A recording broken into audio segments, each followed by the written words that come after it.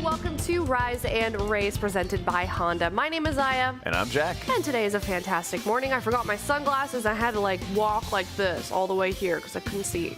Oh, I trying to block out the I didn't bring any of it anyway. I'm just sitting there with a hand in front of my face the entire time. Ooh, okay. Well, tough day. It is. It's very bright, very sunny, and it is also a fantastic day because we were seeing some Mythic progression yesterday, Jack. We were. It didn't get as far as I was hoping for. Last thing I said to Makes before she hopped on and was, hey, I'm going to bed. Enjoy the boss kill because it's probably going to die when I leave. And somehow did not. Yeah, not so much. We can definitely get into that a little bit later. But first, let's take a look at the menu for today and see what Chef Heidi has been chefing up in the kitchen. Oh, it's a great spread this morning. We've got our chef's quiche coming in, as well as the breakfast potatoes, overnight oats, and fresh fruit. Also, great spread of bacon and sausage. Yes, and for lunch is beef bulgogi, which I'm so excited about. I love bulgogi. And then we've got steamed rice, carrot, peppers, eggs, broccoli, and a cucumber salad, Jack. Sounds fantastic. Today is just owning. We also have that roasted herb chicken for dinner with the pasta Alfredo sauce, broccoli, and garlic bread. Garlic bread. Are you a garlic bread guy? No, not really. Oh, you just sounded so excited. So like. No, it's just how I say it. Oh, okay. Just every time you gotta say garlic bread. Garlic bread. Wait, bread makes you fat? Okay, but it's so good, Jack. It is. Okay. Delicious. Yay. All right. Well, very, very excited for that. I had quite a lot of cinnamon rolls this morning already based on your bread takes, Jack. It seems like you didn't yoink any of those. I'm waiting to get this bread tonight. Ah, very true, very true. All right, well, we will, I'll try and convince you later.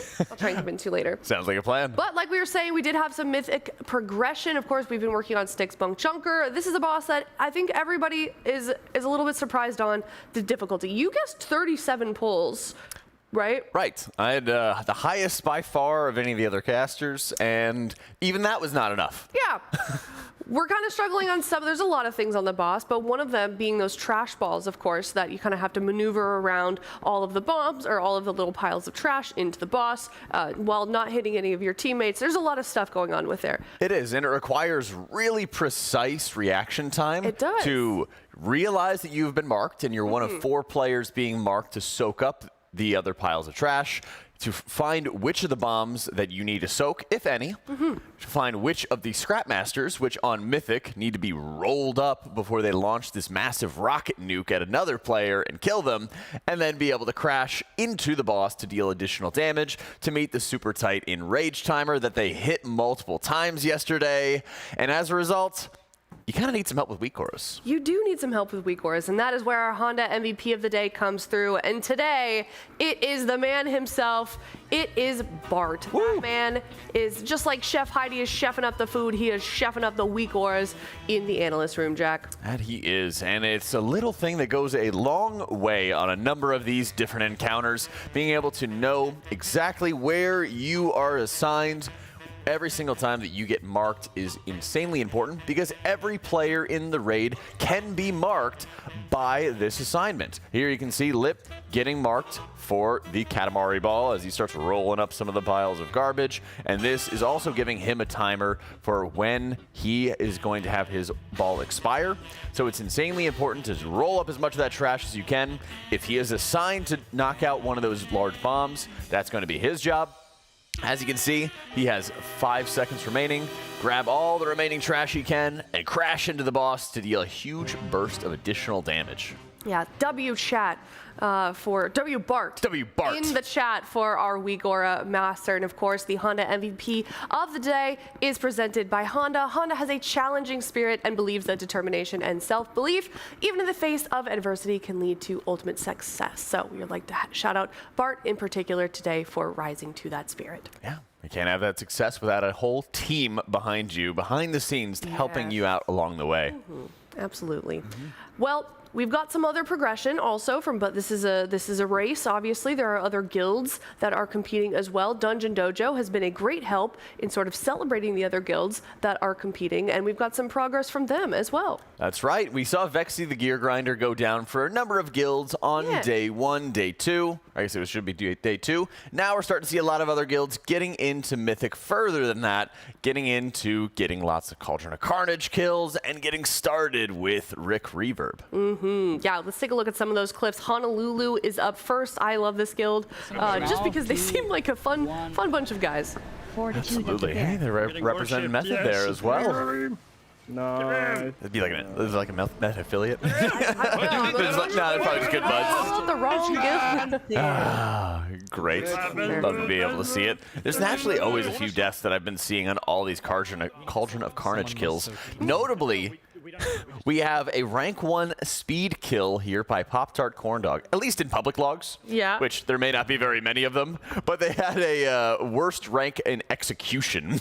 That means they just had everybody dead at the end of the fight. Oh, here you can see Dratnos and only a few friends, basically a dungeon group worth of players, finishing off the last 3% of Florendo to finish off the boss fight. And notably, this is the enrage that's stacking up on players for when one of the bosses is dead, but the other one is still alive. They're still taking additional damage the entire way, and all they really have is one healer left to support them, and they're just muscle healing through it. Actually, no, sorry, they have 2 healers.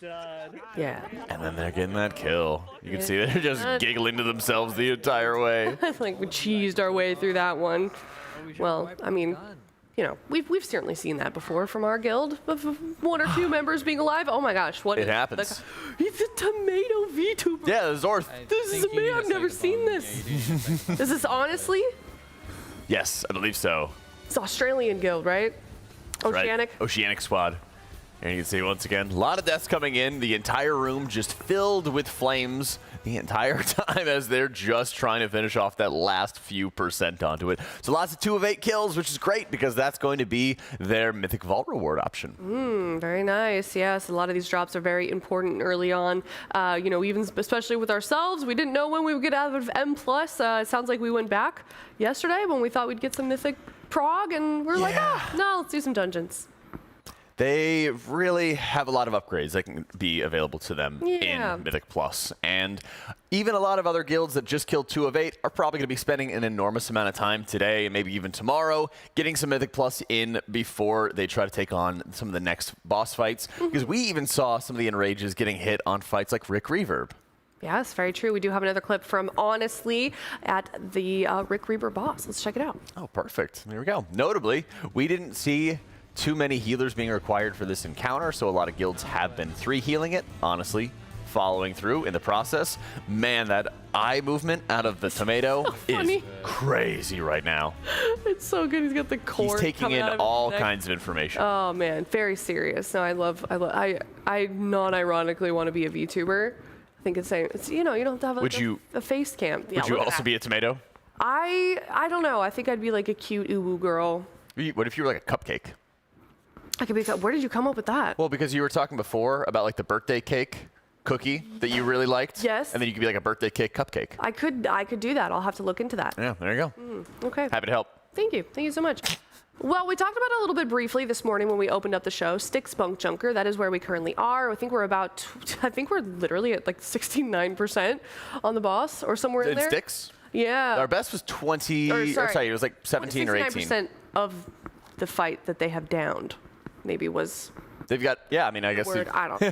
the math works out that way. Where I got that actually?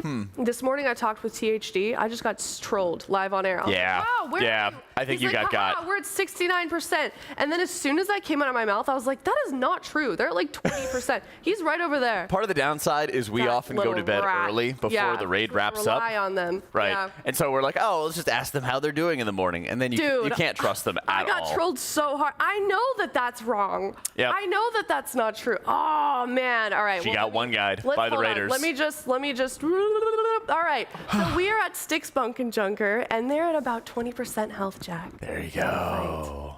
Maybe he's talking about pulls, the amount of pulls onto it. My guess. Maybe? Yeah, could be. Maybe.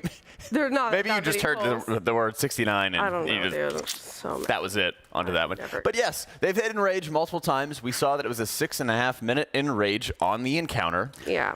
We've seen that they've been doing everything possible to try to get more damage. Yeah. The way that they've been setting up their group composition has been really on playing to strengths for a number of different damage profiles. They have to kill off some of these bombshell crabs that are latching on to piles of garbage, and they need to make sure that they DPS them enough to 75%, make sure that they are going to be detached from their garbage piles, get into the meat grinder of Melee, and then burn them all down. So we have, I believe, their longest pull. Yes. So that we can kind of get a good look as to what they've been doing. I'm gonna go yell at THD while you talk about that. Woo! I'm gonna go over here. Staring him down. Fucking installed it. Spread out.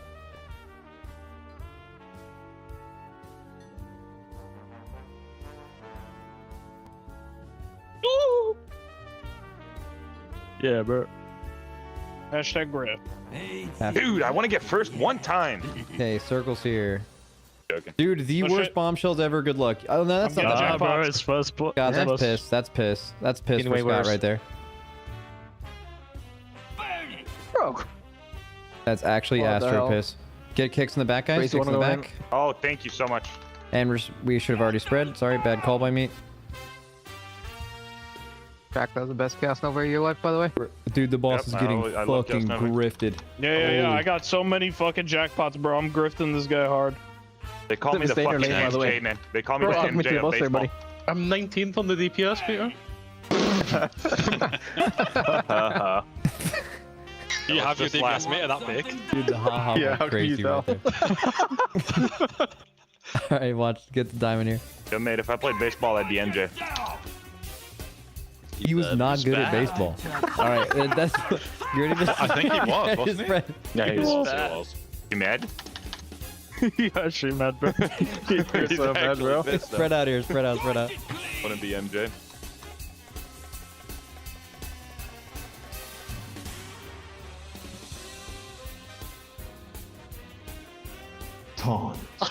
Big Swing Godoy do the thriller dance right now. Healer on a ball.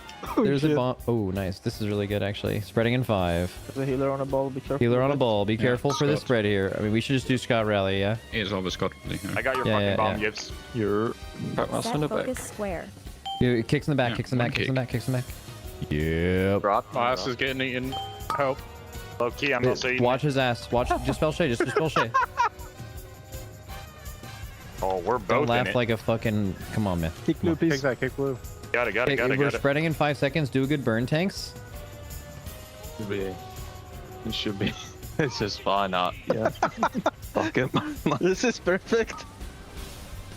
Actually, was pretty good. Oh, he actually fucking moved right there. Okay, look at the markers. Look at the markers. We've shifted. Hey, Oh, oh, man, 3 the daughters boss. have been picked. Range. 3 daughters have been picked. I'll lock in. I'm locking in. Locking in. Oh, what's this from? Spread in 5 seconds. That was scary. There's one on the Spreading right, by in the way. 3, 2, 1 now. Guys, watch out for Bomb bomb is on bots. boss. They're going to be sketchy. Just money back guarantee. They're going to be sketch. Resnick now. Resnick now. I get recycled. We got, Okay. we got all the bombs. We got all the Okay. bombs. The bombshells should get cleaved down. We're fine. Okay. Set focus skull. 5 seconds. Kill the last bombshell. Kill the high bombshell. It's blowing up in 3, 2, 1. We're good. He kicks now. Dude, we actually insanely outplayed that right there. Dirt Lord Tony is that the back, best dude. player I've Tony ever that seen, back. by the way. I muted Dirt Lord a while back. What did he say? He's full muted. Just fucking spread out. Kick, kick, kick, kick, kick. Guy in the back. I'm going, I'm going, I'm We're going, I'm getting going. scrapped. Fuck it. Jack's getting his ass eaten. Okay. Complaining. Look at the markers. Look at the markers. Bobo, Lip, and THD. All 3 moonkins are available here, so we're good. Yeah, watch this. Really bad scrap master on the left, melee. Maybe help them. I can get it. I'm breaking it. Okay, sure. I What's got good? mark. When I I can got mark. I KSP. got mark. I got mark. Spread. Watch your HP. Watch your HP. Fire check. We can rush check after. Thank you, back up on the diamond. When I can get it. Moon needs help. Moon needs help. Interrupt. Moon We needs lost a skull, healer. guys. We can res him in 40. This is looking really good, by the way. Is that me? I'm good. Can we like giga, like, can we barrier this next trash thing or maybe something? Next one is series ramp. He's ramping right now, so it should be good. But we also have Okay, pulls just to spread if here, needed. guys. Spread here. We Look need at to us. like, you guys were resing a healer in 20 seconds. You have to 6, fucking live, okay? 5, 4, AMZ behind the boss. Yips. Are we good or not good? 1. Just like no. Just barrier them or rally. something? I don't know. We're resing a healer in 10 seconds. Yeah, okay. But Okay. Just fucking live. We're resing a healer in 3 seconds. Who's doing it? personal, if you get this. I will try. I got him. Getting a bomb. Watch Shay. Set Drop on the focus boss. square. Drop on the boss. Interrupt. How did that not hit, bro? Kick kicks, that? kick kicks. Why is everyone having a fucking disease dispel? It's fine. We're spreading in 3 seconds. Get ready to get the boss in the correct position. We're spreading right now. Spreading right now.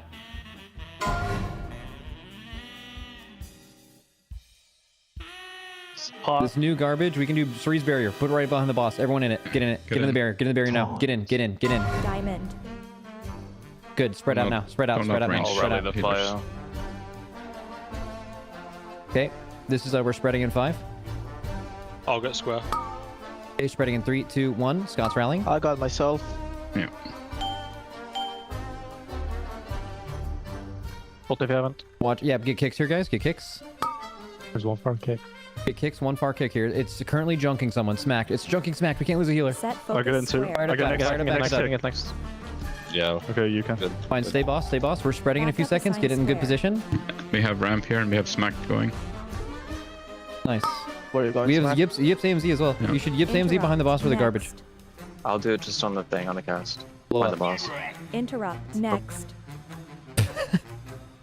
Interrupt. Sorry. I didn't mean it like that. Next. Okay.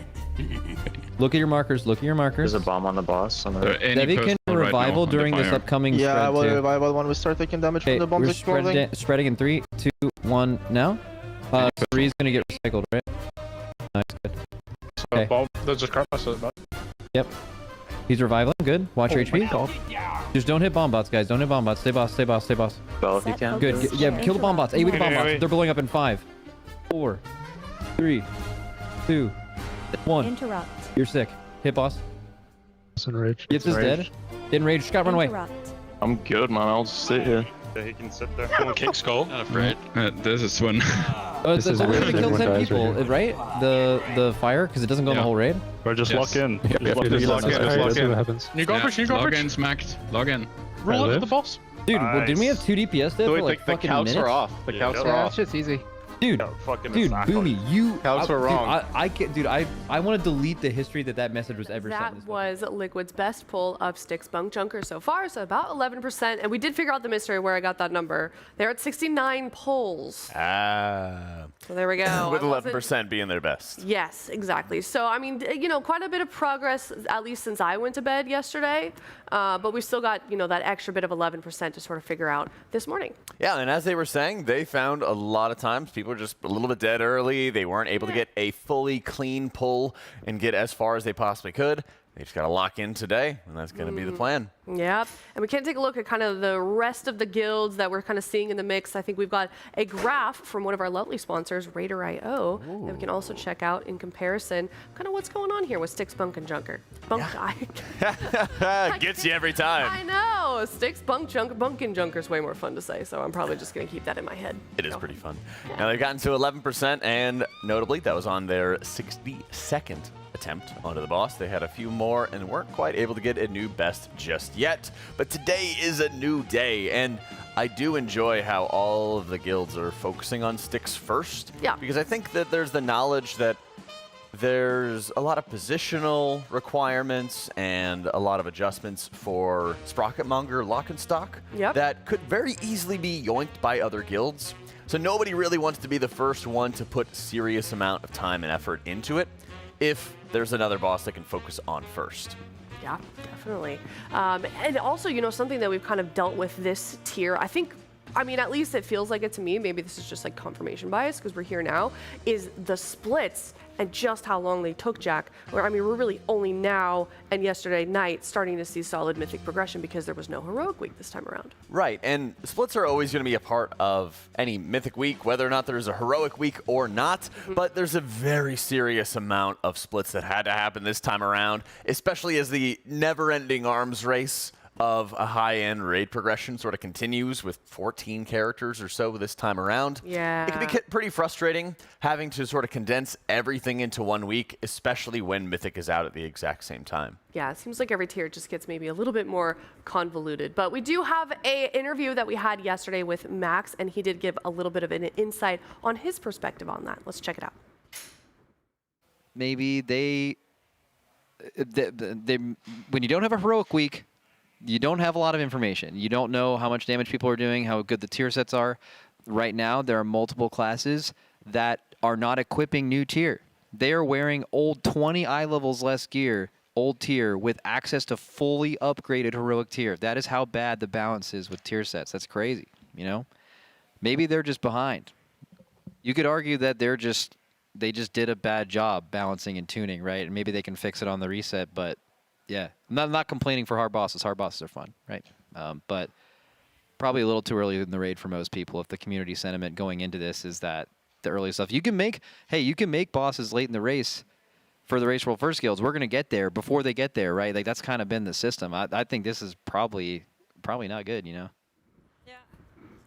Always good to kind of tune in with him and see what he's thinking on, and that we're feeling the same way also. Certainly, and I think it's a big challenge as a raid leader when balance is off by such a large degree, because you get fights exactly like Styx Bunkjunker that require a very large medley of different damage profiles. Yeah. We have the boomkins as an example that are very necessary for DPSing down all these bombshell crabs to make sure that they can detach from the garbage piles, be crowd controlled, run them all over the place, and then get them into the meat grinder of melee. What's happening though is when the balance is off pretty significantly for a number of different specs, then you're forced to start dipping into the well of all the variety of classes that are available to you for very specific fights that you may not bring into later fights. Now that you've seen, for example, the last 3 encounters being almost entirely single target in nature, we'll see about One-Armed Bandit, of course, but with Muggsy and Gallywix having very heavy amounts of single target emphasis,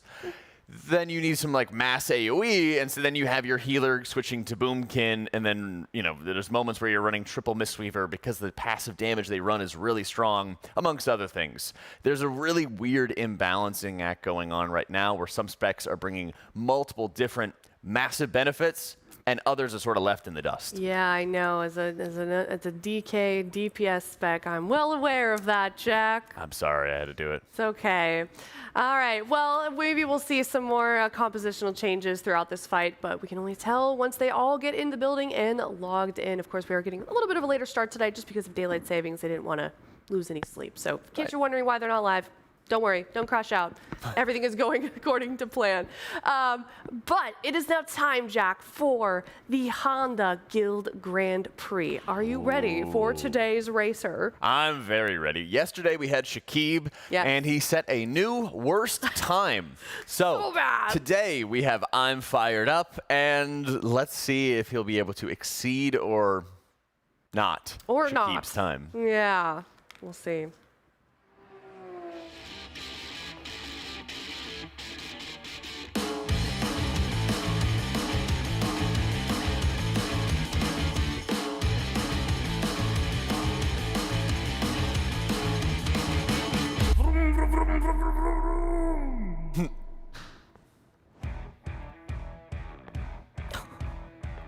He looks so good. He's so well balanced. He's so demure. Go. Yo. Yo. How you doing? Going. Oh, good. Thank you, Fired Up. He knows. Live. He knows. Fired Up. You got raid to do. Oh no! Watch out for the wall. Oh, no, this is not starting off Okay, well. just a Wait, little you know, straight. he's got it. He's got a little drift. Oh my God. Okay.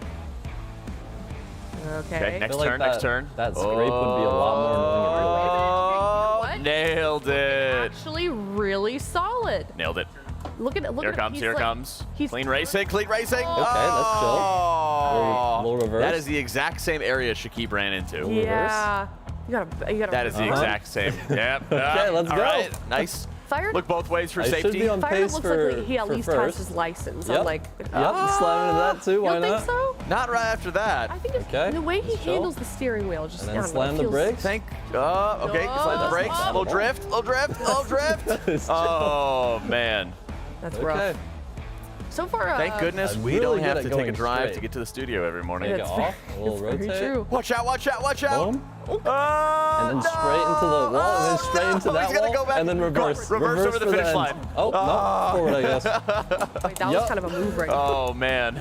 Okay. Oh, okay. Okay. bad. That car is looking good with Not all bad, the did I win? with 130. all the walls that were being hit onto it. I gotta That's give a pretty big good. shout out to Honda Okay, what for did Shaq putting get? together a very safe and Yeah. sturdy vehicle Yes, to safety. survive. Safety first up. Absolutely. Absolutely. I'll tell him That at time did 124. not look good. That see. was a new worst time. By a lot. By 5 seconds. Kind of a lot. That's significant. That's significant. I don't even know what to say. It was looking so strong in the beginning, Jack.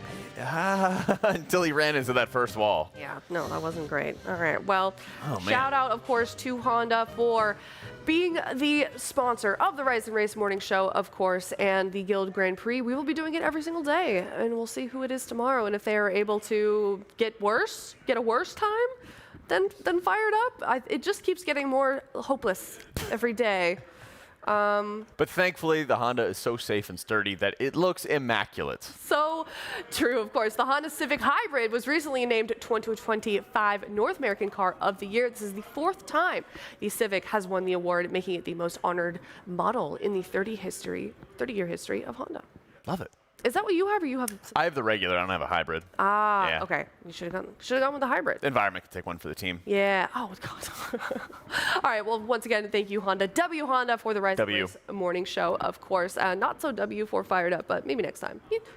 You should stick to WoW. You should stick to WoW. That would have been great if he was walking in and he just made eye contact with him. Be like, stick to WoW. Yeah, I don't know. Stay in your I lane. feel like he does like some crazy like blink maneuvers and like reverse time, and it's just There's none of that in here in reality. That's true. You're right. Didn't help him out. All right. Something it is here in reality, though, however, is our Race World First apparel. Of course, Jack has got the last year's race. apparel. Is this the winning shirt? Or the one that just came with the collection? I think this might be the victory shirt. Oh, yeah, it might be. I'm not sure. Yeah. Either way, very cool last year's apparel. And it is also very cool Dubbed. this tier as well, tl.gg/RWF. If you'd like to take a piece of the Race World First home with you, you can go on over to this link. You can see all of the cool stuff that we have, Jack. Absolutely. We have a new round of derp shirts, of course, as well as a couple shirts for the Cauldron of Carnage, the King of Trade that you can see in the top left, and some awesome Murloc swim trunks. Very nice. Have you received those yet? Still working on it, okay? Still working on it. I actually haven't directly walked to a Liquid and be like, hey, could I get those swim trunks or anything? So we're just waiting on them to watch the morning show with us. You should try that. Yeah, well, they're usually here very, very late. Yeah. So It's very true. We'll work on it. we'll work on it. Plus, I want to get that mouse pad in the bottom right. It's very nice. Yeah. Yeah, they're high quality mouse pads. I know, I get a new one every season. I know, it's nice. That's how I trade it out. Got a little collection going. Yeah. I gotta right. get like a big fuzzy hoodie like you have. Yeah, this too. is from the Blue collection. It's like all kind of like cozy gear. We saw Heidi wearing the PJs from the same collection yesterday. So what would happen if somebody wasn't sure what item from the store that they would want to get? I think we have some giveaways, right, for store credit. We do have some giveaways for store credit, Jack. Tell me about it. I believe those are part of the Coinbase giveaways that we have going on. If I'm not mistaken. So it's the Alienware Sometimes- one. We play marbles. You're talking about the marbles one, right? That's right. With the we do a little wheel before we go to dinner. So if you want a $50 store credit, you can head over to there. So keep in mind with play daylight. marbles with us. Yeah, with daylight savings, that gets moved back a little bit. So you gotta yes. keep an eye out for that a little bit later in the day. Yeah, I like completely messed up and forgot that we were losing an hour of sleep, and I was like, oh my god, I can sleep so much, and then I woke up this morning like, shoot, I don't think that was accurate. I'm striking out this Well, morning. we just shifted our schedule an hour to go and stay on track with everything. So we didn't lose anything. Time is just different now. Yeah, well, I thought I had an extra hour to stay up, and I didn't. In fact, Oh, nah. not is where I was going with that. But Owned. I know. All right, well, let's take a look at our charity. Of course, as you guys know, we are raising money for the Pasadena Humane Society. tl.gg/RWF-donate. If you'd like to support it yourself, you can also send in $35 for your Transmog or your UI or a pet picture. We've also been seeing some battle station updates as well. People showing off their desks and everything like that. Yes, yep. Been a big fan of that. Fantastic. Yeah, you can do that. Whatever. Just want to send a picture of your meal this morning. We don't care. Just give us money for our charity, please. $7,500. We got that sock puppet casting goal, and we are now at $8,700, which means we're very close to Trill versus Caster PvP, Jack. Absolutely. I'm going to be absolutely terrified when that's coming around. But the live week aura sounds I'm very excited about at $15,000. And of course, we have some WoW TCG unboxing. Would be pretty sick if we unbox something like super rare. I wonder if we'd like do a giveaway for chat, or like does the caster get to keep it? I think that Citation needed. I think that's ironic. Already claimed. No, but then Dratno said, I don't know. I'm hearing conflicting. Everyone just calls dibs. It doesn't mean anything until. I'm just going to send you in a cornucopia and have you battle it out to the death. There you go. Yeah, we'll see that after the Race to World First. It might be broadcasted here. We'll find out. That'd be good. Yes, and I did see a little bit of a sneak peek of the Goblin music video. I heard the song. Yes. It's very good. There's quite a range. I will not reveal the talented artiste, but you're going to be surprised by their singing chops, Jack. Was it me? Was it you? I don't You'll know. have to find out when we hit $25,000. Well, it is a great cause. They need our help. They got especially hit by the LA wildfires. So if you'd like to help out a great cause and also help us suffer just a little bit here, the talent, you can go to teal.gg/donate. Like I said, $35 for your Transmog rating, your battle station rating, or feature your pet on broadcast. Definitely check that out. And we have quite a lot of pets so far. Look at these guys, Jack. It's a day for hats, that's right. Day for dogs as well. No cute. Yeah. Oh, wait, there's one Well, left. that one in the top left actually is a cat. Okay, thank you, Jack. No problem. Appreciate that. Happy to help. The rest are dogs. That's it's like fluffy dog, and that's a fuzzy dog, Yeah. and that one's a king. That one's a baseball player. Are you gonna keep going? Thought we were gonna be. I think that kind of covers all the Okay, bases. yeah, very cute. I like when the pictures are wiggly because you know that they like barely got them to calm down before Right. they took the picture. It's my favorite. All right, we are also going to be featuring a pet of the day that is currently adoptable and waiting for its forever home from the Pasadena Humane Society. If you would like to check out some of the adoptable animals over there, you can go to teal.gg/adopt. They need homes. There is a lot of organizations also in the U.S. that I know can help you transport shelter dogs to other places. So I don't know, maybe that's an option for you. There you go Not as here well. in California, but let's check out the pet of the day from the Pasadena Humane Society. Aw, it's Huey, Louie, and Dewey. Are they litter mates? They're so cute. Aw. Not neutered male Labrador Retriever mix triplets. 5 months old, out the shelter since 3/1/25. They have a wealthy Scottish Retriever uncle who goes on adventures. Hopefully he brings them along for a little bit too. Hopefully, I love their ears. Look at the ears. They're so cute. I bet those are the type of ears that when they walk, they kind of like flip, flip, flip, flip, flip, flip, flip, you know. Jack doesn't know. He doesn't have a dog. Angels, airplanes, we're in DuckTales. Sorry, I just kept. Oh, yeah. I know. Might solve a mystery Chad, he's. or rewrite history. DuckTales. I don't know this song. Wait, really? No, I don't know. Oh my gosh. I don't No, like know. you were just like talking the entire time, and I just like am playing the DuckTales song in my head. I could see you like kind of, you were zoning out a little bit. I was like, Yeah. thinking, and then you started singing. You broke out into song. Come on, you don't know the part? No. Might solve a mystery or rewrite history. Oh my gosh. What is this? DuckTales. Is it a movie? Not. I mean, I think there was a movie, but it was a TV show. Gosh. I didn't have cable growing up. I miss a lot. Just out there in the mountains of Colorado skiing and I know, it was just so. playing with the wilds. I know. Gosh. Such a cool childhood with no TV or Game Boy. Thanks, Mom and Dad. All right. Well, let's check out now the. DuckTales song? Guilty. Oh. Can we just watch it now? Yeah, I think I need to go do some research in the back. But it is time for Guess the Guildie. We will be playing this game quite a lot. We've already done it a few times. We're actually like really bad at it. So maybe we We'll keep playing until we get it right. yes, we have not gotten one right yet today or this tier. So maybe we can do it this time. That's right. Let's check it out. Let's see what we got today. Get ourselves started. The favorite achievement, Chromie Homie. What is that? I'm just going to go search because this is our Honestly, first clue. I think that's fair. Yeah. Maybe chat knows. Any guesses? Chat is saying Shaq.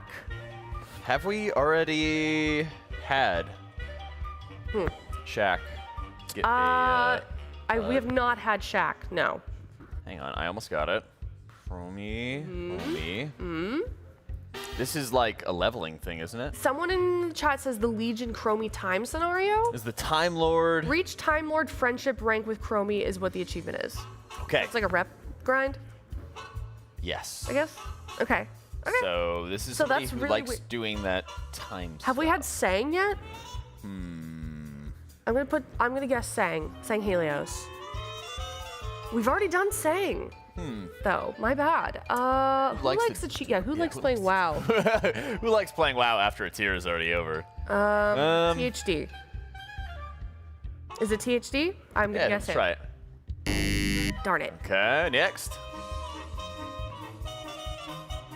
Save game, TFT. not WoW. Well, this could be anybody. Oh boy. This could just be anybody. This is Uh, tough. Do you like TFT, Tobo? Okay, not Tobo. Tobo's got the sunglasses on inside. Wow. Dude thinks he's so cool. He just walked through the door. Dude, you can take them off. He just looks good, man. No, you're right. You're right. He's got swagger. Handsome okay. bunch. All right. I'm going to guess. You know what? I'm going to guess Shay. I haven't gotten to know him very well yet, but he's new, so perhaps he's in this. I'm going a little bit try it meta. out. So, yeah, I will guess Shay. Darn it. Okay. Next clue. If you were a key. Okay, so this is European. What is that sign? That's the isn't that the pound? No, euro. I don't know. Is it euro? Is it euro? That means pound? nothing to me. Oh my This God, is gibberish. I think I'm so stupid. This is like the Star Wars language It's that's all the pound. like. I'm pretty sure it's the pound. Okay. I'm waiting for chat to catch up. It's the pound. Okay, I'm right. It is. So it's not Tobo. So it could be Scott. And I think that's the only other person here that lives in the or KS. Maybe it's Suri. Well, they have to be here, don't they? Are they? Is he here? Oh, they don't have to be here. I'll say Siri. I'm gonna say. Okay, I'm gonna say Sarah too because I don't think Scott or KSB give a crap about achievements outside of the race. It's not. All right, fine. Okay, Watch Sang at the race to make sure he doesn't walk into any glass doors. Yeah. So Scott. Scott. Just sitting pretty close to each other.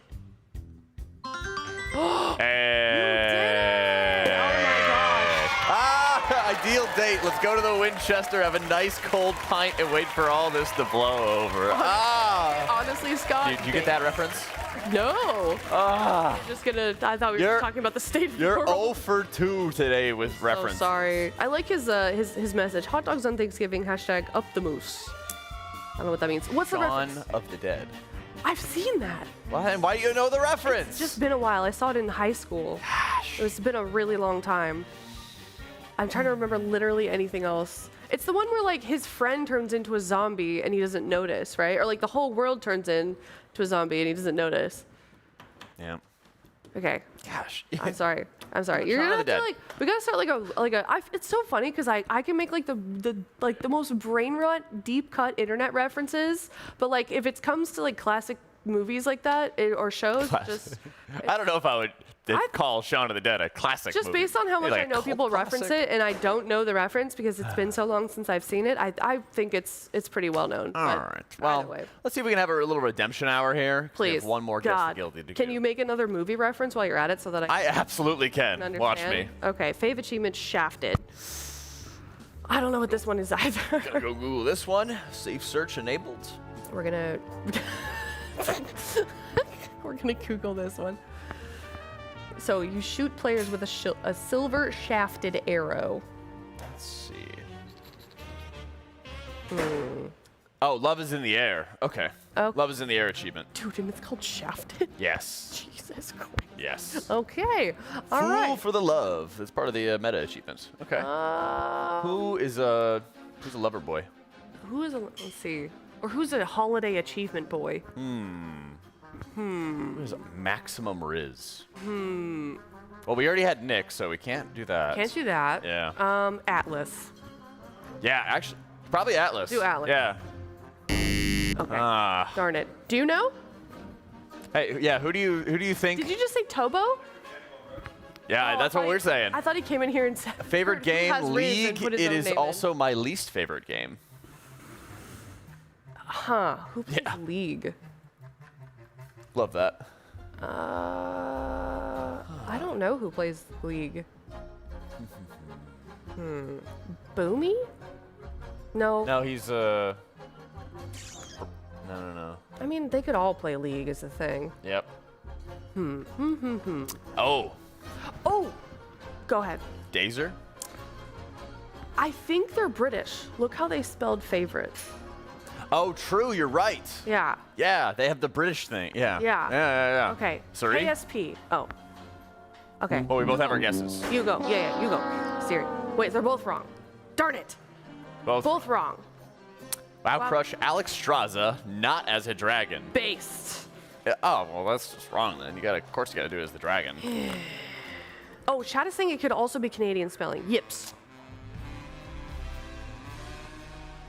I'll guess yips. Is Yips? Oh my god. Dang. Dude, we're so bad at this. I studied music in university and played drums for most of my life. Music in university and played drums for most of my life. Huh. I don't know this one. Who's a musician? Played the drums. Let's try Shaq. There's no shot. It is not Shaq. Put it. Oh yeah, they do say uni also. This is definitely British. Oh, true. Okay, I'm putting Tobo. I think he tried to throw us off earlier. It is Tobo. Look at him. He's turning. You're staring at us. It's not Tobo? Okay. Okay, who is this it? then? Who's a musician? He's looking around. Is it? It's not. Shay, do you play the drums? He's not British or Canadian. What's that? Musician? Play the drums? We're trying to. We're cheating here, chat. Trying to get some extra assistance. We're asking. Looking for somebody who is not American. Favorite achievement is Shafted. Loves Alex Straza, not the dragon. And it's probably British or Canadian based on the way they're. Yeah. You think it's Shay? Shay? Shay, we'll put Shay. You just said maybe. But not with a. What? Hey! just giving us the runaround. Are you Canadian? Why are you talking like that? Wait, he's British though. Oh, he's right? British. Oh, I can't hear you from. Right? Okay. In the UK? Scottish. Scottish. I Oh apologize. God. Oh my God. I'm so sorry. Gosh. So sorry. We got to talk to the guildies more. Okay. My bad. Shout out to Big John. Bosh. Oh. Okay. Wow. I didn't know we had There two we go. Scottish people in the building. Right. All right. Well, apologies to your country. Gotta learn more about them. Come on. Gosh. No, I'm sorry. I keep you busy. He's a busy man. I bumped into him one that's time. the thing. We and I don't said need to- hello. Got a few words out there. I didn't pick up the accent with that. I'm embarrassed. We don't want to blow him up. Be like, hey, tell us everything about you. I know. Yeah. I mean, I used the middle to do of that in raid. the beginning, and then I realized that a lot of them are very shy, and I'm very loud. Yeah. So, all right. Well, that is going to be it for us for today. I don't think we redeemed ourselves, unfortunately, Jack. But there's always tomorrow, and we'll be back There tomorrow for is. more Rise and Race. Rise and Race presented by Honda. Thank you guys so much for hanging out. We're going to let the guildies go. We're going to go as well. We'll see you in just a moment, hopefully with some Sticks Bunkjunker progress. We'll see you in a bit. See something really cool?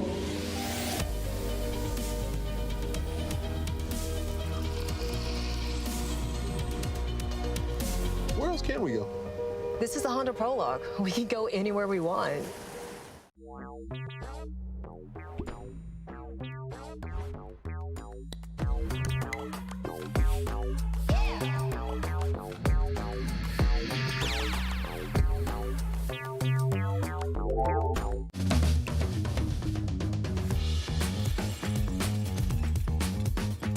The Alienware Pro wireless headset, it's become my main headset for anything WoW related. The battery life is actually a huge deal for us. One of the few esports that plays all day, every day. 4 days of gaming on one battery, that's insane. This headset is everything that you can ever want and dream of. Without a doubt, this is the most comfortable headset that I've ever worn. I hate headsets that kind of like clamp on your ears or feel like they're pinning against the side of your head. This headset feels really, really good around my ears while I play. Quality of sound from the Alienware Pro headset is perfect for shot calling in intense situations. At the race, there's a lot of distractions, and sometimes I just need to be able to hear what the guys are doing in the middle of a boss fight. So after using this headset, I don't think I can use a different headset again. This headset is what you need.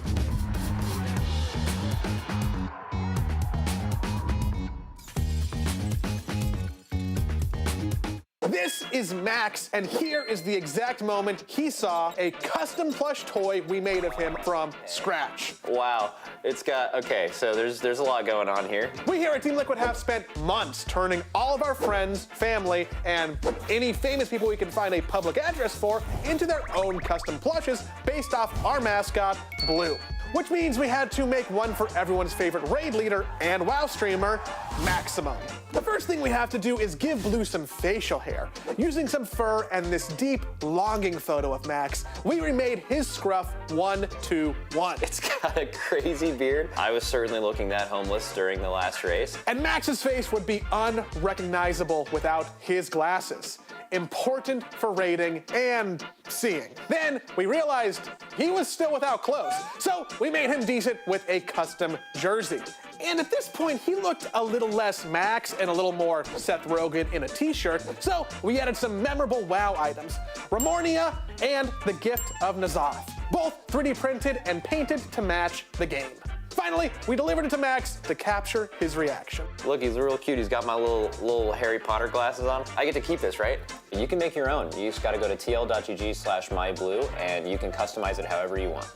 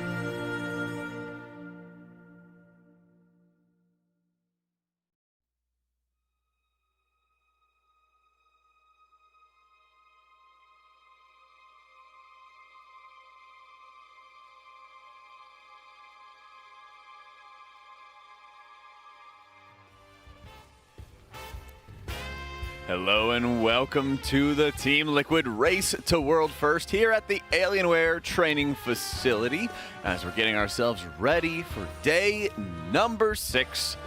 It is Sunday, my friends, and it's time to introduce all the friends that we have here on the couch. Joining me, I am Jack, joined by Kalamazzi and Teddles as we're getting ourselves ready to, begin our day, get everything rolling. And before we do, I want to give a special thank you to all our sponsors who make this event possible. We have Coinbase, our presenting sponsor, as well as Honda, Secret Labs, Monster Energy, Alienware, RaiderIO, Wowhead, Warcraft Logs, and DungeonDojo, and our charity partner in the Pasadena Humane Society. You can check them out at tl.gg/rdbf-donate. And we saw a bunch of boss progress last night for Styx Bunkjunker, but unfortunately, the enrage has been pretty brutal with 69 pulls in and only 11% on the boss as our best attempt. Nice. That means that the Raiders themselves are going to be going into lots of Mythic Plus to get additional gear upgrades and everything along those lines. But first, let's take a quick look at our Coinbase leaderboard as we can see not only that Liquid is there at 3 of 8 Mythic, but also many other guilds are sort of stymied at that point of progression as well. Yeah, this boss is dumb. It's I think it's a good boss, but man, the tuning might be a little off for a boss in the raid. It's one of those situations where it's cool for the race to world first. It's certainly killable. They had on that 11% pull, they had one of the trash heaps miss the boss, and multiple people were dead for a long time. So it's 100% killable in this reset with this gear. The problem is this is like the same issue that Narabar and Amir still had, where Blizzard was like, these raids were too hard, and then it's like, okay, well now Styx Bunkjunker, the 4th boss in the raid, is a 70 pull boss by the sweatiest people Yeah. And so it's cool for the race to world first. It's going to be very difficult for anybody who actually wanted to raid Mythic. Yeah, it's going to be it dies somewhere in the world today, hopefully here. But more gear is likely required for this boss, or a bit of a tuning pass, which I don't think should happen as of yet. I think that the boss probably shouldn't have been a 6.5-minute enrage. Yeah. And the orbs should have done more damage to the boss whenever you contacted them with that. And that should have been like the main focus of the mechanic. I also think the territorial bombshells, that's the big thing. Whenever you watch guilds wipe on Styx Bunkjunker, a lot of it has to do with the territorial bombshell either blowing up because it's difficult to kill them off in 30 seconds because they spawn 30 yards away from the boss, and they didn't get them out of the ground fast enough because you have to hit them 75%, or they got contacted by a trash heap on accident by somebody who was rolling their trash ball into the boss late. Then there's like other variables that you could wipe to, whether it be the scrap master one-shotting somebody, missing a bomb. Bad comp is chosen for the trash pile, right? Like just it's taken. Like what do you? Oh yeah, exactly. Right. That's also a possibility, but it's pretty unprecedented that a 4th boss of a raid is being stacked as hard as it is. And that whenever the 4th boss is being stacked as hard as it is right now, Sprocket Master Lockenstock, who Echo, Liquid, Method could have gone to, not being pulled, that kind of is telling about what the difficulty of that boss is. Kind of Nexus Princess Kaiveza-esque. I would say it's very similar to Nexus Princess Kaiveza in the idea of like the positioning and damage requirements being very similar, but also how easily that you can sort of replicate and yoink a strat by just watching Sprocketmonger attempts. I don't think any guild wants to be the first one to progress on it if Styx Bunkjunker is still an option. So assuming that even if Sprocket Master Lockenstock is easier, the writing is on the wall that it's not an easy fight, otherwise it would have already been killed. So say it's easier. It can be easier by being 10 pulls easier, and it's still a 60 pull boss. It could be easier by being 20 pulls easier, and it's still 50 pull boss. Right. But it's still hard, right? And that's the kind of the important thing is like it can still be hard while being not 300 pulls hard. It doesn't necessarily have to be that.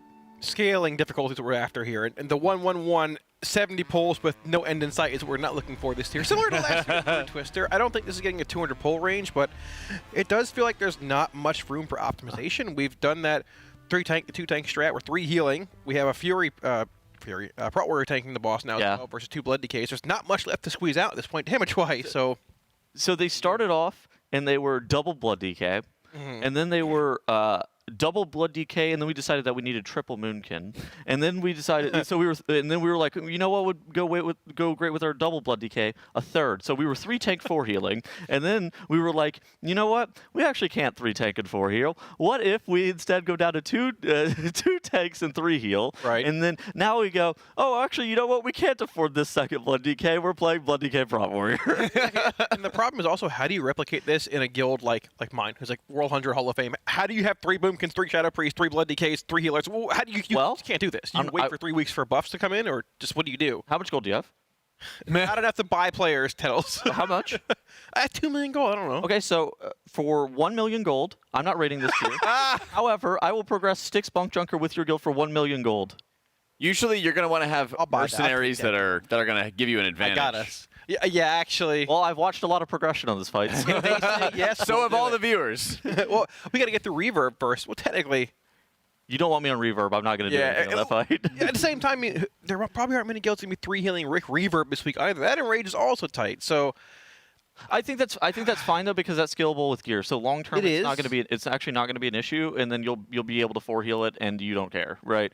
But the thing with Styx Bunkjunker is that fight is hard for, in my opinion, the wrong reasons for guilds who are also raiding Mythic. Now, for a race roll first situation, it doesn't really matter. It makes for an interesting viewer experience. It kind of makes you wonder what's going to be next, because if this is the tuning of the early bosses, it's going to be crazy moving on to the future.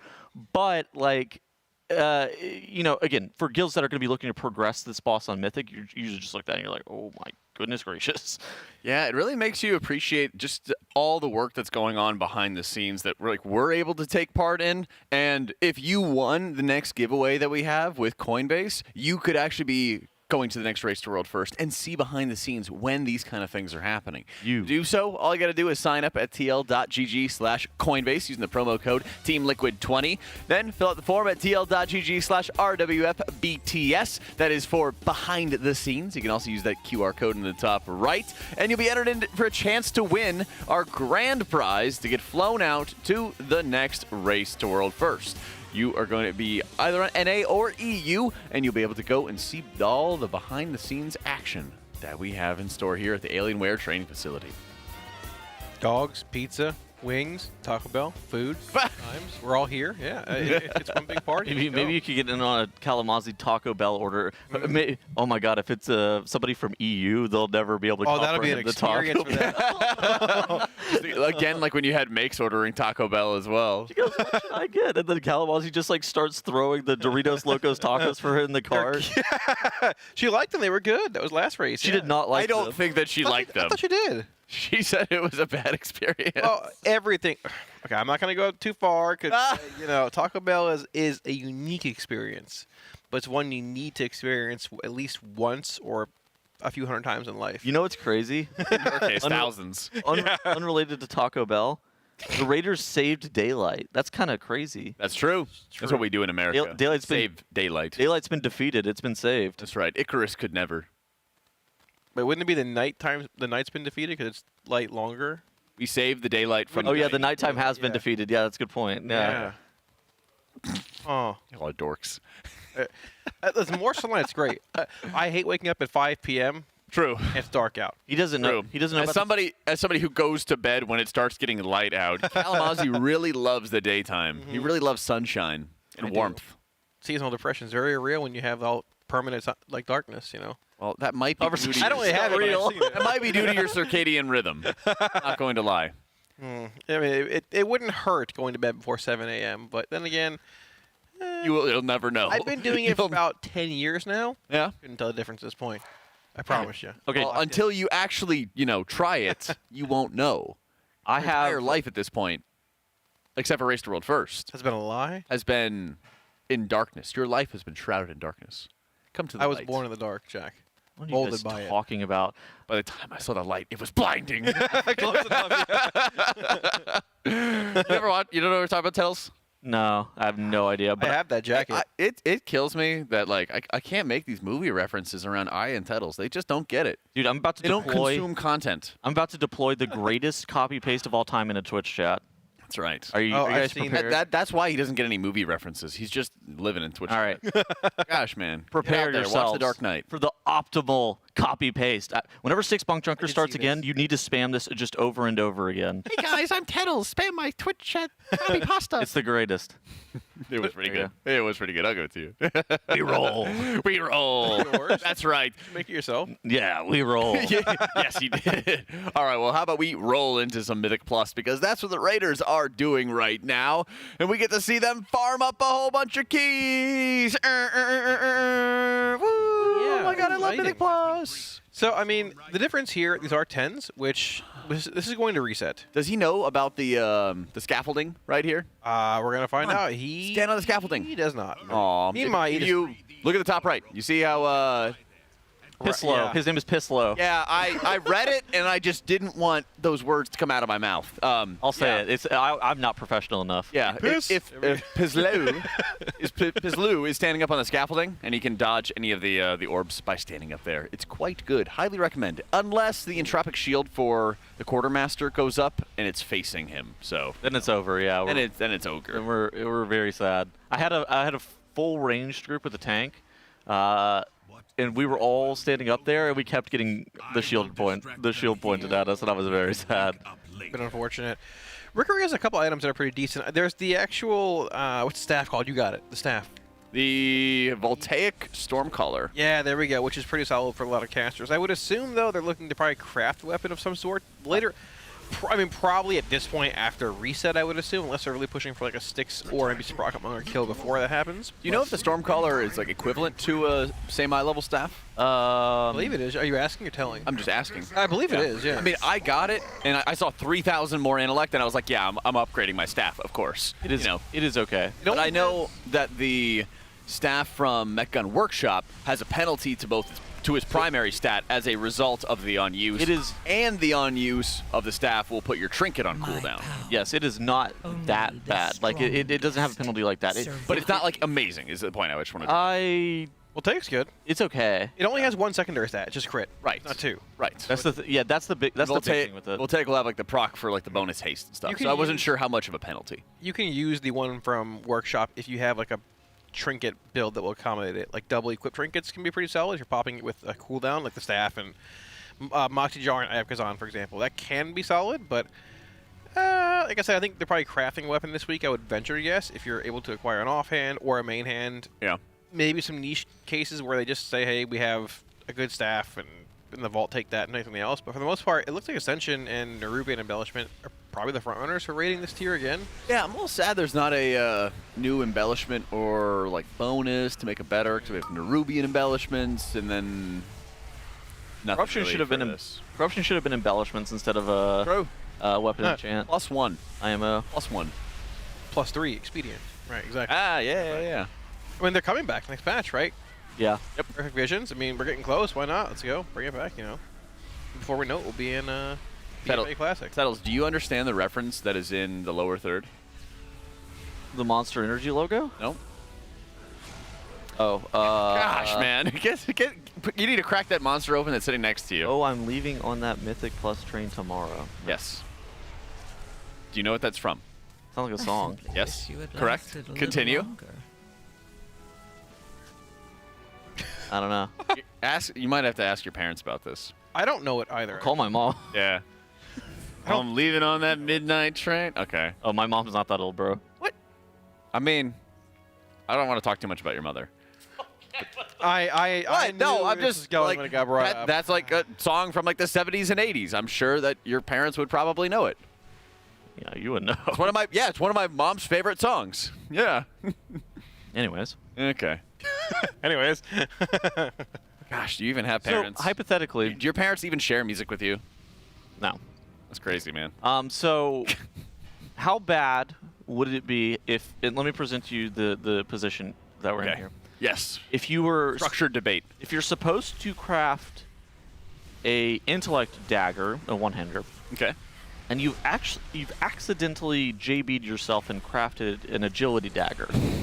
Okay. On a scale of 1 to 10, how bad is this, and do we think we can get it fixed? It depends on what mood the GM sees your ticket is in. Right. And her it's refunded at times, and at times it's not refunded. So if they're in a good mood, if it's like a Wednesday or Thursday, you're probably good. If it's Monday, you probably are screwed. So I heard there's hypothetically somebody who's got a ticket open for this current. Who is it this time? Well, it is the weekend, so they could be in a good mood. Who is it this time? It's one of the healers. In liquid? Yes. In liquid? Perhaps. Oh no. I mean, they've stated in the past that if you do end up making that mistake, unfortunately, they can't reverse it. But there's been multiple cases of it actually happening. Right. So it's a policy. It's just, hey, who knows what's going to happen? If you low roll a no-go, roll it again, and hopefully you get somebody else and it gets refunded for you. That's what I've done in the past, and it literally happens. Everybody knows somebody that it's happened to, and it happens literally to somebody like pretty publicly every single tier. Yeah. I wonder if you could just like order pizza or something like that to the GM office. Just like anonymously pop it off, and then they're in like a good mood, and then you open your GM ticket and stuff like that. I'm joking about the good mood thing, obviously. I heard the ticket's been it has not been resolved yet. I heard it's still open. Oh, interesting. They might say like no, and then they'd be like go echo. That would be insane work. A little unfortunate. Yeah, you gotta be careful. For your crafts, Mr. Kalamazzi.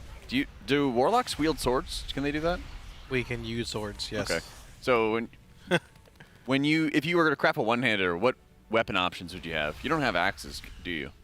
To what? To like what are the types of weapons? Swords, axes, daggers, whatever. Dagger. You can craft dagger. Yeah. So you would have to choose between a sword or a dagger craft. Is okay too. If wands are still even thinking craft, I'm not sure. Wands are lame. Well, so like if you had to craft a main hand, you'd have to choose between a sword and a dagger. Is that correct? Okay. Which would you craft? Probably a sword. Yeah, it looks cooler, right? Daggers are cool, but swords are better. Yeah. A wand is optimal if you can do that. Ew. You like wanding? No, I think wands are disgusting. You know, the unfortunate part about crafting a wand is that I've had this happen a million times. Why I don't do it? If I right-click the boss a mistake, it pulls the boss. Yep. So I will never craft one. It's like a hunter with a bow. I can't do it. But it also scuffs a lot of your transmog. You can't go like wand. There's some good wands. You're just unskilled in transmog. Yeah, I agree. There's disgusting ones. There's the bee. Whoa. The bee. But you can if you have a sword, you can also transmog that sword into an axe. Oh, To a Muramasa. Ooh, I guess true. You know, you have options, right? Dagger can only go into a dagger, but a sword can go into like a sword, axe, or mace. That's fair. You know. What if you just don't mog because you're a big chicken? Yeah, that's why I didn't ask you. That's why I asked Kalamazzi. I was getting mad at me the other day for not transmogging my character, and then somebody else in my chat just goes, "Dude, why would he ever transmog? He plays a big chicken and a lizard. Like this guy is completely useless." Maybe production can pull up my transmog if they're bored enough this morning. What's wrong with your mog? Nothing. It's perfection. They should pull up my transmog. Kalamazzi, Jack B. Caston on Tichondrius. Didn't clean. Actually, I have an entire set on, so it's kind of like whatever. No, I've custom built my set. Ooh. Ground up. Yeah, it's. I get many compliments, many. I need to input on my set. I need to work on a mog in my free time. I actually regret not doing that before I left for race. Of putting together a goblin-esque mog. Yeah. Oh, a goblin mog. You should race change your character goblin. No, I'm a Drakthir. I need it for the double jump, double yump.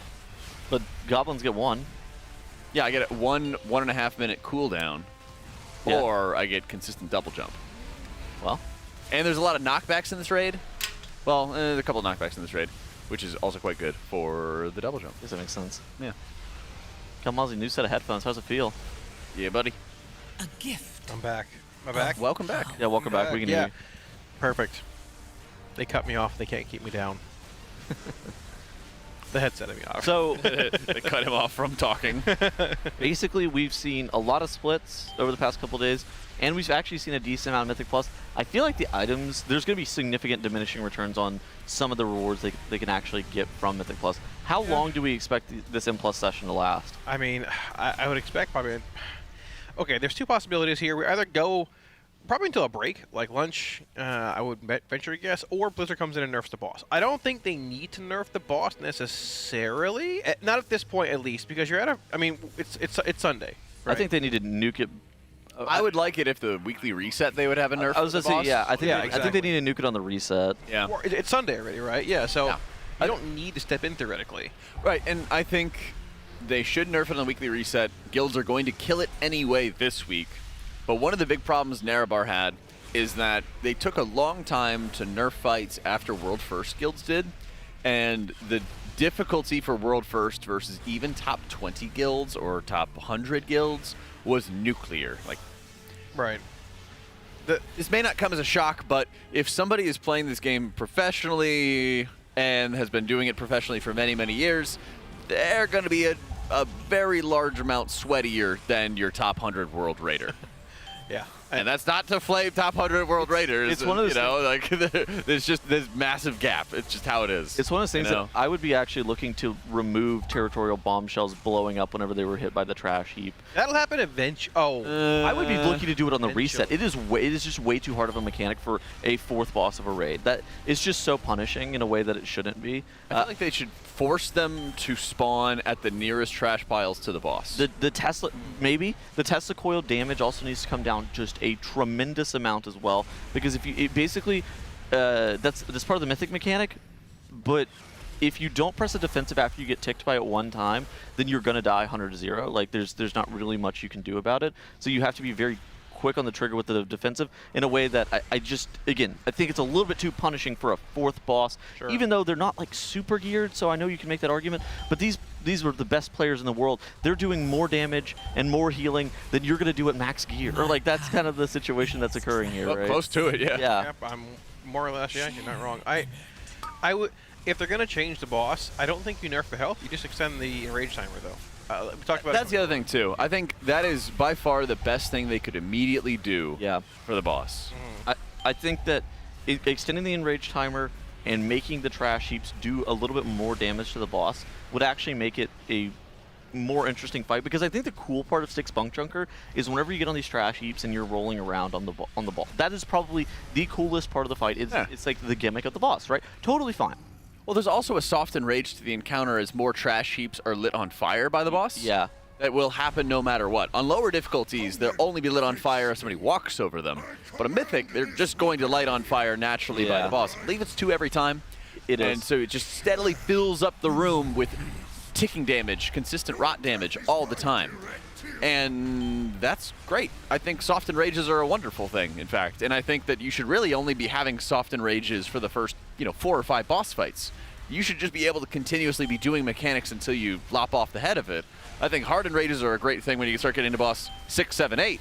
But it's a strange thing to be like, oh, well, you didn't have enough damage, so now you're forced to go do, M+ before going into more mythics. Again, I mean, for the race world first, it's cool because it's a good viewer experience.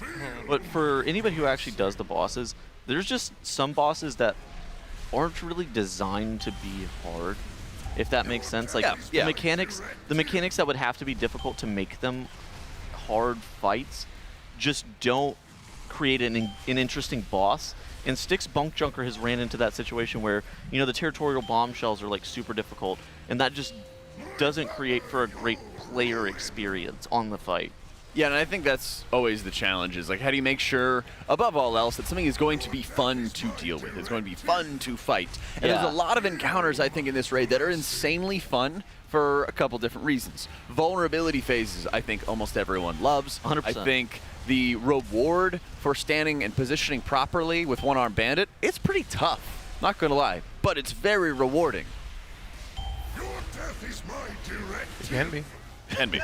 Yeah, it can be. I mean, I'm stoked. I mean, you guys are going to get like a really long race to World First, and if you want it with some ad-free viewing, you can subscribe right now with Twitch Prime. True. But ultimately, this race, I'm feeling like it's very Sepulchre-esque. It's one of those situations where you see the 4th boss being super hard. Sprocketmonger is probably going to die before reset, but it's pretty unlikely that we see like one-armed bandit die before reset at this point. And so that we're going to have at least a 1 reset tier. We might be looking down the barrel of like a 2 reset tier potentially. Possibly, yeah. I think, would you guys agree if I said that Sprocketmonger dies this reset in addition to Styx, but they're going to have to push, I wouldn't say like super late, but they're going to be grinding away at Sprocketmonger pretty much all tomorrow after Styx dies today? It really depends on how hard the check is on Sprocketmonger lock and stock. I was hearing rumors that it was like a little bit over a 2 million health DPS check, so like per player. Yeah. Which is, it's doable, right? So, but it's gonna be very, very tight, especially since you're not factoring in the fact that you actually have to do all the mechanics as well. Again, a doable check for certain, but it's gonna be a little bit tight. Do you agree? Yes, no. I think it's a little bit too early to call. Okay. I think they will kill Sprocketmonger with the reset, and I don't know if I would say they like sleep in or anything along those lines for Tuesday, but they're not like rushing to get on this. If they can stay up a little bit later, I see the path out a kill or something like that. They're going to try to make sure they do so. I see the path that you're talking about. I think Styx Bunkjunker probably dies before like dinner tonight, and then I think that they have to. I think they have to start Sprocketmonger progression, and then Sprocketmonger is just more of a matter of like how many pulls is it realistically going to take, and that's not something that we can really start to assess until they are 10, 15, 20 pulls into the boss. Then we can kind of look at it and be like, this is maybe what this is going to be. Yeah, and it's such an interesting game that gets played at like a macro level with Race to Worlds First, is that as long as there's a lot of things to do for Mythic Plus upgrades, they're going to try to farm into this, because keep in mind, Tuesday's the reset for North America, Wednesday's the reset for Europe.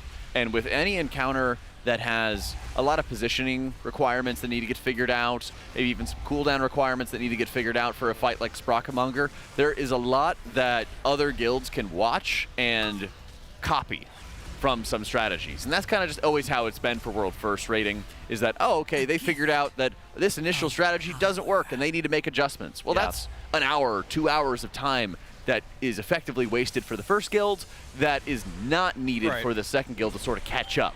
Even with that being the case, I mean, you're still seeing Liquid, Echo, and Method, all three at 3 out of 8, still progressing Styx Bunkjunker. There's some fights that aren't really conducive to exactly what you were kind of talking about, because they are, for one reason or another, in this case, the territorial bombshells and just the movement and the mechanics of the fight are very challenging. And while you know that just by looking at the damage check that Liquid showed off, that you're not going to be allowed to necessarily like 3 tank, 4 heal it, and just kind of limp through, you're going to have to actually commit a bunch of damage to the boss.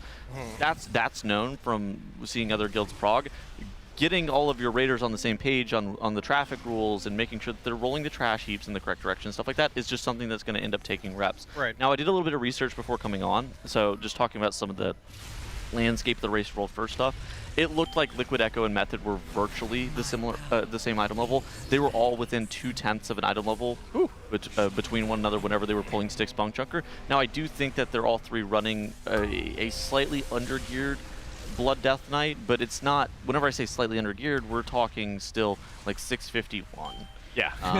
It's undergeared relative to some of the rest of the raiders, because their average guild item level is in the 654 range. The only realistic gains they have, a lot of people have sent their crests, so the only huge gains could be potentially from crafting, which I think not everybody's crafted, but some people have actually already sent those crafts. So there's not just a ton of power still left on the table right now. Right. At that point, you're at I guess Blizz is at a crossroads of what do you want to do, like we talked about. You just leave this until reset. I mean, it probably dies somewhere today, but where do you want to leave it after reset too? Is it just in the current form, or do you want to nerf it a bit too? I think, like we talked about before, I think it's great to have bosses be very difficult for World First guilds, but I think that once things start having a negative impact on the rest of the player base at large, then that's an area where it's a very clear problem for everybody. That's why I'm kind of looking at Styx, and I'm like, something's got to be different. And I think that there's still a way for Blizzard to make Styx fine. They just have to take a hammer to him on the reset. Like I'm talking, you turn this boss from an 80 pull endeavor to an 8 pull endeavor. Like we are talking like a major change, and that's more of like anybody who's ever going to raid Mythic this tier needs that boss to kind of change. Otherwise, their experience is going to be terrible.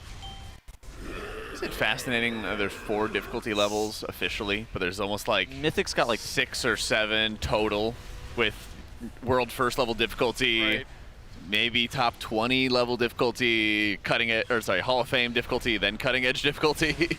Well, Mythic raid, and I mean, Morgan Day talked about this on an interview. I think it might have been with Max. It was an interview that was after Amir Jasil, how they were talking about Mythic raid has to serve a bunch of different types of players, right? Because there are Mythic Raiders who actually don't get cutting edge, right? Right, just kill a couple of bosses, or they were frogging for a little bit, and they'll kill maybe through, at least in this tier's terms, they'll kill through one-armed bandit, and that was all they got. And you know what? They're totally fine with that. The casual, hardcore, Mythic guild. Obviously, there's some groups that also are just trying to kill the easiest and most free bosses for loot, and that happens every single tier. But then there are the progression level guilds that you're kind of talking about, and those guilds are on an extreme gradient as well, to the point where it varies between Race World First Raiders, who are the best of the best, and they are able to take bosses that are literally impossible and actually make them possible. And then there's all the way down to guilds like Kalamazi's guild, where they... What do you mean? You know? What do you mean? What did he mean by that? They kill the boss. You're right with us now. What do you mean? They kill some bosses. Some mercenary. Post some substantial nerfs, like and some shredded strings buffs. And we almost had World 12th Heroic Gallywix. Almost is a keyword. Woo. We were there. What are you now? What? You haven't raided for 5 days. Who knows? I don't know. 1,000 like you are. we were close. We're close. Okay.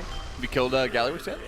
We haven't raided since Wednesday. Oh, that's right. No, since Thursday. Wednesday? Thursday. Oh, okay.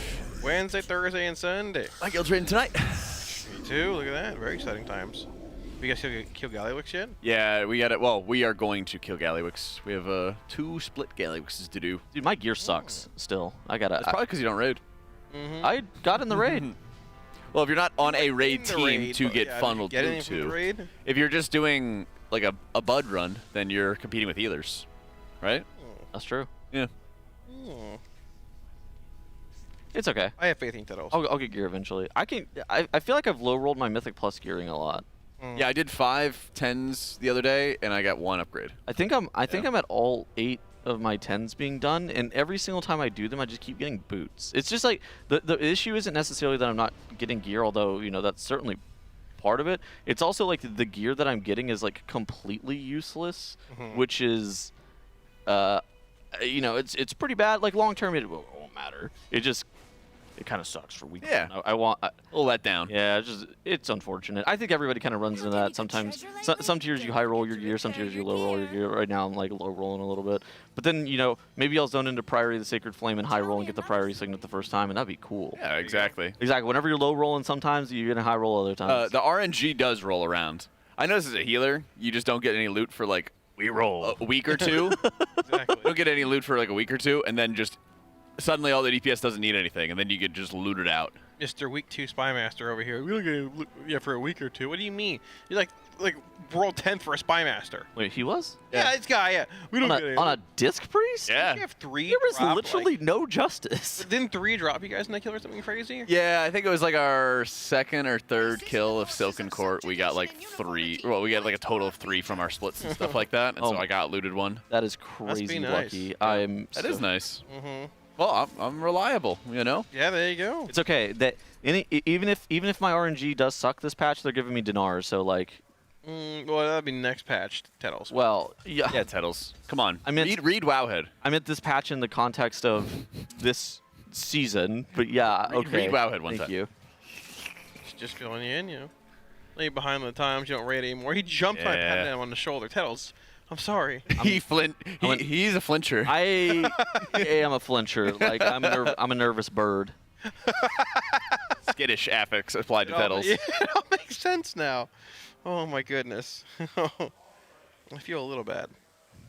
Just a little. Trash man. Jack did it to me the other day too, and I actually flinched so hard. There was probably a good reason for that one. Yeah, I understand that one. But anytime anybody does that, like exact same stuff, it's like, or the tap me on the shoulder, I always like tense up and flinch. It kind of depends on the moment. Being defensive is good. Well, sometimes if I'm like, I wasn't ready if I'm raiding, to touch me. It was just like, well, I'm so used to like raiding in a room alone, not surrounded by people. So when you have like 8 people in the same room and I'm raiding, I will like hard tunnel vision. And like if somebody taps me on I'm raiding, I will just jump out of my chair, 100%. My chat has asked me 3 times, man, who's streaming? Is it you or Jack? Because Jack's behind me just screaming, flailing around today as he go hitting the wall. I did not hit the wall. The wall is brick, and it would hurt my hand. There's a clip of you somewhere like flailing, get your arm stuck in the slide. Okay, yeah. It's crazy that he goes, I'm not flailing, but he didn't deny any of the other allegations. I mean, listen, I'm passionate, okay? I'm passionate about the game. That's fair. He is, and he is definitely in there. Sometimes, listen, you guys just don't understand. Sometimes when you play this priest, you either hit your ramp and then you're a god, or you don't and everyone dies. Okay. I think it's kind of crazy that he never turns off his caster voice either whenever he's streaming. Kind of similar how Dratnos never turns off the "I'm making a guide" video voice whenever he's talking to his guildies. It's actually insane that they use the same. They keep using that voice. Well, when you talk every single day, constantly, you have to talk in the most comfortable tone. Otherwise, you strain your voice. That's true. Because I used to talk in like a higher pitch, and it would actually strain my voice, and I lost my voice for a little while. I remember that actually. I don't think I was talking about the tone per se. I'm talking about the cadence that you use, which it ends up like, it comes off as like, "Hello, my name is Automatic Jack, professional caster." Professional, yeah. I mean, listen, I'm passionate about what I do. Let me tell you about today's sponsors: Coinbase, Honda, Secret Lab, Monster Energy, Alienware, MyBlue, RaiderIO. I know why you're bringing this up. Wowhead. You're bringing this up because I made eye contact with you and I didn't read from the list of Warcraft sponsors. Logs. I made eye contact with you and I read the entire list from memory. DungeonDojo. You're just jealous. I actually didn't notice that you were doing that. You looked me right in the eye. You looked back at me. One eye, locked in. The problem was I was too busy trying to find the copy pasta. Sure. I was rolling out. Yep. We roll. Me and my Twitch chatters. We roll. We roll. There you go. Just like Nick is rolling up on this boss. I love it. Wish you would cast more Radiance, though. Yeah. Radiance is... too. Yeah, Radiance good spell. Well, there is a possibility of some double disc action long term in the raid. I think it's more likely to be appearing on One Arm Bandit, but there is a universe where you could run it on Sprocketmonger, Lock and Stock. Wait, where are we getting the Druid buff from, then? I'm sure there's some other druid that could be run. I'm not sure. Obviously balance, but I mean balance is good in specific situations on specific bosses. It is very good on AoE and particularly spread AoE, and really bad on single target. So, what's the stat difference between Feral and Balance? I think Feral's like haste or crit haste from memory. So, I mean, like, what is the possibility that a geared Boomkin player in a world-first environment could also flex into playing Feral for an encounter? Might lose their sanity, but I mean, you could do that, I guess. Right. I mean, Nick was literally going from Resto Druid to playing Boomkin because Boomkin was so helpful, you know? Right. Exactly, well, those stats are the same.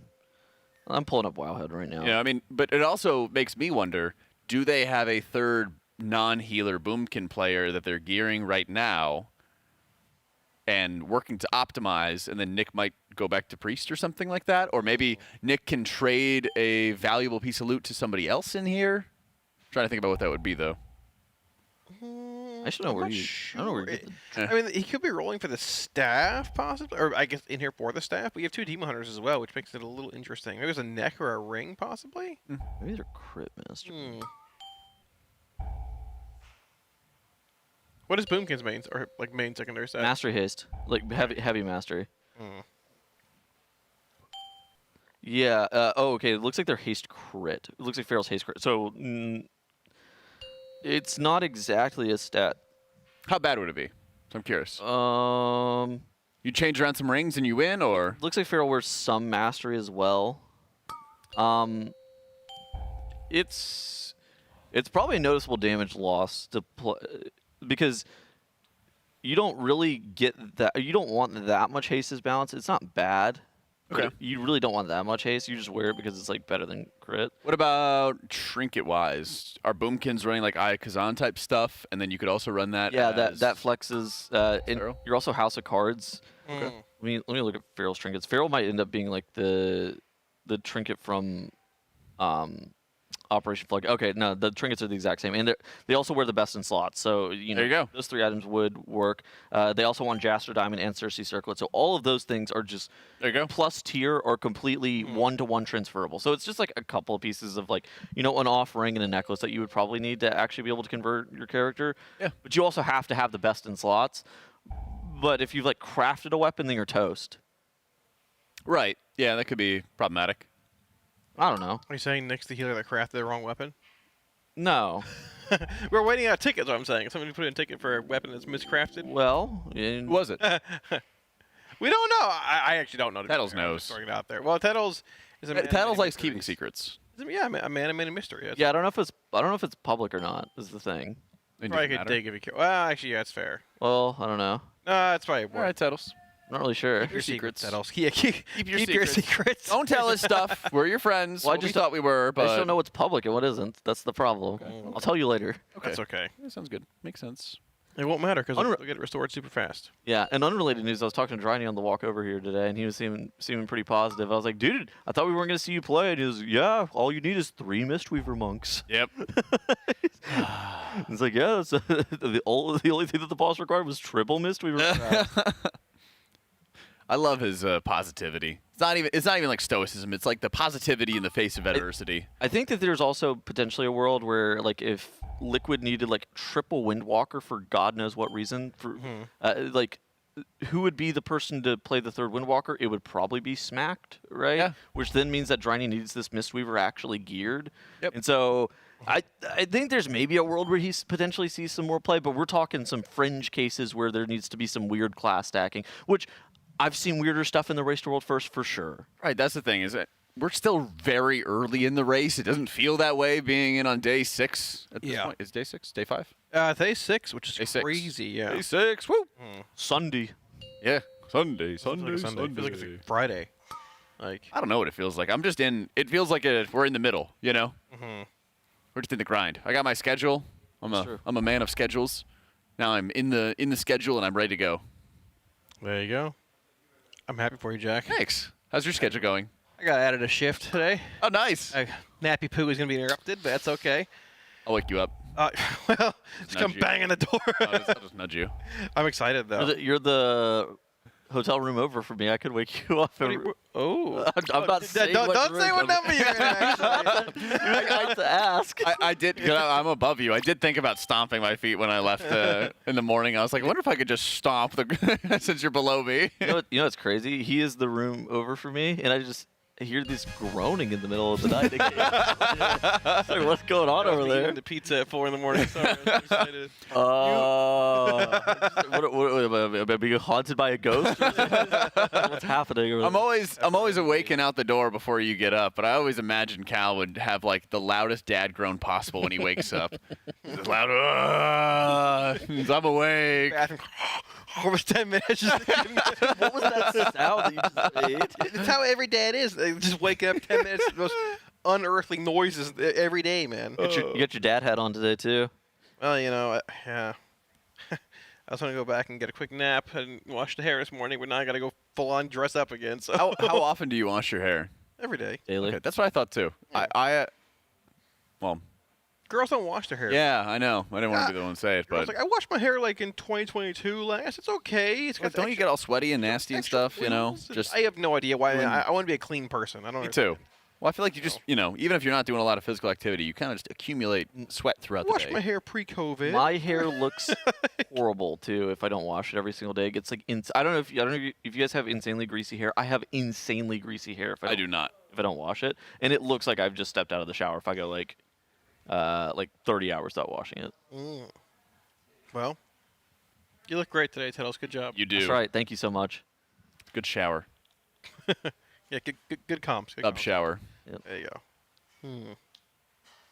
I still haven't seen Drynos talk about hygiene, but I haven't had too many shifts with him. Well, the longer the race goes, the more likely that it's going to become a problem because he's under this theory that banking showers kind of works, right? Have you ever heard about like operating on a sleep deficit? Yes. Yeah. So he does that with showering. He operates on a shower deficit where he double takes showers for days leading up to the Race to World First in hopes that he's able to, well, not in hopes, but in with the theory that he's going to be able to skip 4 days in a row of showering.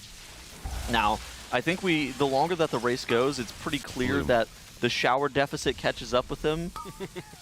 Why do you say that? Well, you say he's like Pigpen? Well, there was Sepulcher that one time. There's a cloud of dust following him wherever he goes. Well, he had to. Let's just say that banking showers as a philosophical idea, maybe not an effective strategy. It's like the same thing as THG's AoE clothes washing.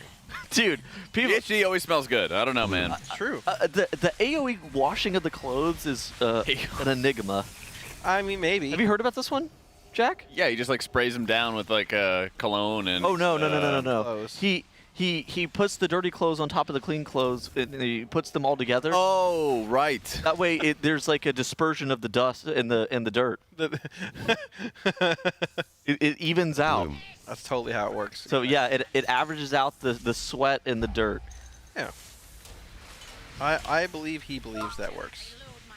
But he does always. I good. actually believe that he doesn't believe that works, but I believe that he says it because it's funny. I think that actually is the case. Yes, probably, but I couldn't tell you. He's actually quite smart, even though he actually likes to troll. Yeah, smart gamer. Yeah, you know. He is just a grade A Twitch chat troll. He is. He is. He's a man. He's a man of few. That's what I'm looking for here. He likes what he likes, and that's what he likes. There you go. He knows himself. Yeah, he knows himself. Yeah, self-aware. Yep. But at this point, they're farming Mythic Plus just with the intent of very specific pieces. This is like a full-on caster comp. So we know there's the wrist wraps for mages that they want. Is there anything else that the rest of the casters want here? It could be the staff. They want IO with this comp, I think. This is actually a great push comp, perhaps. I mean, actually, it's not bad, honestly. I do think it's a good comp. Yeah. People did think I was crazy for saying that Druid's good. I think that the problem with... I think Druid is good. I think the problem with Druid is that it does like half the damage of a Disc Priest, and like that matters at like a high level.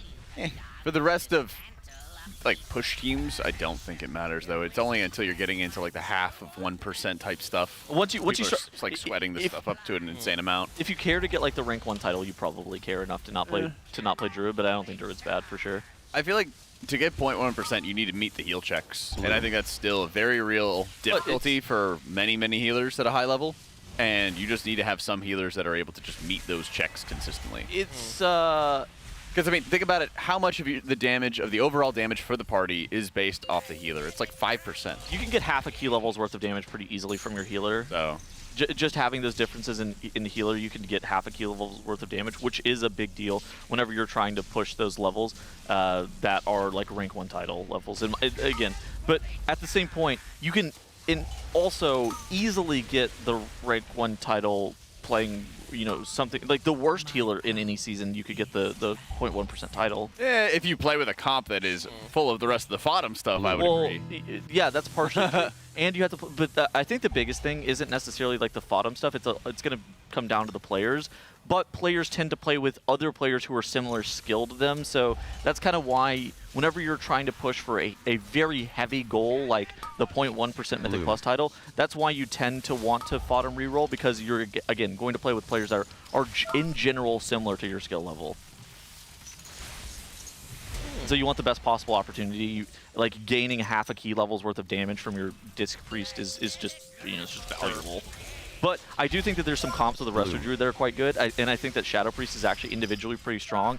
It's just kind of getting suppressed a little bit by Disc being so sick. But like this comp that they're playing right here is insanely good. +1 IO. Holy moly! The triple wizard with the Druid buff. You get all the buffs of this comp. It's quite nice. The alternative to this comp is like a Disc Priest with a Moonkin, and I don't think you'd actually play it with a Warlock. I think you'd probably play with an Ellie Shaman. Yeah. But I think that all more kicks. But I think that the prop Ellie too. I think that all the classes that are shown here on this comp is actually excellent. I actually don't think you need prop Ellie. I think Vengeance is quite good. I thought prop Ellie did more damage. Well, Vengeance can't die, so. Oh, okay. so now there's another factor. Well, tanks are different. No, that's precisely the point that I was making. Oh yeah, for sure. No, it's that the number one reason for a tank is can they survive the biggest pulls, which enable you to do larger pulls. Yep. That is number one factor for healers is can you have the easiest time possible healing through heal checks. And then damage is secondary. That's the entire driver of my argument for like what makes specs good. That's fair. I will say the thing with healers, and you might disagree with this, is like very infrequently do you actually have to flex even close to your maximum HPS output. I disagree. You feel like you have to slam your 100% HPS potential regularly? For most dungeons, especially War Within dungeons, they all feature really brutal heal checks, both on trash pulls like Priory. If you want to do good pulls in Priory after the first boss, the major factor that limits your pulls is being able to heal through triple paladins. Paladins in Priory are doing this Divine Toll cast that just hits everybody for mass AoE for about half their health, and you need to be able to push up everyone's health pools before the next AoE happens. And when you have 3 of them going, they're desynced, and they make sure they're desynced, but you still need to just push up half a player's health in like 2 seconds before the next AoE. Then you got to do it again in 2 seconds before the next AoE, and so on. Like at that point, none of the healers are really focusing on min-maxing their damage. Some of them do it passively, but the number one factor that allows you to do big pulls, which then allows DPS to do more damage, is healing through that check. That's why I think you're kind of overvaluing, like, oh my gosh, like this healer DPS kind of stuff. But all the healers are healing there, right? But then some of them are going to do some passive extra damage and stuff like that. But the difference between it, I don't think is that massive of a delta. I don't think it's like, oh my gosh, like this one does like 400k and this one does like 800k. Like, oh my gosh. Oh my god, like, it's evade. It's so much faster. Wow. You know, it's just about beating the heal checks. In here, you know, you have to deal with the like shifting void that's like dragging players in. The pull after this is going to have double shifting void that you need to meet that heal check on. You know, most of like Rookery is more like trash heal checks than anything else. I mean, look at the pull they're about to do. They're going to go with like the triple suck, basically. Tracking shadows, that's what it's called. It's kind of like, you remember whenever you were watching Nick earlier and you're like, he should press his Radiance more? If you were a DPS and you were watching them not press their 1 minute CD for like multiple minutes, you'd be like, this is catastrophic. Like we have just. Oh, no, I was just picking. But you see what I'm saying? Like healers don't operate like that. They're kind of like the support of the group, and so it's like a situation where they have so many jobs that they have to do that aren't necessarily just. But there's a priority list to the jobs. Of course. There is always a priority list, because right here at this point, damage is fairly irrelevant for the healer because they're trying to do more aggressive pulls for the DPS so that they can maximize their output, and you are enabling that by focusing on the healing. But that's also why having them do 600,000 DPS and power infusing people with the heroes is so valuable. But the power infusion is just like free for it, but it's not the difference between like, oh, okay, they killed this like minutes fast. I mean, it's all of these pulls are going minutes and minutes. I mean, power infusion for enhancement shaman last season was like 400,000 DPS. I mean, it was not a small amount. I agree, but what my entire point is, if the healer itself could not meet the heal checks to begin with, the power infusion would be irrelevant. I think that because if you just can't heal it, then you're not going to get the bosses down. You're not going to get into higher keys. I think that the healer output is the primary factor for what healer is going to be good in each season. I mean, do you not think that most healers can hit all the HPS checks within like half a key level? No. No, I do not. I think there's 3 healers that could be within half a key level of each other. Disc, Druid, and Monk. Everybody else is going to start hitting a point at very high key levels, past 12s. Past 12s, where there's a key level or 2, or in the case of like Paladin, maybe like 3 in difference. Yeah. Okay. I think that healer tuning in a dungeon environment is particularly wide. Because that's what I was doing on PTR. I was like, I'm going to go do a 12 Floodgate, and let me go do Swamp Face. And then you start limit testing and seeing which healers can heal it the most easily with just random pug groups. Yeah. Every healer is in a good spot to do 12s, but once you pass that point, then you start really noticing key level diffs. Yep. How you doing, Cal? I'm great. I'm locked in. I see that. Kalamazoo, known Mythic Plus enjoyer. I mean, I actually want to do more this season. I don't mind it. Last season was not my thing, but Jack's one deep on the healing. As long as I'm alive, sounds good. What if I live and give you PI? We were just talking philosophical about Mythic Plus. I heard. Yeah. Then he started yapping about radiances, and my brain just went. I understand just what you're saying. So. Yeah. You two got it covered. You're playing the bad cop. He's the good cop. I'm just the guy watching. You know, like. Let me put it in Warlock terms. I understand what you're saying, Kettle. Put it in Warlock terms. Could you time this key with a Demonology Warlock or a Destruction Warlock? Which one are you picking? All. All of them? Yep. All of Oh. them, yeah. Evade's going half, but, you know. Evade's going Demon Hunter, I think. Well, I'm saying he would play Affliction, though. Evade's actually been gearing his Afflock as well. He was playing the Warlock yesterday. He was convinced it was better than Destro on PTR. Yes, he was. I believe he believes that. It is good, though. I will say that. I believe that he is much better than me at this video game. Yes, even playing that is very true. Even playing Affliction Warlock, so I trust his better judgment most of the time. He is. It is very good. I think Evade is probably one of the individuals who thinks about the game at a level that pretty much nobody else does, and that gives him a lot of advantages. That's fair. What do you mean by that? A lot of people, a lot of people just play the game. Okay. A lot of people just log in and they just like play the game. Evade doesn't just play the game. Evade thinks about just like every single decision that's being made in every single spot, like to the T, and how can you optimize that? And that's most people don't think about the game in that way. It's unfortunate that he's not rating the race roll first anymore. So he basically stopped because he wants to. He wants to. Slips are gone. So yeah, he wants to, but then he gets asked to do, make 15 characters, and he's like, no. Yeah. I don't. That's ridiculous. He loves rating at that level where it's competitive because exactly like I kind of was talking about because of how he thinks about the game, but then hates the thought of having to do 5 days of splits. 5 days of splits. Yeah, no, there's just no way.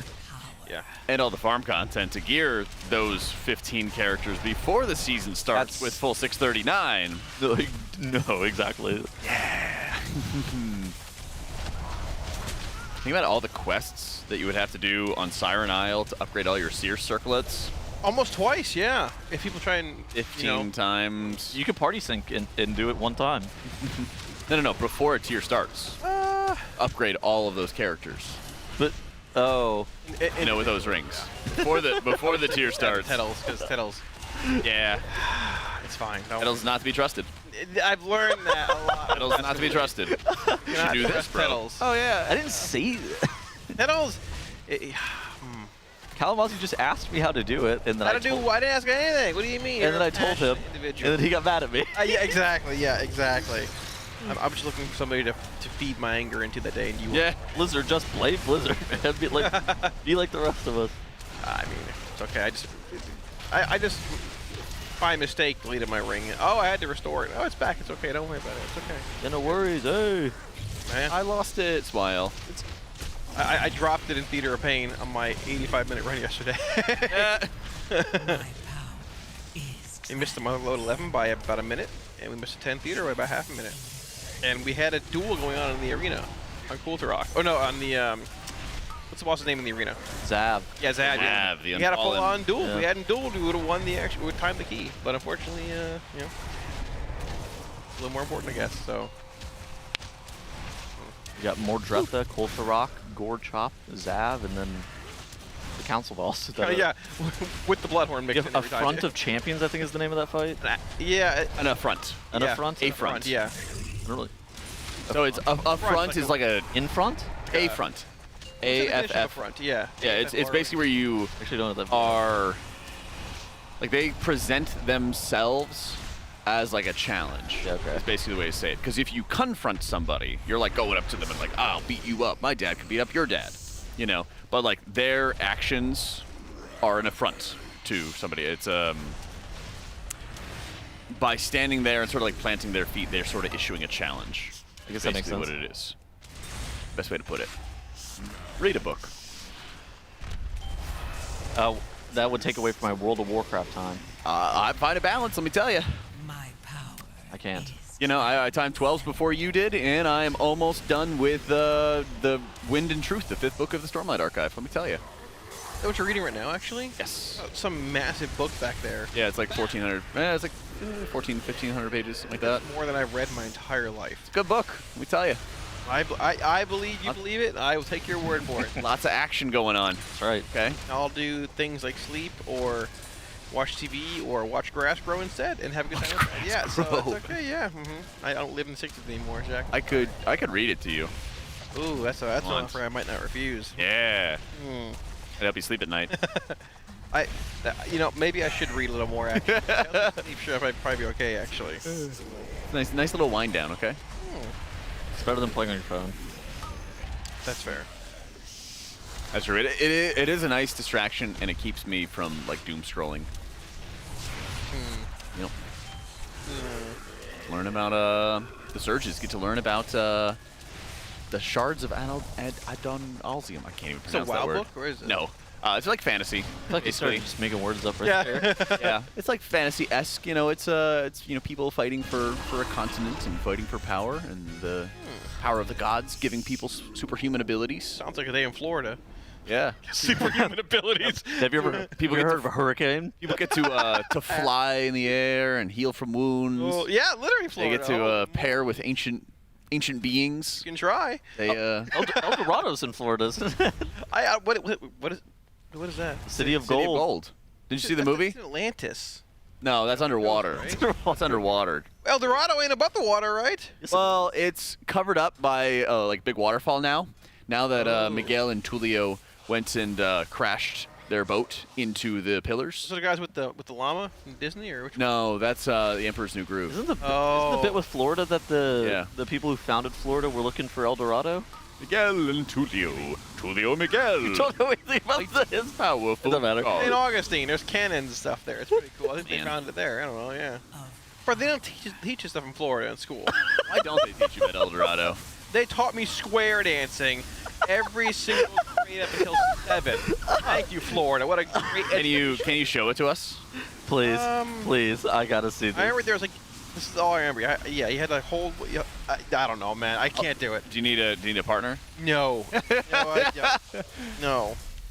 Be careful. I have 2 left feet and they're both big. I'm not touching your feet, Jack. I wish you got. I would hope that you wouldn't. I know. We're good. Anyways. Shifting gears to something else besides square dancing. Yeah. I think now is also what about two-stepping? I think now is a pretty good time as well. If you have questions in Twitch chat that you want to have answered by us, since we're just kind of here watching splits, watching them do Mythic Plus and stuff like that, whether it's raid related, whether it's Race to World First related, whether it's just like, whether it's book related, whether what's going on necessarily with the Race to World Petal's First. personal life also on the table here. No. It depends on the question, I guess. Petals, why are you the way that you are? Let's find out. I don't use Goodreads. I actually don't know what Goodreads is. I assume that's like just where you list the books that you read, I guess. Jack, how do I heal the first boss of Cinder's Disc? Do you have a guide for that? Yeah, attack it. The boss in the intermission phase takes full atonement damage. So even though the boss takes 99% less damage, how do we make the chat better? Can you? I don't know. I don't know. It's just like 2 lines. Hit control. Basically, when bosses put up the immunity shields, there's a very big difference between a boss being immune to damage versus taking 99% less damage. What you should do is you should just atone all your allies, tell those bums to start running the mugs out and run the drink service, and then just full-on DPS the boss the entire time. I, for one, am shocked that he didn't know how to fix that, by the way. I don't use laptops.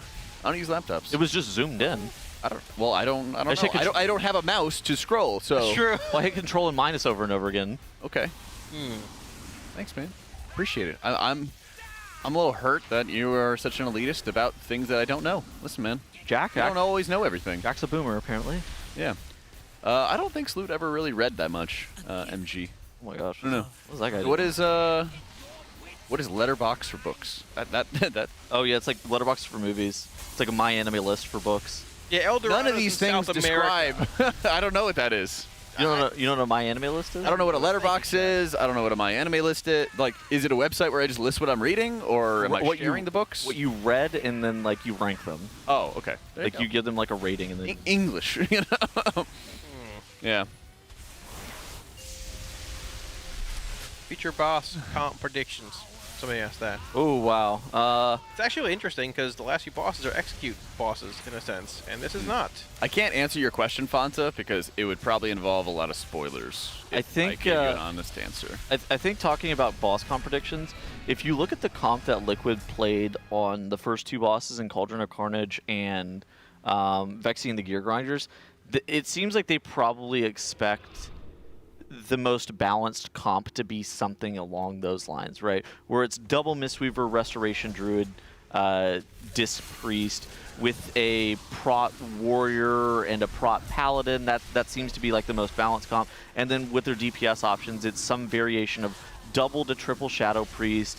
It's probably double Windwalker Monk. And then there's, miscellaneous buff DPS sprinkled in where you might have variations between 0 to 1 of some specializations. It looks like one Dev Evoker is good. You know, it looks like one BM Hunter's not bad. Potentially, you could be playing a second. 2 BM Hunters actually on a lot of Yeah. fights, but Potentially, you could be playing up to 2 BM Hunters. You could be playing 2 Mages. It just kind of depends. Like the 17th, 18th, 19th, 20th slots are kind of open. Trying to figure out enough range DPS that are like pretty solid are kind of there, but I think that the base of what the comp is likely to be is more or less what they started with on the first couple of bosses. Now, of course, there's some class stacking that has to change things occasionally, like we're watching on Styx Bunkjunker, the fact that they went all the way up to 3 DK tanks just for grips, and then now they're back down to 1 Blood DK, 1 Prot Warrior, and then they're playing triple Moonkin for the bomb damage, the territorial bomb spawns. I think it's one of those things that, of course, the texture of the fight kind of changes the specializations that are good, but roughly they'll be running most of the specs. Was this running off Wi-Fi? Yes, that thing's on Wi-Fi. Okay. It dropped for a second.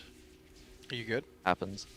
I'm just trying to find it. Also, the discussion of them trying to no internet build comps early on some of the bosses based around what they expect the final comp to be, like Tunnel's talking about. But they've had to skew a lot more towards, like you said, the heavy Boomkin, heavy Shadow Priest comp for this boss. Even Rick Reverb, you played 3 Warlocks and 3 Shadow Priests. I don't think we're going to see 3 Locks on some of the end fights here. Now, Vault's this tier, 2, 4, 6 for bosses. Yep. Right? But we're not killing 6 bosses. I don't think we're killing 6 bosses this week. You might get Sprocket Monger down, but with the variants and comps we've seen, I doubt there are many people in the raid that have 3 slots that aren't, like tanks and healers maybe, but honestly, you're probably looking at 2 raid slots if you're a DPS this tier, which does bring the question, do you further prioritize what you might expect to be more relevant on the end bosses in your re-clear on Tuesday? But then again, re-clears 3 or 4 bosses on Tuesday. It kind of depends on how difficult the fights are. If it's going to cost you some pulls, you're realistically, depending on how many pulls it's going to cost you, you might be willing to sack some of that kind of, some of those pulls potentially. But if it's going to be impossible to kill, you're just going to have to play the Blood DK, and we're just losing the vault slot, and it's just like not really much we can do about it. We ultimately getting the boss killed is going to be the more important thing, because the gear and gaining that gear on a per week basis is like a huge deal. Right. Plus no Spark this week, but the week after. Yeah, we'll be able to craft again. We'll be here. Yeah, Title's yes, we will. 3-week race. Here we go. It's kind of like Sepulchre whenever we were like, there's no way they make it to double legendary, and they made it to double legendary. Yeah, I remember that actually. Dude, it's just, I just remember Janice and I were talking about it, or like whenever we were doing our recaps, and we're just like, yeah, well, in theory, if they made it to week 3, maybe we could get to double legendary. We're like, there's no way they're at double legendary. And then Halandris is still alive, and it's like Monday, and then Janice and I were just like, well, I think they're making it to double legendary. He's like, yeah, I think they are too. Just like this is about to be a really long raid. It was certainly a raid. I'd rather have bosses be overtuned than undertuned. The race is for the race. It's really, really cool to watch them have to prog the hardest versions of a bunch of bosses for sure. Yeah, it definitely is. I didn't expect it to be Styx Bunkjunker at 70 pulls. A little bit weird. Yeah, of all the fights, a little bit weird. I was like, I think it's going to be a little harder than people think it's going to be. And then, it was even harder than that. I mean, it feels like we just pulled too far in the other direction. This tier, looking at how last tier was, you had, what was it? 1-1, like 8 for Rick Reverb, but you had to 3-heal that fight, right? That's fine. Liquid and... Who was the first to get the world first kill on Reverb? Instant dollars. Yeah, okay. Instant doll hairs. Then a significant jump. We're probably looking at 100+ pulls on Styx, I would venture to guess at this point. And... we're at 69, 70. Yeah, we're at 70. Nice. I don't know if we necessarily need another 30 pulls on that boss. It's more about just like... You need that one good pull, though. Exactly. You kind of have to have everything aligned. It's kind of similar to... It's not like Halandris. It's similar to like how you have to kind of kill Halandris, if that makes sense, where you need everything. Or Tendril Sage Swift for newer Race World first viewers. You kind of just need everything to line up at the right time and like be able to capitalize on like a really deep and good pull. And it's certainly doable. It's just the pull that you need to actually be able to get Styx killed is a little bit weird. Right. So if you're Blizzard at this point, would you step in at some point today and just change the boss somehow, or would you just let it go? Reset? I wouldn't today. I would absolutely gut that boss in the reset though. Like going the need to make that guilds, right? Make that a completely different boss in the reset. I think that leaving Styx in this current iteration is fine for this reset, but it is not fine for anything past this reset. Well, you just split 2 at 8 and most of your guilds this tier, right? Early on, just 2 at 8. Yeah, that's a scary thought. I just, you know, if Styx Bunkjunker is similar difficulty to a lot of penultimate fights, that's just like, that's just going to create a lot of burnout if you're actually trying to raid Mythic. There's just no way. I agree. I mean, we want the curve to progress in a more natural manner where it's not 1, 1, 1, 1, 200, right? But, I mean, this tier does look to be semi-similar. I thought that they were going to kind of... Whenever I did my boss pull count predictions, I literally thought that Blizzard was going to swing the other direction because Nerebar was too hard and Brute Twister and Nexus Princess Kaiveza killed too many guilds, so I thought that Blizzard was...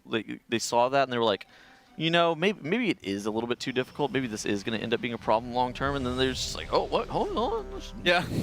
Wait a minute. Make it hard again, I guess. Okay. It's weird because the Severed Strands like stacking Raid Renown buff makes the fights very easy after you get fully maxed Mythic gear and have that 18% fully ramped damage amp, and the fights become easy then.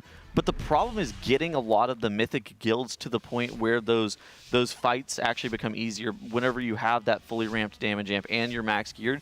A lot of guilds would stop before they even made it to that point because the fights that were in front of them were, for them, impossible. Sure. Oh, they pull that Shredinator?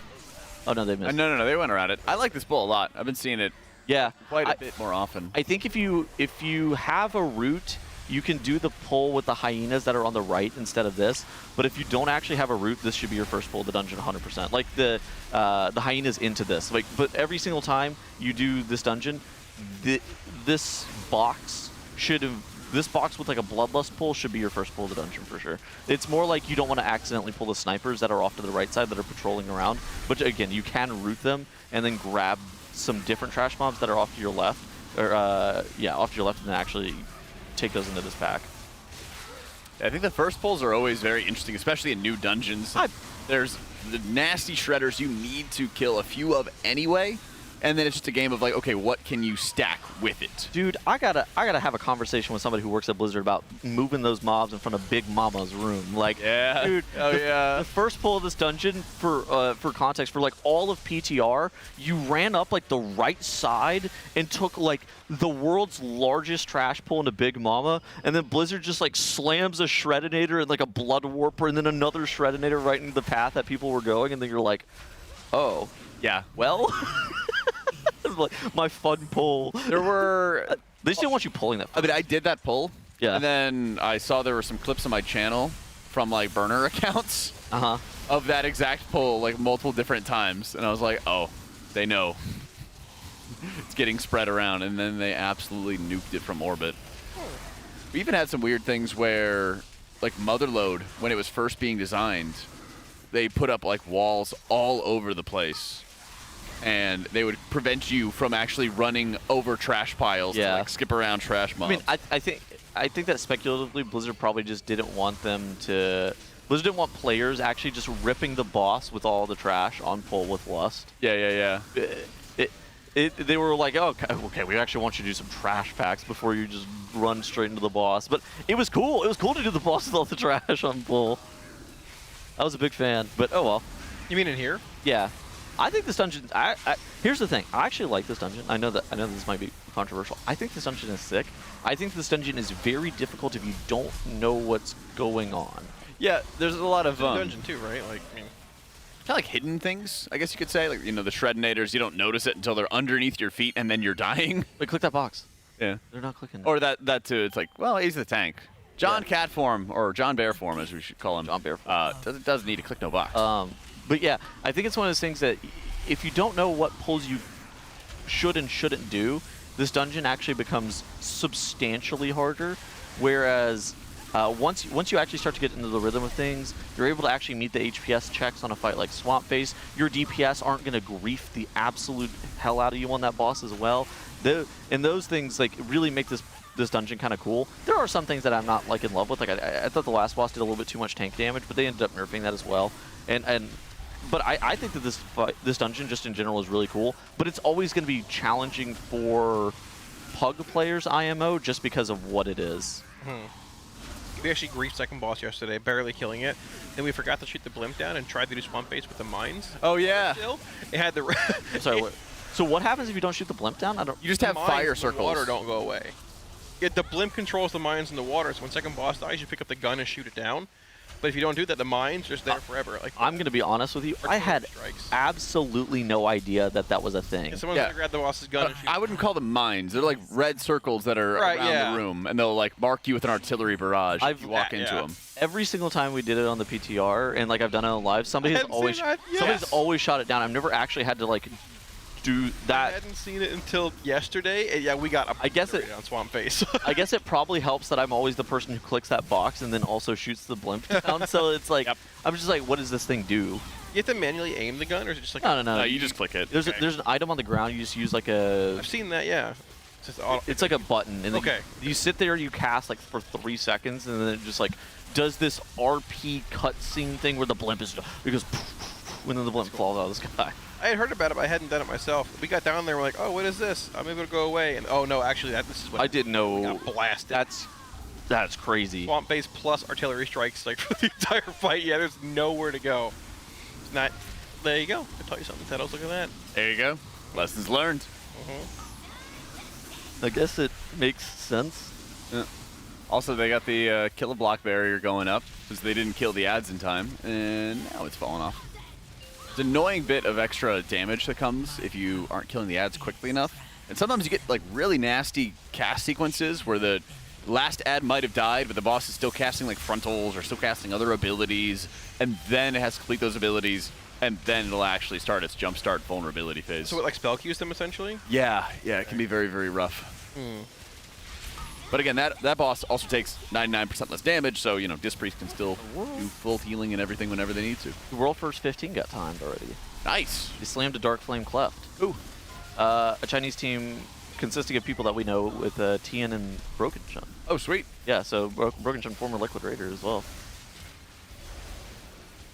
What do you think about it being Dark Flame Cleft of all keys? I think the timer in there is very free. Yeah. It's, I think the first area, Dark Flame, is like pretty tough. But in general, I think that key's timer is super lenient. So if you don't like run it, then you time the key. That's one of those dungeons. Like I made a video on Tuesday talking about like the dungeon that you should and shouldn't pug.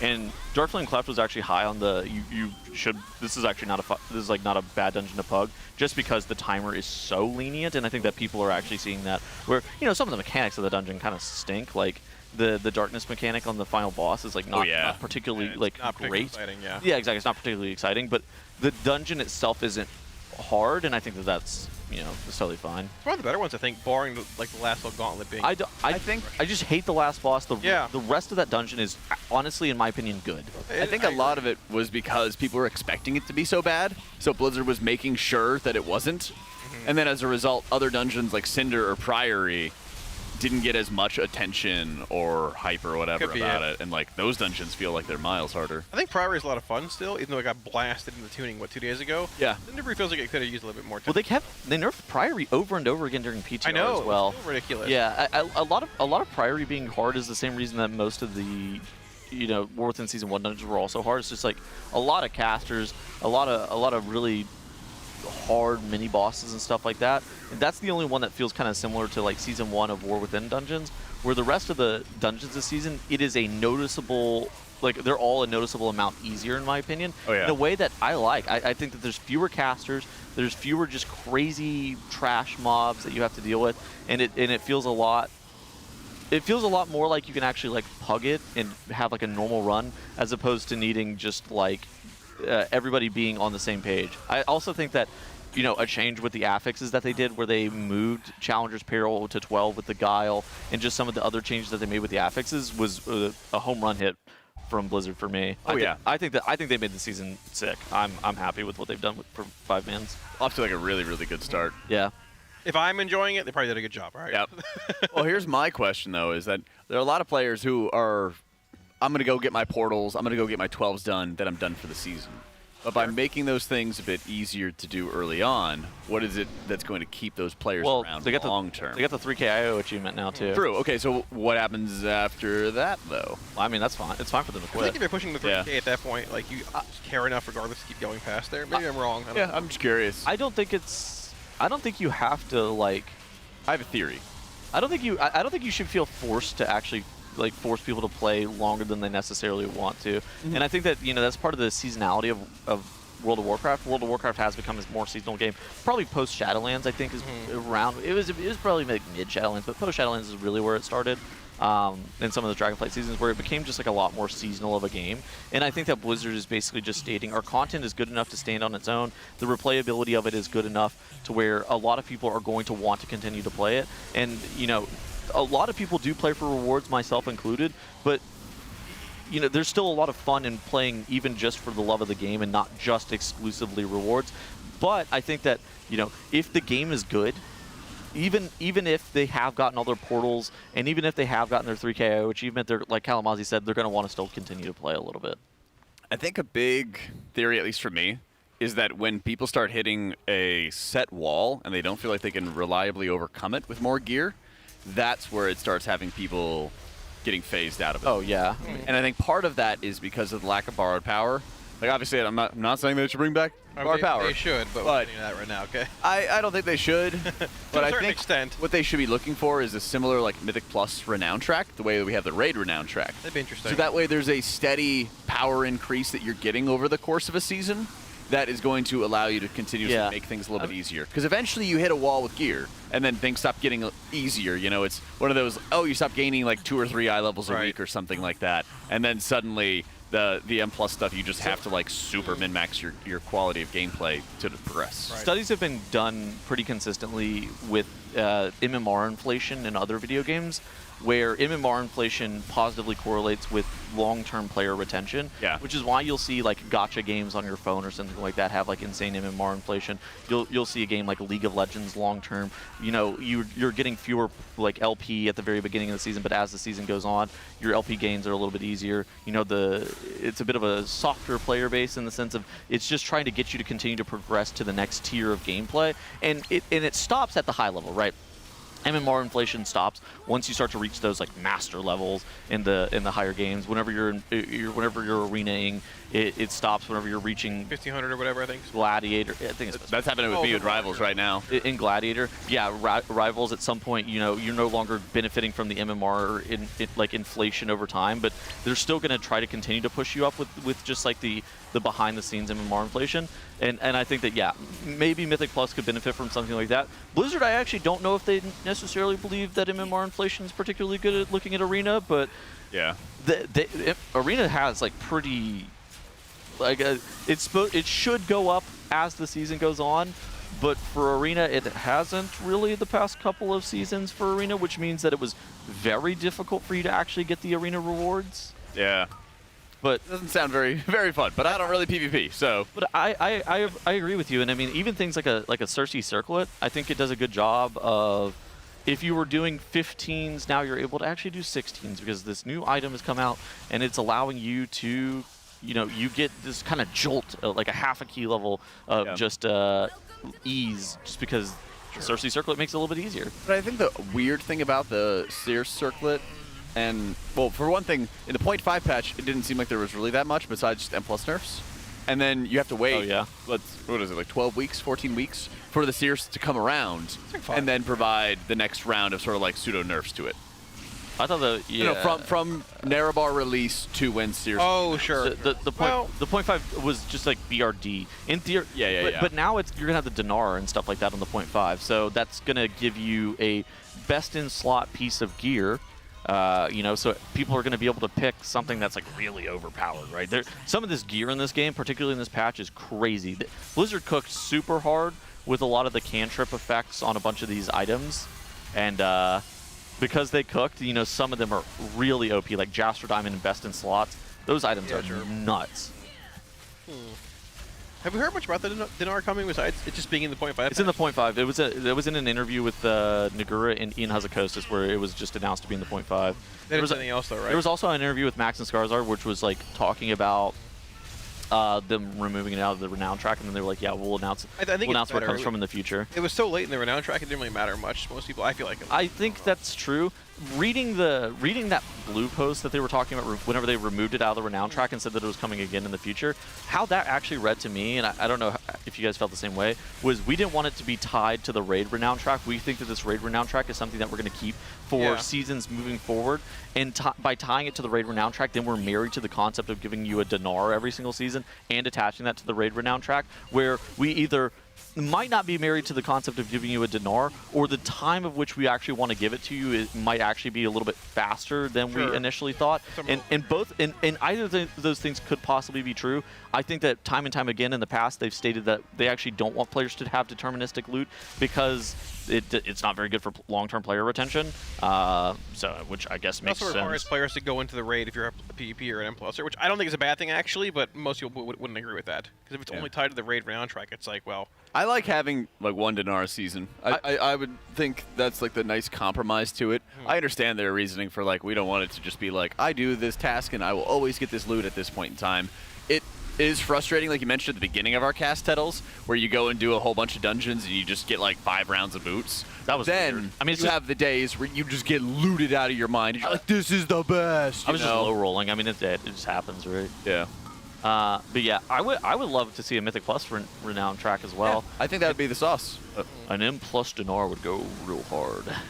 Like if you could like pick an item from like all the dungeons. What if?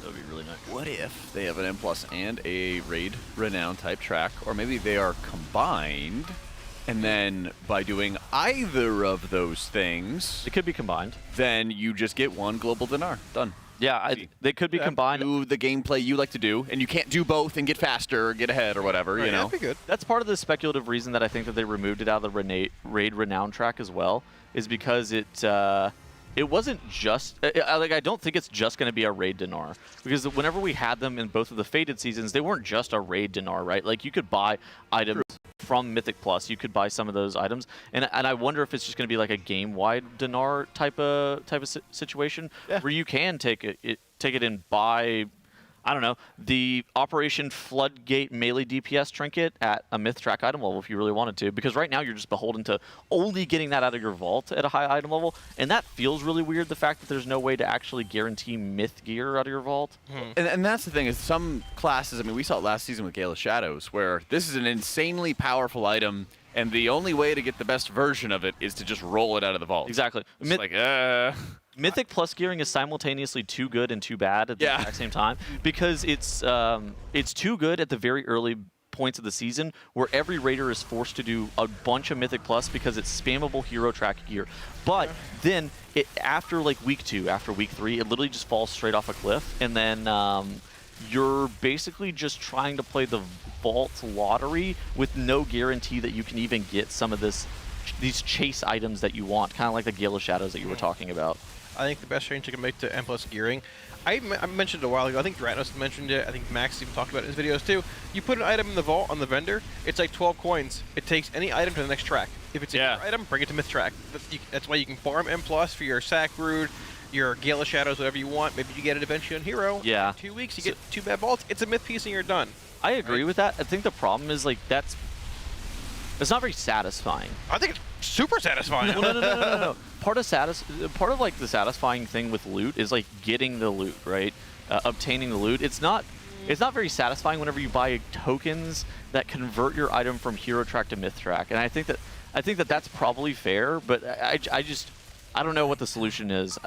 I don't think it's a great one. It feels like that's like how old badges were in a sense, where you knew like, all right, if I get this item in 2 weeks, I can buy this, which is my best in slot, and I'm done. That feels rewarding to me. I don't know. I think we're all in agreement that you should never get mythic loot from end of dungeon reward. No, you never should. There should be some way to especially that loot higher though. Especially in the current state of how Mythic Plus end of dungeon gearing works. I don't know if I necessarily like how end of dungeon gearing is for Mythic Plus. Just because it feels so unlike any other gearing system in the game because of how spammable it is. Because again, like I said, it's simultaneously overpowered and underpowered because you can't get long-term benefit, but early on in the season, the best thing that you can do is run like 70 dungeons for gear. Which is what they're doing right now. Yeah, it's great. I mean, it's really good loot.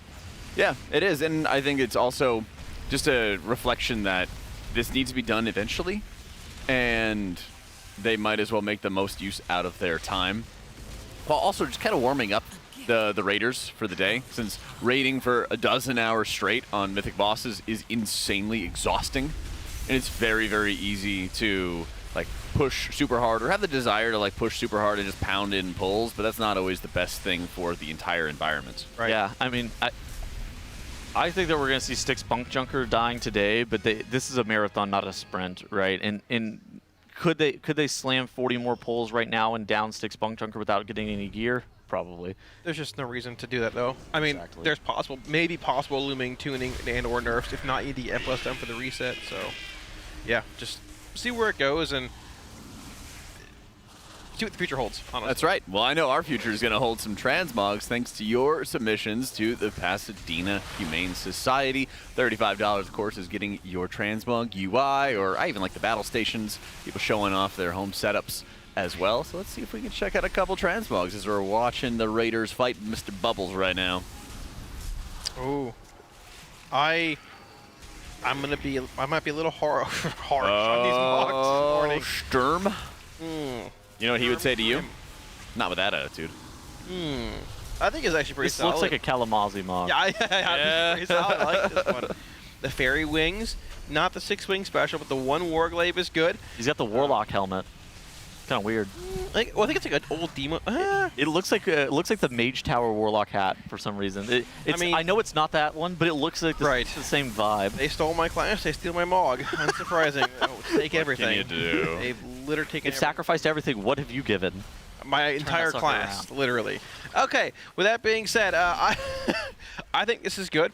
Nice combination of randomness. The 1 warglaive is definitely a look.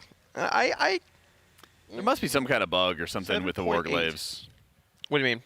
Well, this is the second or third time we've seen people with only 1 What? He's wearing a fist weapon. Oh, gotta be intended. Yeah, the claw. I didn't even see that. It like blended right in. I thought it was like part of the belt or something along those lines. I think 7.8. This is solid. Yeah. A little bit of a bias towards the lower end though, because like a 4. It's like a hodgepodge.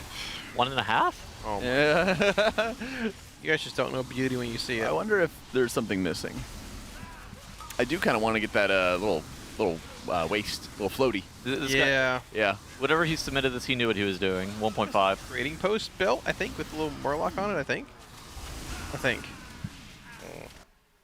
Thank you for submission, though. Yeah, thank you. So we can roast you. This morning, People also should submit or Demon Hunters their gaming setups, their battle stations. That's what I said. I love that. You could do UI, you could do gaming setup. I would love to see some of your cool gaming setups. I like these fell blades a lot. Oh, those are the ones from Zereth Mortis. The green. There's like green, blue, red. There's a bunch of them actually. This guy doesn't. It looks like a human with Demon Hunter horns. It does. You know, sort of. I know it's supposed to be a blood elf, but he looks like about as human as they can get. Well, you know, so do I. What's this hat? Oh, people love it. It looks like the old Warlock Challenge mode set from Pandaria, sort of like not as, curly. It's more modern. Yeah. I mean, the rolled up sleeves. That guy's ready for a long, hard day's work. Yeah, gotta roll up those sleeves. I mean, 7.6. It's not bad. I'm not overly excited about it, but there's a little bit of effort put into this. I think it's cool. 6.5 maybe. Yeah, sure. 6.3. Yeah. You know. I think it's good. I think it's just like standard. Yeah. Solid. Exactly. Solid mog. It's like there's thought put into it, but it's not like, oh my god, this is the greatest thing ever. It's not my mog. It's not yours. That we know. We would know your transmog on site. Hideous. I told them to pull my mog up. They didn't do it, so I don't know what to tell you. Yeah, you got to pay. Oh, that's true. Yeah. $35, you know? TL.gg/RWF-donate. That's like 2 less tacos, though. That's true. But you could get 20 of those dollars from Coinbase. But it's a great cause. That's true, actually. And for charity, you're right. Halifax. What is the Witness of the Kirin Tor achievement, the title? Some mage stuff hidden. I like this one. I like the asymmetrical shoulders. I'm a really big fan of them adding those into the game. This guy's from Canada. How do you know that? Halifax. What about it? Could just be City, Nova Scotia. Whoa, okay, cool. You know geography. Ooh, hey. What? Yeah, the humble brag. Do not play that. Wow. I wouldn't expect a fire mage if I saw this Mog. I expect like some kind of not a mage. So he's trying to hide his true identity here behind like a paladin. It's like a priest for lumberjacks. Yeah, like a priest, weird paladin kind of thing. Yeah, yeah. He is like a traveling priest that would offer services to traveling lumberjacks. That's what he looks like. I actually like how his human looks, which is like a weird thing to say. I'd say 8.6. Yeah, 8.1. Yeah. Pretty good. Banger. I'll give it 7. Yeah, I'll give it 7. I think it's good. Okay. I like the buff grizzly male priest look, even though I know it's a mage. I think that's I think this looks good. I know it's a mage, but I just can't get the image out of my head. Whenever I'm looking at this, I just like automatically think of him in combust. Like, how would he look while he's combusting? He's like that full fire. Like a clown, it'd be great. Yeah, it would look a little bit. It would look a little bit ridiculous while he's in combustion. But whenever he's walking around Dornegal, this guy looks elite. Oh yeah, RP walking obviously. That's an NPC. He RP walks to the vault for sure. It's respectable. You don't? I do. It's how you get good loot. Anyways, you should try it, Towels. Maybe that's why you're not very geared. You're not fully immersed in the game. Well, thank you for your generous donations. The Mogs are, they're great. Woo. Moggin. Yeah. Mirren, you call it that. Cool. Thank you guys all so much who have been donating. That's true. We're up to almost at $9,000. Kind of crazy. We're gonna have a very long race, so we might. That's true. We might hit that big $25,000 goal for that song release we're talking about from production. Actually. Yeah. We got a snippet of it last night. It was actually the end of it. I don't know. Interesting. I don't know what degenerates on production had the time to make that song. Well, you weren't here for Boston, were you? Sandwich Love was a thing. No. Not well. You were in a event, but yeah. I wasn't in Boston. Yeah, that's true. It was crazy. I was raiding. March of 2022, Sepulchre happened. March of 2025, Liberation of Undermine incident. Man, oh man. Yeah, I'm just having like the... It's time. I'm telling you, it's time. The Nom flashback to Boston.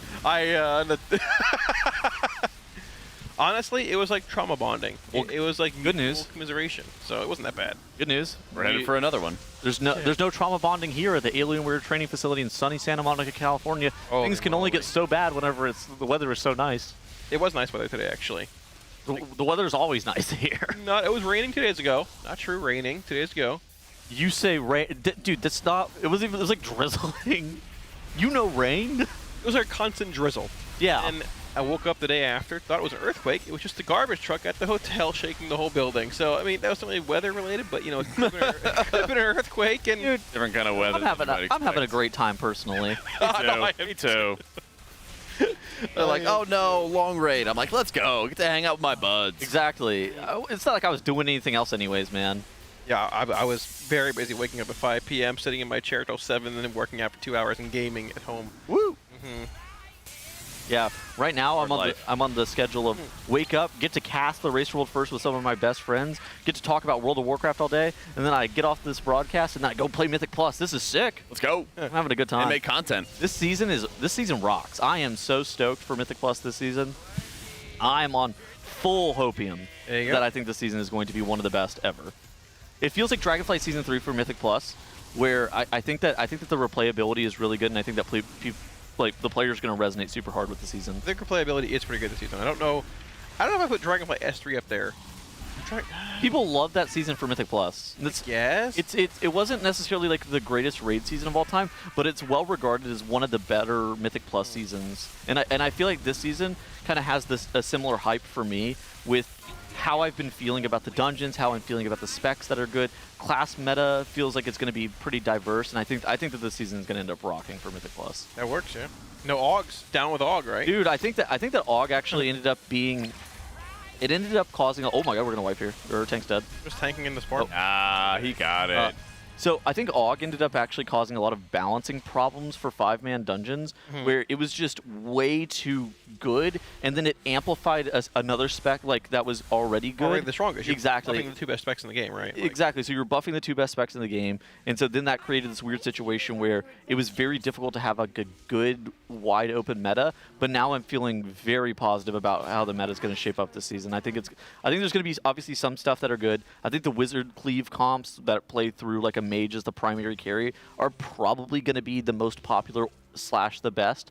But even still, I think there's a bunch of really good compositions that you can play. Stuff like an arms warrior, a BM hunter, and a feral druid. That's probably like a really good comp. There's a couple of DPS DK specializations that are fairly solid. I think the Havoc Demon Hunter rocks. I think there's a lot of stuff that you can play this season.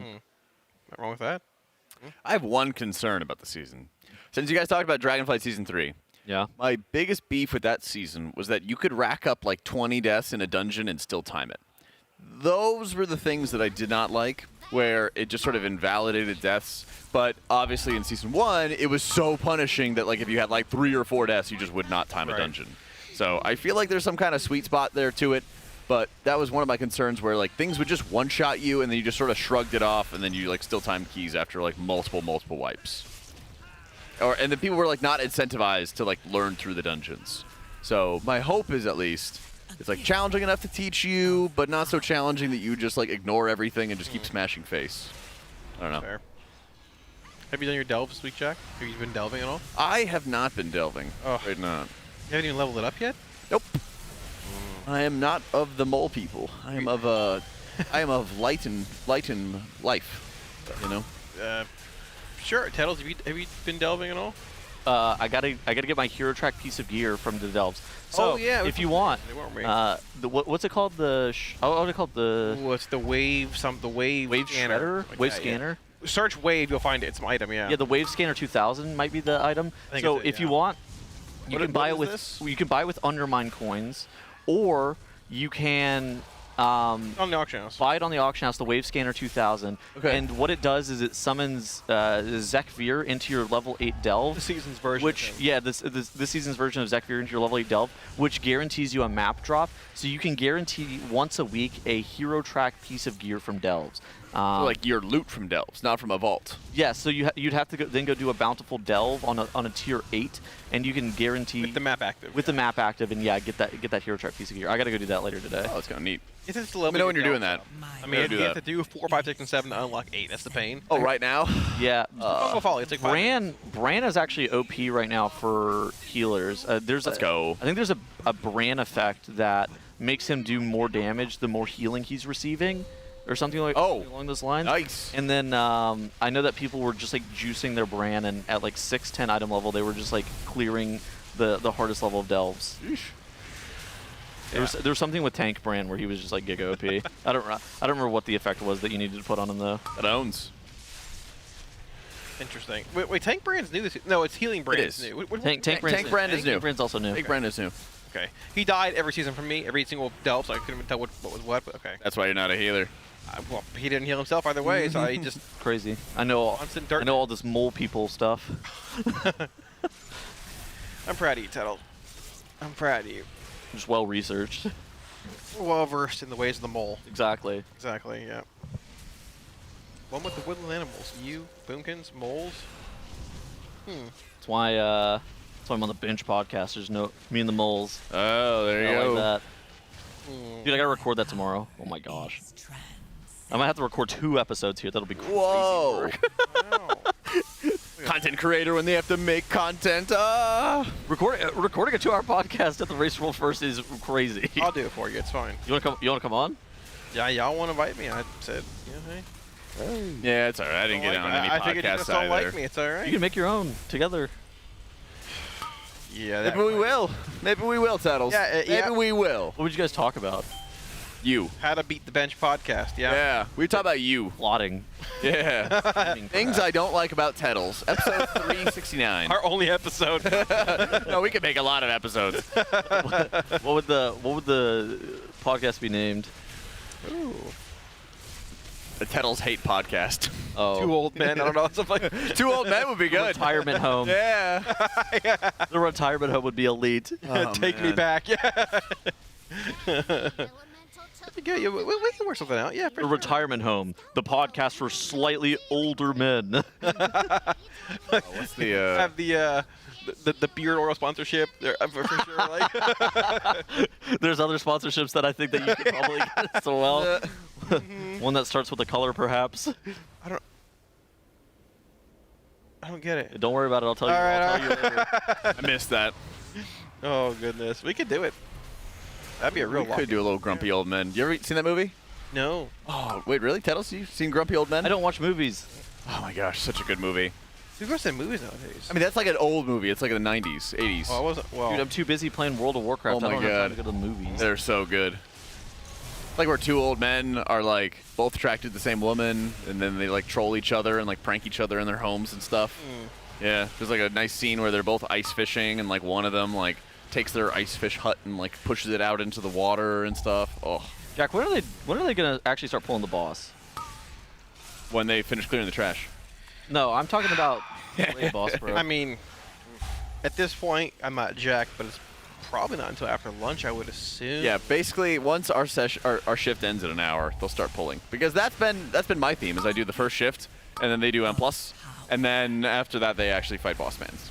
Yeah. A little bit of a warm-up this morning, maybe get the blood flowing, some keys and all that stuff too. It's a good warm-up strat. I mean, especially when there's a lot of upgrades. You're seeing, I think Nick is on like Rookery number 4 or something like that with his comp. I also feel like if Blizz is going to push some changes to the boss, which they very well might not do. They probably don't need to at this point. But if they're going to, they probably do it somewhere around the lunchtime frame. So getting in there and just slamming your head against the wall against the boss could be nerfed in a few hours. Is probably not optimal versus getting some keys done maybe.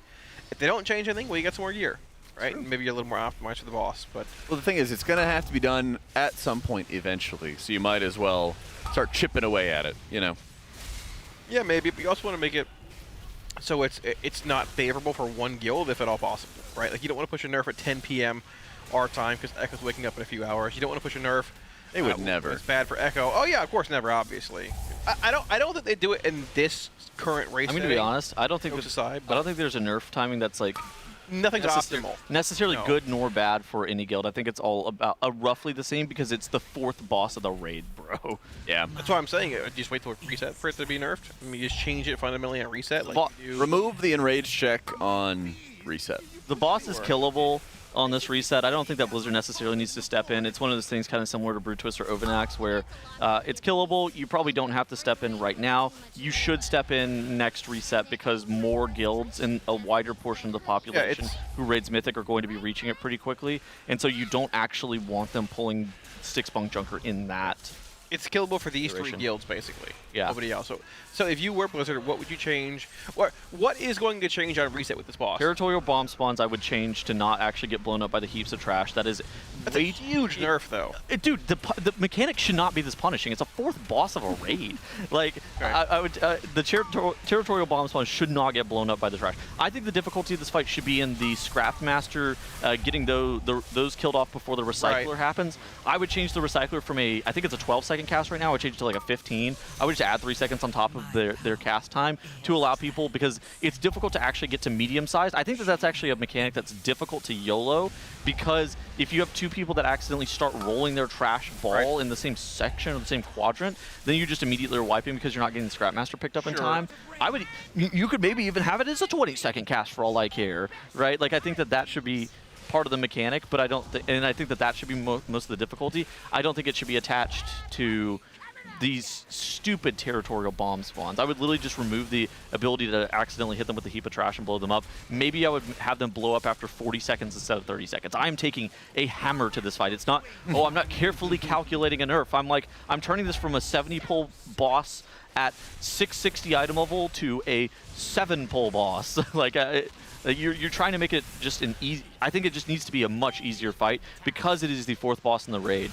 But again, not right now. I would change that on the reset because There's no point in doing it right now. There's only going to be like the sweatiest of the sweaty guilds on the fight, so it's right. I don't think they did it this week. Exactly. It's not like the end of the world if you kind of leave it, but the longer that you leave it in this state, especially for it's the other guilds. Exactly, for like a guild like yours, Kalamazoo, I think that there is no situation where I would personally feel comfortable with like a guild like yours pulling Styx Bunkjunker in this iteration, because it will probably kill your guild. If you have to go through an entire raid tier of fights that are going to probably end up being this hard, it's just going to be impossible. It's not fun. It's kind of like Sepulchre, right? Where you have Halandris. We almost died there. We made it through, though, yeah. It's kind of like Halandris, where you see Halandris and you're just like, oh my god, because after Halandris it was Anduin. And then it was Rygolon. You're just like, and then you have the Jailer. You're just like, dude. We've been here for 2 months. We gotta.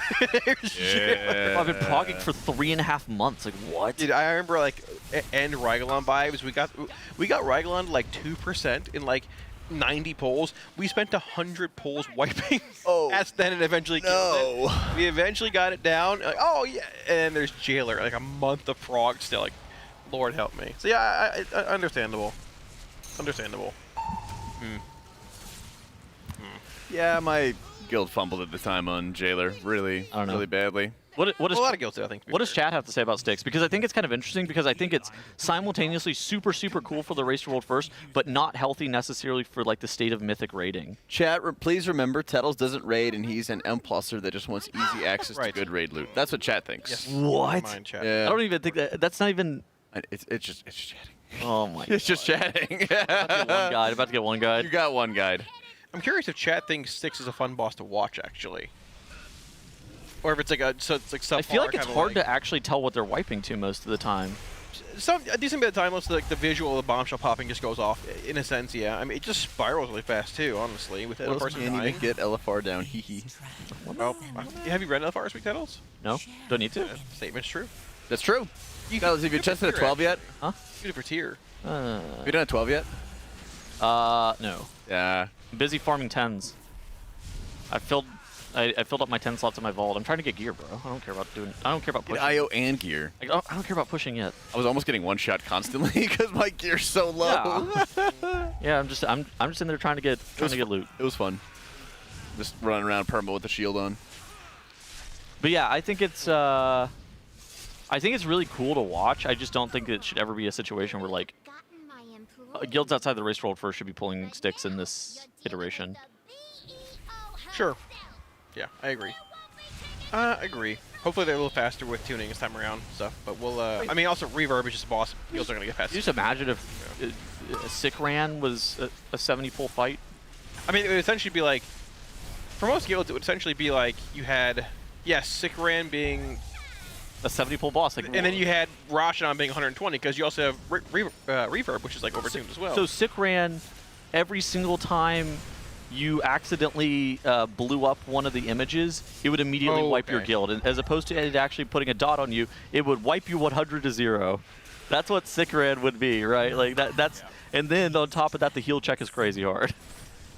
And if you accidentally got cleaved by the boss at all, then you'd wipe. Like and actually, if you had one of the ads still up, the mirror images still up whenever he did the sweep, then it would wipe you as well. Sure. Like this is the kind of situation of like that's how you can make Sikran an 80 pull fight. Does it make it a better boss? Probably not. Because No. it's harder. No, but it does make it a harder fight. Fair. I do still think that it's better to have fights that are challenging, and I mean, overtuned or undertuned. I want to see overtuned, but then if they need to be tuned, stepping in at a point that's relevant. If not, leave it where it's at. I think leaving it where it's at is okay for now. I don't think they need to move it right now. It's crazy. Max had some interesting thoughts on it on the end of day interview yesterday, didn't he, Jack? I think you were telling us about this before we came on. Right, and it was basically that without a heroic week, it's very difficult to know which classes that you're going to want to focus on. Yeah. And it's very difficult to know which of the fights is going to be really difficult until you go into heroic from the beginning. So it's sort of like a mad scramble at the very start from World First guilds that they have to figure everything out, which happens sometimes, but on top of it, it also makes it harder for everybody, really, when it comes to tuning. Because some specs are just really going to be lacking in one area or another. You might know this from experience with Boomkin. And historically, the Heroic Week tuning pass has been the thing to kind of equalize everything, bring up the underperformers, get stuff figured out. And now I don't think anybody wants to be in that position where they're like, well, we don't want to tune until after the race to World First. I don't think that benefits the World First guilds. I don't think that benefits casual players. I think everyone's kind of aligned that Heroic Week is nice. Yeah. I think we're going to see some specs actually getting ±5% aura changes tomorrow. Not tomorrow. I think it'll probably be the week after the race or so. Why? I think they would have announced it on Friday. But I think that we would all agree that if we had a Heroic Week, that would have happened before Mythic Oh, dropped. absolutely, 100%. And that would have just been a better environment for everyone. I've never understood. I don't even want to get into it. That's the thing. I don't really understand why we don't have the Heroic Weeks. I think there's a lot of positives for both casuals and for World First players. And I think the priority should be on the overall player base. But if it also is helping World First, then, you know, that's great too. Yo, can we cut to Sang's POV? I see he's playing Firestorm Dev Evoker, which they buffed like 7 times. Like 40% in the and I still didn't think they were playing it. I thought it was garbage. Flame Shaper? Firestorm. Firestorm, yeah. Oh, it's the big talent. Okay. Dude, I love Firestorm. Every other evoker hates it. Well, it's really bad is the biggest issue with it, and they've buffed. I think that it is probably the most buffed ability I've ever seen that evokers. I have 2 more. That evokers still don't play. Okay, yeah. It's super cool though, but it's been buffed a million times since Evoker's inception. Like I played it during Alpha when Evoker first came out. Thought it was super fun, but it was just actually terrible in damage. It was always terrible, yeah. But it's very cool.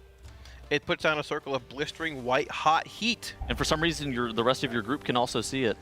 It's very cool. Yeah. There it is. Look there, right there. Bang! The blistering white hot heat being thrown on these mobs. Like a circle. Yeah, it is pretty cool. But yeah, I'm interested. I'm interested in seeing if he's actually able to do damage with it. Oh, I hope so. He's not healing. Well, he's below the tank right now, so it's just not. It's always been pretty bad damage. And they keep buffing it, so it's one of those. The bomb's running out. No, Oh, that's why. Hey, get the bombs back in there. Tank is sabotaging him. Yeah, clearly. it's okay. We got another one. We got another star fall down. he reprocced it with white hot heat or whatever it's called. The talent. Look at that. Holy moly! Oh, a third. Oh my gosh! Oh, that's the damage coming in. He passes the tank. Oh my gosh, dude! Look at we're that. in our Dragon Rage as well. Big damn. Big damn. Oh my the tank god. passed him Eternity again. Surge. Eternity Surge is down. All right, another Firestorm coming out here. Oh, and a big Fire Breath. Only rank 1 though. It's gonna do a lot more damage over time than it is gonna be on the initial hit. Sangs does have his Deep Breath up. I wonder if you're gonna be pressing that here. Looks like he's actually playing Flame Shaper, not that Scale Commander that most Dev Evokers have been playing. Commander's sick actually. If you like mass AoE disintegrates, it's super cool. You know something funny? I heard you. If you're playing Flame Shaper, you Firestorm single target. I can see it. I think that was the case a long time ago. Looks like he's actually pressing Disintegrate, but Firestorm is a CD unless it procs. I believe might have changed. Yeah, but it's up right now. Oh, is it okay? Yeah, it's Oh, there it is. Oh wait, hold on. Pull out the Firestorm. It's for the brew droplets. Oh, true. A little bit of precast Firestorm back cleave. Yep. Back cleave? Back cleave. Back cleave. What's the word that you're back? Look, like a proc into a proc. Yeah. Oh. Like behind the boss. That was his cleaving from behind. You know. Like. See, yeah, there you go. I think you said bat cleave at first. Back cleave. No. The bat is back. I am the knight. Is this what we call the? Dude, I wish we had Mythic Plus comp names that were fun. We could name them. Oh. I think I want to start. Oh yeah. You could. So it's like in Magic back in the day, you'd name various decks based on what's in them. Like you had Zoo, which is a bunch of wild animals. Oh wait. Gorillas and.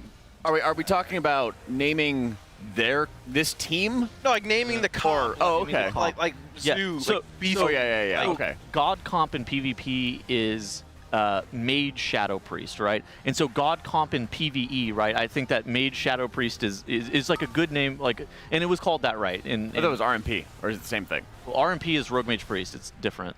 Okay. That's a Mage Priest. That's a healer priest. Okay. Because it's a rogue with a mage. Okay. So it's always a healer priest.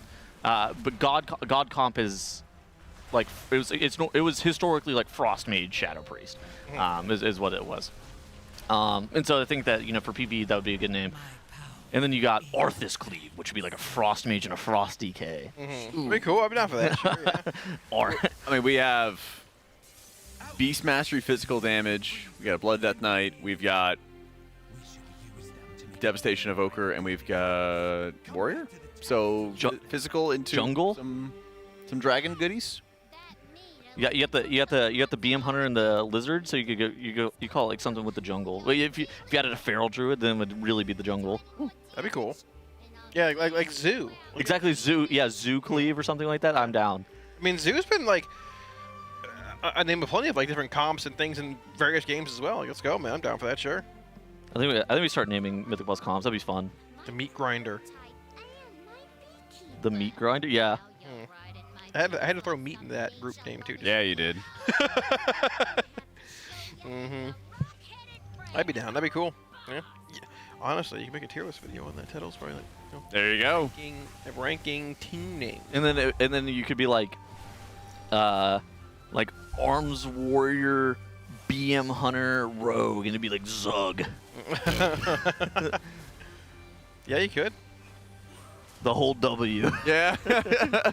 The rare W. Zug. I'm down for it. Let's go.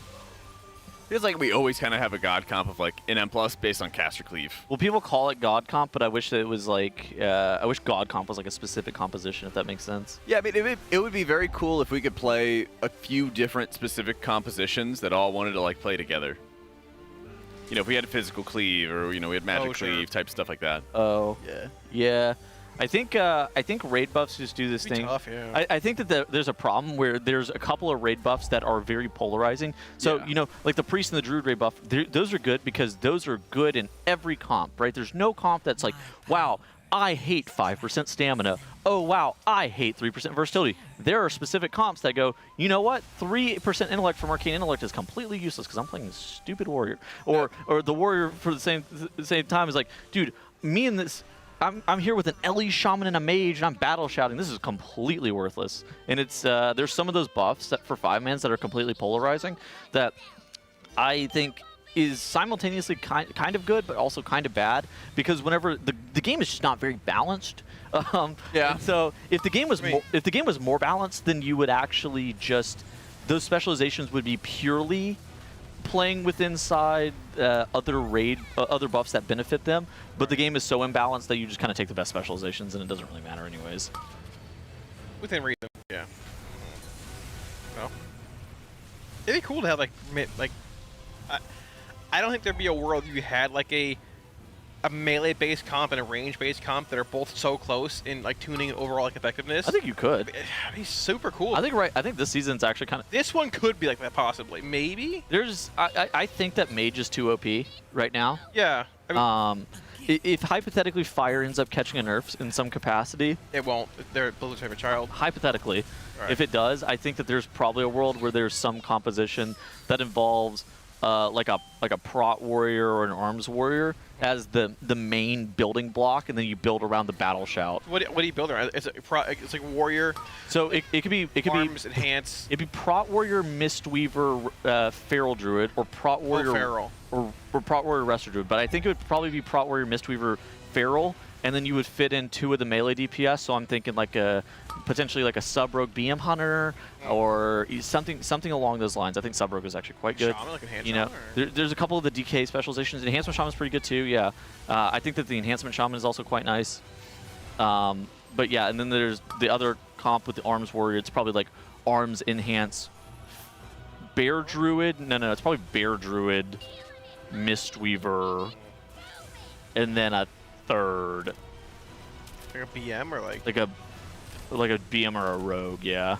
Oh, rogue possibly too, yeah. Again, there's a couple of DK specializations that are right, sure. So, but there's something inside those 2 potential spheres of compositional building where you're building around that battle shout that I actually think that there is a very good composition. Yeah, Demon Hunter would be better either. Havoc Demon Hunter runs into this thing where they actually operate the best inside the Wizard Cleave comps.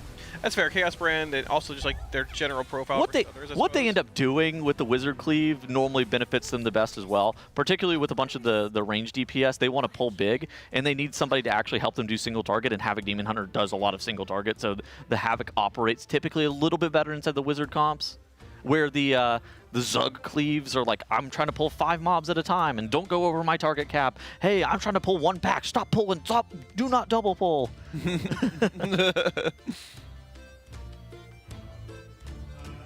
Glad I never have to worry about these sort of problems as a healer. You just heal, Jack. You just I just heal. These are the things that I love about Mythic Boss. Jack's just zoned out. We're talking about DPS stuff. Yeah, like, well, that's what you guys do with me when I talk about healing. no, so it's kind of perfect. Say, yeah, it's okay. Well, Just it's a reminder of like when you guys talk about like, oh, this thing has like 18 bajillion HP. I'm like, whoa, cool. Jack doesn't even target the boss. He doesn't look at the boss. I do target the boss. I the smite. boss died. No, go I again. smite the boss. Get on focus. He actually. No, I just target it. I straight target it. Focus smite. No, I just straight target. All I do is attack the monster. I attack the big high health monster and then I do healing. Simple. I'm a simple lad. A simpleton. Yep. Would. That's right. Simple Jack. It's fair.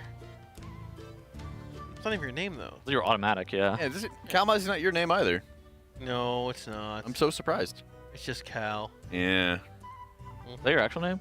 No. No. Kyle Lamazzi? Kyle? We have Kyle. we have the same name. No. I know. I was just asking. I'm not putting any holes in walls. No. God. What is up, Kyle? I mean, I got a cousin named Kyle. Name me. Oh. That's not me. Kyle Amazi. Yeah, it's close enough. Yeah, sure. Kyle Lamazzi. That's what I'm saying. Oh my goodness. I wonder if they're waiting for another Cinderbrew key. Possibly. Probably. When is lunchtime actually? It's like in an hour. 2, I think. It's getting there. We've been smelling the bulgogi. I think it. Oh yeah. it is? I think it's in 50 minutes. I thought it was a deep fry. Okay. I'm not sure how they prepare bulgogi. It's bulgogi? Yeah. So bulgogi is a marinated beef. No, I know what that is. So yeah. historically, how it's made is it's marinated overnight with seasoning and just the marinades and stuff like that, and then it's typically like grilled. It's like a Korean style beef calamari. So how do you because it's kind of like shredded beef. Yes. Right? How do you, how does this work? I'm unfamiliar with that part. Right. Is it like a slab of put together meat and then they cook it and then they shred it afterwards, or what do we got? It's beforehand. So before it ends up getting marinated, so it's like they shred. It's cut into the bulgogi pieces. Yeah. I think they marinate it in baking soda as well. There's some weird baking soda trick with like those kind of meats that makes it super tender, but I don't know how to do it exactly. I think you're talking about the intestines. We had a conversation. No. There is some trick. I've seen it recently. Like a lot of like Asian restaurants do it and stuff. Apparently, it's really good. I don't know how to do it exactly. Yeah, velveting, is that what it's called actually? I used to work. I is. I used to work in a Taiwanese restaurant. They made bulgogi there. Yeah, it's good. It's sick. Oh, maybe it is cornstarch, something like that. Maybe. I think it's cornstarch. Yeah. There you go. Cornstarch is OP. You called it baking soda? I was like, that doesn't sound right. They're both white powder, so yeah. It's baking. They're typically the same thing. From the kitchen. They're basically the same thing. From the kitchen. Yeah. It is baking soda. Yeah, that's what they're saying. Oh, it is baking soda. Yeah. Yep. I know what I'm talking. I'm a master chef. I've seen your food those streams on Twitter, and I disagree. Listen, I can't post. Oh, I grilled 5 pieces of chicken tonight. No one cares about that. Bro, you literally. I would just post. Bro, I'm gonna start posting post that now. pictures of the most disgusting hot dogs I've ever seen on your Twitter. First off, they're dot hogs. Oh man. First off, when he did the like 10-pound slow cooker of mac and cheese. They are vile, Kalamazoo. Yeah. He did like 10 pounds of mac and cheese, and then he's like, I'm lactose intolerant. Good lord. It doesn't matter what it is, a dot hog or a hot dog. It is nasty. Oh man. You tried one of the recipes from the cookbook, though, I gave you, right? I did, and it didn't turn out as cheesy as I was hoping for. Yeah, that's what I figured out, too, actually. Yeah. Oh, did you? Cookbook? Yeah, so it called for like half a block. You know when they have like the big blocks of cheese? Yeah. You're supposed to like shred half a block of the cheese, and I could barely taste any cheese, but it kind of tasted like, I don't know, just sort of like it was like a lot of red enchilada sauce, so it tasted more like peppery, like light spice going into it, but not cheesy at all. And so it was like spicy and creamy. Okay. And it worked out pretty well. It was good, but it just definitely was not what the picture showed.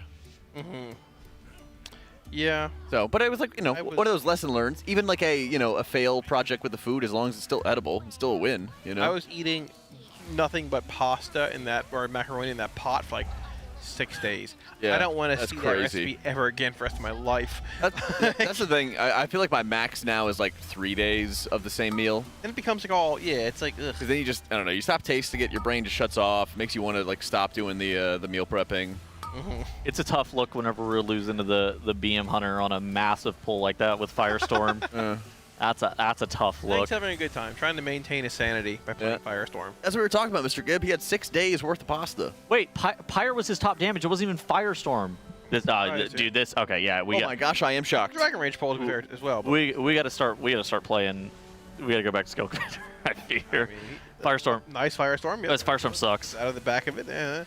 At least they stack. Is in the cleave of both. There we go. Very exciting. Yeah. I feel this being a Rain of Fire fan myself. Now we're at so low of a target count that we're losing to this Arms Warrior. Listen, brother, he's having a good time, all right? Yeah, that's the most important thing, is that we're having fun.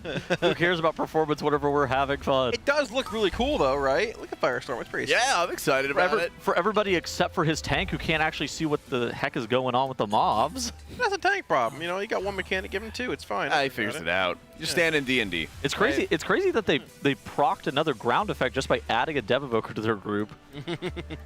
Well, you know, the best choices might not have been made, Tettles, but choices were made regardless, so.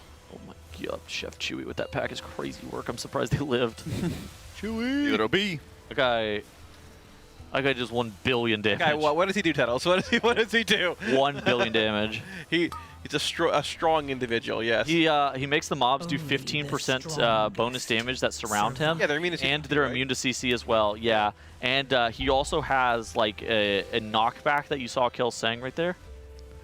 Yeah, he's a powerful individual. Yeah, that guy defrauds your entire group. A lot of people accidentally pull the entire room with like the first pull of this dungeon, and then they immediately get wiped by Chef Chewy. Absolutely. It takes some big coordinations. Let's see what they're talking about as we take it on over into a Monster Energy. Listen in. It's to be a bar fight then. Good. A gift of power.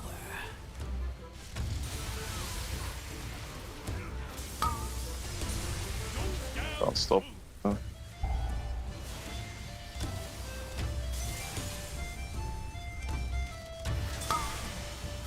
Tectonic barrier did like fuck up mobs. I feel like they didn't put a scaling on. Yeah, I don't think they did.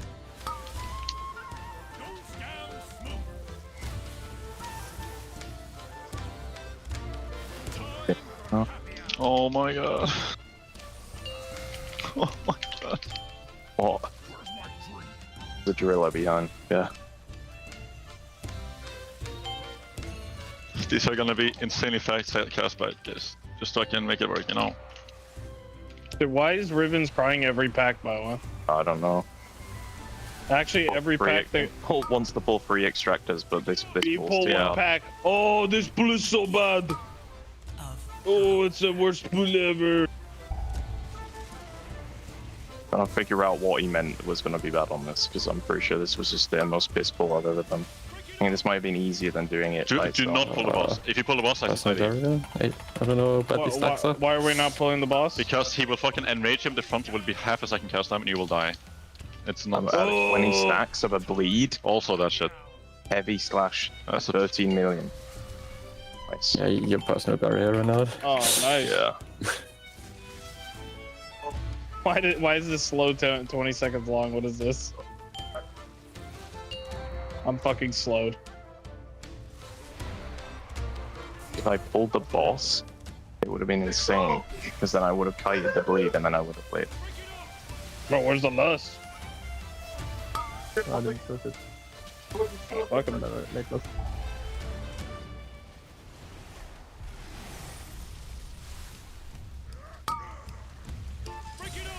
Yeah, late lust. You keep that shit, bro. You're doing full damage. Look at him. You have banishment? Fuck no. The fuck? That is probably like fucking capstone. Nah, it's dude, Jordako knows it's fucking off in fucking somewhere else.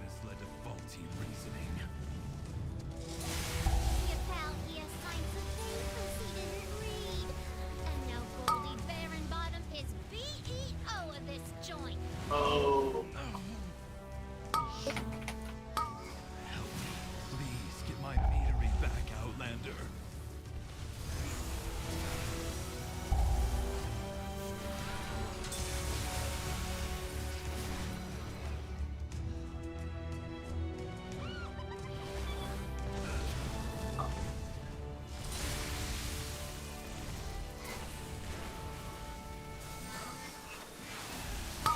focus boss. That's the first good call you made this entire game.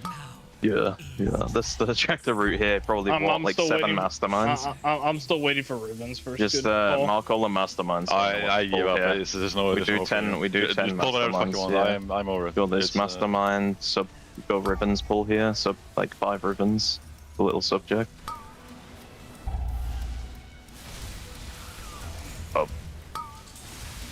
Got another mastermind in here. Fuck it. Anything, anyways. Is there a rat beating me up? Tank?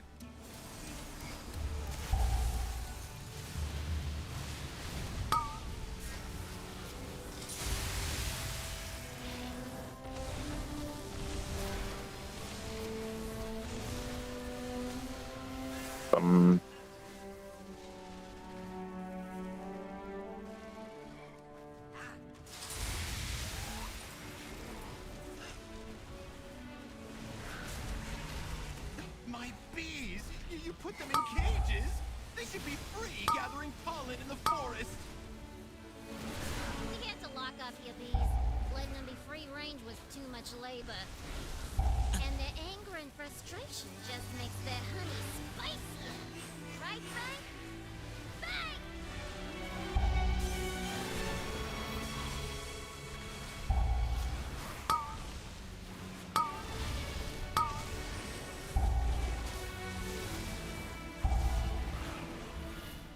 That goes off.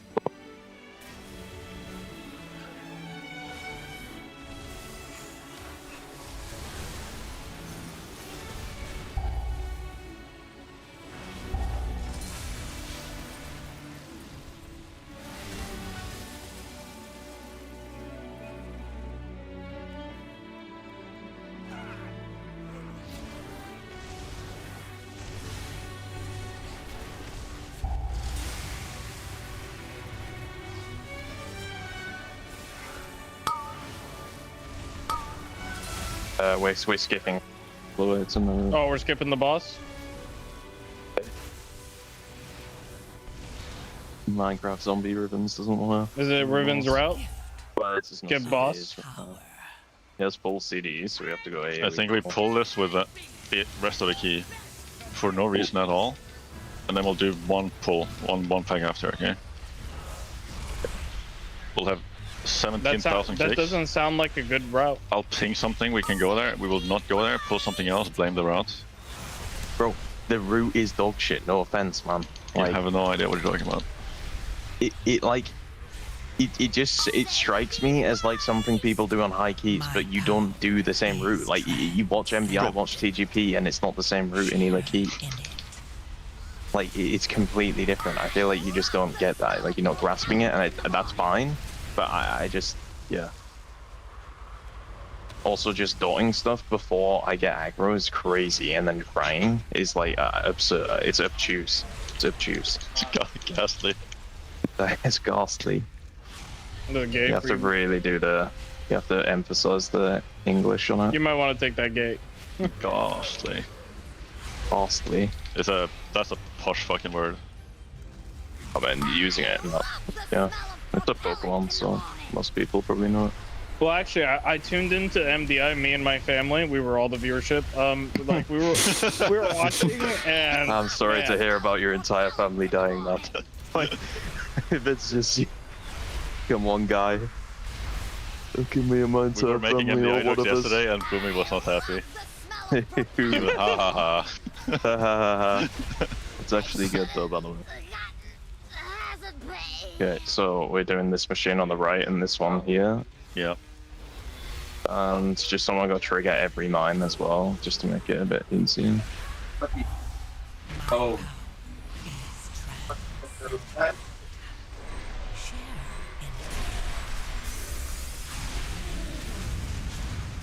Have fun with that.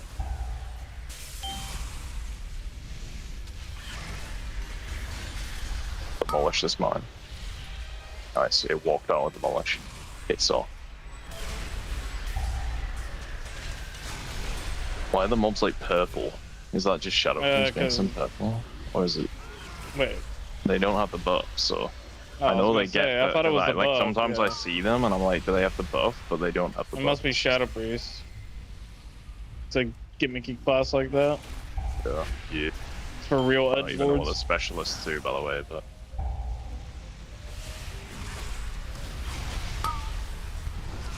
That guy.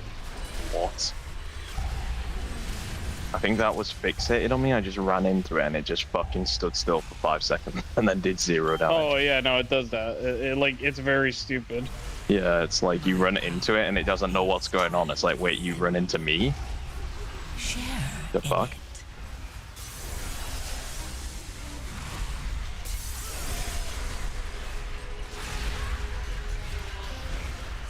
Pull this machine with the next two. We can skip the 2. We can skip the 2. We can skip the 2. Yeah, we can skip the 2. Yeah. I will We pull need it to to the deal with side the mines though. Just, yeah, we're killing the mines and we're skipping after. Okay, I'm gonna proc all of these.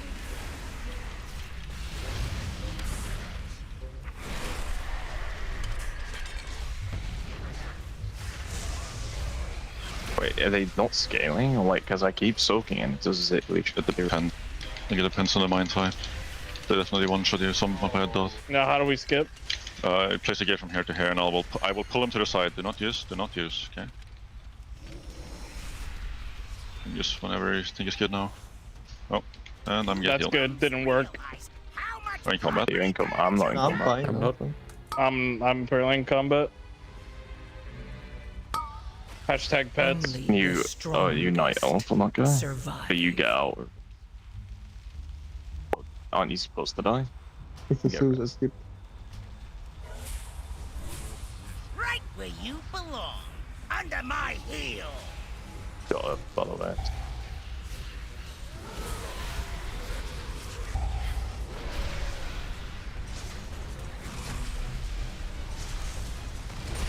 I get like 1 pierce at Rocket Dungeon.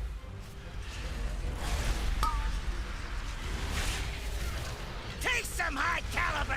A gift of power.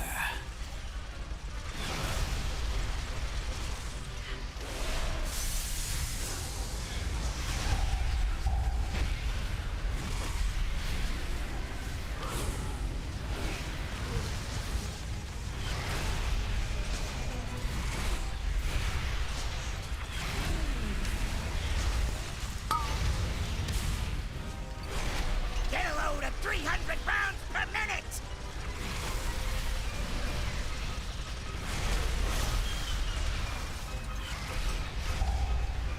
What am I paying you fools for? Get out here and fix this!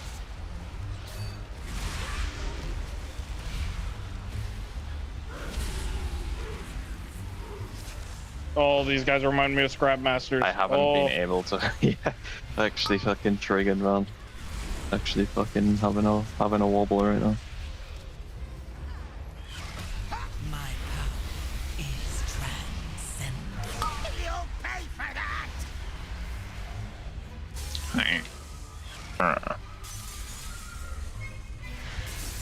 Mash!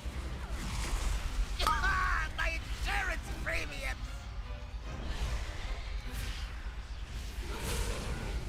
Crush! Yeah! Lost!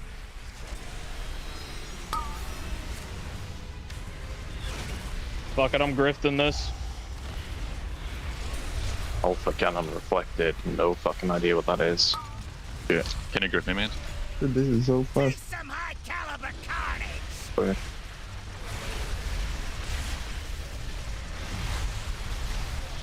Yeah, I'll hold damage for the guy coming up.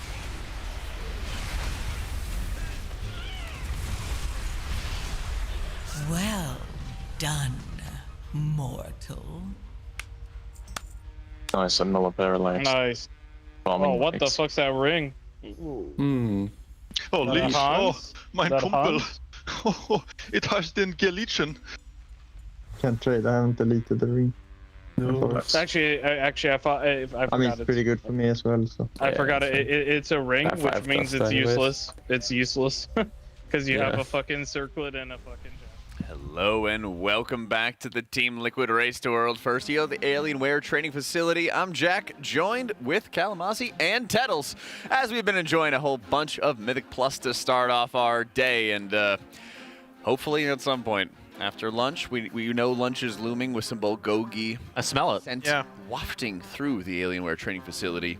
You used the word enjoying. What does that word mean? I don't think that word means what you think it means when you're doing M+. I'm having a blast of the race. because I get to watch it with my friends. I love Mythic Plus. Yeah, I know it has been enjoyable.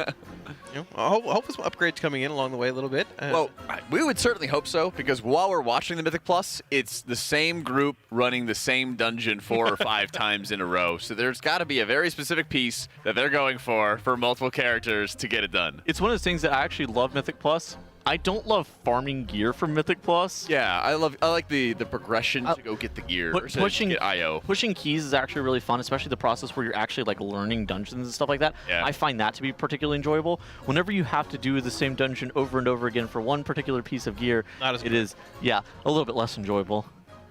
What are you guys doing? Closer. Yeah, I noticed we were a little bit far in the frame, so I had to get a little bit closer to you, Kalamazzi. Now you're covering up the pillow. I'm gonna stay over here. You guys want to share a pillow? Kalamazzi and I are friends like that. Mine's nice and warm for you. Yes. So why haven't we pulled Styx Bunkjunker today, Kalamazzi? There's no reason to pull Styx at this point. I don't know. I mean, our shift isn't over yet. Exactly. Very true. Actually, I sort of, I don't know. I don't think coming in and doing a couple M+ keys, getting warmed up a little bit, is actually like a bad idea necessarily. But there are some upgrades we're chasing, like you said. At the same time, I mean, there could be a world where the bosses change in a sense. Maybe tuned a little bit over the next couple of hours. Hold this pillow up, Tettles. Hold it up. There you go. Hey, it's some hopium. I mean, probably not, honestly, but at the same time, it is Sunday, and we're getting to the point where we might even just do some M+ for Vault being a bit more relevant in a day and a half when it comes to cracking that. We're probably not going to have 6 or 7 bosses on our loot table this time around. We're probably going to have 4, 5. Yeah. And the comp we're playing on this boss might not be what you want in the end boss either, so prioritizing those characters, getting them max Vaults and M+ could be relevant as well. So probably a plethora of reasons. It's so interesting to see the 4th boss in an 8 boss raid tier start off this difficult, because it kind of has you questioning like what's next to come. I think that the heroic bosses have always been really good indicators of Mythic, especially the last couple tiers. It's true. Ovinax, quite difficult on heroic. Nexus Princes had a good level of difficulty on heroic difficulty, and they followed the trend going into Mythic. If we know that One-Armed Bandit was such a wall on heroic to the point that they had to be insanely choosy about which of the helpers that they were going to bring along, and then they had to continuously cut down on them, they must already know that they're going to need to farm a ton of Mythic Plus for that boss, so they might as well be doing it for Styx, especially because they're hitting Enrage on it right now. I heard a rumor that they're supposed to be getting back into the raid right after lunch. Yeah, so I believe it. In like an hour to an hour and a half, I kind of expect them to start pulling Styx again. Yep. I really do have this expectation that Styx is going to die pretty quickly once they get back into the raid, probably within like a couple of hours. All right. But the thing is with Styx Bunkjunker is that it's like pretty high variance, and so killing the boss is actually really tough. We are kind of in any pull territory, but there's so many variables with the bomb spawns. The territorial bomb spawns are just like really difficult mob to deal with in general, and it can end up causing you hours of progression time if you don't if you're not able to capitalize on whenever you do actually have really clean and consistent pulls. One of the most annoying things on Styx as well is when you had those Sprocket, the Ray Beam mobs. What are they called? The Sprocket Masters? The Scrap Masters. Scrap Masters. Yeah, with the recycler. With the bombshell. Right. Yeah, basically on top of them, because you have to run them over to stop the cast. But at the same time, that bombshell, you can't hit it until it reaches 75% health, which is partially why there's 3 Boomkins in, 3 Shadow Priests in. But it can make for a really awkward scenario. But the thing too is that the damage check on the boss isn't actually trivial. So they originally not at all. they originally started on this fight, and they were playing a fairly standard comp, and they played like 1 Moonkin, but they played mostly what they're going to be looking to play for the remainder of the tier. And then they were like, we need 3 Moonkins, actually. These territorial bomb spawns are really hard. And then they opened up with the double Blood Decay as well. And then they were like, you know what's better than 2 Blood Decays? 3. And then they were like, oh, and then they made it to Enrage at 6.5 minutes. And the boss was at 30% health. And we were just like, oh. And then now we went from 4 healing to 3 healing and 3 tanking to 2 tanking. And now we're off double blood DK because double blood DK doesn't do enough damage. So now we're back on this prot warrior and we're still playing triple chicken because we need the triple chicken and it's literally required. And so they have to min-max their comp to a T to actually be able to kill Styx Bunkjunker. And even still, the damage check is still not easy. Like, they have to make sure that they get every single trash ball rolled into, and they can't have any deaths. They had an 11% wipe where they hit the enrage, but they missed one of the trash balls, which does about 1.5% off the boss. And they had multiple people dead for an extended period of time, which, you know, it's not great. So it's killable. It's going to be really tough, though. I've got a crazy scenario in mind. All right, I'm listening. I love it. What if the boss is not dead today? Come in tomorrow. Come in tomorrow. We Vantis up on Styx, kill it, and go dark on Sprocket Monk. Ooh. Oh, the plot thickens. Oh, week 1 of the Racer World first begins. Vantising the 4th boss. Oh, God. 5 days of consecutive splits into 3 days of Styx Bunkjunker. It's a possibility. Jack looks like he's losing his I'm going to be No, sick. I actually think that there's some legs there. Really? Hear me out. I mean, Sprockemonger Lock and Stock. It's just a single target boss fight. There's no ads you have to deal with whatsoever. Do we know what the enrage is going to be? I assume it's once everything has been empowered because there's sort of a soft enrage effect after the beta launch where it just increases the damage of the boss every single time. Third intermission, I think it's around the 6.5 minute mark or so. I think you basically take that point and you're saying, okay, well, like this is where the boss is just going to kill us after this setup. If they know that, and they know that they can't get any further on Styx unless they Vantis, there's 2 big objectives. Two big objectives for it. You need to do something to meet the DPS check, which is crafts, Vantis, any other mini plus you can do. All crest sent. Yes. Yeah. So there's a priority list for that. It's probably like craft crests, and then probably Vantis after that, something along those lines. Because Vantis is the most permanent thing that you can do. Right, and it commits you to it, so you would not have it for Sprocketmonger. And so then as a result, well, we know Sprocketmonger is going to be this big strategy check of like, where do you position at this point? Where do you position at that point? And it's something that's very easily susceptible to a strat being stolen or yoinked. Yeah. And then that means that other guilds don't have to take as much time to do it. So it really sucks as a viewer having any sort of scenario where they go dark. But if you are able to benefit by getting a little bit ahead of it, could be interesting. The other factor, though, is we have weekly reset rolling around. They'll have another full day to do it, and they're going to be kind of running out of things to do. Okay. So I'm not sure if it would matter if you went dark, because the other guilds would just still have another day while you're into the weekly reset. Right. Sprocketmonger is interesting because I've heard the number thrown around is like a 2.1 million DPS average. Maybe, yeah. Something like for that. the check to actually be able to be met.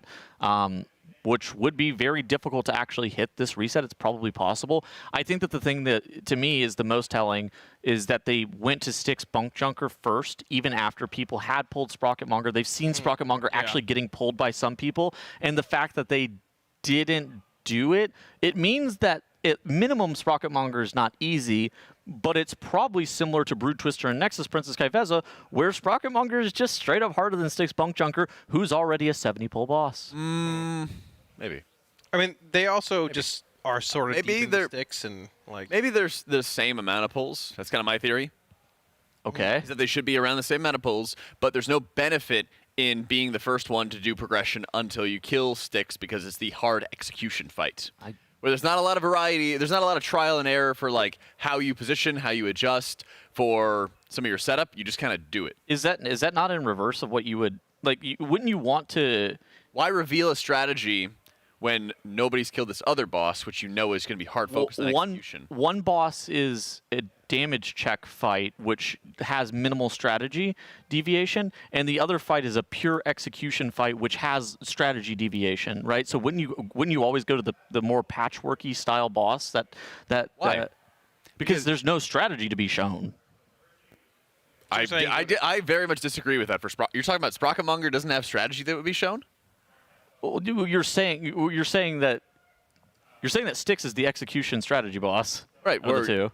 What I'm saying is both of them require a high amount of execution, but there's actually more strategy in terms of how you position, where you get yourself set up, that could be yoinked by other guilds. I think there's a So if somebody gets ahead of you on Styx, they're going to start progressing on Sprocketmonger, and then you're able to benefit by watching what those strategies are, and then that'll accelerate your progress as a result. And so if you did that first, it's not like you're getting some kind of gear that's going to immediately make sticks fall over. You're just kind of doing some of the legwork first for other guilds. And why do that if you don't have to?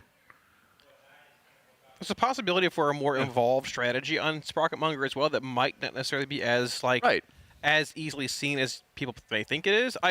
If there's any kind of strategy you want to hide, you just go dark in the fight. You're the first to get there. Yeah. Like, it's unfortunate as it is, and maybe you don't because resets around the corner. It's going to be a long race, but Sprocketmonger is relatively deterministic, I think, barring the RNG of the blue and red buffs on players, which can also throw a big loop into things too, depending what the pops are like. And so I think I side with both y'all, honestly. I think Sprocket's likely to be I wouldn't say a weak core boss, but a boss that's heavily eased with the usage of like an assignment style weak core, or at least a list where your 21st man is then able to call who's breaking, when they're breaking, what they're doing. Right, but isn't the proof in the pudding though of like, if it was more worth to do Sprocketmonger, one of the world first guilds would have done it already. Well, yeah, that was my point. Mm-hmm. So you guys agree? So what I'm saying is the reason that they're not is because there's no point in doing the strategy or focusing on it when another boss like Styx exists. You would always kill the easier boss first, I think. I think they're of similar level of difficulty. Like I said before, I think they're going to be around the same amount of pulls. I guess we'll wait and see. Yeah. I'm just having a good time. Stop fighting. I'm also having a good time. I'm just going into the reasons why I don't think that they're pulling Sprocketmonger, and I think it's Mom and Dad similar are level fighting. difficulty. Why do some extra legwork, figure it out for somebody else when everyone is going to have to do Styx anyway? Fair. I hope I'm benched for it. I don't want to do it. Really? Wait, Styx or Sprocket? Just bench me for all of it at this point. I don't even. Oh my gosh. I would. You could come be a retired raider in Incarnate. We have a nice. You guys raid like 7 days a week. What do you mean? We have a retired raider rank who helps us with splits, and sometimes we bring him in for Mythic and everything like that here and there. Mm-hmm. Come in and farm. Be an extra farm gamer. I don't know about that one. Yeah. You don't have to raid 7 days a week. We raid just a couple days. Just a few. All right. Well, I will contemplate it. But I think chances are low, Jack. Listen, man, I like my 3 days a week. Even though we're rating 4 this week for some reason, I like my 3 days a week. I'm getting older, you know. And, right. I don't know, brother. I'm not sure about that one. What I am sure of is that I'm a little tired of seeing floodgates. But hey, you know, hopefully this is one of the last few we see before the actual lunch break and then back in the sticks. Well, if you don't like it, we can go to Darkflame Cleft. We got Trill and Atlas doing it. A little switch POV. We do have a plethora of POVs here we could swap to, yeah. I guess there's a possibility. I'm not sure what they're actually after. What are they doing? That's a cool route, actually. Let's stick here. It is, actually. I haven't seen the glider, or I guess. I didn't even know there was an architect in this corner. There you go. Yeah, I knew there was an architect over here. I've never seen somebody actually go to this side, though. Typically, you grab a bunch of divers with the architect in the next pull because the divers are actually fairly efficient mobs. I'm kind of interested in seeing what they're going to grab next, or like where they're going from here. I guess they're following along the wall. What if they were able to lock Gateway straight up? You actually are able to lock gate on like past those two Predators, past this pack. Yeah. I was thinking like I don't know. Go vertical. All right, you can go that far. Okay. Having seen what they pull, I feel like this is less efficient than the previous pull. This corner pack is like fine, but again, you're basically foregoing pulling divers, which are a much easier mob that give you decent count. So I don't think this is better because the architect is inherently a mob that you have to pull solo, or you're only pulling them. You're only pulling them basically with a pack that they're attached to because you can't move them. You're not chaining an architect. Right. If you get to glide around though, that's pretty cool. Like the skill points in there. But you're gliding regardless. I guess theoretically that's true. It's a longer glide either way. You're saving time. We're saving time, okay? I don't think that this is like that big. I don't think there's a big difference. It all comes together in the end, Tunnels. Don't worry about it. That's why they're there and we're here, okay? I think they're timing that in the 15 characters. Yeah. They're easily dominating this key. If I rated as much as them, I'd be world first too. Can we chatting, please? Chatting. Would you want to raid this much though? Absolutely. Dude, I'm also not good. So there's so many problems with this. Dang man. Oh man. You're great, Tettles. You're very nice in my heart. We should have the casters that are not casting during splits during heroic splits, just go raid with Liquid and see if they can keep up. Oh my. Yeah. I could. Yeah, I got it 100%. Keep up a splat on the bench is about all I could do. Yeah, no, that'd be fun. Dude. That would be fun. Brother, I do not want to raid that much. No way. Raiding has become so taxing with like M+ farming anyways. I don't. Regardless of raiding that much, I think it's difficult for. It's difficult to even explain just how much better these players are than.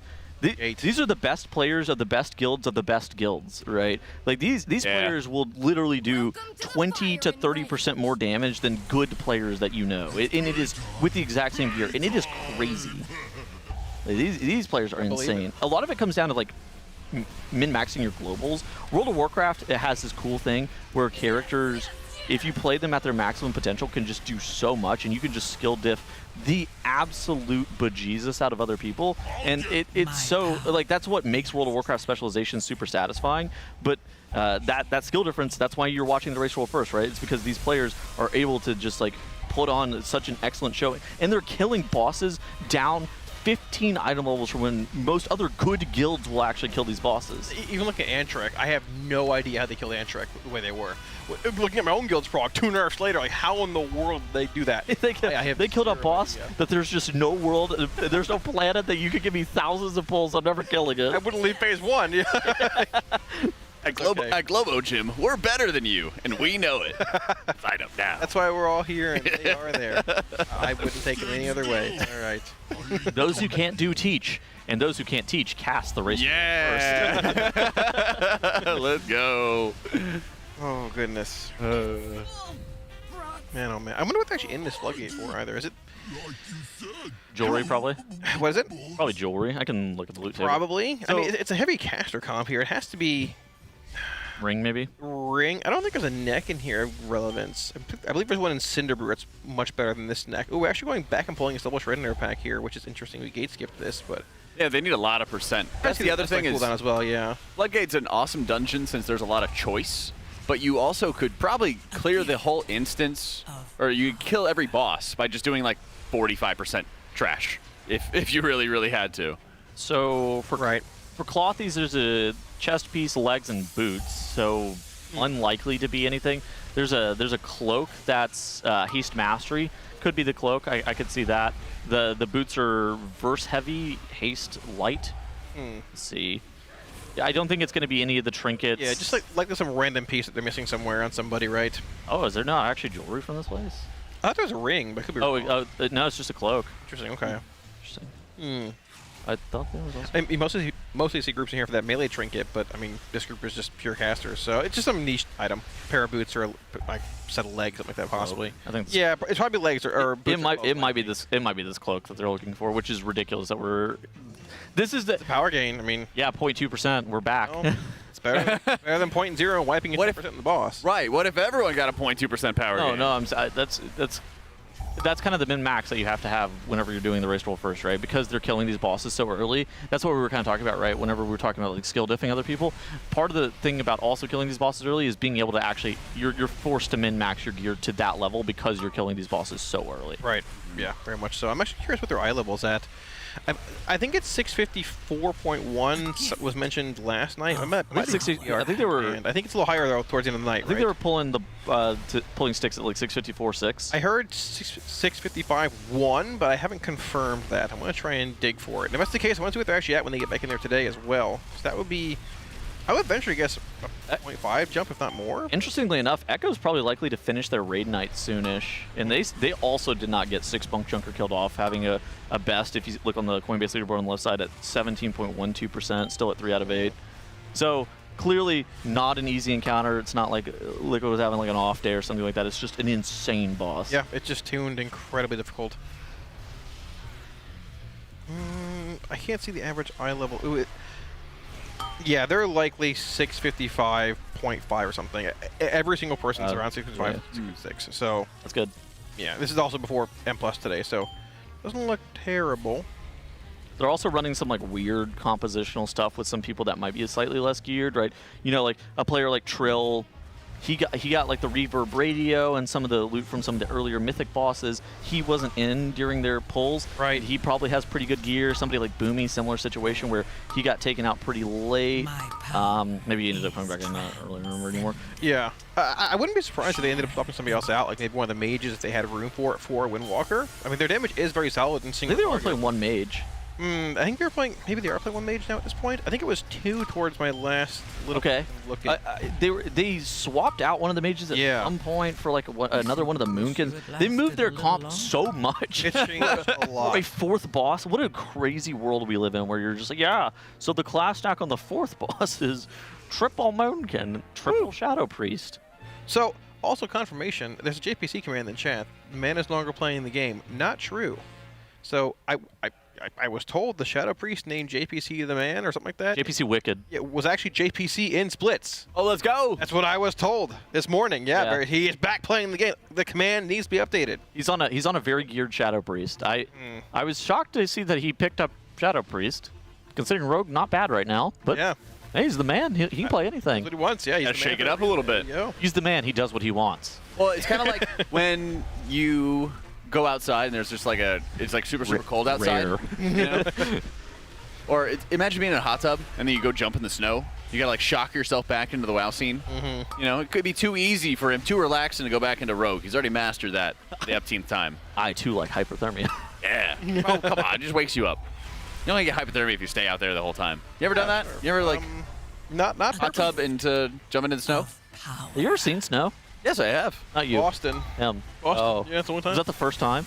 Only time, yeah. That's crazy. I was like 1 and I saw it. Doesn't count. I don't know. Yeah. Boston, that's it. Didn't it snow in Florida this year? It snowed in northern Florida. It was like, I think it was like 2 degrees higher than it needed to be for it to snow where I'm at. It was very, very close. But it was basically snow flurries. But it snowed full on in the Panhandle. Yeah, it was crazy. The northern part of Florida, the Panhandle. You know. Stop making that gesture. Most of our audiences are in a. They know about the pans. I'm pretty sure that EU has panhandles as well. What do you think they got Italy the boot, right? No, they got the boot, yeah. Yeah, but they know what panhandles are, is what I'm saying. I wasn't talking to EU, though. I'm talking to Tettles. Oh, okay. True. Thanks. Fair enough. Fair enough. My bad. That's okay. It's all right. Sounds good. I'm sorry, Jack. I didn't mean to hurt your feelings over there. I'm sorry. Did you live in the panhandle? No. Oh. No, dude. The Panhandle's like Cowtown. It's like cows. Cowtown? Emma Tatman lives in there, apparently, but that's about all I know. Oh. It's like a bunch of cows and like pastures and stuff. Also, I don't know if they have the Panhandle. I think they have Le Manche. What is that? The handle. Oh. Le Manche.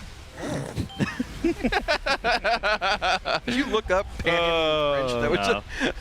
Yeah. Sometimes you just know things, bro. I don't think... I would love Tettles to read a script in French.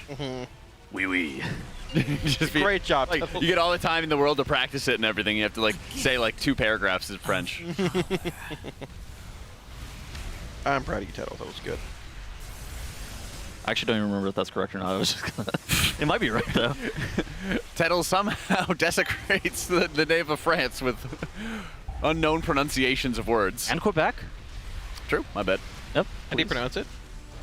Wait, what? You mispronounced Quebec? Quebec. Well, there's a U. Oh. It's, I don't know. It's somewhere not in America. I'm not sure. I don't know. The Great White North. Stop playing O Canada. Stop that. I know the Panhandle. That's all I know. The Panhandle and the Tide. So, where's the national anthem? Where's the U.S. anthem? Just like a big eagle screeching. Well, yeah. Well, our production. I was gonna say, yeah. Our production's all Canadian, so they just don't have the American anthem. I think that was the American anthem. I think that was it. Yeah, I think it was. I actually don't even think that was O Canada on ref. It's like a thought. No. Well, it's okay. You know, we're all doing our best here, right? We're all doing our best. Let me readjust my pillows here. Oh, we are. I know you're all pillowed up. I think it's probably a nap. I was going to take a nap, and that's not happening anymore. So I think this might be the last Mythic Plus run, and then we're off to. I wouldn't lunch, be surprised. And then we're off to Mythic Raid. A little lunch juicer, and then get back to raid stuff. Yeah, that'd be optimal. Hopefully, we can pull some good gear here. You could load up on. Bubbles is significantly easier than PTR. Holy moly, as well. I mean, still tough. Well, they nerfed backwash from chat 10 seconds to 6. That dot used to persist for 10 seconds. Watch this. They just res Siri. Big damage going out. Oh, he's going through it. Thankfully, they do. The Apex gives you haste and what else? Just haste. Just hosty. Doesn't it give you leach? Is there a tertiary? Some tertiary. No. Speed? Pulsar gives you leech. I thought it was haste and something else. No, Pulsar's mastery leech. It might be haste and speed. Clarify, chat. What does it give you? Help us, chat. I know Ascension. I thought Ascension was just haste. I thought there was like a tertiary effect with each of them. I'm googling Ascension. Give me 1 second. Or Ascendant orbs, rather. Haste and speed. There it is. Okay, yeah. Okay. Hosty and speed. There we are. I knew it. I was hoping to be like haste and leech, and I'm like, oh, let's go. We're gaming. I never feel the haste benefit. I don't know about you guys. Everything feels kind of the same. Haste is the hardest secondary stat to get across to somebody that doesn't understand secondary stats. What do you mean? Because people, I probably answer it 5 times a week. Yeah, but haste makes me cast faster, so it's the best stat. Like, brother, you might cast spells twice as fast if it's hitting for 1/8 of the power versus stacking mastery. It's still not as good, but you just can't get it across. Yeah, but I cast faster. It feels better. They sound like PvPers. It's just not how it works. Dude, PvPers do the same thing where they're like, well. But I'm casting fast. But I actually get my cast off quicker, so that means that the haste is the best in this very specific instance. It does feel the best, but by a long shot. But like when it's hitting for 1/10 of the power, it doesn't make a difference, really. Like. That's right. Ay, ay, ay. I'm gonna fight your logic with my feelings. Ooh. Well. Hit him. More casting equals more damage. You know, honestly, yes, please employ that strategy. I just don't come to Calabazi, whatever your damage sucks. I've gotten to the point in my videos in the sim section where I say, hey, you should really sim your character. Here. You're gonna lose damage, but if you don't want to, follow this, but don't blame me when it's wrong. Ooh. Because so my hands are clean in this. I'm good. It's okay. Warlock's a vibe class, anyways. They don't actually have sims. I mean, well, you're wrong there. They just make stuff up, and then they're just like, yeah, this sounds good. I just hit dummies on PTR at this point and make videos, man. If it's wrong, it's check the website. That's it. I can't wait for, you know. I did that too. I started hitting dummies for healing checks. Oh. I grabbed 19 helper friends, and I had them jump into lava, and then I healed. Our count situation? It's great. A little bit weird here. Yeah, they overcounted, but that's, I don't know, it's kind of rare to overcount. A lot of times you just undercount, so I don't know. Go boors. I can't count it. This place is certainly easy to miscount in. Yeah. That's the thing. I'd rather that they just do overcount because it doesn't look like they're gonna hit the +2 chest, and it doesn't really matter if they hit the +2 either. Yeah, they nerfed 10s by a substantial amount as well. Yeah. And they're super geared to the point where they are just absolutely blasting every single. I mean, they're dungeon. at Trapper 2 chest here, I believe, correct? I think. No, they got 2.5 minutes left. Yeah, I the think top left. I think we're missing the 2 chests by. Wait, no, they don't. Do they? That says 2 minutes and 20 seconds. Oh, for 2 chests, sure. I thought you meant total depletion. Yeah, sure. No. Yeah, it's probably a little short actually, but yeah, we'll miss by about a minute or so, probably, give or take. I was thinking like 30 seconds, perhaps. I guess they have less, probably. I mean, this boss isn't even that bad, honestly. I don't know. Like, it seems like it's the easiest boss in here. Like the HPS check seems real on certain things, but I don't think. You don't think it's the easiest boss in here? Bro, I think my tank can get 100 to 0 in this fight. Sure. Okay, maybe it takes a lot of damage, but it's all avoidable mechanics, though. Like, I don't know. You know, it's been easiest to me. Maybe your tank's ain't that good. Calabazi has no idea what this fight does, by the way. Jack is all I've loved. Yeah. You dodge? I have an important thing to say real quick. I just found out the other day that the healer never gets targeted in that intermission phase, by the way. So they should always stand off to the side so that they don't have anybody bait lines on them. Yeah, that's actually a good tech. Yeah. So that massive zap, the damage shadows. Holy moly, you're right. The damage of that massive zap and that heal check is actually insanely high, and your tank can literally at any given point get turbocharged and punched for his entire health bar and just die. Offensive. Yeah. This is the easiest fight in here, he says. I think it is by a long shot. Maybe I'm playing by people that I was going to tell you. I think Demolition Duo is... I would hope the Demolition Duo is easier than this. I think Demolition... Oh my gosh, no. In Pugs, you kidding me? It's a complete disaster. That's why I said I would hope. We couldn't even shoot the blimp down. Are you kidding me? Didn't even make it to the last boss. Yeah, well, we made it eventually. I'll tell you that Swamp much. Face. Swamp Face is the hardest boss, though. You would concur? I actually don't think so. I think it depends on the people you're playing with. If you're in a POG, I think Swamp Face is the hardest boss. If you're in a group with people who aren't going to grief you, I think that Swamp Face is second a dance. Okay. But it's a dance you know how to do, though. It's a heal. It's just a healer check. Sure. Well. Oh, look. Done. They two-chested. Huh. Easily dominated. 20 seconds remaining. I didn't think it was possible. Yeah, well, they got a lot of gear and it's a 10. They just got it like that. All right, what do we get? What do we loot? TSE. Come on, brother. I actually didn't see what we got. I don't know. He doesn't look at loot. He doesn't care. He's just looking at the party chat. Someone had 642 legs on. So you're probably in there looking for those. To Oh, there were actually, I think. There were legs, yeah. Hands. I think it was piss low. So it might. It might. Character, not a. Well, yeah, that's the character's name. Yeah.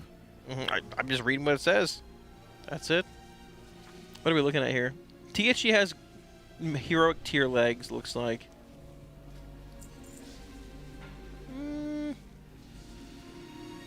Hopefully something relevant dropped, but couldn't tell you. Yeah, I mean, there's a lot of Mythic Plus that to be ran for very small gains. We're at the point of the Race to World First when, you know, at the very beginning of this week, splits were pretty crazy. You were actually gaining 20 to 30 item levels on potentially even some pieces. Now, a lot of these characters, we're talking like 6 item levels on 1 slot of gear, and we're talking like a 0.3% damage increase. Something around those More lines. than 0. Exactly, and it's definitely more than 0. There's still items to be gained, and like Jack mentioned earlier, what happens whenever you get 0.3% DPS on your entire raid? Once every single character gets a piece that is an upgrade, and that, I mean, it definitely does factor in. Yeah, exactly. Right. It ramps. It ramps. Hopefully it'll be a heck of a ramp for these guys today. Looks like some people are standing up and starting to walk to lunch. Maybe we're done with Mythic Plus for the day, and we're going to be able to get into Mythic Raid. You know what else is ramping? My hunger, actually. Oh, mine as well. You smell that bulgogi just wafting through the air. Yep, they do too. There they go. Chat, spam sniffer. Yes. No, don't. Spam sniffer. Oh, my. So, okay. How do I get on these After casts? lunch break, Mythic. Okay. Are you saying? Yeah, I believe so. Yeah, I think that they... It's the rumor. That's a rumor? I'm starting. I'm taking a guess. Yeah, I think it's We didn't ask. We're just going to make it up. We're going to figure it out, though. Of course I made it up. That's right. But then something I didn't make up is that we have a MyBlue giveaway. Holy moly. Oh. Do we have to spin that wheel today? There is indeed going to be a nice spinny wheel that we have access to. They do a daily giveaway called the Daily Derp. Congratulations to today's winner, Orange Chowski. They're winning the $50 in Team Liquid store credit, so you can put that towards any of the Liquid or Race to World First apparel.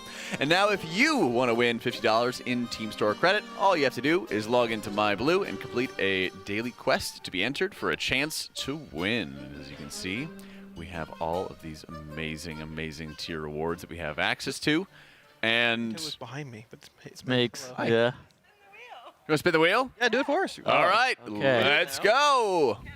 A good. Last time we had a group make a C# sound into the mic, and that was Oh. You were there, weren't you, Kalamazoo? No, I was not. Oh, it was Makes. Okay. It's still going. She had a big It'll big stop pull. eventually. Spin again. You do it. You got to check. Can I go this way as well? You do whatever you want. Yeah, it's a wheel. Sometimes they don't go both ways. One of the great Sometimes they don't go both ways, okay? Not always. Not a wheel expert. A wheel. That's a lot of... Watch it go spin again. That'd be crazy. It actually might be. If it's spin again, then we're leaving. Yeah. $1? $1! Yeah, buddy. Go. Come here. Jack, you pulled back. I didn't move. You just missed. You flinched. You should have left him hanging. That would have been Shout the high five. I'm not giving you a high five either. Okay. We won $1. So, well, now what? Oh my God! Oh, buddy! Woo!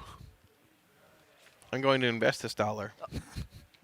I guess this is like $1 now. It's 10 Did Canadian. you invest it at Coinbase? Into my Coinbase account. Your Coinbase account? Yeah. Yeah. Why is it plastic? Currency? Yeah, it's. I got. Whoa, I want that one. Take this one. Oh, does it smell? Sniff it. Sniffa. It doesn't smell like $1. Oh, okay. Well, what does it smell like? Don't they smell it like syrup? Syrup? I like that one. That's cool looking. I'll take this. All right. Here, you can have mine. Oh, thank you.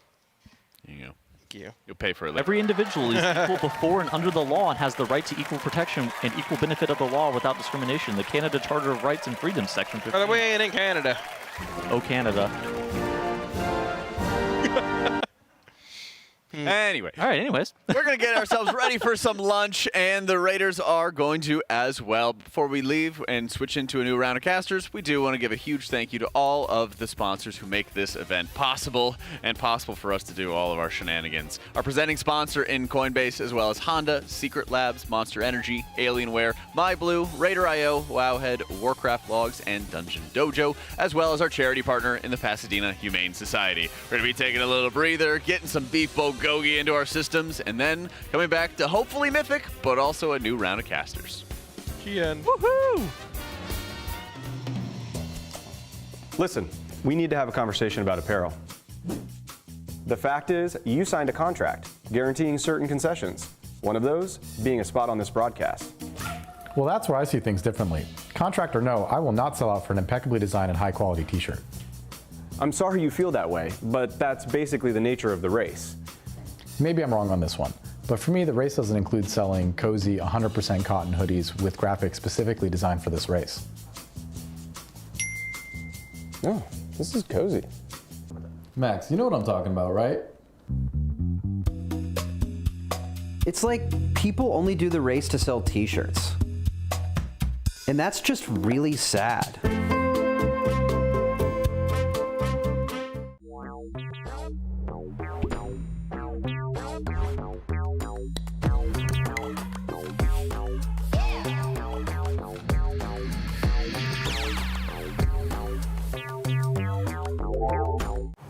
How about this to celebrate our spring championship? I celebrated by getting a new Honda Civic Hybrid. With style, power, and fuel efficiency, it's next level awesome. Get in. Why didn't I think of this? How do you return a billboard? Max, hurry up, they're behind us. Just a few more tweaks. Hand me that tool. This better be worth it. Almost done.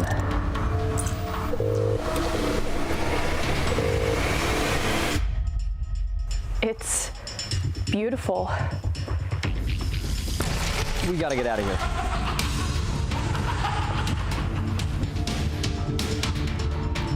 Don't forget the PC.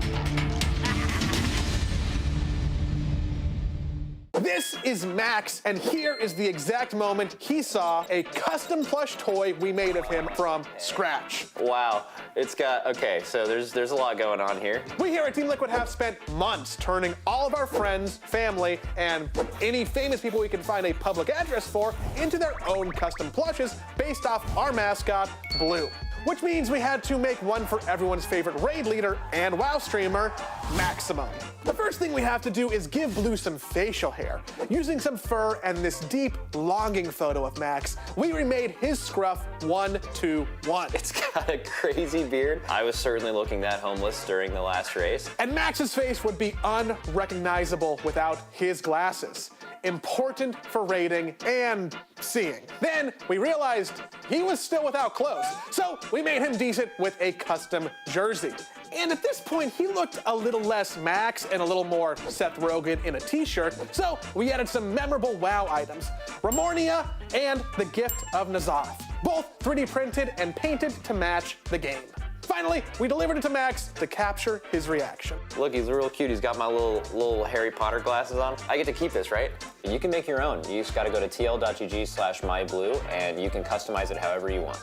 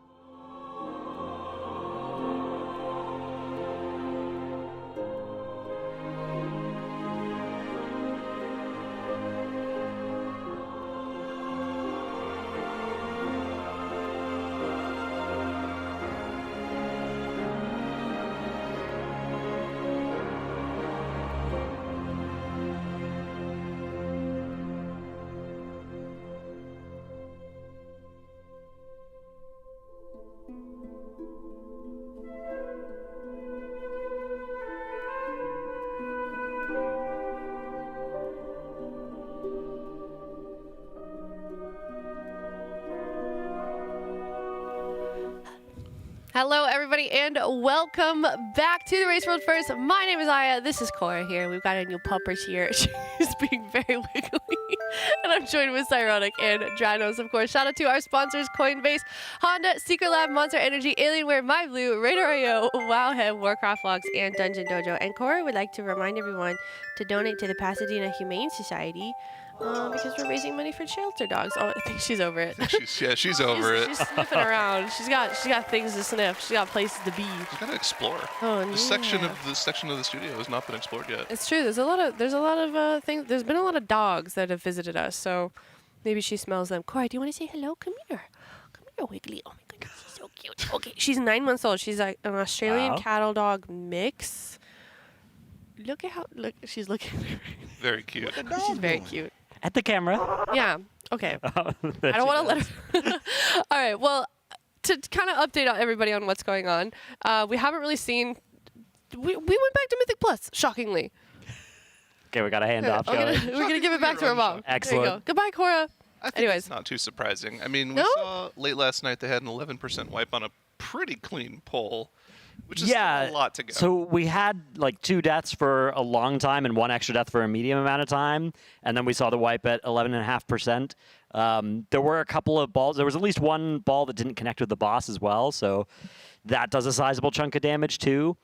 Plus, they have more gear now, so when you add all that together, it's looking possible, but I'm hearing rumors that some Vantis runes might get clicked on boss 4 out of 8 here. What? To make this happen. I guess it is. There are players who are only going to be in on this boss as well, right? Like Moonkins, for example. It's pretty free for them to click it. We'll see how many players decide to activate that, though, because it is a sizable commitment, but it's Sunday. Your Vantis rune's going away in 2 days anyway, so you can't hold it forever. yeah, may as well. People are not familiar with that, like particular system. Excuse me. Maybe like explain why that's so important. So the Vantis rune, you can click it on a boss once per week, and you're buffed against that boss for the rest of the week. And it's a little bit of versatility. It's like 2% verse or something like that. So it's you get a little bit tankier, you do a little bit more damage. It's used to get over the finish line on a lot of bosses. Typically in the Race to World First on week 1, guilds try and hold that Vantis rune until Saturday, Sunday. I think the idea going into this week was we're going to Vantis rune probably hopefully Muggsy on week 1, and then Gallywix on week 2. Maybe worst case like One-Arm Bandit week 1, Gallywix week 2, right? Like that, if things had gone slow. But it turns out some might get sent here on Styx Bunkjunker, maybe others on Sprocketmonger Lock and Stock before we even reach the One-Arm Bandit, because we're just running out of time to kill these bosses this reset. Yeah. Well, I've got good news. We're looking at our other monitor here, and we can see a group of more than 5 players is being converged on, so we might be going back into the raid relatively soon here and see some more pulls on Styx. After juicing up for the entire morning, too. A couple extra item levels on the players that have been replacing those 630s that they still have from last year. Yeah. Plus maybe the Vantis runes on some of the characters that won't be used on the single target encounters. That could definitely make the difference. They knew we were coming. Like us three. Thank So you, they're like, Liquid. all right, yeah, thank you so much, Raiders. I really appreciate it. But before we do get into some more polls and hopefully some progress on the Mythic boss, we do have a exciting giveaway. If you are in chat, definitely type hashtag Undermine in the chat. Blizzard has provided us codes to give away for you guys watching from home. You can get a Grizzly Hills pack master, excuse me, in an auspicious. I don't know how to say this. The worm, basically. The old Grizzly Hills pack monster. Yes. Oh. Yeah. Oh, speaking of. Wait. Oh yeah, yours is Grizzly Hillsest of these 3. Grizzly Hills. Yeah. Got some early the color scheme of yours. Yeah. I can't. You just going for the ultra? Oh yeah, I've been spamming M0 ultras. This is the El Clasico. I was reliable. pondering the fridge for a bit and I couldn't decide, and THD was standing there. He's like, okay, you should go for bottom left. And so this is a THD recommendation. Is that one like pear? I don't Or know. It's kiwi? ultra paradise. Oh, paradise. I don't know. You guys open yours and maybe it'll give me. It doesn't. It often does. On the back, it'll tell you like. Oh, tropical breeze. Yeah. Okay. Yeah, that still doesn't help much. How about a private island with a white sand beach, turquoise water, and a gentle tropical breeze? Okay, so the tropical vibe. So pure, crisp, invigorating island flavors. So maybe like kiwi, pineapple, So yeah, now. Yeah, mango, tropical, something like tropically. Yeah. Let me yeah. just- Because the color makes me think of pear. Yeah. Well, I don't. But I don't think it is. Yeah. After because pears don't make me think of tropical. Describe taste. It is tropically. Okay. Yeah. Okay. I feel like I am at a private island. Okay. All right. With some beach music. Yeah. Did you open yours? No, do you want the ASMR? Yeah, I want to hear it. I want to hear it. Yeah, okay, here we go. Real slow. Nice and slow. Slower. Slow it down. Nice job. Okay, and then Good boy. Good? you got to do the. Yeah. You gotta do that. Yeah. Nice. That was nice. Great what I job, like to hear. everyone. Yes, indeed. But I also do like to hear that we are potentially getting back into the raid. We just saw quite a lot of Mythic Plus. Do we know if we gained much from that? Was that worth the effort that we put aside from... It's looking pretty good. Yeah, the item levels are going up. I'm seeing some people sending their upgrades as well. It looks like pretty much all of the runed crests that are remaining on characters are getting sent on the best possible upgrades now. Okay. Which is, it's fine, right? Like, because we're going to a second reset, on reset 2, those ruined crests they're going to have infinite of those. They're gonna be at the ruined achievement. So it's just a case of using them right now on whatever the best upgrades are to try and make this boss die for a lot of players. I'm seeing the raid composition starting to form up as well. And we may have some people in that weren't in on the previous polls as well. Yeah, it looks like we see 2 Windwalkers. Yep, right? Trill was not in for most of Prague. He was largely doing Mythic Plus during the progression we saw yesterday. But I'm seeing him entering the raid up at 656 on his Windwalker now, having sent, I believe, all or almost all of his runed crests. Still waiting on one more person to join the raid. They have the same healer comp, Healing Priest plus 2 Mistweavers. We're waiting on one more DPS to join the raid. It's probably going to be fired up, though. It could, yeah, we need a mage to... Oh, wait, no, is that a... Jeb E, that's KSP's mage, I believe, in Fired Up's probably the one missing character. So we could be on 2 mages as a possibility, yeah. It's unless they want to add something like a 4th Balance Druid. That sounds fun. Why not? Could be a vibe for this fight. Yeah. Yeah, the comp has been going through some changes to try and make this fight better. The stacking of the Moonkins, I think, has been the biggest story. And then the other story was loading up on Blood DKs, realizing we need more damage, cutting back down to just 2 tanks, 1 Blood DK. Loading up on healers, realizing we need more damage, cutting down to just 3 healers. It's been a bit of a roller coaster. Something that you very rarely see with a 4th boss of a raid is this level of optimization being required. You know, doing something, like we often see them go and do M+ on Sunday. Yeah. Because it's the second to last boss, and now they need to finalize their item level on their characters that are in. But this time around, it's happened on boss 4 of 8. So, yeah, correct me if I'm wrong, but this time last race we were finishing up Kaiveza progression. Right? Yeah, this time last race would have been Kaiveza prog because Silken Court died on Monday. Yeah, they like started on Monday, finished on Monday, I think, with Silken mostly, and. Yeah, then we had Ansarek for a couple of days into the second reset for quite a while into that second reset. Do we know where Echo is in comparison with their Mythic Plus and their splits? So I don't know their best pull. Yeah, they also have dumped about 60 pulls into this boss. Okay. Best pull's about 17.5% from what I checked while we were eating lunch there. Yeah, so pretty much the same pull count and progression into this fight.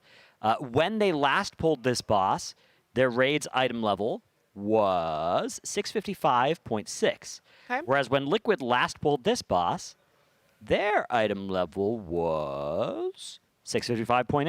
Okay. But I expect that's going to jump up to something like 657 across the board here when they pull it next. So we will update as soon as they pull the boss again.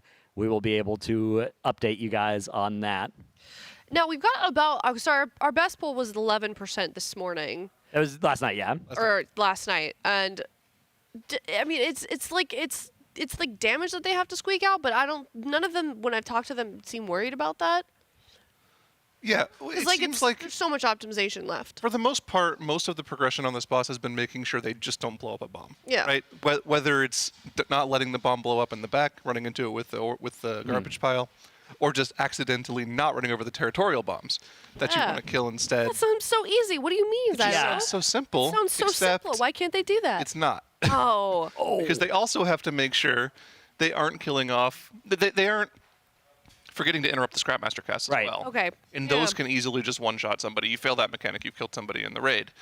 You only get, on a 6-minute encounter, 2 battle reses, really, plus the initial. So, just 2 total. So because that enrage timer is pretty tight. It's right around that 6-minute mark that the boss just goes crazy, and you can live it for a little while. You can survive some of that damage, but not for very long. So, yeah, it's a nasty combination of a DPS check that's fairly tight, and the mechanics all have to work out as well. So you can't have people randomly die once you've used that B-res, right? If somebody else dies, you're probably going to miss the check. You need all of the garbage piles to connect with one of their targets. You can't have anybody just expire, or else you're going to lose a bunch of damage on the boss. And again, it's a tight damage check.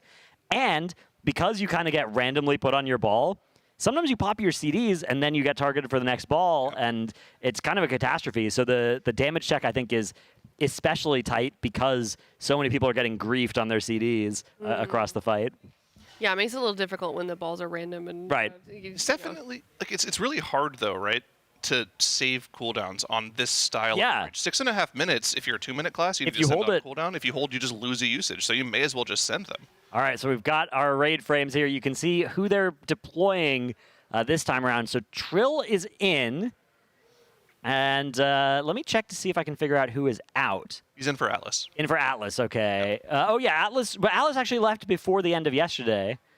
They've made one other change here, which I will identify if I can. Oh, their DPS warrior's gone.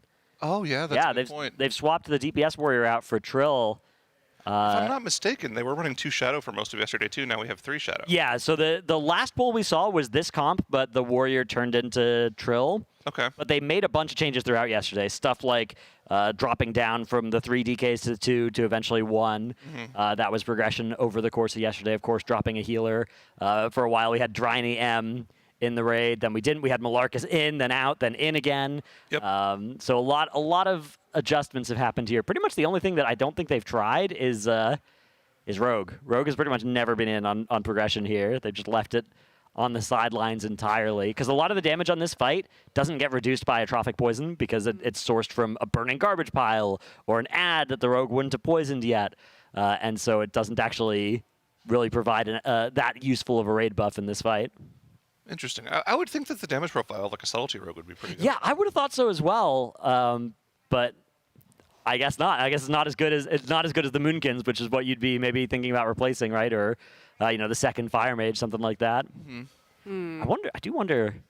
I was looking at the Fire Mages, and they look really good because the Fire Mages dump a bunch of damage into the boss. The Ignite then freely spreads that to the ads that are nearby.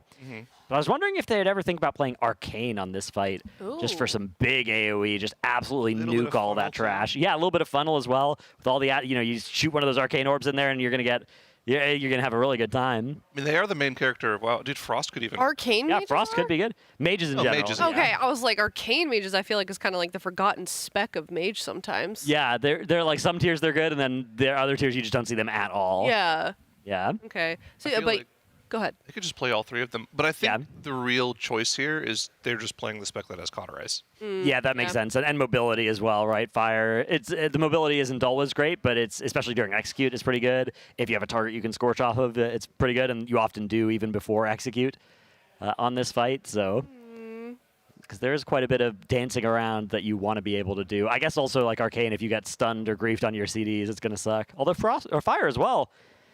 Yeah, Fire, I mean, because they're running Kindling and this very big cooldown reduction version of Combustion with the tier set, if you hit Combustion and you instantly get turned into a garbage pile, that's got to be a disaster. Pretty upset as a Fire Mage. Yeah. The RNG of it is definitely playing a significant factor. Yeah, they talk about things being like it's like code red as if 2 Moonkins get targeted for balls ever, and they just don't have that, because then your ability to instantly knock the bombshells off of their garbage piles goes down to 0 pretty much. So they have to adjust based on how many of those Moonkins are targeted by mechanics each time. I'm kind of curious with the Warlock specialization choice. I think THD's tried all 3 of them on this fight, and he's just stuck with Demo because it's the easiest to just AoE cleave trash on top of the boss. Destro could be a choice on this fight. It's really good for target swapping to the territorial bombshells and maybe fill in as like a pseudo boomkin whenever 2 of them get turned into garbage piles. The problem with Destro is like its single target is not that great right now. Right. And they've kind of needed to index into single target wherever possible. I think if you're a guild working on this boss in a couple weeks' time and say you don't have access to 3 Moonkins, right, which a lot of guilds don't, I think then having your Warlock play Destro would make a lot of sense to sort of patch that hole, and hopefully you have enough single target damage by virtue of a couple weeks extra gear. And look, I don't want to be too early on this call as well, but I would be shocked if this boss stayed in this state. Even on the next reset, but especially the one after, I think it's likely to catch a little nerf or 2. This is the kind of boss that I wouldn't be surprised to see something like, an 8% health nerf and then like 2 extra seconds added to the Scrapmaster one. Yeah, I think that's a very likely thing to see. Maybe the damage of the fire ground as well, getting lowered a little bit to make it a little bit less. The thing about this fight that is that there's like one individually difficult job on this fight, which is getting your ball to medium-sized fast enough to hit the Scrapmaster. That's the only thing that's, in a vacuum kind of tough. But then there's like 10 things that are all sort of hard that you have to be doing simultaneously, and that combination makes it really, really hard as a fight. So the total pressure, it builds up because there's just all the mechanics simultaneously needing to get dealt with, and you have to do a bunch of damage to beat the enrage check, and you have to heal through or defensive through all of this mythic damage, as we are seeing them finally having 19 out of their 20 players in the raid, the 20th getting summoned right now. Woo! So we might be ready to finally advance here from the 69 pulls we left at last night. Oh, darn. Yeah, that would have been a good one to get the kill on. Take a look at the gear here from Boomy. Looks like he's finally replaced all of those old 630 pieces of gear. He does have the old bracers on, but that makes sense. Yeah, right? those are going to be embellished. Embellishment. Yeah. And then he's got a 675 crafted wet main hand, presumably with Ascendance. So, yeah, he's got 2 embellishments, full this tier 658-ish gear, 1 old bracers to activate that embellishment to double it up. And then he's got the very rare trinket, or the very rare weapon, the fist weapon in his offhand. Always. He's got House of Cards, Eye of Kazan. Yeah, Boomy is... he's juiced up. He is, he's got the kind of gear that I think a lot of us would be happy to get by the 2nd month of the raid, the 3rd month of the raid. He's got it here in the 1st week, and yet this DPS check is still tight. So, yeah, this is tough. A tough fight we're looking at here. Do you think we'll see a little bit of a regression, some time to warm up into this boss just because it's so mechanic intensive? Not necessarily regression. It's just this is the style of encounter where when a mistake is made, usually it's something that will instantly wipe the raid. It's not something you can really recover from. So we'll probably see a few of those wipes. Now, we could actually just see them straight up one-shotted if everyone happens to do the mechanics properly the first time. But I think it's more likely that there are a couple bombs that explode in the first few pulls, and they ease back into it. Yeah. Oftentimes on this boss, it's like, it's 60%, something like that, because it is a pretty pass-fail boss. Right. There are a few ways that people will get killed, but there's a lot of ways that your raid will get killed. Any of the bombshells going off, for instance, that's usually going to wipe the raid or kill multiple people. There is the chance of somebody getting shot by that recycler cast, and that just does kill one person, but as soon as 2 of those go off, then you don't have a B-res anymore, and yeah, it's usually a wipe from there. Once you're trying to get this boss done with 19 people, I think it's pretty unrealistic with this week's gear to actually hit that DPS check, and you have to then devote more damage to ads, and then you have even less damage on the boss, and it all falls apart. So the boss is unfortunately going to get accidentally pulled here. This is an annoying thing about this one, is that it patrols around pretty much the whole room. They have the raid up here on this wall, which is safe, but somebody was down on the ground and was not safe. Now they've pulled trash. Oh, no. Because there's trash out here where you go to reset this boss. Minus 30 seconds. Yep, and now they've lusted this trash, so they're going to have to reset the boss again once they are finished here. It's not going well so far. Yeah. All bits. Boomy popping all his CDs with this lust on this trash. He's still going to lose to impact. And oh, no. The last second there. At the end. That was Beautiful a close Todd. One. Oh, it was a close one. Takes them up to top damage. Yeah. I think they're just about ready here to start this pull. You guys want to take bets on the first wipe? They're going to kill it the first pull. Oh. Okay. Okay, all right. God knows. I think it's going to be like a 65% wipe. 65%? Okay, what do you think too?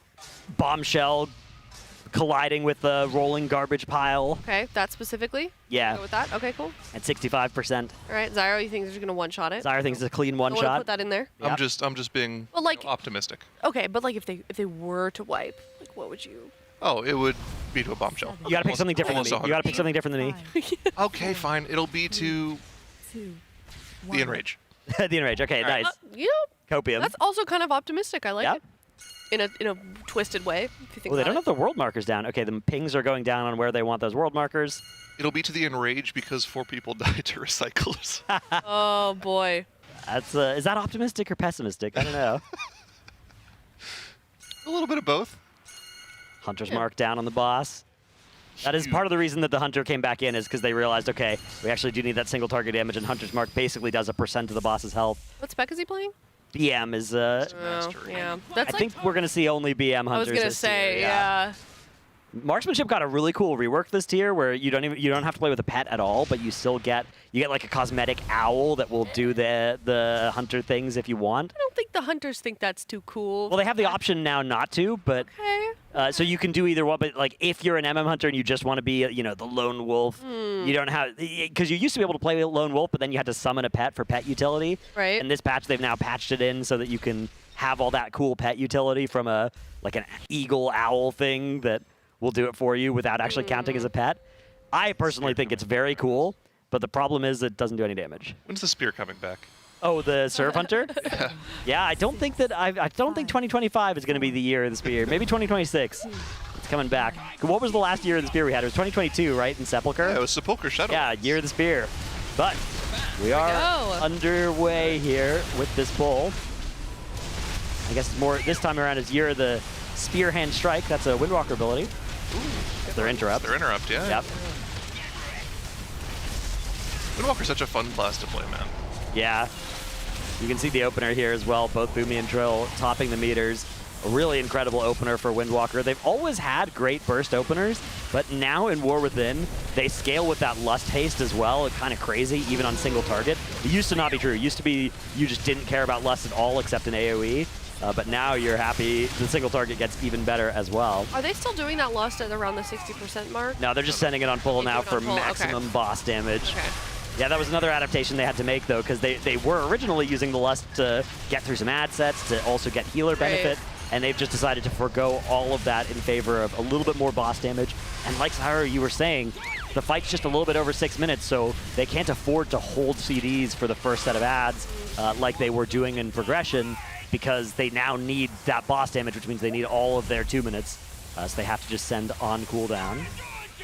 I mean, yeah, all of those, you have like maybe 10 seconds of wiggle room, right? Yeah. In your 2 minute class. Because most 2 minutes tend to last 15 to 20 seconds. So, like, if your 2 minutes are coming off cooldown 5 seconds before a garbage ball spawn, you can hold for that. And then hit, well, no, you actually just have to hit it right away because you're going to be in the garbage ball for like 30 seconds. So, no, you just have to send everything right away. It's actually a kind of a pain. It's a disaster, dude. It's such a disaster if you get targeted by a ball on your 2 minutes, yeah. But you're compensated with 200 million damage, I guess. Yeah, that's true. That does show up, at least for you, on the details meter. That's why Shaq is currently in #1, is because he collided with the boss on one of those bombshells. We're approaching that 65% mark, though. Let's see if one of those unfortunate bombshell collisions happens this time. Beautiful Ring of Peace. Oh, is going to move that bombshell. Sort of still under the boss, though. Huge. All right, looks like they've avoided that fate this time.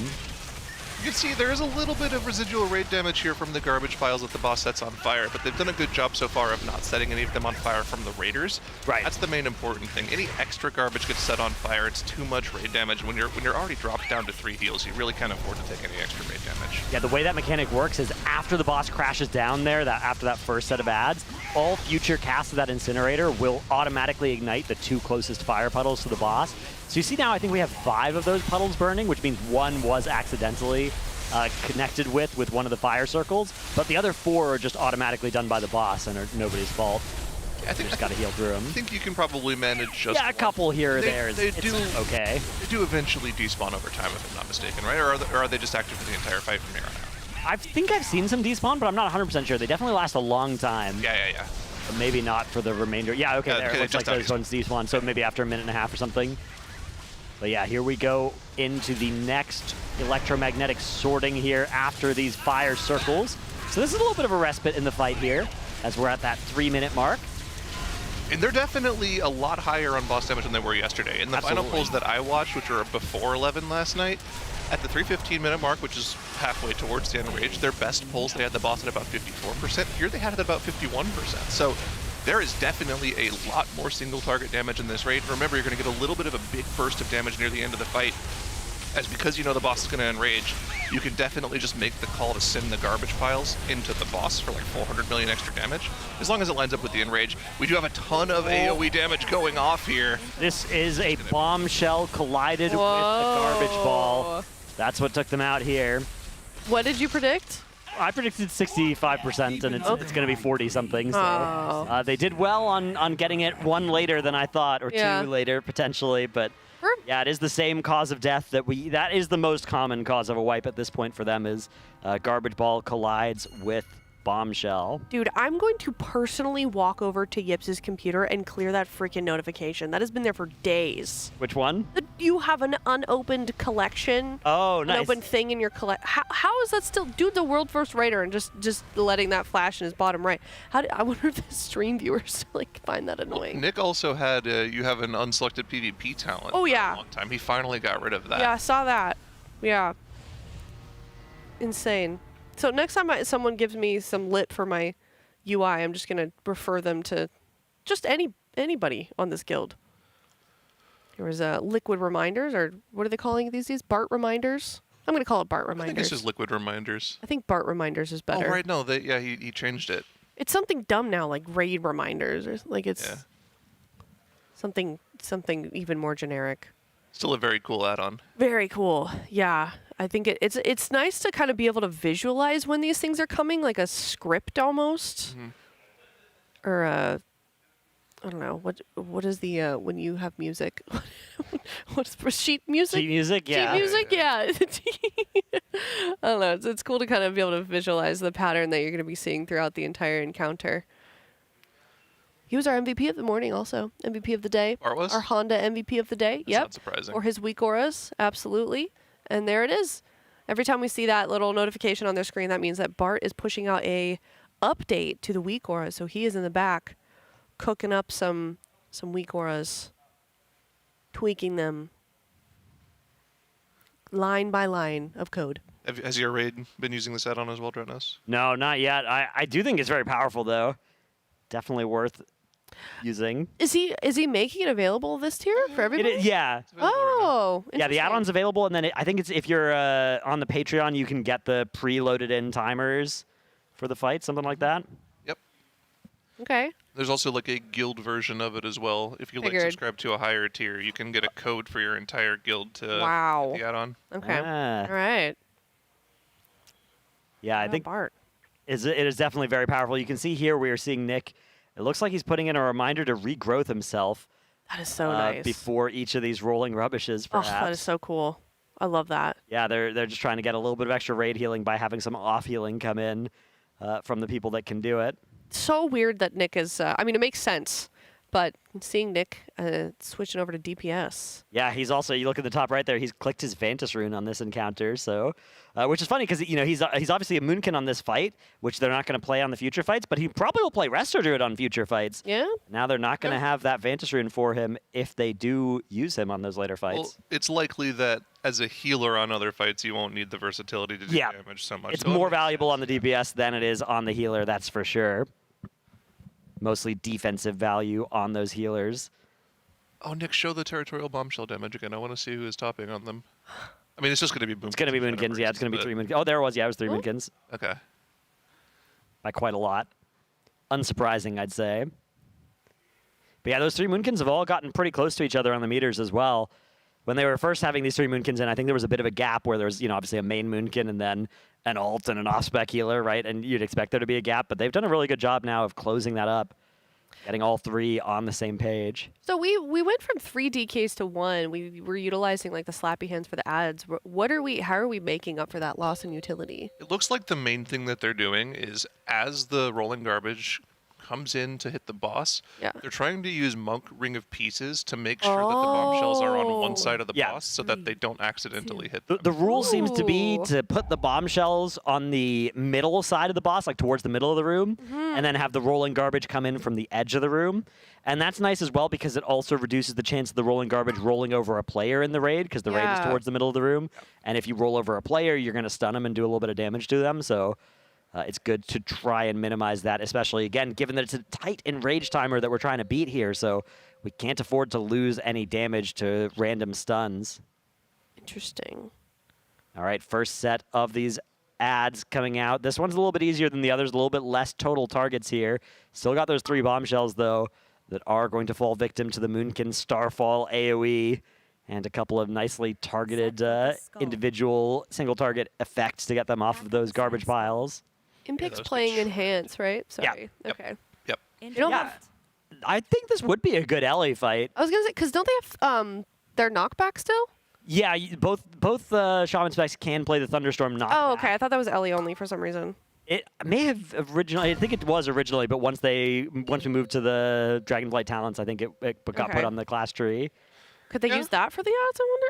Yeah, you could. It's a last resort sort of thing, but you really don't want to be on that side of the boss if that's where the rolling damage is going to come in from. Impact really doesn't want to have to do that. You know, if there was an elemental shaman, they could probably, with Spirit Walker's Grace, not lose too much damage to go and get on one side of an ad and thunderstorm it. But it does. Yeah, I mean, the main plan is just to have them come in, I guess, with threat. But gosh, that's hard for the tanks because there's only the one tank that's active there. The other tank is rolling garbage. So this is a good tier, I feel like, for shamans. Yeah. And for resto shamans too. I think that the choice of which shaman to bring for that raid buff is not an obvious one. Enhance, I think, is the default that the guilds are going to go for, and it helps that you have Impact, who's you know, great at that spec, very consistent player, right? But I do think Elemental and Resto both have their upsides as well.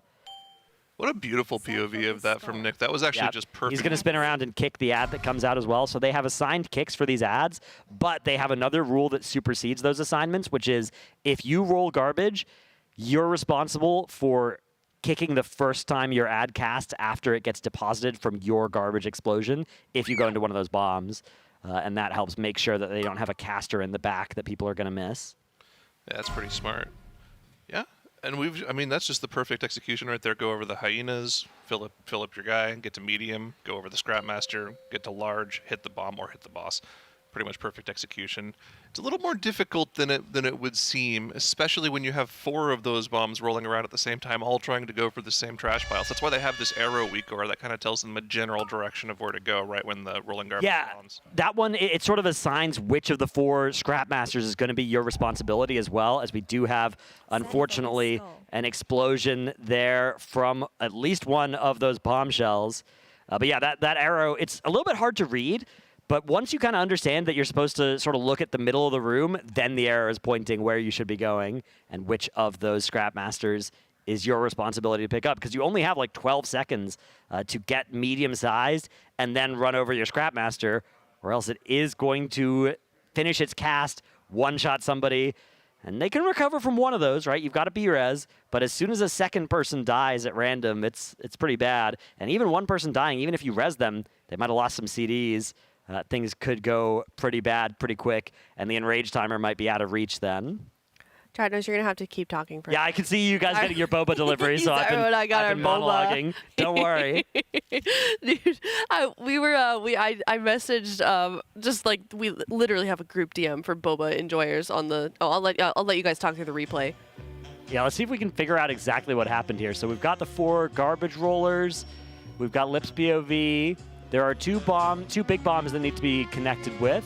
Okay, that's good. Whoa, okay, yeah, one gets taken out. Oh, what? Did Lip just... He just went, like, right through it. Okay. All right, referee, I would like to understand how that doesn't connect. Right there.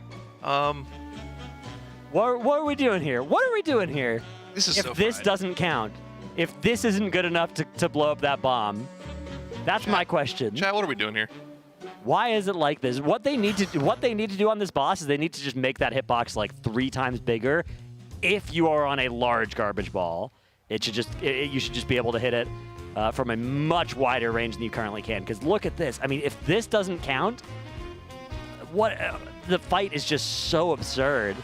And that's there are some parts of this fight that are kind of fun, interesting difficulty, but if there's just like 1 pixel that's the hitbox of that bomb, I don't think there's a lot of enjoyment with trying to optimize around that, because, I mean, you saw there, that looked like it should have hit. Does this seem like a fun boss? I think there's definitely some fun parts of this fight. I think the concept is very fun, but yeah.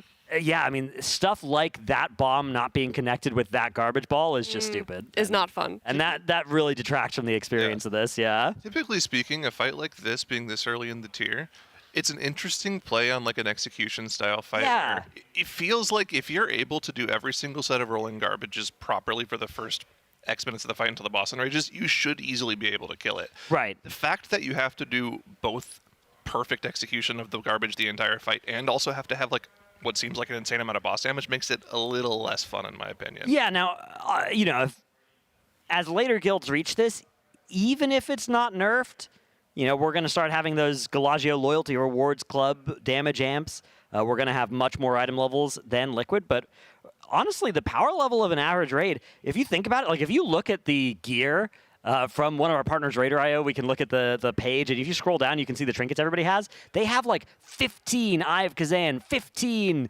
House of Cards across their raid, right? If you look at the raid comps here, and it's not going to be something that the average guild will have access to. Even if the item level is higher, the quality of those trinkets and of those very rares is going to be not this high for anybody for a while. So, yeah, I mean, this fight has got a kind of crazy damage requirement. What is this device? That looks like a grip or a wrist strength yeah, tester, grip yeah. strength. Who left this up here? Jack. Probably Jack. Yeah, What that is seems he? like Is a this Jack his thing. fidget toy? Yes. Okay. You can change the tension. Oh, I don't need to. Okay. I apparently have stronger hands than Jack. Okay. This is easy. Fair enough. I'm gripping it. Can you do that for like hours though? Probably not. To be fair, I don't know how long he does it for. Okay, so if we look at, if they're not pulling, yeah, if we can pull up the laptop here for a moment, we can see the. Press F11. Oh, do I have to? Okay. F11. Yeah, gotta hide the Wait, tabs. F11 is brightness. Function F11. Function F11. Yeah. Okay, I did it. All right. Ready for the laptop. Did you hide the dating website ads? There are none on RaiderIO currently. Okay, yeah. fantastic. Oh, that's Wowhead. Wowhead does Right, proc okay. those sometimes. Okay. Well, in the meantime, while Looks like we're getting ready to pull. Okay, yeah, pull timer coming That's up. fair. All right. Next time. No need.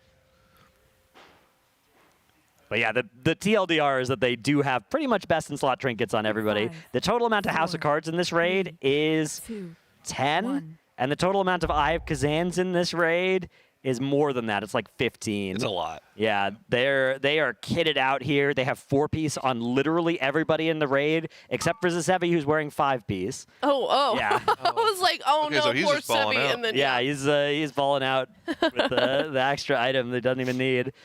And then, yeah, their trinkets are all from this tier at this point. We've got nothing, I guess there's, okay, wait, Trill is still wearing a Treacherous Transmitter. Never mind. There's still one last tier Trill. trinket. That trinket's still really Trinket's good. still pretty good, yeah. It caught some nerfs to try and make sure people wouldn't keep wearing it into this tier, but Yep, it's too late. definitely still pretty good. Didn't work. I'm gripping GG. it. Yeah. Thank you for that. Yeah. Thank you so much. When I heard you say that, I knew, and I heard them start giggling over Oh, I there. know. I could hear it. Yeah. It's all right. There is there are 2 soundboards that our lovely sound people have. Uh-huh. One is the ones that you hear on the broadcast. I'm calling them out. Uh-huh. The other one, I think they've named the cursed sound, the forbidden sounds, and that's where all the weird ones are. That would probably get one of us fired. Oh. Yeah. So unfortunately here we've had 2 deaths, only 1 B-res. So now we're down a Warlock for the rest of this fight, which is not great. Yeah, not off to a good start. At 78%, already have used their battle res, but they're still going. I mean, they're not at that. It seems like they're still trying to push through moments like this.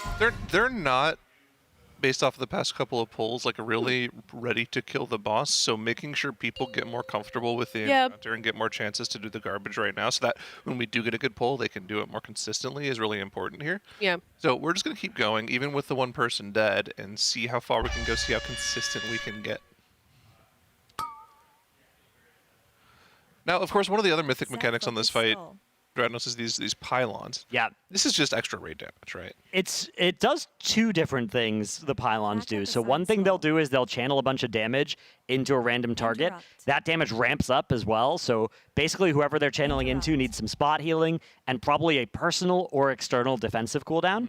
The other thing that it does is it creates extra collision, because if you run into it with your garbage ball, you get bounced back. So it makes the room even more difficult to navigate if that's your job. What was that GIF that you posted yesterday of somebody spinning around? I don't know. I saw it and I thought it was funny, but I don't know the context of it. Is this a friend of yours, or did this circulate on Reddit somewhere? I've seen a few different GIFs of the same type. Yeah. It reminds me of, you remember Tindril, where people would like miss their floating orbs in the JPC, air? it happened to JPC really bad, didn't it? And so there's a new genre of GIF, which is people like rolling in a circle circle around their bomb and not connecting with it on this fight. Because you can't turn like out of 180. It's kind of Yeah, your turn radius is pretty wide. Yeah. Yeah. It's kind of like the how Dragonflying works exactly like on Tendril, right? Right. Like your turn radius is capped and you can't turn that much.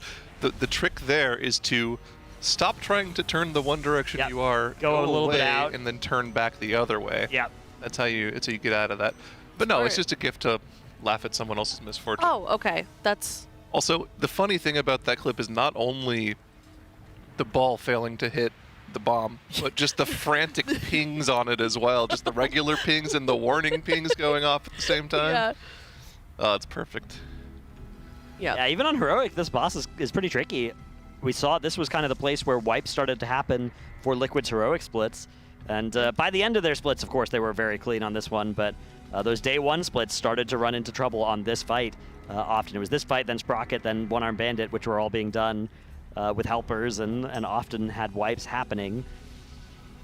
But yeah, next week, I think, I'm curious what the split situation is going to look like next week. Not to start a conversation about something that we're all pretty sad about, but we're definitely going to reset number 2 at this point. Oh my god. Potentially reset number 3. You actually, I mean, I just took a sip of boba. Hold on.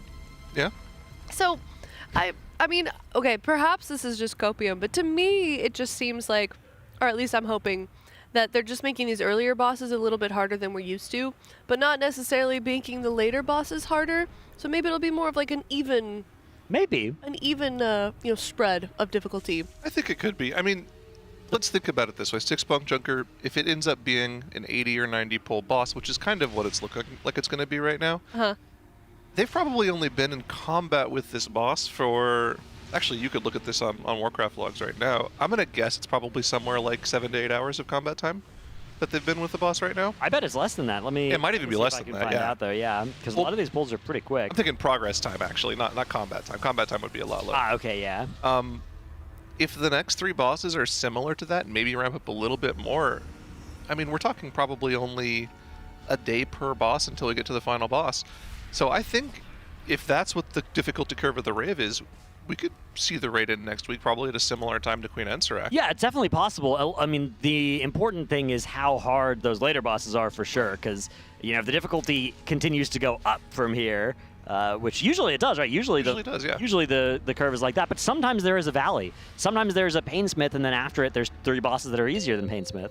A Gorefiend, and then a bunch of bosses after it that are easier than Gorefiend. So that can happen. Something that makes me a little bit worried about that is that this isn't an outlier, is that Sprocketmonger Lockenstock is right there as well. It's been pulled a couple of times, and it looks as crazy, if not potentially more, than this boss.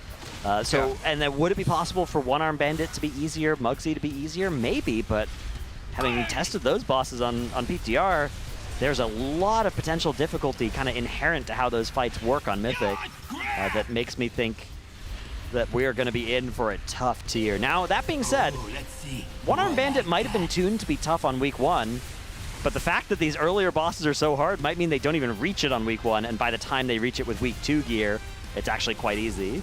Yeah, something that Blizzard can do and has done a lot in the past, tuning-wise, is when raiders are working on bosses at the start of the raid, they use that damage outtake, the output that the raiders are capable of with their comp, and they use it to better tune the later bosses. We saw this famously in Nyalotha when the first 3 bosses went down, and then we targeted all of the bosses to see how much HP they had, and then after you pulled it, they had like 15% more HP. Yeah.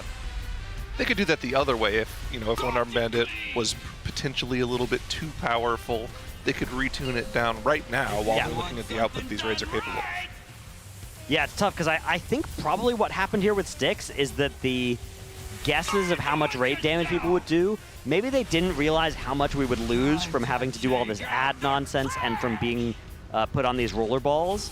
So maybe that's part of why this damage check is so high. You can see at the very top of the screen here, Fired Up actually has a enrage timer, Weak Aura.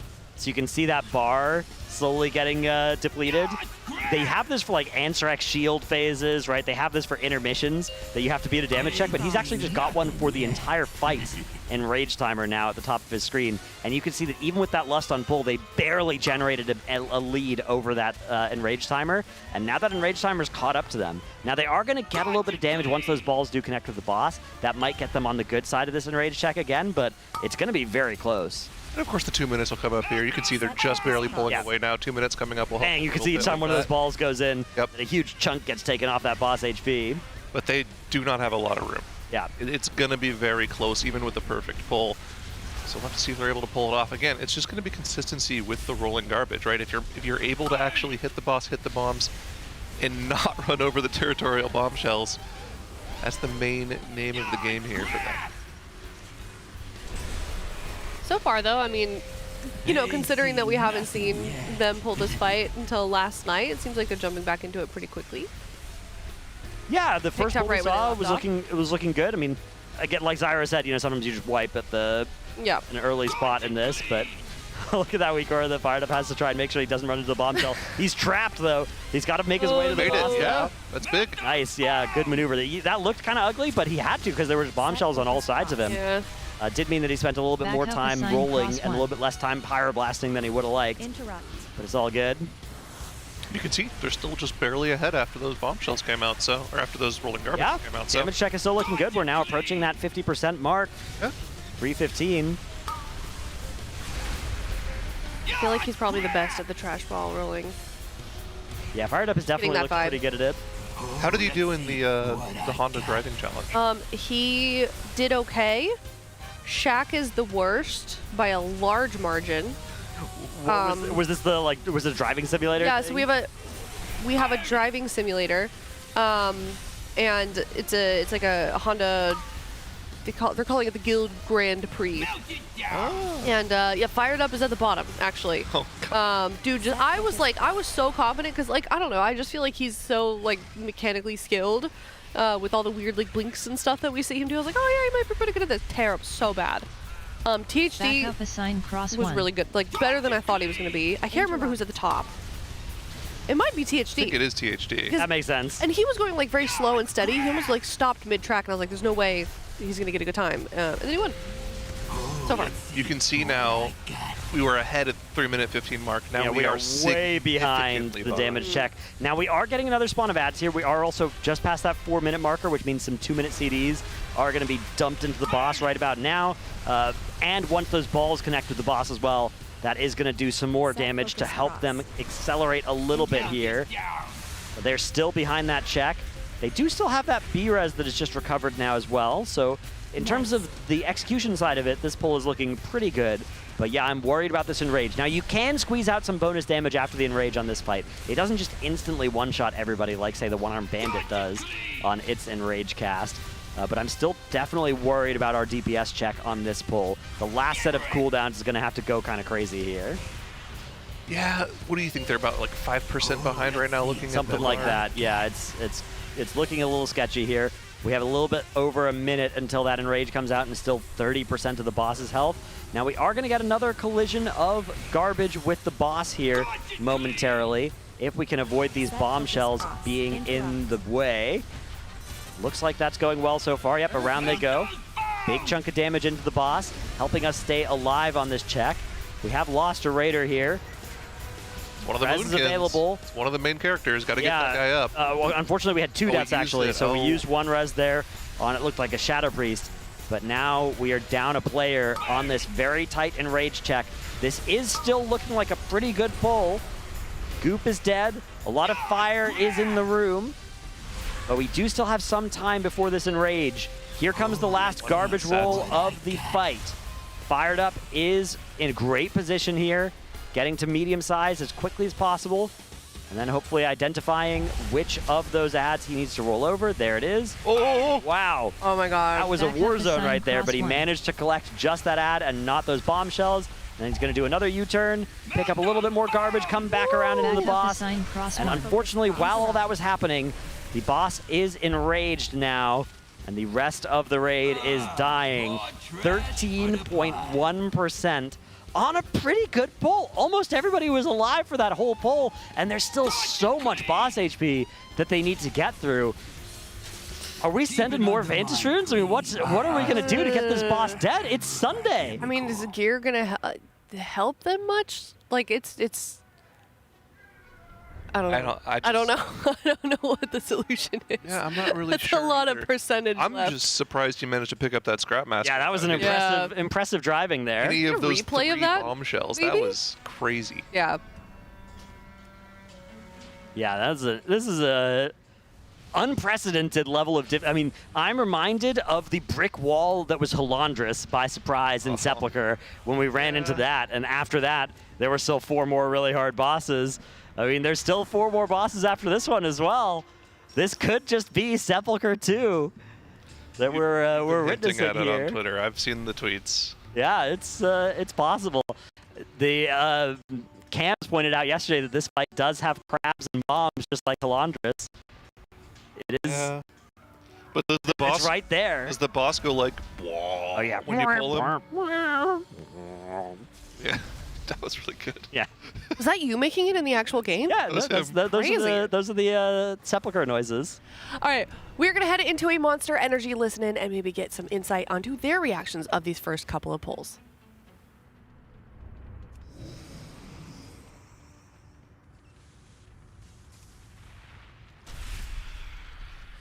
I picked up extra piles too.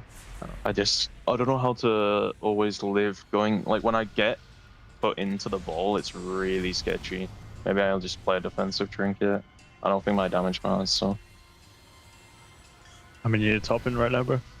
Yeah, you're top right now, bro. But I died this pull, so There's still some new people getting pulls on this. Like our damage will go up a pretty good amount. I guarantee next pull top I have a 220 million more damage exactly. Okay. Sense. I'll hold you accountable for that. Yeah. A lot of good things about that pull that we made work. That was a really good call for Trill to use this. So Monk is one of the only classes that can like guarantee. Monk and Mage are probably the only 2 non-immune classes that, if they were to get shot, they could live if they knew. Hashtag house. Hashtag house. Hashtag built like a brick. Hashtag built like the Comfort Inn. Hashtag built like a house. Hey, make sure you guys are still doing your W. Drink that W. Ooh, I need an M actually. I haven't had my M yet. Does it do extra damage to you, Scott? You can hop in the second time. No, you just have a debuff as a tank. You take 100% more damage. Yeah. But it does 100. Yeah, like I'm just getting I'll be fine now. I'm just gonna play a defensive trinket. I've did a timer. Sure. But I'll just always bomb suit it. That sounds fucking dope. Oh, sorry, I'll from bust the ball bomb suit. 2, 1. Time to teach you young Hashtag Google Chrome. Fucking lip piping up. Good opener, I guess. Red.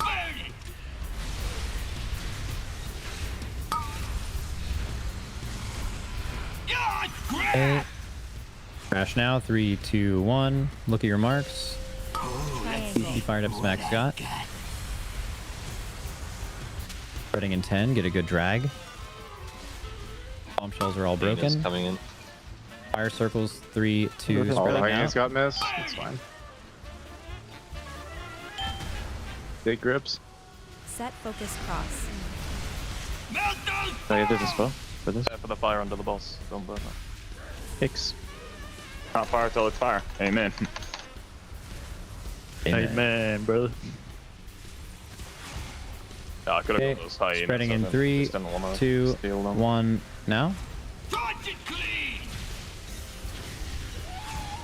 Where does this hyena keep coming from? You know what it is, man. You know what it is. He's in the floor. He has a little pet icon next to him. What do you think? I don't think. Hashtag no spots. Shield Nick, because he's a fucking Hashtag turbo head feeder. empty. Yep. Okay, we're burning here. What are you talking about?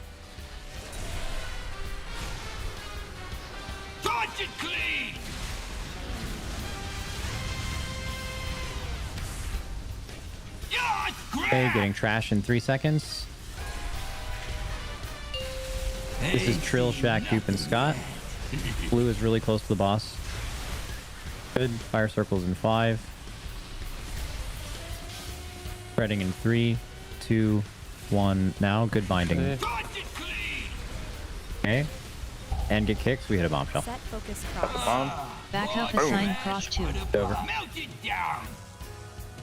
Oh, I double hit apparently. Let's see. Bro. Yep, you hit sticks and the bombshell. Blow up. Actually good though. But you hit sticks first. Congrats, bro. They just make Styx's hitbox bigger because they don't want the double hit on the bomb, then it would probably help with the stupid, like running into the boss and there's a bombshell. Like he rolled into him and the bombshell slightly into his hitbox. Yeah. So the bombshell's nowhere near me. What the fuck? Yeah. Because it probably got grip. Look at that. Gripping is like so weird. You literally had like nothing it's to do so with like, it. I gripped It was not the grip. Yeah, it was grip after. It was just his ball rolled slightly into the hitbox. Yeah. You just can't hit a bomb. You can't hit the boss. Yeah. You just have to let it expire on this. Just go into the coil on the left. Yeah. Was there a ring there?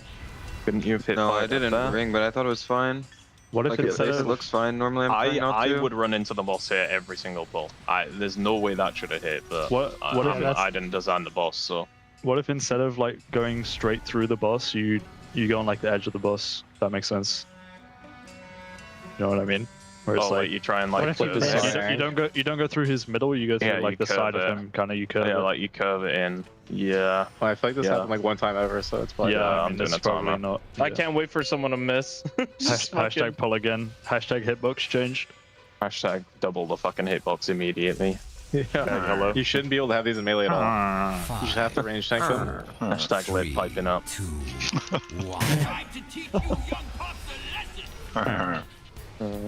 You know, in the movie Lit, they actually hit a villager with a car. The fuck?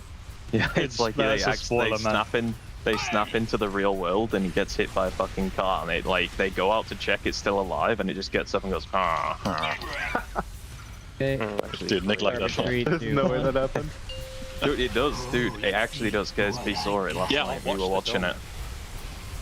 Last night before we went to bed. Yeah.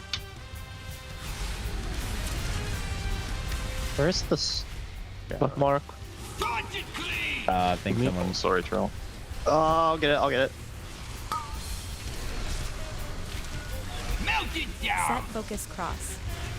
Back up assign We cross lost a 2. little boss damage on this pull. We didn't get large on our third, our fourth pump. Hashtag get large. Like stay small. Hashtag suck it. No medication for that, right? Oh, fuck. Hashtag some European jokes. Let's go. Okay, priest. I have. Here we go. I have some crazy tech. Okay. After this. Oh, details. No, crazy tech. God. Nice tech. Say what you have Dude. Hashtag blow up. Your tech is killing Cindy right now. Stop burning trash in P1. Spread in 3, 2, 1, now.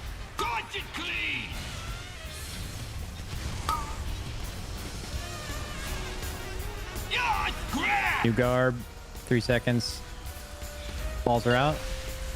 Ribbons, Mark, 3, and Scott.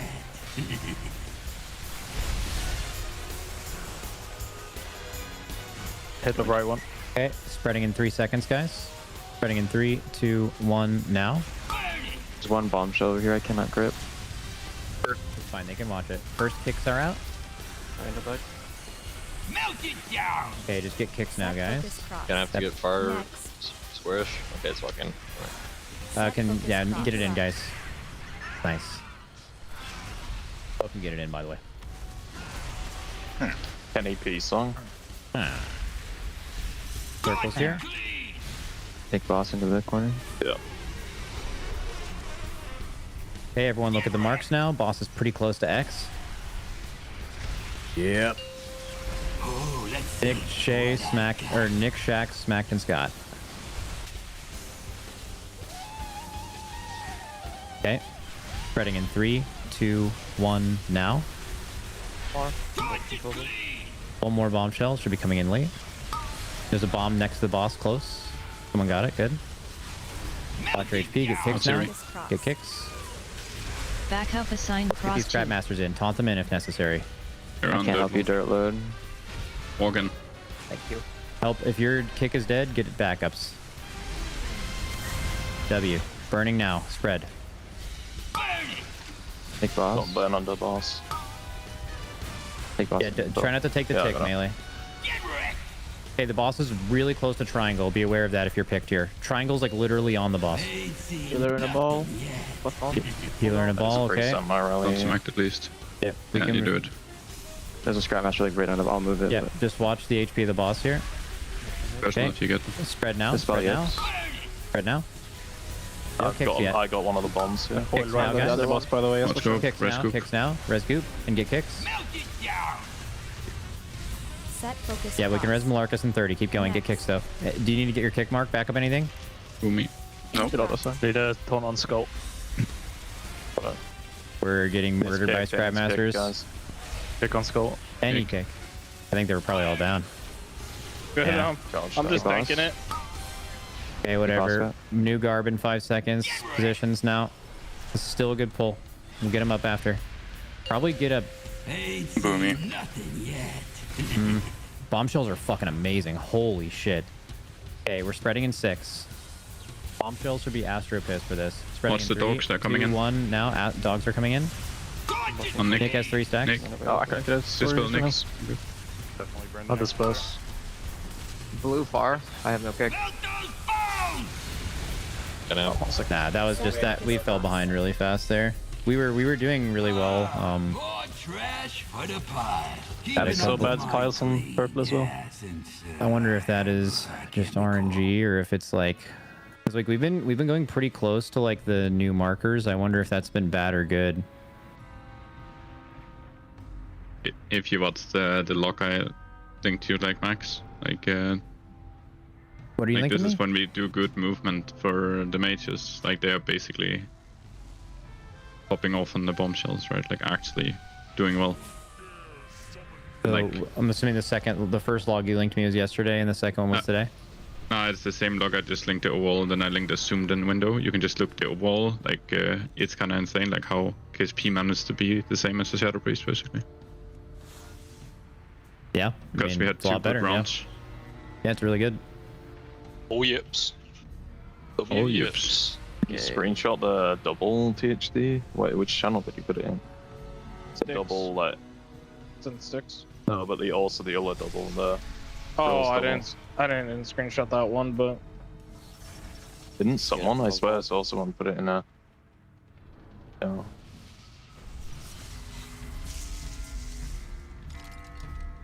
I mean, that is like, if they fix one, they should fix the other. Like, it shouldn't double hit the fucking territorials just because. Like, that, it makes less sense because the hitbox is smaller on them. Legally speaking. Yeah. Doing well. These pulls are very, very good. Oh yeah, Trill, the Scrapmasters only spawn on 2 markers, so. So also Suri did something really good there. So Suri, I think, had back one of the back middle ones, like middle left or middle right, and he dropped his Scrapmaster, and then when he got out, he called that he needed like a kick in the back. He didn't mean like it had to just be someone's initial kick because he doesn't have one, right? So that was really good. I just think more that when I notice deaths happen, I think the most common Scrapmaster death, at least early after the trash goes out, is usually someone not getting that initial kick. That's on it.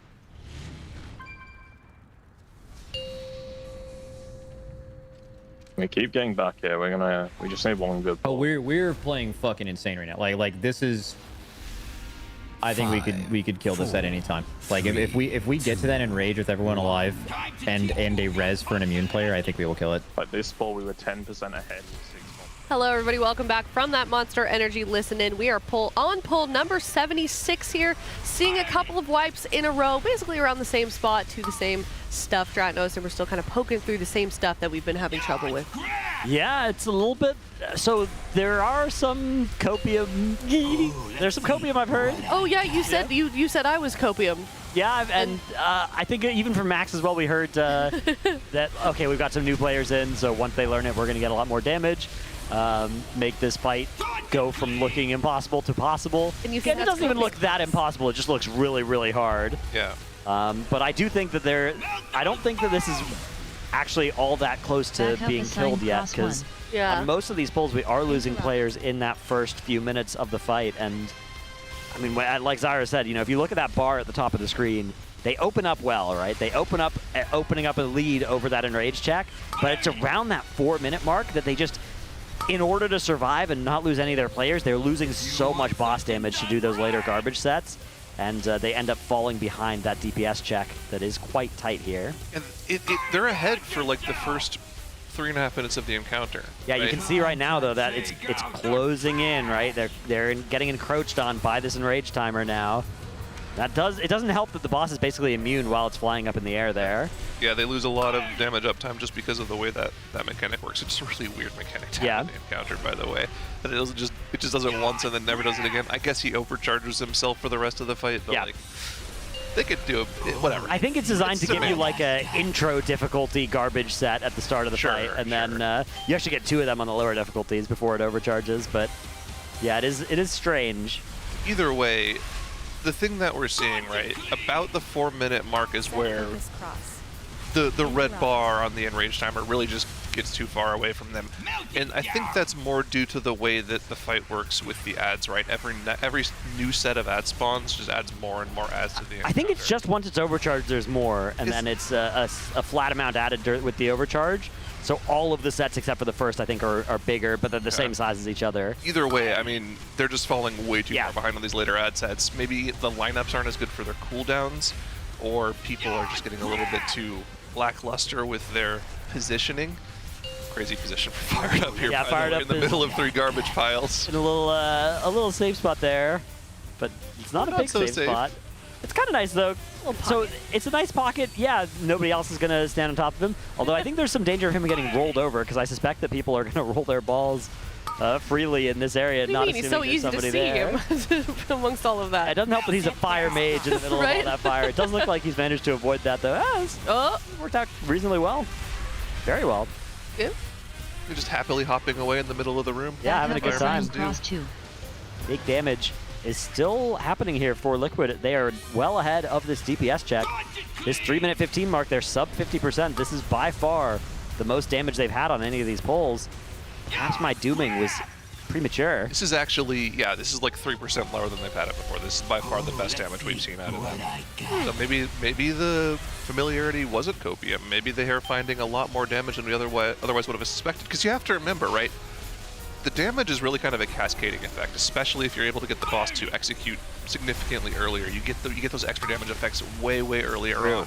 But of course, still, I think, like you were saying, we're in a position right now where we're still focused on pure execution right now, making sure we don't blow up any of those bombshells. Goes down. We don't have early deaths like we just saw from Lip. B-Res comes out. That one's okay. We did have the B-Res. No more, though, for the next minute. Or 30 seconds. Next. Way to jinx it, bro. Yeah, 2 minutes left until we start getting into that enraged territory. Still 37% of the boss's HP. This is going to be close. We have another couple of garbage waves to deal with as well. We got THD on this demo lock. He is assigned that rolling rubbish. Goes and locates his direction. And he's going to be medium insta here. He might even be able to pick up a second Scrapmaster. He is. THD absolutely beast mode on this one. He's going to deal with all of those mechanics in the span of seconds there. And then he is going to die, unfortunately. What did he die to? Looked away. Yeah, this is a great question, Aya. Recap. Recap. It looked like just raid damage. That's what I was saying. It didn't look like anything hit. Yeah, I mean, I guess he's not going to be getting much healing while he's rolling far away from the healers, so that may be what was going on there. Huh, indeed, because it didn't look like he did anything wrong there. No, well... But he went down nonetheless, and they did have 3 total deaths there with just that one B-Res that recovered at 430. Yeah. They were able to res 1, but now we're down THD and Malarkus. And THD on that demo lock, they have a little bit of XQ, right, Zyro? Not so much. Not much, okay. It's really just they're just like a pretty flat line. I was going to say, 5 minutes into the fight, on Fired Up's POV that we have on our other monitor here, they were actually still just barely ahead of the red bar, only just now slowly starting to fall behind with these deaths on the board. We have a couple more balls going in, though, that'll get us back caught up for a brief moment. Although now we are missing a healer and 3 DPS. 16 players alive for the last 16% of this boss's health. And we are nearing that berserk here. You can see that bar above Fired Up's nameplate, his own unit frame. You can see that berserk is closing in here. Just about a few more seconds until, is that what, 30 seconds? Yeah, 30 seconds. Yeah, so the berserk is approaching, but so is the boss's death. Here comes that last set of garbage time. Fired Up is selected to be one of the rollers. Ooh, potentially a good angle through those hyenas. Looks around for that Scrapmaster, picks it up. Another Scrapmaster, though, is going to go. Looks like they managed to get that just barely in time as well. Set focus cross. Gotta go around all these bombshells. Another boss get a huge burst of damage. Dang. The Enrage is coming Here's up that Enrage, very though. shortly here in a couple of seconds, and you can see they've definitely bled out This is a new best pull. New best pull, It's up though. 10%. The boss is finally in the single digits, but unfortunately, 3 bombshells explode. Fired Up heroically, still last person standing. That ice cold protecting him from all that extra damage for a few more seconds. Shooting fireballs out at the last breath. 9.25%. Okay. New best pull.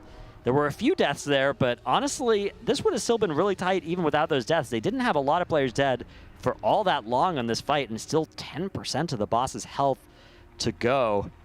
I mean, this is looking absolutely absurd, and there's not very many upgrades to them to send. Let me check their eye level right now. Can you pick up the laptop there and see how many of them have sent their sparks? Because we did see that Boomy sent his one-hander. Yeah. Let me investigate. First, let me investigate their eye level, because I know we checked that before, and I wanted to see actually how much that evolved. So their eye level now... They were 655.6 before. Now it's 656.4, so they gained 1 eye level out of all those keys, approaching that runed crest cap. But yeah, let me check the, you want to see how many sparks have been sent? Yeah, how many one-handers do we have on the raid right now? Or offhands, I suppose. Yeah, I guess I've just got to open up all of their pages and see. Yeah. What websites are you using? Should be able to see it. I'll use RaiderIO to... oh, RaiderIO, one of our there's, sponsors. yeah, I'll just pop open all these. Is that the vibe? Yeah. Okay. All right. Give me 90 seconds. All right, 90 so seconds is what it's called for. Now, something that we can talk about with Six Bunkjunker in particular, the loot from this boss. There is an int dagger that can drop off of this boss, but you're usually not going to get duplicates of that. So what you you might get 2, right? But might get 2.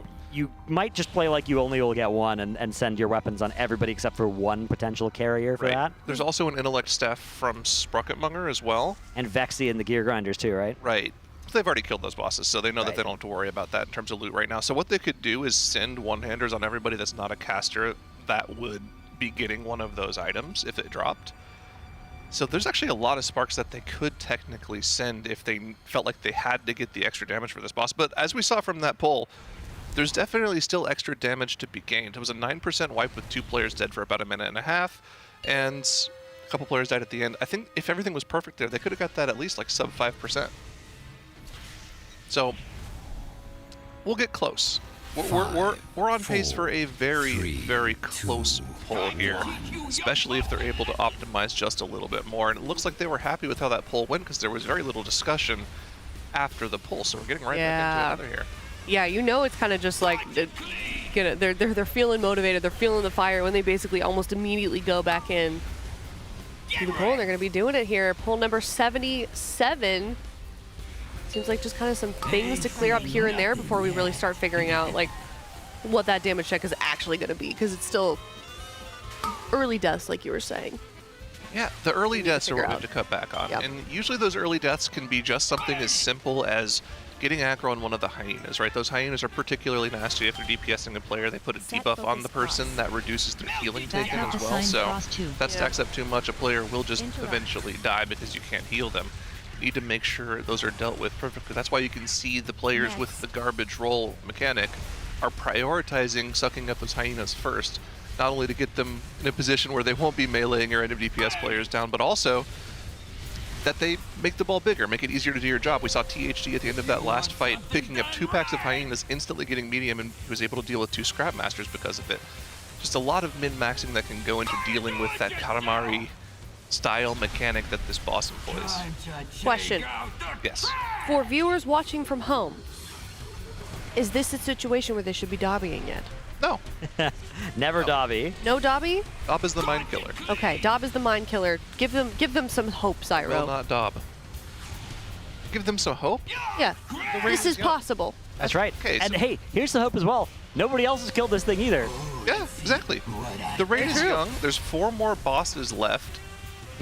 If you're having trouble killing this boss, and everyone else is having trouble killing it, you're all in the same boat. Right. So you're not too worried about it.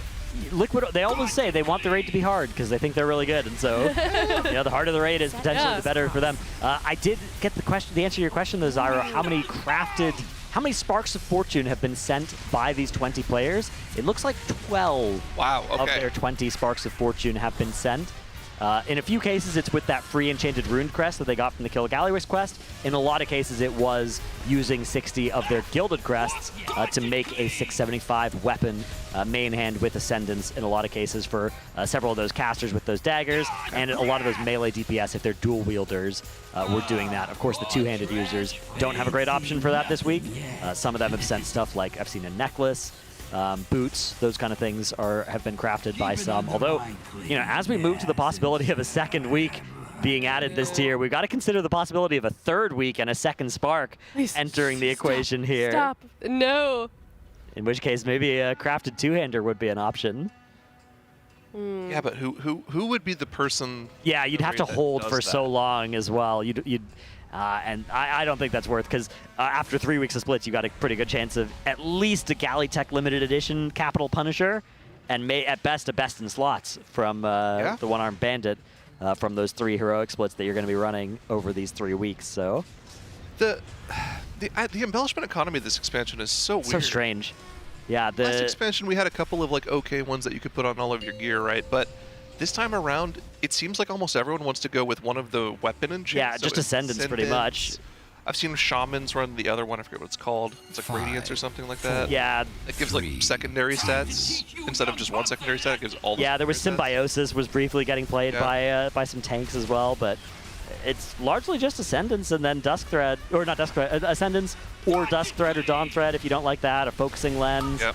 But mostly just those, and then a couple of the armor types have a decent option as well, like leather tanks have a leather tank belt that's pretty good, but... In fact, Toxic Boots. Yeah, last expansion, I think, it also had a lot of embellishments that never saw play, but it had a few more that did, whereas this time around it's pretty monochrome across the raid. Do we expect, do we have any idea if they are expecting to readjust their comp anymore, or do we think we've settled a little bit? Absolutely not. They've been playing with this comp for the past 20 pulls. I think this is they're locking in. Yeah. Unless the boss receives some heinous nerf and they think that they can gain a bunch of extra loot by swapping the comp, I think this is what they kill with. I don't think this boss is getting nerfed either. In terms of a 4th boss in the raid, do we feel like this is the most we've seen those late adjustments to a comp? Oh yeah, for 4th boss in a tier. Yeah. I mean, this slot compared to previous tiers was Rashanan, a one-shot encounter last tier. Yep. Right? It's like Laradar from Amir Drasil. Right. You're thinking about Forgotten Experiments from Aberys. Gosh, it would be what? Senarth from Vault of the Incarnates. I have a crazy memory. This is all I think about.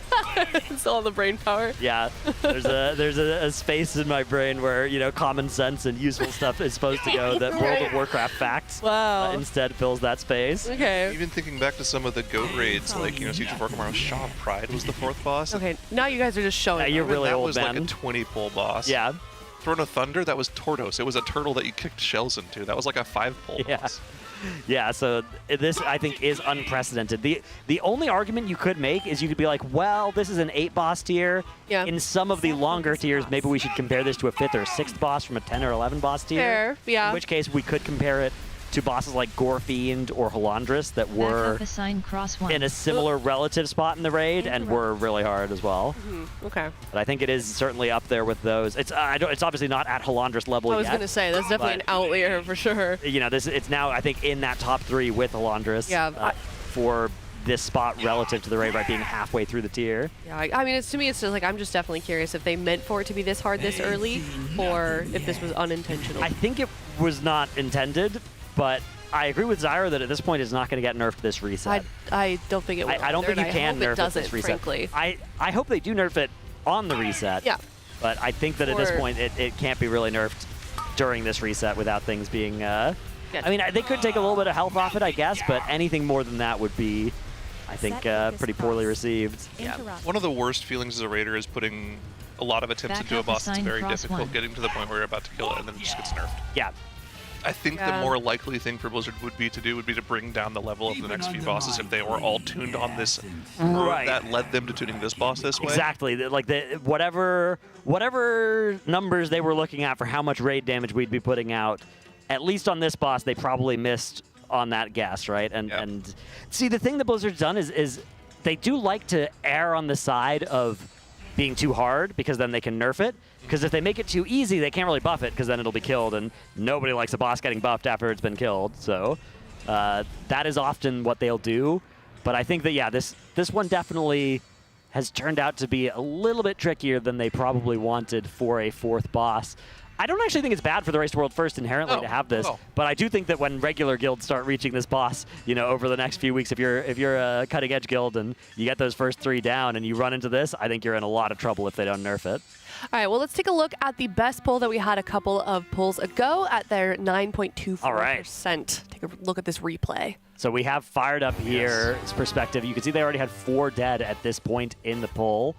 And we are nearing the Enrage, which comes out at that 6:30 mark, 6:25, something like that is when the boss actually does go berserk. Now Fired Up does enter this combustion, and then I believe gets almost immediately targeted by the next electromagnetic sorting garbage pile. Yeah, berserk in 30 seconds from here, and then Fired Up getting that. I guess he got his full combustion off, though, so that worked out pretty nicely, yeah. Well, getting this ball means he's not going to get another one off before the boss. So right, he's not going to get that kindling cooldown reduction going on there. He does pretty quickly manage to soak up his, or actually another person's target. Woo! And then, yeah, they barely... Oh, no, okay, Nick ended up, I think, getting shot by that one. By Fired Up's ball? By one of the Scrap Masters in that area there. Definitely missed, and that was, you know, a couple extra deaths came out. One of the healers being down here for the residual, which is not ideal. Now none of those were enough to turn this into a kill, right? You can see here those bombshells going off. The boss was berserking, and they still had 9% to get through. So you can't change one thing and turn that pull into a kill. You probably still needed like 5 things that went wrong to not go wrong. And extra boss damage. Yeah, and extra boss damage. It's looking tough here, and there's really not all that much they can do to get much stronger from here. I mean, there are a few players who still haven't used their Vantis runes that they could send. They also have, I guess, that you could do some more aggressive upgrading in a few spots, right? There are a few players who have gilded crests, and they don't have anything good to spend it on. And you could have them spend it on bad targets, but I think that would be a pretty bad call because, Zyro, there are still 4 more bosses to deal with this tier. And it looks like it's going to be a 2-week tier. You want to be as perfect with your crest economy as possible. Now, to clarify what you mean by bad usage, this has been kind of a weird overlap that we've had ever since they changed the Mythic tier of items to have an actual Mythic track that you can upgrade, right? Where there's an overlap between the last 2 tiers of Hero Track, where it goes from 658 to 665 this tier. And also Myth Track that has those tiers in it as well. You really want to make sure you're only using your Gilded Crest to upgrade things that are 665 or higher. Right. Things that are on that Myth Track, ideally. Now, there are a few players that have sent upgrades on weapons on the Hero Track up to 665, just because upgrades on weapons represent so much more value than any other slot. But I think, you know, doing something like a helmet from 658 to 665 would give you a little bit more power, but it would be a serious cost. I don't think that's a sacrifice that they are willing to make because they want those Gilded Crests for next week. They want them to go on whatever they get out of their vault, whatever they get out of Reclear, whatever they get out of killing more bosses next week. But it's kind of weird because if they only kill 4 bosses and they've had anybody swap out between the first few bosses, a lot of people aren't getting very good vaults of raid loot. They're only going to have like 1 slot in their vault from the raid, which nobody was expecting, right? When they killed those first few bosses, they were planning on killing 5, 6 bosses, 7 this week. But it looks like we're probably only on the 1, as you can see. Our raid composition for Styx Bunkjunker, all of the different hero talents that people are using as well.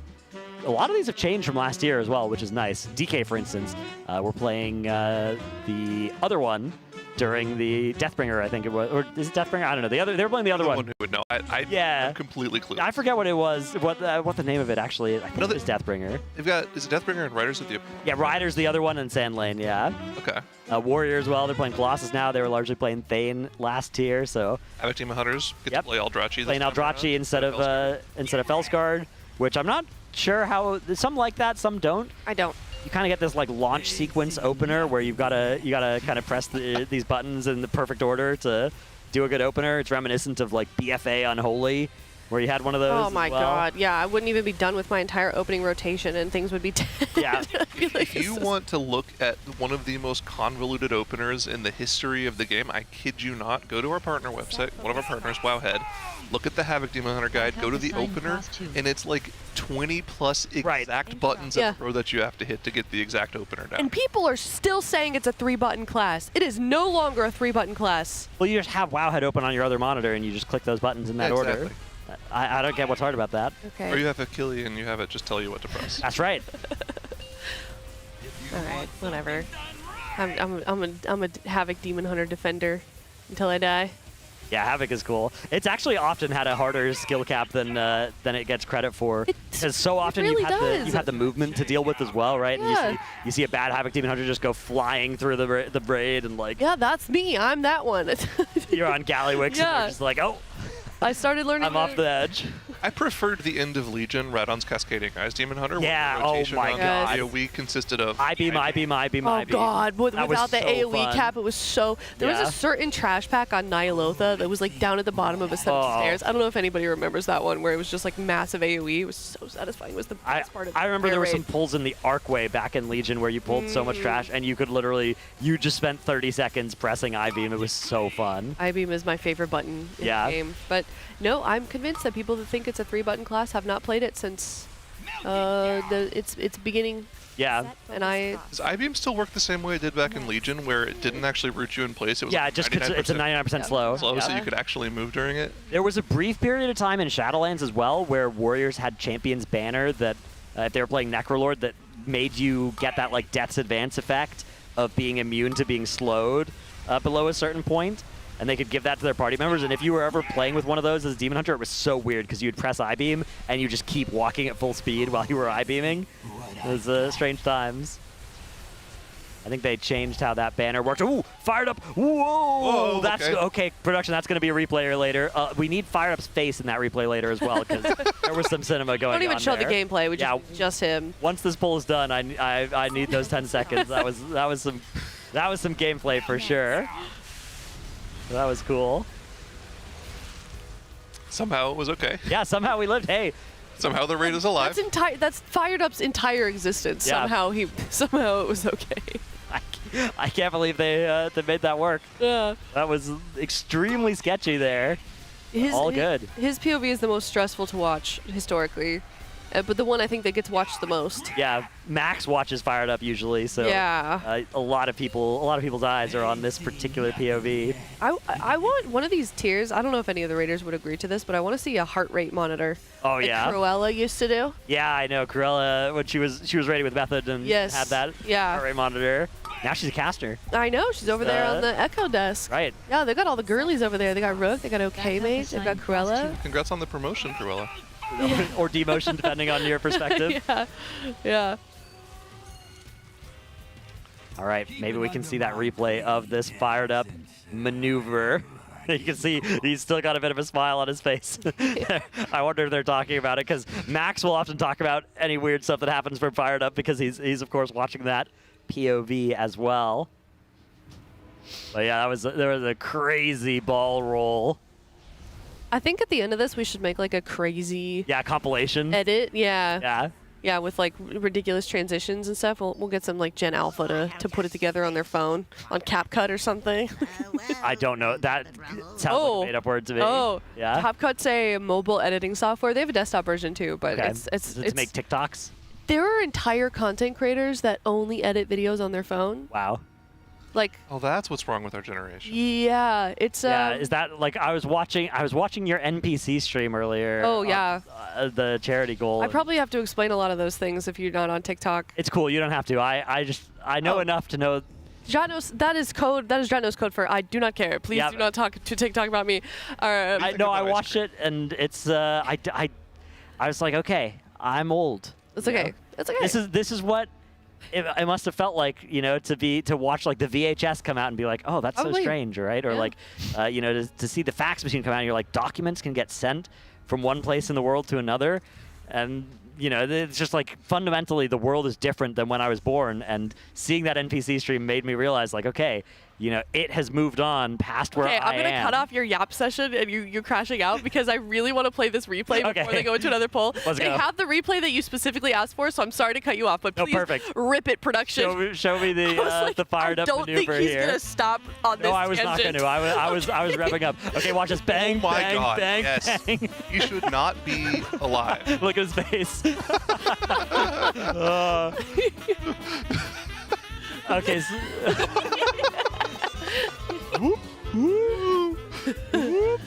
Okay, so what happened is the scrap master spawned right on top of him, and then you can only roll over that if you're medium-sized. If you're small, it knocks you away, and then he's bouncing off of a medium garbage pile somehow instead of hitting the bombshell that's on it.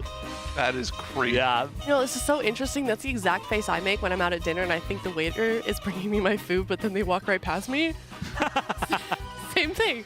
Have you ever had that moment as well where you've ordered food and you were torn between two items and then you see them pull out the other dish that you didn't order for somebody else's table and you're like, I've messed up. Or somewhere you're with gets it and you try it and you're like, I'm done with that one. Food envy. Yeah.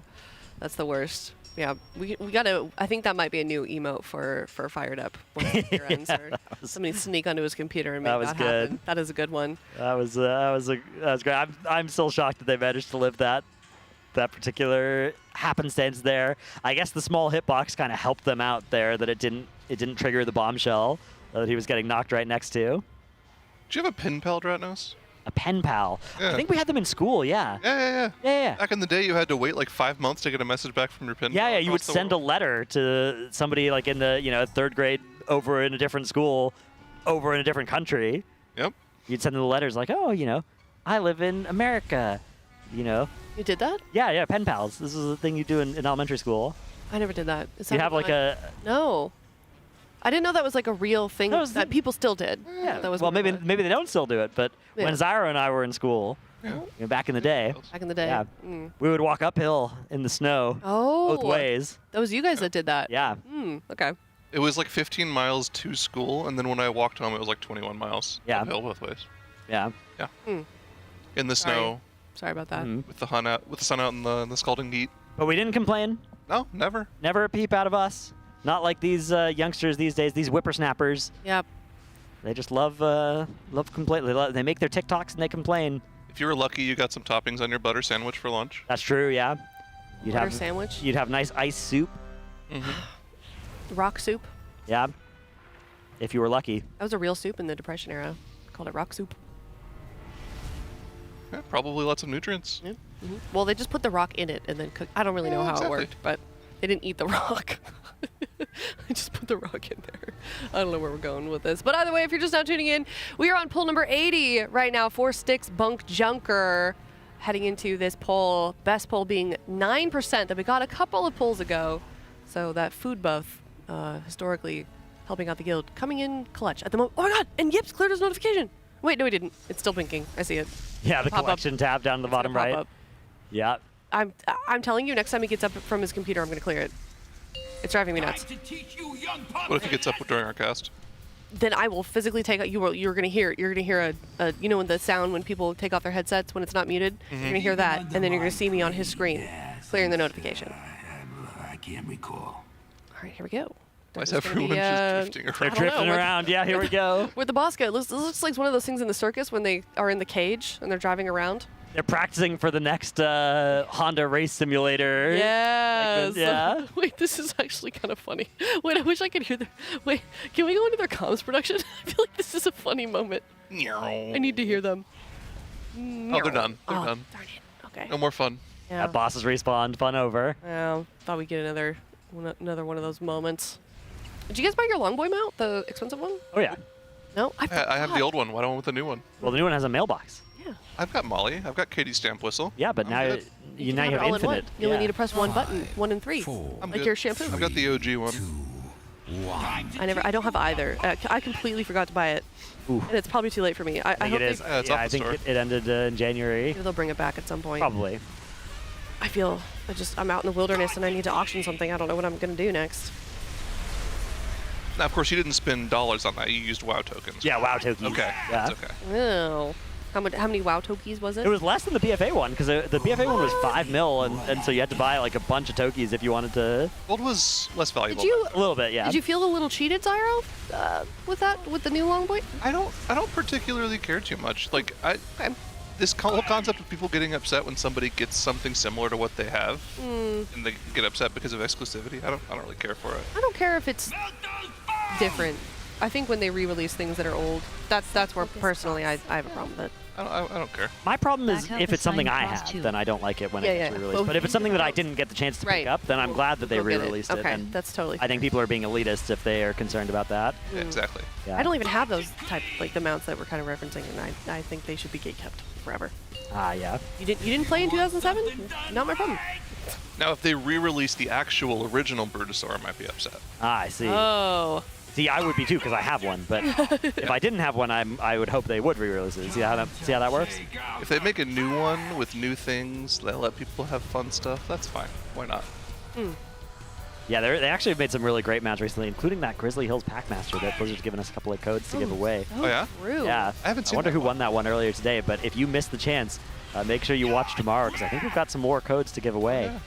You should just watch the entire stream because we're giving away stuff morning to night. That's right. Oh, and while you're watching the stream, if you do have your Twitch Prime available, I was about to segue to that as good well. we're all one. trying to segue to that. Yeah. That was smooth. Because you really don't want to miss out on those giveaways and have ads play in your That's right. We've got a lot of ads to play to make this event run, so if you want to dodge those, Twitch subs or Twitch Primes are the way. Also, if you don't have a Twitch Prime available, I've heard that you can get gifted a sub by typing any gifter's question mark. That's right. That was working really well last night. That's right. Feel free to @Zyronic later when he's off the desk, and Oh, no, help, I can't. He'll help hook you up with those as well. My subscribe button is broken. Ah, I see. So I can't do that. Unlucky. Uh-oh. What? There's a lot of people that need a gifter. Look at all these some of them have subs. Sorry, you gotta help. You gotta help out, man. Say Zaryu? Zyro. Oh, no, look, Zaryu. Are you as well? Anybody, Zaryu, anybody come here. can help. Get in here, buddy. That's right. Yeah. In the Somebody let wise him know. words of Grim Patron from Hearthstone, yeah, everyone get in here. Yeah, see, there it is.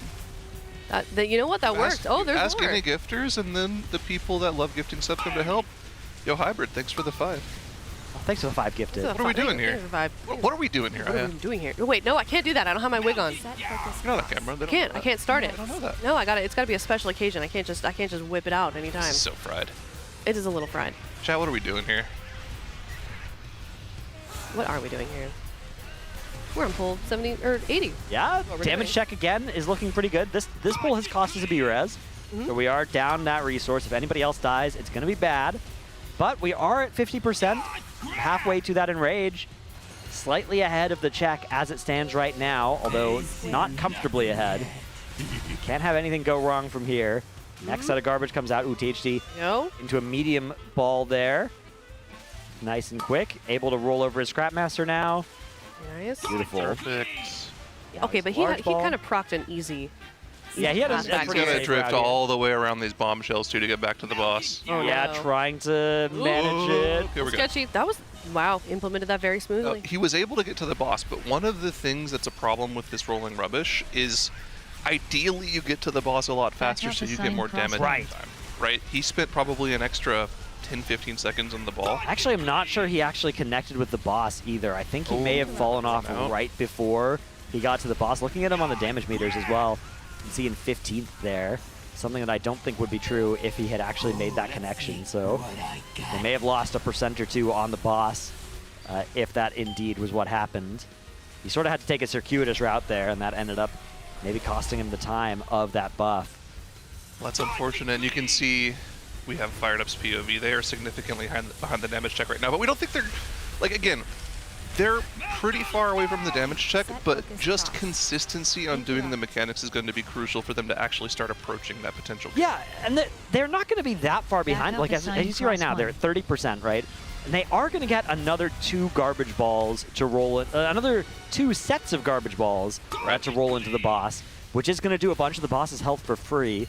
So they're not actually that far off the check right now. This pull could still be it if we have no other deaths, but you can see those raid frames are starting to look pretty sketchy. Here comes that raid damage of this electromagnetic sorting, and this is going to be followed up with even more raid damage as they are going to have those Mythic power coils shooting damage into players, and this one overlaps with some nasty fire circles as well, which are also coming out. So watching those raid frames, you can see a lot of people here are in some danger. Boomy dropping super low, barely going to survive. Last bomb, though, is going to go unsoaked in the backfield. A bomb is missed. That's a rare type of wipe to have happen, but they sent, it looks like whoever could have hit that instead went into the boss. That's going to be a 18% wipe with about 50 seconds to go before that berserk. Question coming in from chat here, since we've got a moment. People are asking, why do we think they're not moving on to Sprocketmonger Lock and Stock? A couple different reasons. Number one, you've already put a ton of attempts into this boss. They already have had their analysts look at Sprocketmonger as well, and they might have a better idea of what the damage check might be like on that fight. I'm guessing it's probably pretty similar to this fight. If it is similar, why would you go to that other fight to get the information on stream that you would then just be giving away to your competition for free? Now, if you think Sprocketmonger is easily killable, right, and you can get the extra loot from that boss, that would help you on this boss, that's another thing entirely. But in my mind, the fact that they're not instantly going to that other boss and killing it means they think it's as difficult as this boss is, and they are better off spending their time on a boss they've already progressed on for 80 pulls. I'm reminded of when we were pulling Brood Twister Ovanax last year, and it was like, oh my goodness, this boss is really hard. We're going over 100 pulls. Surely Kaibeza is easier than this, right? And everyone's like, why aren't they just going to Kaibeza, right? You've got the option to do both. Well, turns out that boss was even harder than Brood Twister. Now, is Sprocketmonger going to be harder than Styx? Maybe not, right? It might be around the same difficulty, but like you said, Zyra, they have to kill this boss. Hopefully this reset, either way, right? So you may as well do it now. Even if Sprocketmonger is a little bit easier, unless it's a lot easier, there's definitely not much point in going there. And like you said, there's information, right? As soon as, if you spend 5 hours on Sprocketmonger and then go to bed, you're revealing a lot of information about how that fight works. Whereas this progression on Styx, there's not much more for other guilds to learn by watching this, right? Like maybe you learn, oh yeah, that DPS check is really impossible, but for the most part, beating this boss is going to involve just getting muscle memory on your entire 20 players. You can't really do that just from watching another guild do it. Yeah, you have to. The approach would probably be a lot different if this was in a vacuum. Yeah, exactly. Like if there wasn't any information leaked, then they maybe would have made the call earlier to do some Sprocketmonger progression instead.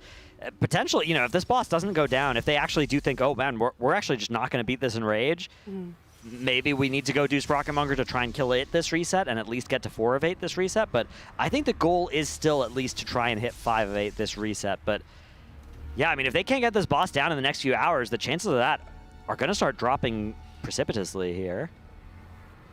It's maybe one of the cases as well where the week starting a day later for EU may actually work out reasonably well for them because they may pick up this boss while in their first reset after the second reset has begun for North America here. We do get a slightly shorter first reset because of that extra maintenance on Tuesday as well that hits this region. So usually it's an advantage, right? Usually you look at on net, it's better to be in the NA region than the EU region for the race, right? That's you'd rather be here.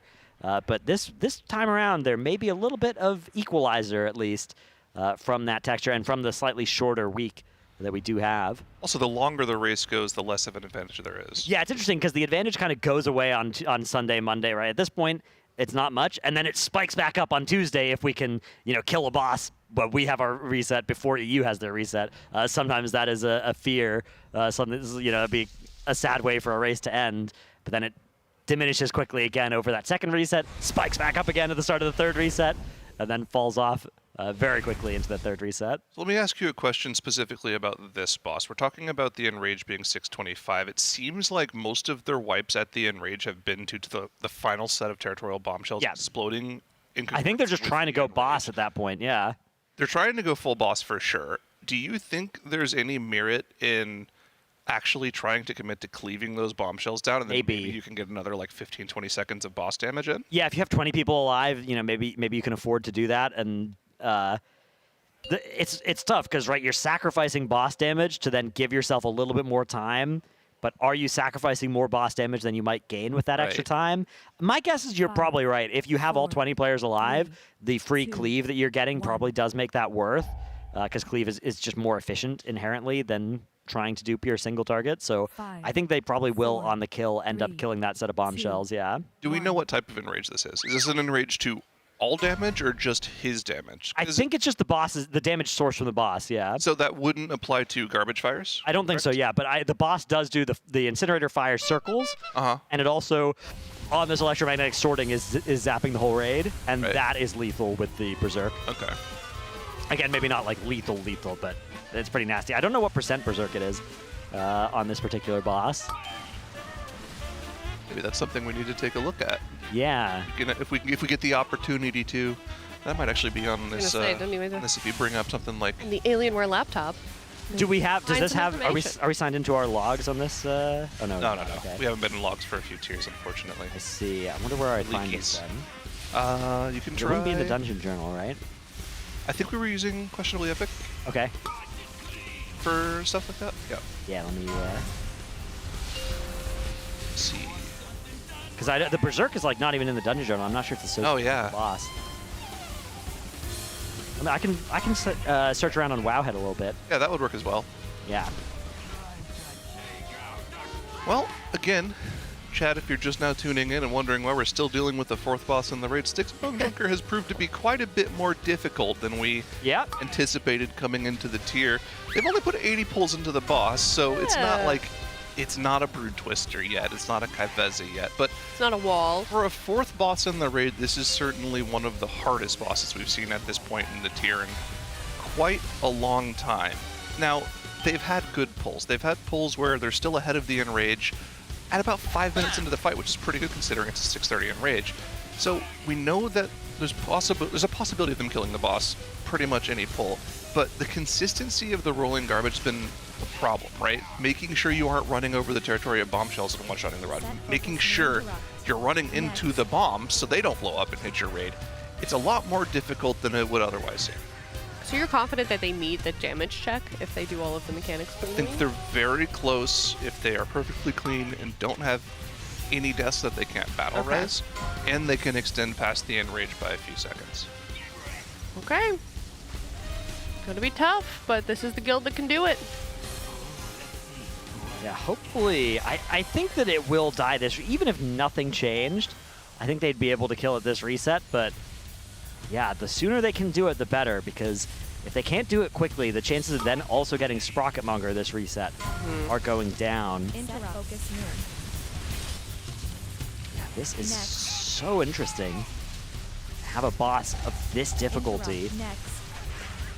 We're nearing that 100 pull mark as well, which is crazy. What did you guys predict for this one? 2. 5. Yeah, it was 4. The closest one of us on the desk was Jack, and he was at 37. So yeah. He's the closest by I think Tettles and Cams were both on 1. Yeah. Yep. Which is you compare this last tier, right? Like last year, this was Rashnan, which was 1 shot. Yeah. I did a thought experiment with Jack and Kalamazzi last night. Thought experiment, do tell. I hit them with the, okay, so we're 45 pulls into the boss now. Let's say I give you one opportunity to change your pull count guess. What would you change it to? Oh. And this was at about pull 45, 50. I think all of us were in like the 60 to 75 range. I remember when we first watched progression on this boss, and we saw the first like 10 pulls, and we were like, okay, what do you think the over-under line would be for where this boss dies, right? How many pulls it takes? And I think we set it at 20 or 25. Oh boy. Seeing the first 10 pulls. Because the first 10 pulls, they made a lot of prog pretty quickly. Boss was down at the 50% mark, and we're like, okay. Yeah, we didn't know about that Berserk. Neither did Liquid. On Heroic, apparently it has like an 8-minute Berserk. And that, you know, if you extrapolate it to that, the damage check would be reasonable. But it wouldn't be, it would be 3 heal. You can play 4 healers, 3 tanks, and probably hit it still with, you know, good execution, which, yeah, they've decided that that is not what this fight is about. You need to fully optimize that damage, and all the mechanics need to be perfect. Can I say it? Am I allowed to say it? Say what? This is a good pull. Oh. This is a good pull. We did just had lose. our first death. We lost Goop. We used one of our battle reses. Still have another. Still have one remaining. Yep.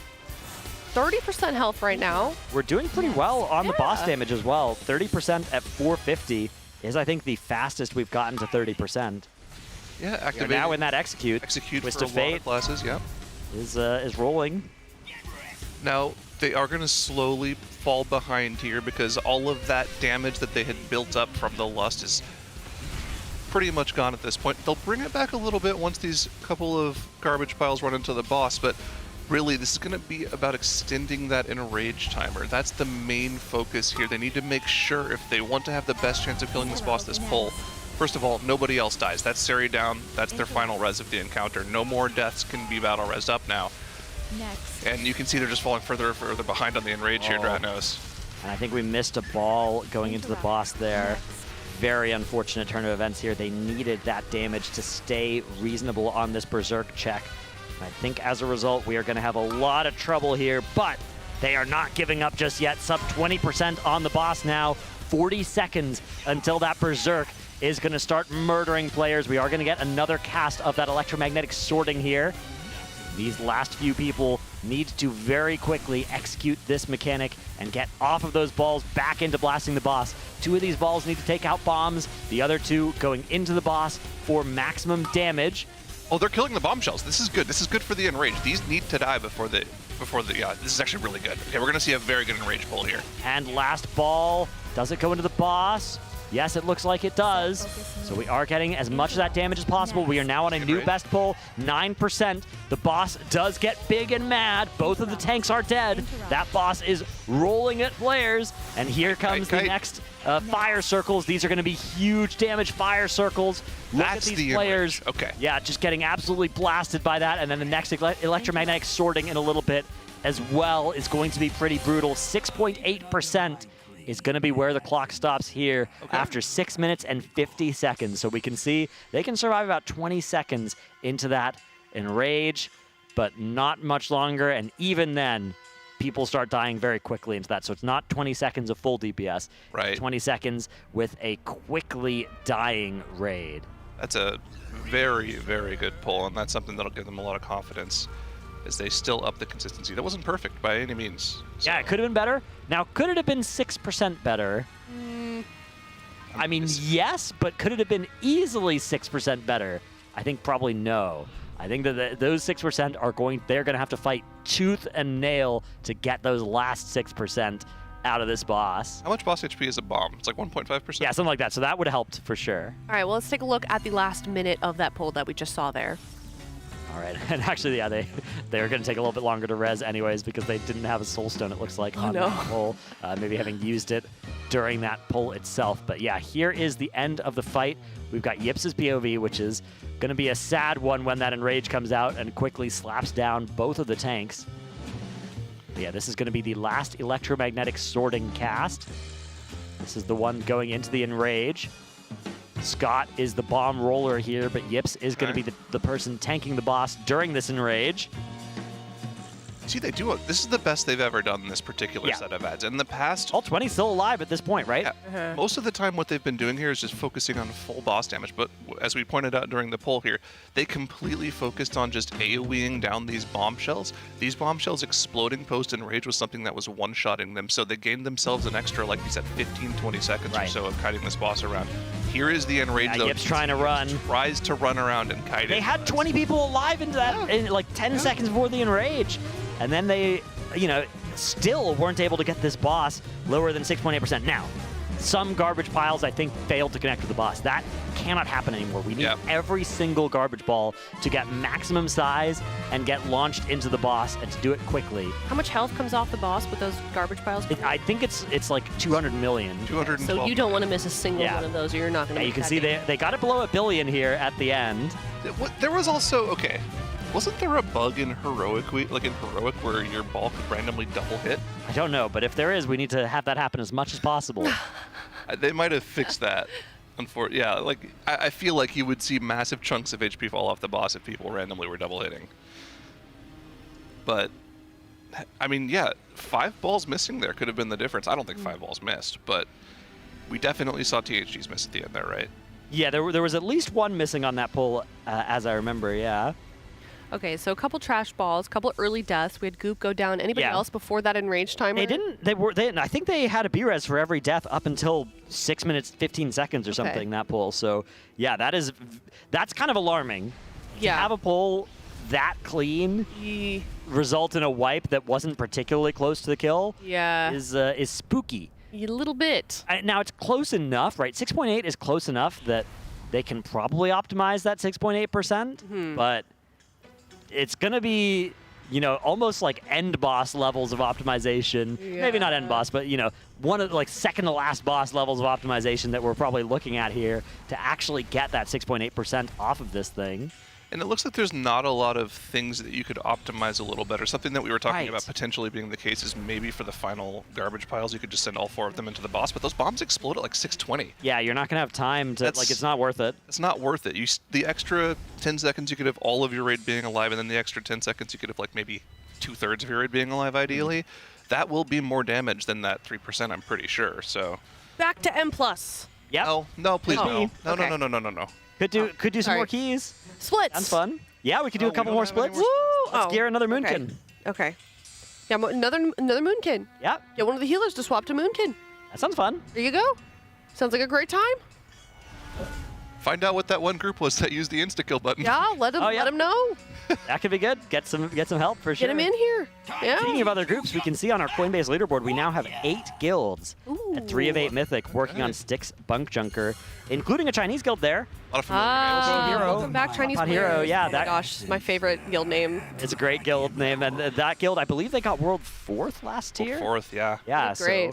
So they're right up there, very strong. Currently behind FSY and ID, but those guilds run a lot less splits than Liquid Echo Method and Huogro Hero. I think JTH as well is the other Chinese guild that runs an absolute bunch of splits. So I was curious about how the Chinese raid scene was panning out this time around, because usually there's a lot of mergers, acquisitions between the guilds in between tiers, and I'm not. It's hard to keep track of what's going on over there. here in America. It's hard to keep track of that. So I asked Supreme about the raid tier, the raid scene over in China this time around, and he said there's really only one good guild. That's Huogro Hero. Okay. Now he's obviously biased, having been a Liquid Raider himself in the past. I'm sure we'll see those other Chinese guilds, Jichen Hong, the other guilds that we've seen pop up at some point in the top 10 again. But he said that Hot Pot Hero, Huogro Hero, is by far the standout guild in that region this tier. Yeah, so we'll be looking out, and I think that, a long tier, a tier that's potentially going to late reset 2, could be great for China because they have the latest reset of any region in the world, right? They're like 32 hours after the North American reset is when their reset is, which means if you have a tier that ends on a Friday or Saturday or something like that, they'll have had half of the progression time that North America will have had. But if we go, late into a second reset, a lot of that advantage is it's still there, but it's less significant.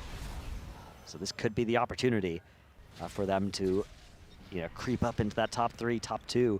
Obviously, world first is the goal. It's also important to mention the Chinese guilds all were ahead of the curve last raid, right? They were the guilds that really kind of showed off the trash deck that people didn't know about. They gained a ton of item level from just farming trash. Right. True. They had the pre-first boss BOE farm split tech, which was nerfed, but would have been it was worth a couple eye levels, to do that. Very scary, combination of words. BOE farming splits, something that Blizzard has actually done a lot of work to nuke not just that, but BOE farming in general this tier. Because if you think about if we'd been in this position last year, farming the BOEs from the trash would have been a pretty valid thing to do with time. But this time around, because they changed the BOEs to only drop them lieutenants and you're locked to them for the week and they're like not tradable at all, that has made that not something at all worth doing. The only thing that's worth doing is once per week hunt down all those lieutenants with your raid to get your one chance at that BOE each week. All right, well, here we go. Back into pool number 82, getting that 6.79% best pull just a couple of moments ago. These guys are they took their time for sure between that last one, so definitely discussing a few things here as they kind of reconvene. Makes sense when you have such a good wipe because now we need to actually really optimize. I suspect they are probably emphasizing making sure to get those balls actually rolled into the boss. Yeah. 100% certainty. You know, don't go for an extra trash pile. Just make sure that you hit the boss. It's a good sign because it doesn't mean they're hitting their head against a wall just yet. There's still optimization that they can do. We're not in a situation where we had a perfect pill and we still don't have health. Some of the raiders are rolling into the wall, but it's on purpose. Yeah. Right, of course. They're trying to make sure they're earning the territorial bombshells. I was told by Twitch chat, whom I trust implicitly, of course, that they missed 3 garbage balls last poll. Ooh, then I mean that would have basically done actually. it. That's significant. That's within 2%. Yeah. We are in optimization mode. Yeah. So like a couple of deaths not happening here and there. Exactly. We're in business. This could die any pull if they're able to match that damage and go up just a little bit more. Maybe have a few people live a little bit longer in that enrage. We did see the incinerator cast happens at about 6:45, and that will just kill anybody that doesn't have an immunity. But I mean, things are looking good. We could see it kill any pull. It could maybe get a better kite as well because Yips got killed almost instantly as he was running away. But if Scott can taunt and leap before that enrage, then they could potentially keep the boss from randomly meleeing people for a little while. See a classic Bale Rock kite out enrage sort of deal. Something like that could be the vibe as, ooh, it looks like a bombshell has unfortunately collided with a ball here. Now, even if they lived this, they would have lost that damage from the ball rolling into the boss as a result of that collision, and they are going to wipe this one. So, great pull, followed immediately by a pretty bad one, as is tradition. So, Zyra, I'm going to throw your question right back at you. If you could change your pull prediction for this one time. Yeah, we should all do ours now based on now we know it's 81, 82 pulls. Where do we think it's going to end? So I was in the middle last time. I said 65. I believe Jack said 75. Okay. Almazi said 61. Or I could be wrong. They're up in the 60s. They're interchangeable. Yeah, sure, exactly. Man, I don't know. I'm going to go 90. 90. I'm going to go with 130. Oh. Really? Look, we've undershot this thing the last like 4 times we've done prediction. So you're not gonna overshoot it? I'm trying to not undershoot again. I'm trying to correct that bias and hopefully land exactly on it. Yeah. Okay. Yeah. What about you, Aya? Okay, so you said 90? Yeah. 130? Yep. So you should go with 110. Split the difference. I want to go in the middle. I think I would have done that anyways. I think so. I'll just go like 115. You could go prices right and go 91. I don't know how that game works, so I think I'm gonna go with 115. Yeah. That's not on TikTok. It's not on TikTok. I don't know. That's on cable television. I just know the people dress up crazy and they have like big signs on their shirts of their names. That's about. And there's been a big wheel. That's it. That's all I got. They don't know anything about Bob I'm sorry. Barker, man. Yeah. It'd be fun to be a wheel girl. The girls that spin the wheel. It'll look pretty and spin the wheel. Yeah, I could do that. The contestants I could do that job. Wheel. Huh? The contestants get to spin the wheel. Oh, okay. I'll point at the cars. That is a job. Yeah. That does sound like a great job. Yeah. Something else I'm really good at, calling out sponsors. Guild.gg/Coinbase RWF. Using that code TEAMLIQUID20, and you can have a chance to win a signed Liquid jersey. Or the grand prize be flown out here to the Race World First next tier. Yeah, you could have a couple of the caster room goodies that we keep in there for ourselves and keep away from the raiders. That's right. You don't have to meet Tuttles if you don't want to. That's right. Or Kalamazi, or you can have Taco Bell with Kalamazi, either way. Yeah, Kalamazi orders Taco Bell about 1.5 times per day on average, so pretty likely to be there when it procs. Did you do that last night? Don't think last night was a Bell night. Have you tried the cheesy dippers yet? I'm trying to get one of you guys to get them. I've had, those like the burritos. Yeah, they're like mini burritos. Yeah, I had that once. With the steak? It's kind of messy. Oh, yeah, but they're so good. Yeah, I don't really like messy food, though. That's fair. I have to say I was disappointed by them. Really? So I am a Report of the Week watcher. I watch his food reviews. Yeah, I love those videos. I love running on empty. Yep. And he gave those a very high score, but he said specifically that he liked them because of the sauce. And as someone who lives in Texas and loves Tex-Mex food, they just didn't really do it for me. You gotta separate Taco Bell from Mexican food. Yeah, you can't compare it to any real food. Then Can't do that. It's good in a vacuum. It's not at all good if you ever compare it to any other authentic food. Yeah, that's true. But the other thing as well, I didn't think they'd be so small. Like I felt like I was Hulk in Endgame when he was like giving with the 2 tacos. Yeah, okay. Real. And I was like, well, why aren't these like double I thought the those size? were shawarmas. They were tacos. Shawarma was the original Avenger. Okay. That's fair. So we'll just order more of them then, Thyro. Well, I don't want to order any Taco Bell. That's fair. Okay. Well, next time you guys order Taco Bell, and if I'm around, please get me some cheesy dippers. I've got Chef Heidi's food here. I'm chilling. That's right. Sure, but sometimes you want some low tier food, you know, something greasy and salty. You got that last night with the delivery pizza. That's true.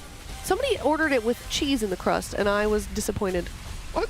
Oh, the Raiders pizza, love that. yeah, Love the cheesy crust. You're right. Oh, They are more important than me. But I was looking through all the boxes, and They're I was all cheesy crust. I was panicking. They were all cheesy crust. Yeah. Every single piece. Like you couldn't have done one piece, man, without these Raiders. These Raiders and their taste in food is cursed. The one thing I Horrible. will say about that delivery pizza is the garlic dip is that's the play. No, it's not. Yes, it is. What do? You dip the whole crust or the whole pizza in Yes. there? Okay. Yes. Are you a I'm not a garlic dip pizza and dipper, no.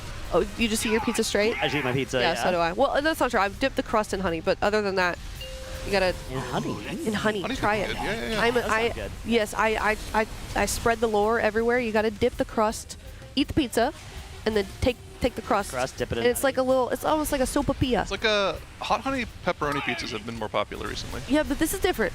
Hot honey has the honey on top of the pizza. That has a little like kick, right? Yeah, Like this a little has a spice. little kick. Yeah, that's like with everything. But no, when you're done, you save all the crust, and then you have your little. You set them aside. I like to leave a little bit of sauce on there, and then you dip it in the honey, and it's delicious. It's great. It's like a free dessert. The only other thing that I think would be better than bombshell explosion. Yeah, bombshell explosion. Unfortunate. We were trying to do the anti-caster. Yeah, we were trying to do the thing where we just talk about something Ignoring random it. during Yeah. the best No. bowl. Why do you guys think I was talking about pizza? I was That was a good try. fully turned away. Almost worked. And of course, the second we actually looked at them, they hit a bombshell. Well, I looked after the bombshell exploded. Don't worry. Oh, I looked. It's my fault. Oh, okay. All right. Sorry. Caught. Look, see, this guy doesn't know what's going on. Casters talk about the poll. As soon as we did, they died. Oh. We can't do that. Let us do our job, okay? Listen, let us do our job. Listen, You be the chatter. this is not our first rodeo. We know how this works. We're in poll 80 territory. We're gonna yap a little bit, and then once things start getting a little bit, spicy, we'll go back in. Don't you worry. Spicy like hot honey on pizza. Exactly. Like hot honey on pizza. I do like hot honey. Now, of course, there is one more dipping sauce that is elite. If you say ranch, I everything. will physically walk away from you. It is ranch dressing. Jesus. It is elite. That is. Midwesterners, you know what I'm talking about. I live there currently. It's so upsetting. That is exactly what you think it is, Dranos. That's Scott with the. That is Scott being very patriotic. With like a Winston Churchill vibe going Something on. like that, yeah. What's that? That's good. It's horrible. Good reload, of course, fired up with that re-equipped Jastor thing, reminding him to swap his ring from slot 1 to slot 2. As every time you die, the Jastor Diamond stops working until you swap its slots. So that's And nice. I is so upset right now reading chat and just all agreeing with me. They're upset at me for my pizza takes, like really upset. But I mean that's okay. I don't know why it's so controversial. Look, any engagement is good engagement. It's true. You're right. I don't know why it's so controversial. It's bread dipped in honey. Like what could possibly go wrong? You're from the Midwest and you don't like ranch. I am not from the Midwest. Next, you're going to tell me when you leave No. a function. Take that back. I'm not from there. You don't slap your knees and say, "Welp." Well, I don't do that because I'm not from there. Oh.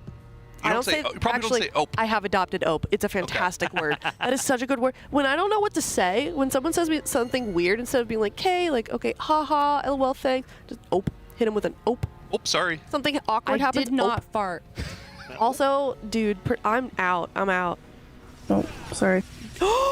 They did not. Oh my gosh. Oh, suppose it's about that time. Cool. Well, I've got to explain myself now because this is getting weird. I was doing a dungeon. I accidentally frost nova'd when I wasn't supposed to because in Classic, if you do that, you can kill someone. I went, oop, sorry, and it sounded like that. And now everybody thinks I farted, and I didn't. Wait, play it again. Play No. Run it back. Oh, sorry. This is so mean. You do it in like slow mo. Can you like slow Can down? you like 50? shut up? Yeah, and can we bass boost it as well? Can we play Dranos' old British? Oh my god! I did fart. Oh, okay. This is on that forbidden soundboard that I was telling you guys about. You see what I mean? Yeah, this is what happens when the boss starts getting to this pull count. Oh my this god! Sort of thing happen. Oh, I'm so upset. And the worst part is that they're on a break now, which means I can't even like revert back to. Let's talk about the gameplay. There's no deflecting. I'm this gonna There's happen no here. deflecting this. Hey, so we're raising money for charity. That's right. For the Pasadena Humane Society, TL.gg/RWF-donate. I don't think we've actually looked at the Tiltify yet on this cast. Who has the laptop? I do. Dratnos, you're the floor- slacking over there. Yes, this Alienware laptop here. Very nice. Dratnos hates animals, apparently. That's true. Very sad. Do you have any animals? No, I don't. Well, you know who does? Teal.gg/adopt. Okay, we're just pop. You could go check out their adoptable animals, Dratnos, and get a little. Got any new? See, the problem is Any doing donuts? this right here, looking at the Tiltify, it's so hard to know what the recent donations are. Well, see, I had a system going where I had the notepad out and I was putting the last red donation on my blog, but no one was updating it, so I kind of stopped. Yeah. Well, they're not in order anymore. Yeah. If you go down to the bottom, actually, I think what we should do is we should log in. We should get the login for that, and I think then it would be. Will they be in order then? Maybe. I think you'd at least get a timestamp. We've raised $9,002. Wow. That means we're less than 1,000 away from watching Trill annihilate some of the casters in PvP. That sounds fun. That does sound fun. For Trill. For Trill, yeah. I wonder if he... It may not have been fun, honestly. I could see him just like completely deadpanning, being like, okay. No, he was laughing. Ah, fantastic. Oh, so it was you, I take it, that got annihilated. Love that. Potentially. Okay. All right. Well, definitely go check that out. Teal.gg/RWF-donate. You can send in $35 and we will review your transmog on stream. We haven't done any of those yet in this block. Are you guys nice transmog raiders or mean ones? Usually nice. I'm fair. Yeah. I'm fair. Tough but fair. I think I'm fair. Teddles thinks I'm an elitist in many ways, but transmog being one of them. But I think I'm fair as well. Do you like to try and make sure your rating's like average of 5 instead of a 7 or something? I don't know. I don't really think about it that way. I'm more of like a full set Andy hater. Okay. Not to use them. I think it's fine. I use plenty of full set To Andys. submit one. To submit one. It just feels like For the UI ratings, I'm really rough. yeah. Okay, like the equivalent of a UI rating is if you were to take a streamer's UI, put it on your screen, and then screenshot it and be like, please review my UI. Okay, no, I get that. Does that be, yeah, see, I get that. Thank you. Yeah, thank you for understanding. I think you're the first caster that. I do think, sometimes you've got Well, I like feel mostly a full set and then you pair it with a nice tabard and weapon. I think that's fair. It's yeah. like, okay. Get a little creative with it. Elevates it, right? It does. Like Chef Heidi, right? A lot of the dishes she's making are, she's not invented orange chicken, but she's elevated it, right? She has, And yes. that's Chicken yesterday was amazing. Right, yeah. Yeah, but if she were to take credit for the pizza yesterday that she just ordered, that one would be, yeah. and was like, "Hey, casters, please rate the pizza," like, because you know what I mean? That's fair. Yeah, thank you very much. where you're coming from. The pizza was good, but Chef Heidi's food is also very good. What's for dinner? I don't know, but I know that you can type !dinner in the chat to find out. Yeah. Wait, type it in. Oh wait, you don't have we're not logged in on the laptop, are we? No, we're not, Let me no. just whip out my smartphone. I can check as well what dinner is because I know that it was posted in one of the discords. So. Oh, they have it right here too. Oh wow! Okay. Production's so fast with it. Ooh, we got Roasted. How do you guys pronounce that second word after roasted in the chicken? It's herb. Herb or How do you- herb? Well, we don't have British parents. There's an so H there, so I was wondering if you guys are believers or non-believers in that H, being pronounced. As Americans, we do not pronounce that. Say herb. Do you say herb? I think I say herb as well, but now I'm self-conscious about it. I'm not sure. I don't think that's weird. It's one of those things where when you're asked how you pronounce something, you start second-guessing yourself. Like, Yeah. yeah. How do you say the second word? Uh, Is it pasta or pasta? Oh, I yeah. think I say pasta, yeah, which is wait. weird. It's one of the weird ones where, like, the British way of saying it has that version of A, because usually it's the other way around, right? Usually with most words, you'd expect the, like, ah sound to be the British one, right? And the ah to be the American one. I need to check something else. But pasta's the other way. See the last thing, the fifth thing there? The garlic bread, yeah. How do you say that first word? Garlic. Garlic or garlic? Oh, garlic, yeah. Okay, I you're pronounced not it- from Boston. Not Boston, yeah. Oh, I was like, what region Garlic. is this from? Okay, that's good. Harvard Yard. Been there before. Yeah. Ooh. Yeah, you guys have. I blacked out for a second.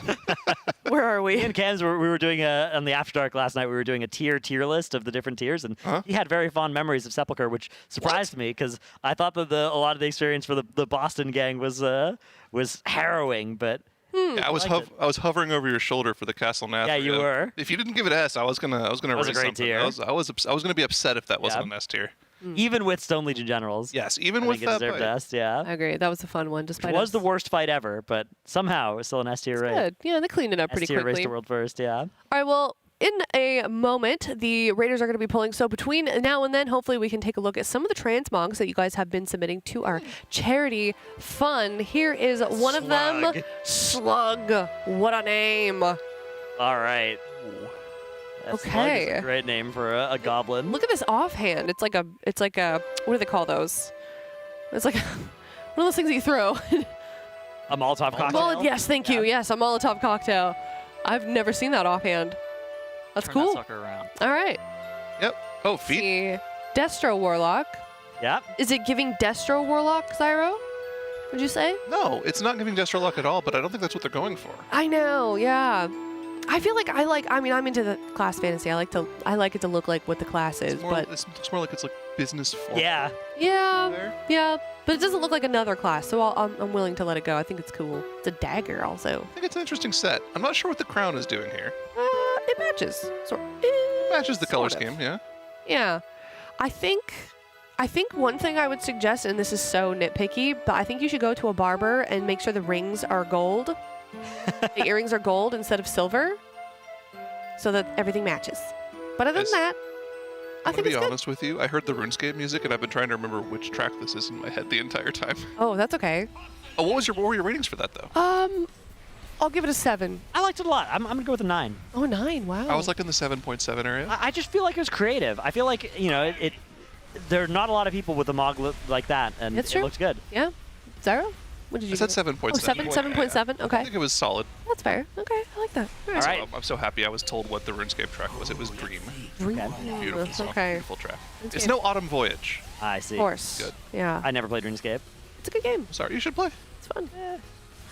Listen, if the man has been like stuck in that game for 2 years, you gotta think it's a good game, right? Yeah, but what if it like one-shots me, and then my will. my WoW, Your ego will be progression is bruised. hurt. Have they got a? Oh yeah, they have. Okay, yeah. So we are underway. We've got our Back first up, pull assign cross after the break. Sometimes you get a nice little buff, a mini buff after the break. Not as big as the food buffs sometimes, but Pick it up and walk around. yeah, this is like our Things off. midway between lunch and dinner break. Yeah. They've got a whiteboard sort of in the hallway there that says, I think it says no Dobby and something else. There's something in bigger words that I think is more important, but for some reason I can only remember the no Dobby part. That's like, Oh, I know what the second one is, but we're not going to talk about that one. oh, okay, sure. I'll tell you after the cap. Okay, yeah. Well, I mean, important message nonetheless. It is an important message, yes. But honestly, no Dobby, very important. You got to keep the vibes up. yeah. You can't, even when you're fighting a boss that feels unfair and you think, oh, this shouldn't be this hard. That doesn't matter. Your job is just to kill it, Yeah, whether or not it's killable. I have not seen them Dobby though since Sepulcher. Yeah. Like literally at all. I think the vibes might dip occasionally, but they're always. I think they've that's something that they've really turned around since Boston. Is like they are always positive and always doing their best to not There are spiral. There are brief moments of Yes. Dob. Yeah. They never actually go full Dob. Yeah. Can't go partial Dob. Yeah. As they would say, but currently heading into pull number 84 after this break. Currently our best pull is 6.79%. This is a pull. So, new Looking good. information that we've gained in the past couple of hours of Pulls of Dratnos. Things that we've covered mostly. We know that there's pretty much sort of a hardened rage where the boss does a whole bunch of extra damage at like 630-ish. Yeah. But the thing that really ends up killing them is that Incinerator cast about 15 seconds later. Yeah, 645 is going to be very hard to have anybody live past without an immunity. So we are hoping to see them get that boss to 630 and then kite it out for another 15 seconds of damage. And after that, anybody that can stay alive with an immunity can maybe get the last 0.5% or something off the boss, but nothing more. So going to be a very tight check to watch this boss die. During that 6.8%er, we had almost everybody alive for almost the whole fight. Fortunately, Bombshell collided with here. Takes out half the raid. They're going to go for a reset. Yeah, I think at this point, any bombshell collision is going to be over, because not only are people going to die, you also lose a bunch of boss damage because you've missed one of those garbage piles rolling into the boss. Not much to talk about here. Wipe it up, go again. Yep. Get reset. We know what to do. Damage check at least was looking still pretty good on this pull. Single target is improving, and that's a normal thing, right? As you pull a boss more and more, people are just going to do more damage as they are getting more and more familiar with the timings. People are getting better at doing the mechanics and getting back into damage mode faster. Yeah, no, so other things that we know about their best pull. It said 6.7% for the best pull, but according to Twitch chat, they missed 3 of those rolling garbage pulls, which would have accounted for about 640 million of the remaining 800 or so million on So the boss. that would have been like a 2% wipe. They would have been very, very close to killing the boss. Little bit extra better functionality on of the players not having a DPS die early, maybe having a couple of extra battle reses they could use at the very end during the enrage to live after the first incinerator cast. Something crazy like that could potentially just be the extra little bit of damage they need to eke out to score that kill, or it could just be, like you were talking about, a little bit more optimization for the rest of the fight in single target damage. Yeah, I mean, either way, I think this is going to be good. And then we were kind of talking a little bit earlier also before we went into the comms, what we were predicting the actual pull count to be now that we kind of know what we know, and we're all about in that 100 range. So Zyro, you guessed 90, right? Yep. So in 6 pulls, you think it's going down? I'm just being an optimist. That's fair. Okay. I think they're extremely close. Okay. But just due to the nature of this fight, it's super erratic. Like we've seen for the past few pulls here, any territorial bombshell getting collided with is a wipe. Any bomb going off is a wipe. Yep. You let a couple extra recycle casts go off. You kill 2 players. You can't battle res one of them until 4:30 into the fight. That's probably going to be a wipe at this point. They need to be pretty much perfect. I do think they can do it, but I think it could be done in 5 pulls, or worst case scenario, could be done in 45 pulls. Is this going to be a pull where it's kind of they're shaving off 1% at a time, 0.5% at a time, or is it just going to be one where we take a significant I think it could die, right? all if at you once? think like, all right, if we just landed those 3 balls, it was a 2%er. Yeah. So if we just have a pull that's 2% better and we land all 3 of those balls, that boss could be dead. So I think, yeah, this could go from 6 to 0 in 1 pull. Chad is asking, why is Scott top DPS? It's just because a tank always gets chosen for the bomb, right? Yeah, and also Brought Warrior is doing a lot of damage, but most of it is going to be because he's the first tank to get on the garbage ball. So if there's an odd number of garbage rolls before they wipe, he's going to have by far the most garbage roll damage of anybody in the raid. Wait, I'm assuming he's getting 3 of those, so that means 600-ish. He'll actually get 4 over the course of the fight. Okay. At the end of the fight, there's 7 total casts. So and he does get 1, 3, 5, and 7. So about 850 million of his damage is just from garbage balls. Yeah. So he's only doing about 100 million of his own damage. He's doing some crazy damage, that's for sure. I thought it was RNG, the balls, the trash It is balls. mostly, but it always targets the current tank, and then also 3 random other people. I think Okay. 1 healer, 2 DPS. Yep. So was that a decision in this with the tanks also, is like how much damage they can do is on top of that? Yeah, it would maybe make sense to even send Yips on the odd-numbered ones, because Scott's probably going to do more damage while he's not on a ball roller. Yeah. But I'm They not need sure it if for that's... ads or something? Yeah, I guess it's nice to have the grips available for them. The grips help the rest of the raid get more damage. As you can see, Yips here. He's got A-Bomb Limb, he's got Gorfian's Grasp, so he can kind of alternate those on garbage pile sets to really help control these ads. But whenever he's on a garbage roll, he can't do that until he's finished with it. Right. Yep, seen quite a lot of composition changes till we got to this point, but seems like they're sticking with it for now. It seems like they're locked in on this comp to be the kill Locked comp. in. Usually when you get a boss in a single-digit percentages, that's pretty much going to be your kill comp. Unless something crazy changes to this encounter at some point, the next 24 hours. They started with 3 tanks and 4 healers. Yeah. Which is interesting. Yeah, that's something that's pretty typical to learn a fight, though. Yeah. Yeah, I mean, they started with 2 tanks, 4 healers, and then they added the tank because they were like, oh man, we need more control, we need more grips, let's max more out on blood DKs are the problem. Yeah. And then it was like, okay, well, that gets us to a wipe on Enrage at 21%. We're not allowed to do this, we got to play more damage. Yeah, that was... That's fair. A bit of a shocking moment when the boss enraged at 20%. Yeah. All right, boss getting pulled once again. Pull number 85 is now underway. Yips on that blood DK. RPOV for now, spamming those vampiric strikes there at the boss. That's pretty much the sand lane DK opener is, it's not quite 1 button, but it's a lot of vampiric strikes. But of course, yeah. How good is Blood DK damage actually on its own right now? It's not Prot Warrior. It's not Prot Warrior, no. It's not bad, actually. The Blood DK damage is pretty good. The AoE can be pretty good as well if you... There's a lot of RNG associated with it. So you randomly proc Vampiric Strikes, but you can also spam them when you have your Rune Weapon out. And each time you Vampiric Strike, you have a chance to summon a Blood Beast. And the Blood Beast, when it expires, explodes for a bunch of damage. So if that lines up with the AoE, then you're going to do big dam. But if it doesn't line up with the AoE, you're going to do little dam. And it's very RNG. That sounds very similar to the Unholy set. Yeah, it's a Sand Lane for Unholy it's the same hero talent. Oh, okay. So it's a similar experience there. You're playing Blood DK this tier, right, Dratnos? Yeah. Are you enjoying it? Yeah, I love Blood DK. Any tier where I can play Blood DK is a tier where I'm having a blast. Do you consider that your main? Like I feel like I swap. Yeah, I mean I've swapped mains every season for the past since Nihilotha. I've never played the same thing 2 seasons in a row. Okay. But Blood DK has been my favorite whenever I get to play it. Yeah. Okay. Chat, can I tell you something? Last night, before Dratnos went on to one of his casting shifts, as he left our caster room, he said, "Whatever you guys do, do not WoW Armory Deadnos on Tichondrius." So what do you think I did? I went and WoW Armory Deadnos on Tichondrius. 657, baby. He's almost as geared as Scott, man.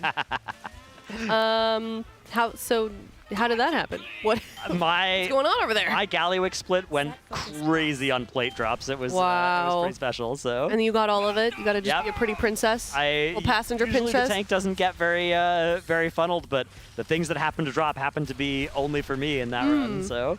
That was pretty good. You seem very proud of yourself over there. Yeah, 657. I've still got one more upgrade as well. If I can get a new cloak, I can get up to like 658. Oh, yeah, you have a 636 cloak on, right? Yeah, I've got a 645 now. 45 a now? veteran track 1 upgraded to max, but if I can get myself a nice champion or hero track cloak, send it on up to 655, pretty set.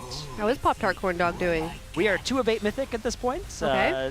Done with all our splits. We do 3 splits now, so. Very nice. All that's finished. Tonight we'll hopefully get Rick Reverb, and then I don't know what we'll do. We might do a Mythic split. I don't know what else we'll do with our time. So I got this question from somebody else. How does a guild that's not like as public as Team Liquid or Echo or Method get splits? You just don't do it with helpers. You're just doing it with only guildies. Your ults. Yeah, exactly. You play like 1 main and 2 alts, and then unlike Liquid, we already know what our mains and our alts are in advance. We don't determine it based on what the loot drops, right? And we just run the raid 3 times and give all the loot to the mains.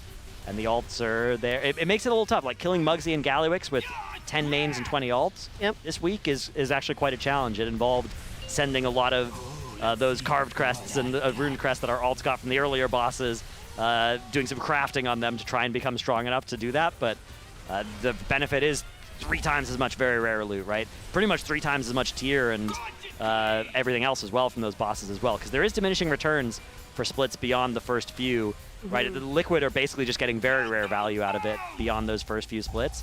But other guilds are getting the tier and stuff too. Yeah, they were like, how do they compete? I was like, they don't. Yeah, you don't really. you can't with that. Do you guys also have sometimes like just like friends of the guild help a little bit? Yeah. Like maybe 2 or 3 slots a raid? Often, yeah, right now we have more than 30. We have 30 people on the roster, so we can just do a full. Okay, that's nice. But yeah, whenever we've had less, we just fill out with some helpers, or if the tier is easy enough, you can have somebody on a second account just tag the boss and jump off on that second account. But yeah, this time around we actually just have 30 people, so that makes it nice and easy. Unlike Styx Bunkjunker, where pull number 85 here has gone the wrong way at around 50% once again. So that's tough. This fight is just looking super tough.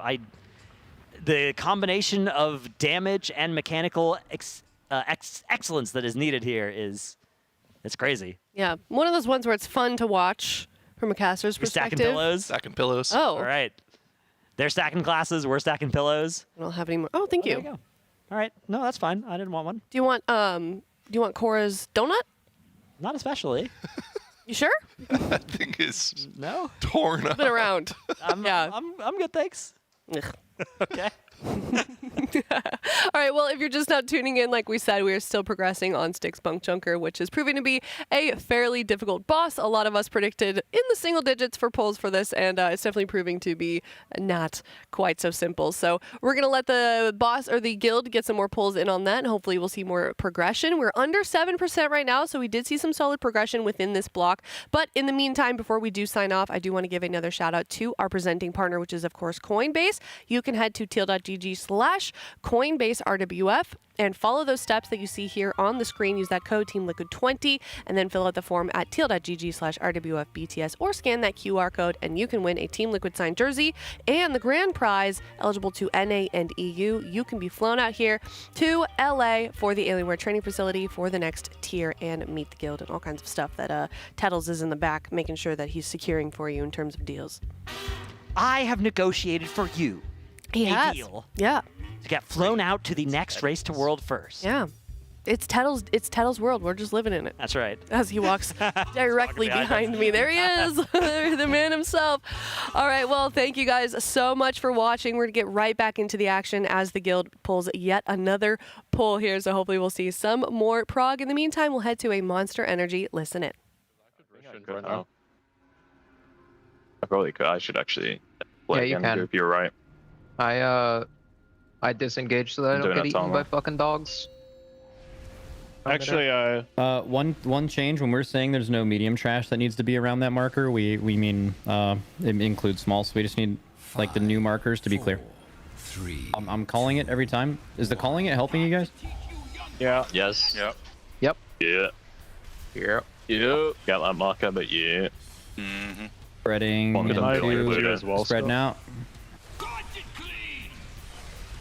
What did he say, Tob? Good night, I've gripped you as well. I mean, I'm not gonna rely on dog shit priest doing that. Okay. I don't even mean you.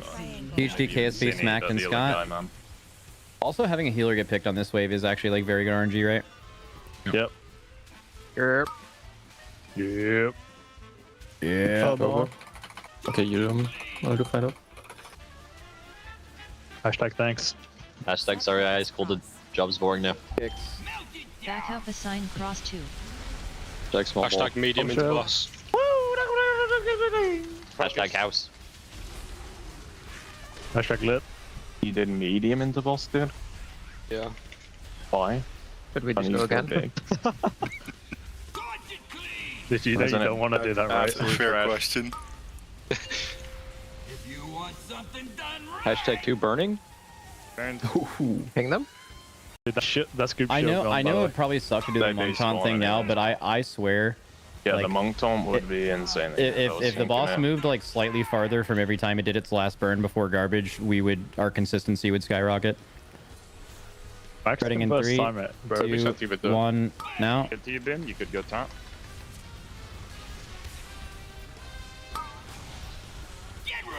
Like, yeah.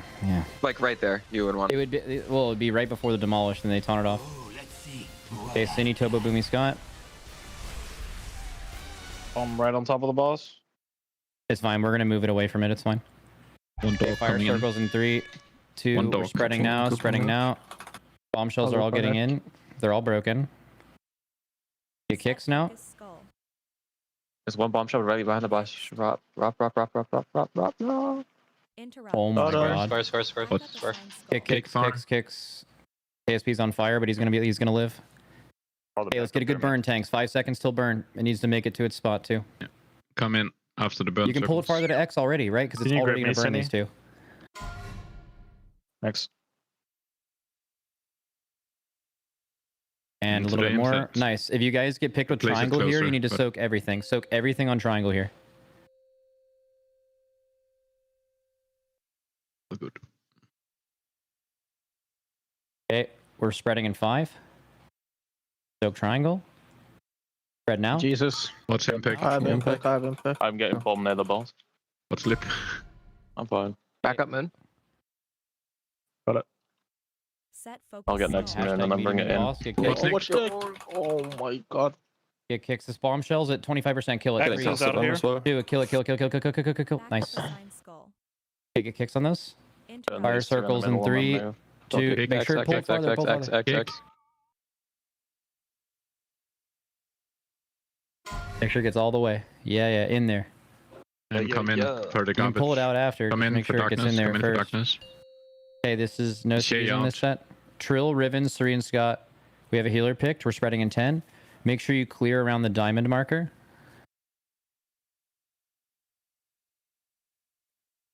Watching Toba, but it's weak. Hit us. I'll disperse probably. Okay, spread, guys. Spread. What? Oh, who the hell came in? Who came straight to the front? Set focus skull. Ran me right the fuck over almost. No one ran us straight the fuck over.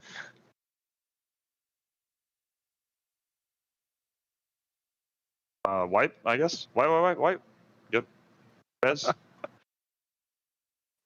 I went to the front of the boss and not the back of the boss. All good. We go again. Ish. Yes. Just reverted to how it was because it's fucked, obviously. But it'll just disappear for now.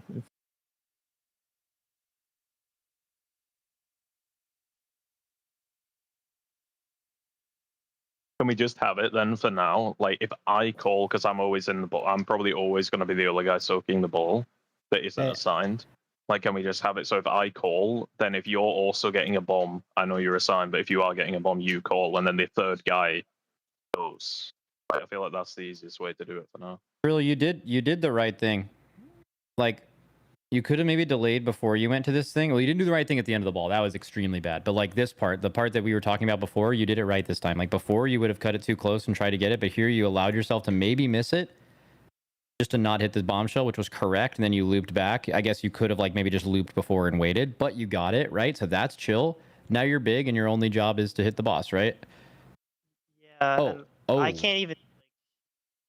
Well, here you I just. can't even tell where bombshells are compared to the boss there. Like, you always have to be in the is back. this a UI? Is this a UI gap right here? This is a UI gap for sure, right? His avoids are in the sky. The nameplates are all bouncing because of the friendly names, probably. Yeah, friendly name. You Your friendly names. I have stacking nameplates. No, not stacking. Overlapping. I need overlapping. Yeah, to make your friendly nameplates. Oh yeah. Well, then my this is insane. Well, if he does overlapping, it's fine. I mean, just look at that picture. But then that'll make his chicks kind of shit. As well, if you always come in from the wall side, like they're supposed to get ranged away. So like, if you have one from the wall side, then it's not Scrapmaster really was, and then there was a bombshell like in front of where I would have rolled into the boss from. So Yeah, but you have 8 seconds, right? Yeah, you have a long what time. You Like, do like is right here, you take a left. Up, you maybe take grab a left. one more medium trash yeah, and just you're right. I left can into the keep wall. rolling around. Yeah. Yeah, you would go left and back. But like, yeah, I mean, You can always just definitely roll need to the wall and you need to stand fix your nameplates. If anyone, by the way, I have not seen other PV. If your nameplates look like this avoid thing makes no sense. It's actually making it significantly harder. You need to make sure your nameplate settings are right. Yeah, I was even considering turning it off, but I don't know. I would keep it on. You should try overlapping nameplates for a poll. If it doesn't make it better, then just turn it off. Overlapping will fix it 100%. It's just if like there's a lot of scrap masters and he has a kick, if he doesn't have focus, it will be hard for him to get it. It kind of like glows for you. It's easy to see for me at least. Also, just it also says like just know to go via the back of the boss. So it's like that's the biggest problem is that you have to go from the back. You might. Hit a bomb by going in the back there, but you 100% will hit it going in the front. I'm pretty sure what Scott did on that poll is exactly what you should do in that kind of situation. Like from the back, not the front. Yeah, I like remember what I did, but yeah. There's a bombshell in his way. He just literally went into the wall, and last second he just like went into the boss. Yeah, I feel like I milked an extra 2 seconds of the ball there somehow, but I don't remember. Let me watch back actually. I think we should pull. I still what I'm doing is I'm like rushing. As soon as I get 200, I try to just go into the boss like immediately, and I just like I'm like rushing it. That isn't necessary. You don't need. Well, if he's having trouble logging in, the BNet servers. the BNet servers are down. Yeah. You can't DC then. That's just an excuse because he's changing Morgan. Wait, who's actually doing Morgan? Who's fucked from? Yep, Snakes, Heavy, and Thud. Can someone actually, to tell you what is an interesting fucking stat, is when was the last do you have to world connect first to the kill game that had a walking in? just open the game manually? I did. It's just stuck on connecting when I log in. I actually wonder. I mean like last boss or like relevant boss, not like early boss. Didn't you play Worgen Druid last year? Yeah, you can play Worgen Druid. 4-hour maintenance on Tuesday. 4 hour. Woo. Woo. We take those. That's a nice sleep. Dude, Lip just messaged me on his warrior. Is it during this? Is it possible to make a weak aura that, like, if I get a ball, can it tell Smack that I'm in a ball, so I don't have to calm it? Because I'm like not calming it as much as I should, but it's like hard. I'm like stun locked when I get a ball. I'm just full focused on it. Yeah, well, I just saw the Smack damage in sticks. That is so good. I'm logging in now. What is that, bro? I don't know. That shit was crazy, bro. That's what you need to practice without your monitor on. Pokemon? What is that? Yeah, wait, what is that? You did the ball like that? Yeah, well, it only when they get full energy, that shit just popped up, and I couldn't see it. What? What is that shit? You just fucking did that. You just ripped that now. That's a new part, Cora. It was supposed to go. How is it actually supposed to be? Bar, how long is this one going to take to get fixed on that? I was supposed to only push out to ribbon, suppose. Of course. That would have been good.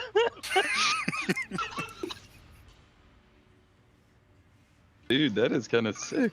Push that to me, fuck it. Wipe a couple more times. Oh shit. Of course, that's a Riven's aura. Yeah.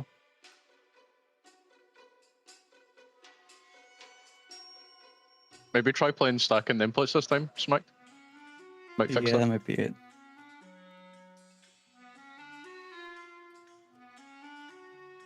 We good? Yeah, but I just watched back what you said, what you were talking about, Bubba, and it's so sketchy on the timer, but it's chill. But I mean, like, you couldn't really go in before that. Yeah, I mean, well, so... the thing is, I'm not going. Worst case, ball runs out. I'm not going in and wiping the raid there. Like, no way. Oh, actually, no. I need to. I need to see what Mark's talking about as well. I think I saw that as well. Do you see it on your PV, Mark? I turn around and kick it. Bang. Which set? This is the very last one. Probably why we wiped. I don't think this is the pool.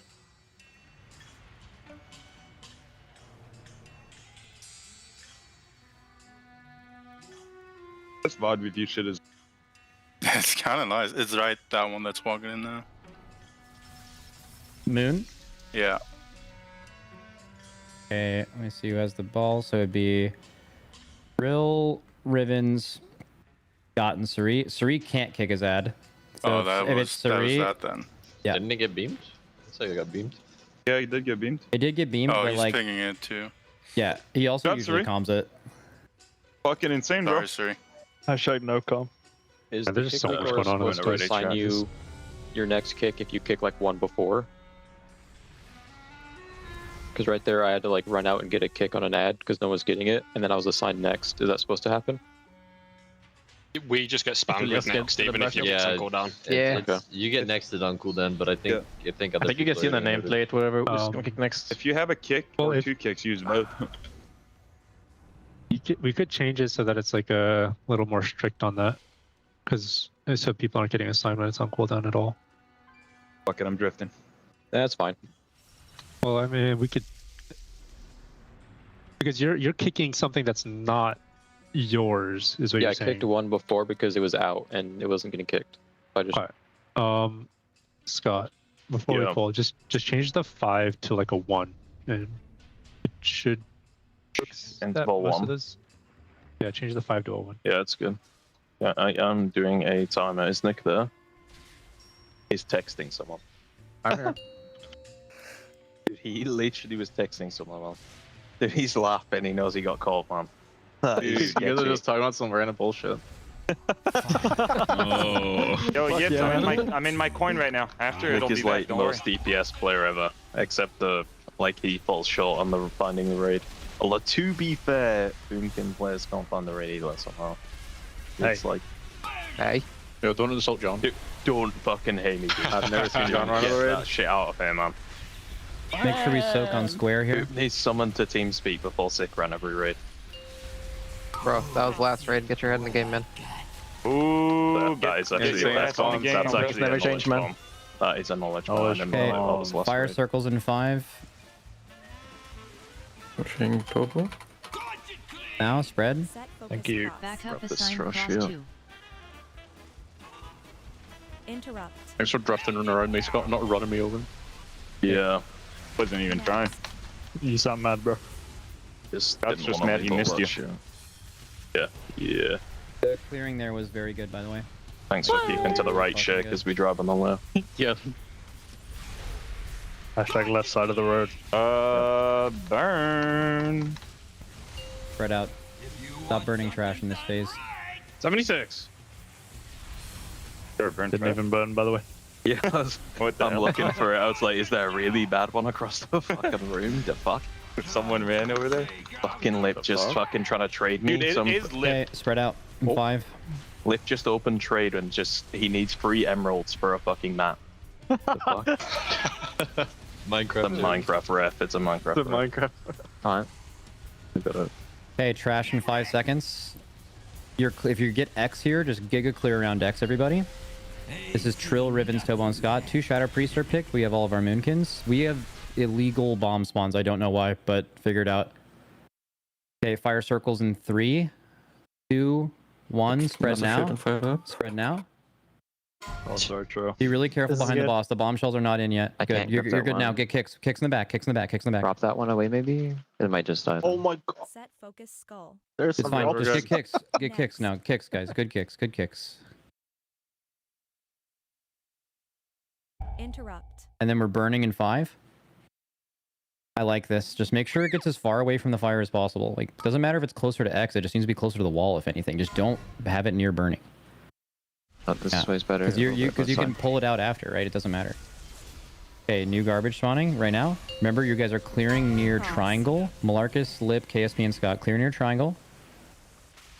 Far right bombshell. Fire circles in 6. Yeah, far right bombshell.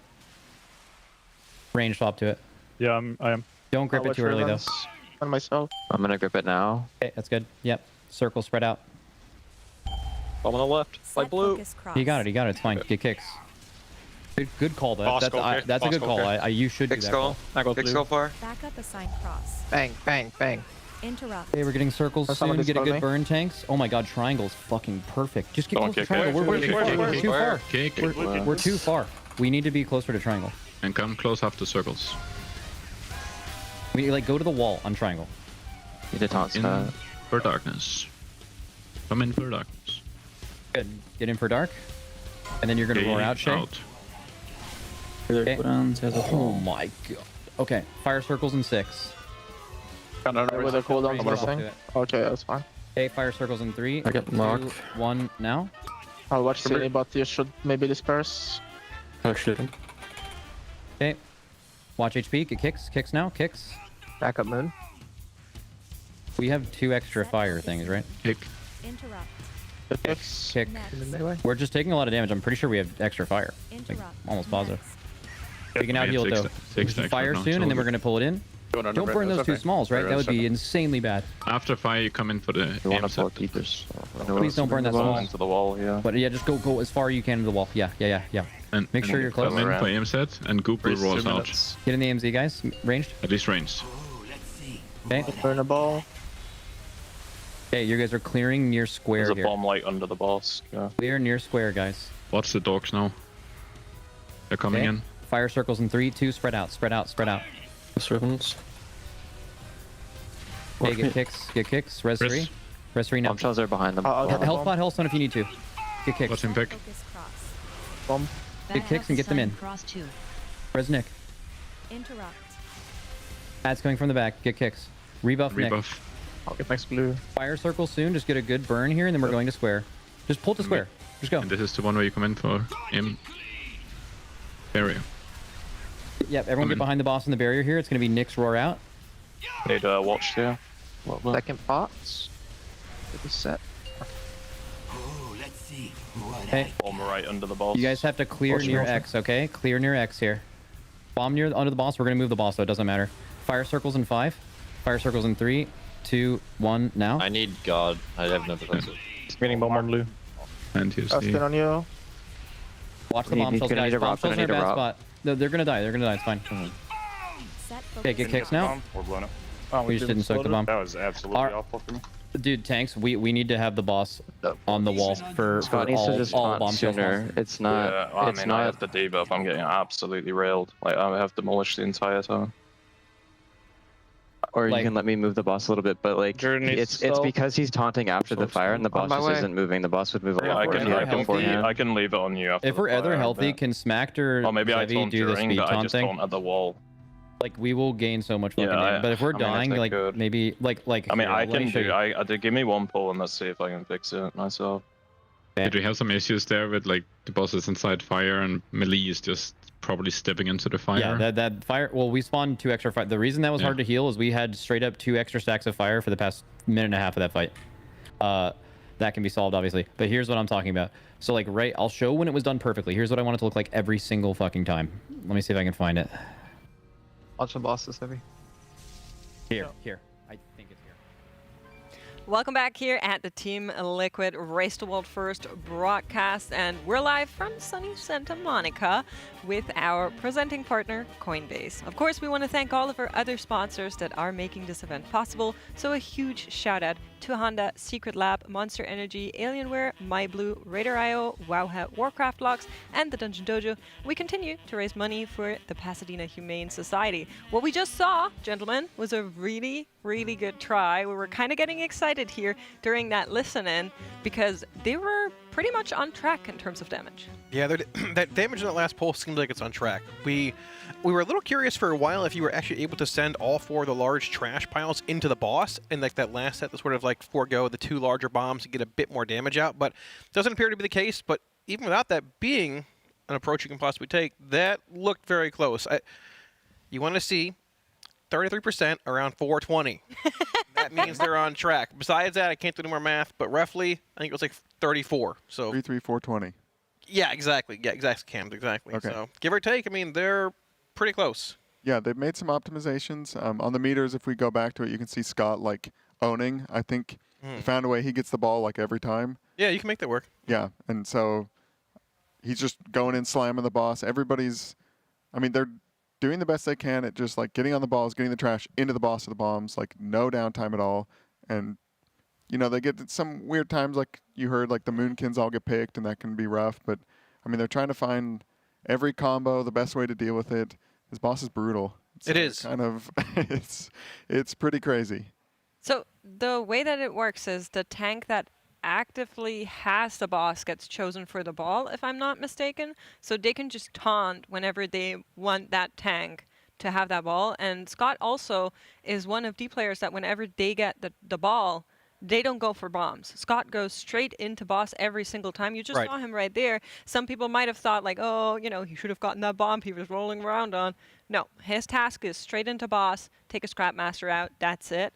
And they have some more traffic rules. Max was, of course, not willing to share any of those with us, but we definitely saw them implement a couple of them, like make room when there is a bomb and the boss, and they are very close to each other. You cannot be standing in between the 2 of them. That's bad news. So lots and lots of traffic rules on that boss. Yeah, this boss is tough. For a 4th boss, I was on Twitter earlier, or X, and they were doing a comparison of like the 4th bosses in the raid. And there's actually a lot of like 4th bosses that have a 100+ pull count. But this boss feels a lot longer than it's been being. Is it 85 pulls or so now? I think, give or take, right around there. What were the other ones up that high? Oh, I can probably pull it up. It's going back to previous tiers, but I can't. Orphan, maybe. Ashfane was like Scorpion 70. A 4th boss, or maybe I think it was 5th. It was 5th. I mean, Ashfane was a 70 pull boss, which actually feels a bit worse than Ashfane, but I mean, I didn't expect it to be anywhere near as rough as it actually is. I assume it's to be like a 20 pull boss, give or take. I feel like Ashrain was just a really tight DPS check, and while this is also a DPS check, it is much more of also an execution check, which is what you're seeing on the other guilds as well, right? It just does take a lot of these reps to get down where you are at any given point. There's a lot of variety when it comes to, like you were mentioning, Camps, who gets the balls? Is it all 3 druids? Then suddenly you are sweating. And even during that listen-in from Monster Energy, we did hear Max make a call of like, oh, these spawns are weird, figure it out. And that's like, there is a lot of that, even 87 pulls in. Yeah, and like we saw, Scott just like not going for the bomb and just doing his job, going right back into the boss. I mean, they kind of have to do that. They can't kind of deviate from the strategy. Everyone's just got to be laser focused on like, okay, I get the ball, just boom, boom, boom, boom, get off the ball, back in there. Yeah, I mean, otherwise, like even on their best attempts, like they're getting through with pretty much everybody alive. Everything's looking good, and like 7% more health. It's a crazy amount. I mean, pop. I think they missed some balls, so that would have been, you know, another 3-4%. But even with that, and this many pulls in, and how geared they are, this check is pretty ridiculous. I think some people are even Vantis ruining. I don't know if they've ripped some upgrades. I mean, we're getting to the point where you almost may as well, as long as you know that it doesn't drop an item off of Bunkjunker that you would have to upgrade, because I don't think they're, or lock and stock. I mean, there's, with the time left in the week, the only loot I think that they're guaranteed to get in the Mythic version is Bunkjunker and maybe Lock and Stock. Yeah, I mean, you're not killing one-arm bandit, right? There's no chance. You can kill this boss. I mean, this boss can die. It likely is any pull territory for the most part, as long as they have that really good pull. You mentioned that they've hyper-optimized, you know, trash ball rolling, as you see right here. THC grabbing these bombs, not bouncing off the wall, looking to soak that bomb in the far left portion of the room. They want to be on these bombs as short as possible, because the longer they're on the bombs, the less damage they're doing to the boss. So they've already swapped out from 3 tanks to 2. We've got a prot warrior in. We're 3 healing now. We've optimized damage as much as possible. These 3 boomkins are helping carry the actual territorial bombshell damage, but you're trying to funnel the boss as much as possible. So even like you might know how to drive the ball in a general fashion, getting more reps in and knowing your traffic laws and such do mean less time on the ball, so you're doing more damage to the boss. But there, like you said, there really aren't many upgrades left damage-wise here. Possibly I mean, there's crafting, which is, I'm not sure to what extent it's been done at this point. We talked about it in the first shift. Depending on if this boss, unfortunately, we do lose Trill here. We can get him up momentarily. Wait, I didn't know we didn't flop Trill in. When did Trill come in? I wasn't here. I'm not sure either. Ooh, interesting. Okay. That Windwalker. You can actually look that up on I can, yeah. RaiderIO, one of our sponsors. They have a great little breakdown where if you go onto the bosses and then unfold, yeah, that's a word, unfold the polls, you can see whenever they made a comp change there, if you just compare it. I took a quick little nap between my first and third shift, so I have a... Yeah, you're fine. Don't worry. I was suffering through keys, so we're all on equal playing field here. But they have been consistently making some changes, right? Like you guys mentioned, 3 tanks. Right. Unholy DK. Running 4 healers, running 3 healers, Dryny being taken out, from 2 blood DKs to Scott being on the warrior. There's constantly been, even though it's not major, but there's constantly been movement. Malarkey coming in on that hunter was also a change that was made yesterday. So I'm not surprised if these movements are happening here throughout the progress of this boss. And may have been Wolf Disco. At least that's who I remember last in. Over Trill. He was on a warrior, yeah. So I think probably because they have that prot warrior, they took out the DPS warrior and said, okay, is that bringing the monk? I mean, it's possible, yeah. Fury does bring a decent bit of execute, but at the same time, I mean, Windwalker's just been cranking this tier in single target. I talked about it earlier, that if we were going to try and get Trill in on that Windwalker, would we swap out a second mage? Would it be the warrior, because we have an actual prot warrior in now for Shout? So, interesting to see that happen. I mean, I don't know what else you can possibly optimize at this point. Like, every little bit of damage is on the table here, except for the possibility we talked about it this morning. If this boss is not dead by dinner and such, do you just pop Vantis runes in this boss, kill it, and get some pulls in on Sprocketmonger? I think they've done some Vantis. I don't know how many. Okay. But that's I feel like it because how long have they been on this boss? I mean, it's so then they have another day and a half left on Sprocketmonger. And I'm hearing the DPS check on that does not seem very easy. So it's not like they're going to kill it, I don't think, in like 50 pulls. Right. I think that's going to be another pushing 100 like Bunkjunker here. I wouldn't be surprised if they try and distribute Vantis runes to people they don't necessarily want in on Sprocketmonger, like the Boomkins, the Shadow Priest, possibly, maybe not 3, and go from there. Yeah, I believe that. Yips is also Vantis runes. I just checked because yeah. Looking at the classes, like you mentioned, that probably wouldn't be in on the next bosses, and I'm pretty sure it's the Moonkins, like you're mentioning.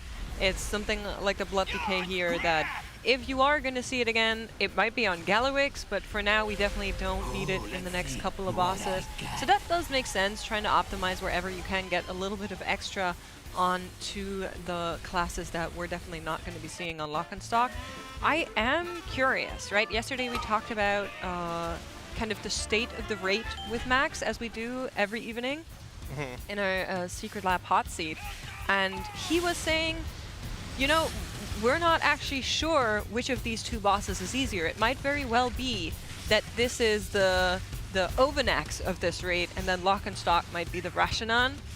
But based on everything I've been seeing, I've been seeing from the raid, it might be more of a Kaivesa Overnax situation, and there is no Rashanan. It looks like Cams.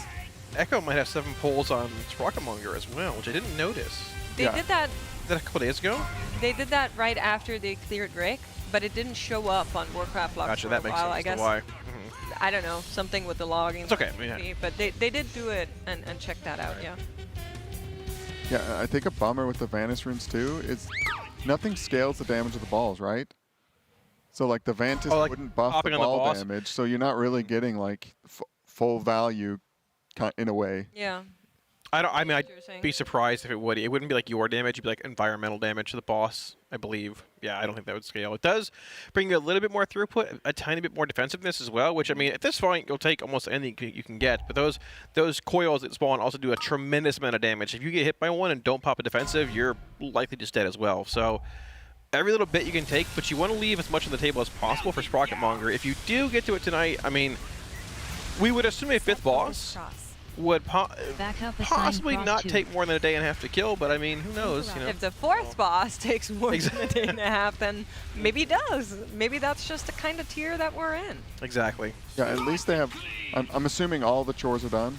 They were doing Mythic Plus earlier today, and that's got to be the end of it. Mythic Plus, yeah. Yeah, I mean, I'm sure there's some upgrades people can get, but you know, they don't have infinite time to get every single upgrade. So at least when they get to Sprocketmonger, it'll probably just be chain that boss and no Mythic Plus breaks.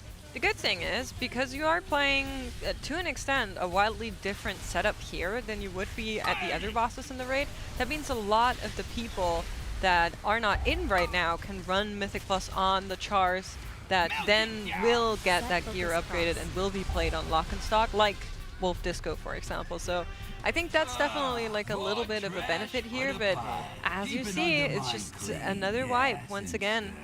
Something going wrong. Yeah, I noticed they have a nice weak aura that pops up on the bombshells because they don't want to roll those over. That's also a wipe. Yeah. Little crab guys with the bomb on them. And they have this weak aura that kind of like does this white and red circle, like target thing on them so they can kind of see it in the mess of stuff. Which is pretty nice. I don't know if I saw that earlier or like the other night. Yeah, I think that might be a new change. They also are still using that weak aura we saw at the very beginning with the prongs that tells them this part of the room is where you're going, and this scrap master is the scrap master you're taking out. So lots of min-maxing being done there wherever they can help the raiders. I'm not sure if I've seen any other major weak auras. As far as I know, for scrap masters, it's whoever unloads them also erupts them unless they need a backup. They are marked, of course. Yeah. Yeah, I've seen some polls where people run over like 3 of the scrap masters. Yeah, it's very good if you can. Yeah, you just sweep them all up.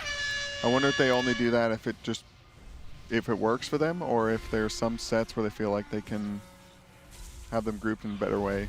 I mean, it's hard to make that call because sometimes you get like there's RNG on the Scrapmaster spawns, right? At times they spawn like very close to territorial bombshells, which you have to wait for Boomkins and Shadow Priests and classes like that to burn them out of that root on top of those actual bombs, right? So a bit of RNG to it, but I would probably just venture to guess it's just whoever's near it, high prio. Because there is variance in where you spawn, I guess for the most part, even with that 4-way cone weak aura they have, trying to like soak various pools. I've been in a spot where I've had my trash stolen. I don't like it.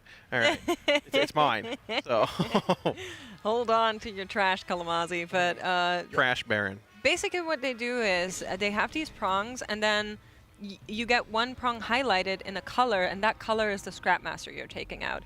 But they're utilizing voice comms to be like, I am taking red also, and then if you're red, you go somewhere else. Like you skedaddle out of there and you do something different. So it's a lot of coordination and like on-the-fly adaptation that they're doing.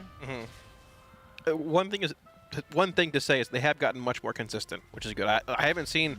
There's always a random wipe every once in a while, but I haven't really noticed a whole lot of like mass territorial bombshell wipes over and over at this point. So. I'm curious to see how this goes the rest of the evening. We talked about it a minute ago as well, about having these 3 Boomkins, Shadow Priest, and a bit more of like a cleave comp in as much as possible, which is a bit... I wouldn't use the word unfortunate, but I would venture to guess you're likely not playing 3 Boomkins on the last 3 fights in the raid. No. I can pretty much guarantee that. You might have like maybe one on like One-Armed Bandit, but their single target is abominable. And when it comes to things like One-Armed Bandit, Muggsy, or Gallywix, they're all execute-based fights. You can play things like Destralock, Aflock, Shadow Priest, just bring more single target, more funnel, and more relevancy with PI, gateways, whatever have you, right? So it probably won't matter a whole lot being the 4th boss in the raid for vault slots and such if you end up getting Sprocketmonger down as well, because you can do that 2-4 filling of vaults for most everyone. But if this boss dies with 3 Boomkins in and Sprocketmonger doesn't fall, there's going to be a decent bit of players without a second vault slot from the raid. Yeah, true. Because I mean, they are definitely not slotting like they did last year based on the vault. I think they want to, but you just can't, they wish right? they could, but boss is so difficult that they're running about as optimized a comp as they can come up with, and it's still proving to be so hard. HD just slammed his friend. Yeah. He got it. It's fine. Luckily, he doesn't mind being on the ball long. His damage is not the biggest deal on this fight. He's there for his gate and health stones. Yeah. The soul stones, basically it. Yeah. If he could get every ball, he would probably take the hit. If he could take Scott's job. Yeah, he's probably actually losing to the tank, even if, arguably losing to the tank. You're not wrong. Yeah, even if you factor out the ball damage. Warwick put out a lot of damage, man, for sure. I mean, that's a good thing when it comes to those last few bosses, right? It's also, I don't know if Scott's actually Vantage are in this fight, but I'd venture to guess probably not if they want to try and save for Sprocketmonger and things. But a Blood Decay is probably not going to be very useful on a fight like Sprocketmonger. It's a pure Patrick fight. Grips, Scorpion's Breath, not relevant there. And you'd rather play another class, whether it's, Prop Paladin, XYZ, a Monk, obviously. But regardless, yeah, I mean, I don't know what else you can really optimize in this fight. It's already been pretty much hyper-optimized. It's just, I mean, the biggest thing is probably just less time spent in the balls. And you're going to want to high roll. The kill pool is going to be a high roll, likely, of people getting good combinations of trash rolls.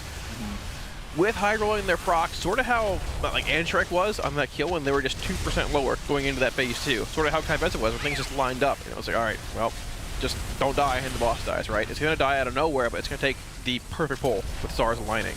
Yeah, there's so much damage coming out. I think the only kind of optimization for boss damage that they could possibly do is try and drop a Moonkin and just hope they can get through everything without one.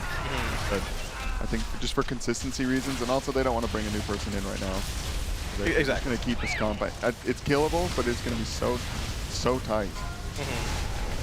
No, I agree.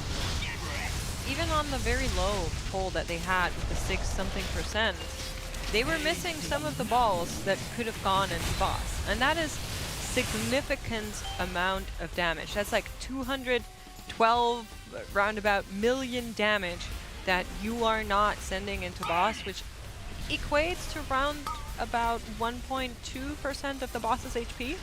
So that is definitely something you need to keep an eye out, but so are these bombs, and that was too late. He was right there. And it looked like Scott, no, I guess he goes for the boss, but it looked like he was kind of going to get it, but just it hit the boss instead because the hitboxes were a little overlapped. Yeah. Brutal. Man, oh man. Has there been an eye level update post M+ today from Liquid by chance, or have we, see if we can take a look here for us.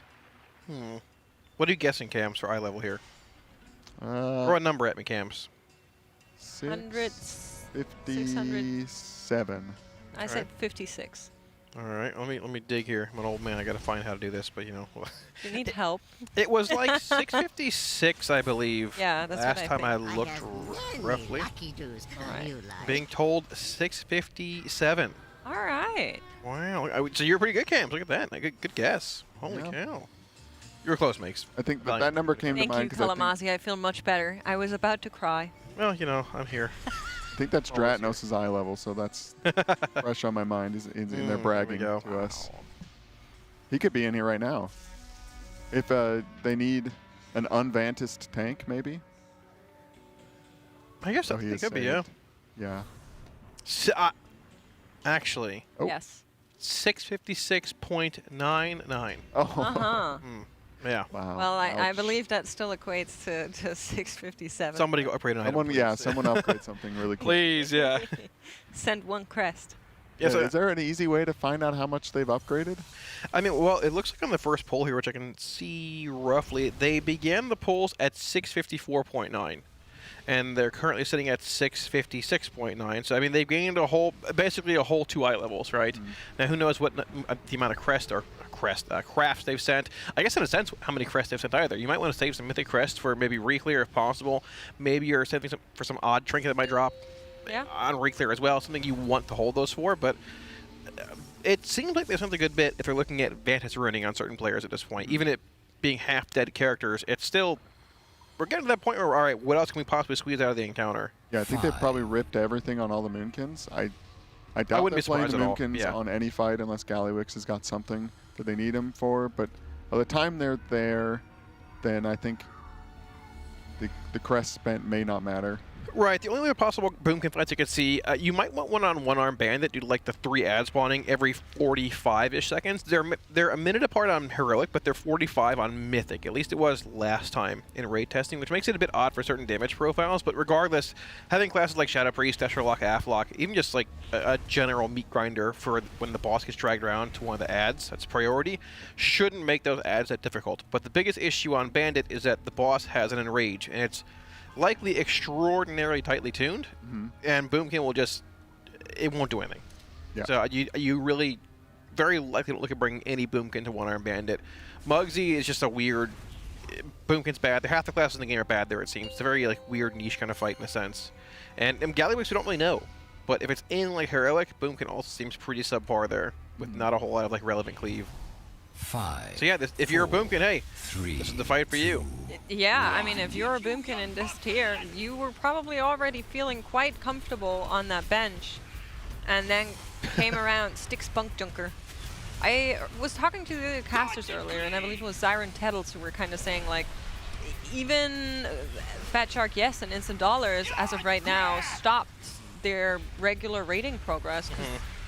They don't have the Moonkins. Yeah. Nobody really prepped 3 Moonkins for a fight like this one. Like, that was kind of out of the question because people figured this would be an easy boss. Yeah, sorry, go ahead, Cam. I asked Max last night, like, now that we're seeing some of these mid-bosses just be ridiculous, do they think they could do, like, more prep? Because I didn't, how much prep did you do for Sticks Bunkjunker? He seemed kind of like an execution boss. You just get through it, he dies.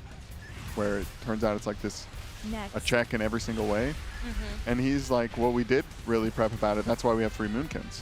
He's like, this is the only fight where you bring them, and that's why we prepared them. It's just in case it would be hard. Right. So, like, they even went into this going, the boss might be pretty hard. I don't think they would have expected this hard. They probably thought, we prepped the Moonkins, make a hard boss a lot easier, and turn it into more of an execution boss rather than like a perfection boss. To be honest, I think the biggest thing that I feel is a bit weird about the tuning on Sticks Bunkjunker is that hard enrage timer. Because Max was sharing with us on Heroic that sits at round about 8 minutes. On Mythic, it's 6:25, which is rather short, and the fight already has a ramping difficulty built in from the charges that the boss gives himself every single time he lifts up and then comes down. I just think it's maybe a bit much. Like, oh, it's a bit much. why is that enrage timer that's like a hard enrage also that tight as it is? Like, that's crazy to me. Yeah, the thing going around the meme is this is payback for Rashanon. I heard. Or is that Sprocketmonger? Who knows? I mean. Yeah, there's you're not going to just roll over the 4th boss. I would venture to guess, as long as Sprocketmonger is not overtuned. Sprocketmonger has 14 billion health. This boss also has that, but you have multiple trash piles that you can use to lower this boss's health. So you're doing, like, I think 11 billion here. Sprocketmonger is just 14 billion. I think it's around the same enrage timer. But there's not as much like, oh, this happened, we all died in the sense. There's a million traps, but they're all like pretty easy to navigate. It's the same thing happens a bunch, barring people getting the blue and red debuffs, which changes the fight a little bit. It's the same thing every time for the most part. I'm going to venture to guess that fight dies in less pulls than this fight at this point. You think so? I'm hoping so. So I think several points. First of all, on this fight, yes, you get damage from like rolling in as they're wiping here, but you also can't do any damage while you're rolling around. So that is some lost damage, and then you also have to bring all of these AoE classes that are like dotting everything, and therefore you lose a lot of single target. Yeah. If you could play this boss and not care about anything else there, you'd probably be totally fine in terms of damage and that enrage check, and that is what Sprocketmonger is, right? Like, yes, you need to move. Yes, you will need to learn the patterns, know where you're standing. And like, I think the bombs to me are the spiciest part about that boss because you need to send them fast, but not too fast. And so that will require some coordination that they need to get into. But other than that, it's just a zook zook DPS to boss down. Yeah. Right, yeah. Any fight with something that can wipe the raid that comes out about like every 30 seconds, it's very hard. And that's how Sprocketmonger seems like it could be with the mines. There's a lot of opportunity for just a mine going wrong constantly. Yeah. Maybe they'll come up with something that makes it very consistent, but you know, they come up with like about as many rules and priority lists on sticks for the balls and where to roll and how to dodge the crabs and don't come in this way. Everyone come in from the back of the boss. These people do it as quick as possible. These people take longer and then go into the bombs. You know, they've come up with every tiny priority you can think of, and even with all that, it's still difficult. So if they have something similar on Sprocketmonger with the mines and stuff, I can still see just high chances of things going wrong, instant wipe. And anything with a pass-fail, you know. Remember that post Blitzer put out like 3 years ago saying they're not going to do more pass-fail checks and rating? Remember that one? I've got a bookmark on my computer. There actually is one. I've got a bookmark on my old computer somewhere, and then every single tier is like 10 of them. I feel like there's a lot of bookmarks you could put on blue posts over the years. Yeah, and like no shade being thrown at Blitz. I don't like raid one-shots and all that kind of stuff. I don't think you can really get away with not having them in modern day raiding, if that makes sense. I don't know. It's just hard with like modern day raiding being as evolved as it is, and fight design becoming so advanced from what it was a few years ago, right? I'd actually be curious how Liquid would perform. I'm not wishing this upon anybody, but if you brought them all the way back to Sepulchre, how that would look with this current version of the guild. Those fights were still incredibly difficult, but every single tier, whether it's Liquid, Echo, Method, and the guilds in the top 3 or 4 for that race, they just get better and better every tier. More things evolve. Last year it was the Liquid, the week aura, the big timeline. Oh, it's actually renamed to Timeline Reminders, I believe. There we go. There was that last tier. There's some things happening, this tier. I'm sure behind the scenes everyone heard about. But either way, I mean, they improve every single tier. Whether it's optimizing the roster, building upon certain strengths from last tier, addressing weaknesses, But then every single tier you meet with these bosses that are just increasingly difficult. A 4th boss in the raid being like this is just. It's crazy. My guild can't stack 3 boomkins. We don't even have a Shadow Priest. Oh, no. I think we might have one. I don't know. A single Shadow Priest? People can play Shadow, I'm sure. But I mean, my time? Step up, yeah. Ooh, I got one. It's just a different kind of warlock. Yeah, a better one. Has quality of life. That's great. I know Shadow Priest. Y'all don't like each other. I get it. But yeah. So we'll see. But I'm still confident this boss dies tonight. I think it would be awesome if it was on this shift. That's right, yeah. A little pre-dinner. Back up assigned square. We do generally do better after food buff, though. I will say as much. But, it could be a good marker to try and get it down before dinner. I think that would be nice. That would be something we would all be very excited about. I am getting more and more careful with saying, like, oh, this boss dies tonight, because we all thought it was going to die yesterday, over 24 hours ago, right? So that is definitely something. Yeah, if it does not die tonight, I think we're going to have to start bringing out the dreaded word. The dreaded word? Nerf. Oh, I think if it doesn't die tonight, you definitely cannot nerf it now. The only thing that you could nerf was on reset. Yeah. I think right now, hands off. Because then you devaluate any time that has been spent here. So I don't... goes asleep right when they go to bed. That's... Cam's is biased here, but that's literally the fairest nerf they could possibly do. Just don't nerf it. I'm very against nerfing it at this point in time. I don't think you need to nerf the fight. I don't think so either. Let me clarify. You don't need to nerf the fight for them today or tomorrow. Yeah, but you need to nerf this fight on Tuesday for every other guild in the world. Oh, if it's not nerf Tuesday, then I don't even know what to say. There'll be a post tomorrow, I can guarantee, saying, hey, I'd be very surprised if it wasn't, saying, hey, we're changing sticks. This is happening. Maybe even some changes to reverb as well. I think so, yeah. I actually don't think so. Well, guilds are going to have more gear coming in the reverb next week, which means you can likely 4-heal it with another reset of gear coming in, double the crest, and they'll get to this boss and be like, okay, we just don't have the damage profiles for this. Where are my 3 boomkins, my 3 shadow priests? And where's my 4 weeks of heroic gear? Yeah. I mean, they are incredibly geared from splits as well. If this boss sits in its current form for a month or so, this is going to be a wall like Antrek was for a long time. Oh yeah, you may as well not even bother for most guilds. Eventually, gear will bring you to the point where you can probably just brute force it, but I think you could just make changes to this boss in general to make it a little better. It's a fun boss for 30 pulls, not for 100 of just random one-shots and dumb things happening that shouldn't be happening. Like what are they called? Sprocket Masters? The Scrap Master? Scrap Master spawning on top of territory Alamazi already has PTSD from a boss we didn't even go There's to. Scrap Master, Sprocket Monger, Scrap Lords, Overlords, Bigger Batter Bombs, Biggest Bad Bombs of the West. Oh, dude, this raid is going to kill me. I love the names. I think they're so cool. Yeah. It's kind of fun in a way that this boss is so hard because you just get to see it in all its glory. And like, if a boss is this hard, what is like the absolute most perfect way that you could deal with every mechanic and efficient, and what would be the best comp to run and everything like that, and you're not going to figure that out if it died in 20 polls. They wouldn't have needed to figure that out. So it is fun to see like a what if, like we're in an alternate universe of what if this boss was crazy hard. So that's cool. But yeah, for most people, this boss is literally impossible. For pretty much every guild that's not in the top 3, I would say.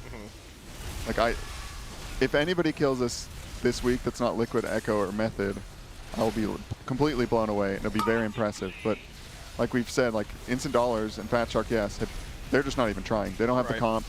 They don't have nearly the gear that these other guilds have. They know where they moved up in the percent. Are they still are pulling? they pulling? I thought they abandoned this some reps boss. in.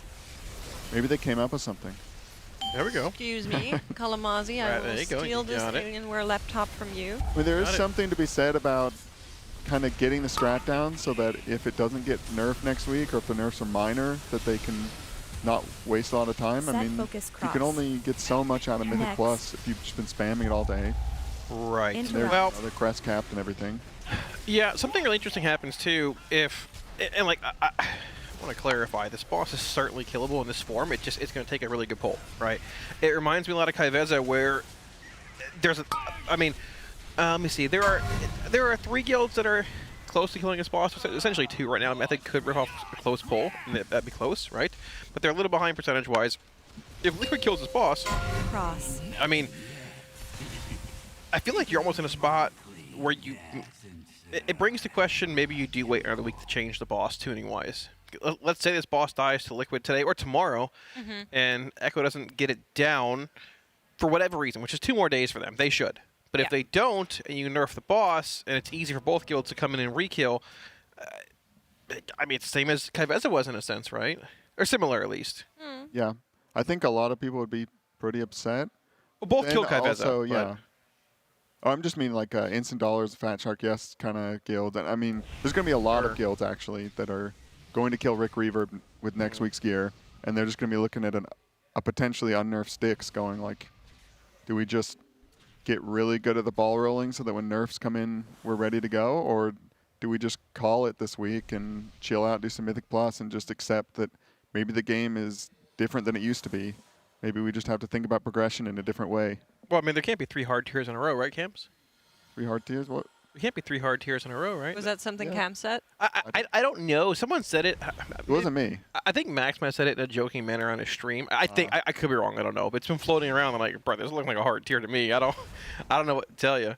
So, just as an update, that percentage update, I was looking if maybe they were on lock and stock, but Instant Dollars is definitely pulling Styx Bunkjunker right now. They actually haven't abandoned just yet, and they are also trying to deal with this boss. Now, I do see 3 orange bars on their damage meter, and I also see a couple of priests there as that is all playing out, although I think they have 2 Shadow Priests and 1 disc, so not too different from what we're seeing for Liquid here.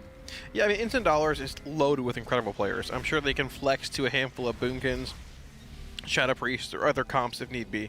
So not as bad, but my guild can't do that. No. A lot of guilds, yeah. But let's talk about reset a bit, Cam. So this reset comes around. We don't know how many people have crafted or not at this point, right? We're not really sure what that looks like exactly. But so we have essentially a Great Vault coming in, which should have some bosses in there, Mythic Plus stuff. You've got Great Vault, 90 Heroic Crest, 90 Mythic Crest, plus probably a decent bit of splits, let's be honest. More so Heroic splits, I would assume, this time. Is there anything else? Tons of Heroic Galliwicks, I'm sure. Yeah, a lot of Galliwicks farming, right. Yeah. Is there anything else? I guess crafting, maybe? Yeah, so yeah, the question is, I'm trying to find out who crafted already, because of course the next spark would be the week after, right? So you ideally send your craft now, or else you are sitting on a spark and a half, basically. Yeah, unused potential is kind of what I'm hinting at. So I would definitely expect that everybody crafts this week. Yeah, I mean, the odds are increasing though that this is a 3-week tier. With every poll on this boss, it gets just a little bit higher that we see day 15, which would be shocking, interesting. Been since Sepulchre that's happened. True. This is another, I'm already looking forward to the interviews from the devs about this raid and what they learned, because last time it was the 90-degree difficulty spike they did not like. But it seems like it almost just did that here on the 4th boss instead of the 5th boss. Right. So I don't know how they feel about that. I'm curious because you don't want the bosses to be undertuned, because then they just get killed and then they have to be like that forever. But then if they're overtuned, which I would say Styx Bunkjunker is overtuned, 4. You can't let them sit there for too long, because now if you nerf it, it causes all sorts of unfairness. And then you don't want to nerf it to a place where it just becomes a joke, and you know, ruin all the fun. I'm having fun regardless, Cams. I like hard boss. What can I say? Yeah, I mean, I like the hard bosses. Like, I like that they have to min-max every little inch on a fight like this, rather than it just being, you know, 30 pulls. If the enrage timer was 8 minutes, it would be a lot more fair. But you wouldn't have to be so clever with your comp and the rules of the road and the placements of the bombshells and like the pre-movements for every single set. Oh my goodness, these balls. There they go. 1, 2, 3. That's very satisfying. There you go. Slam to that boss. Big slam. Big slam, big damn. Yeah, hey, that's new kind of pasta. Trash man, big slam, big damn. Yep, there we go. Big damn. I think that's how that works, yeah. He just call for it. It happens. It's like channeling. What's that hammer that Thor has? Mjolnir or something like that. Mjolnir? Yeah. Sounds about right. There's the lightning right there. Holy moly! I'm on something. I'm trying. Bunkjunker. Well, I'm not technically. I don't want to be on this fight. We are 2 locks in the guild. Hey, put the other one in. Second hand Bunkjunker. Yeah, I think there's probably not a boss ever that's had as big of a gap between prediction of polls and actual polls. Oh, from us? Or yeah, probably from everybody. This is a weird one though, but I agree. I had 1 poll. Max had 15. I think you had 1. No, I had 10. I thought it was 20, but yeah, I should have. I mean, obviously we're all way wrong. I mean, the highest that was set was 37 by Jack, and I mean, we're now at poll 95. I think that tells you everything you need to know. I think Kai Veza on the low end, people were probably saying like 70, something like that. You expect from a boss like that, right?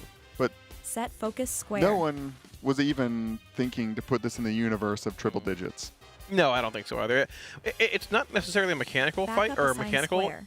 They're having mechanical issues at times with like bombshells exploding, so on and so forth. The fight scene, it's definitely a step up from the last few bosses. Reverb is a bit of a step up from Cauldron. This is more from Reverb. But with the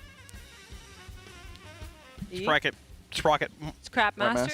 Scrap Masters, yeah. With those. So just so you know what's happening here, Kalamazi's sitting here and like pointing at our screens, waving his hand as if that could magically make that name appear. Scrap Masters. So when you get to my age, you'll understand, okay? I keep calling them snipers when I forget the name. The big red beams of doom, sure.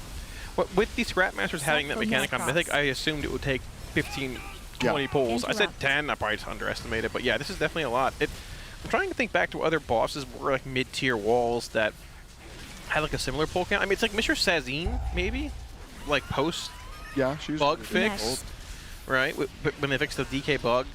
There was, I mean, Ashbane is an okay example, I suppose. I think the pull count on that was maybe a little high, because I think on Ashbane, Liquid, did something like miss something with the comp, I believe, because like Valoris ended up going in, I think.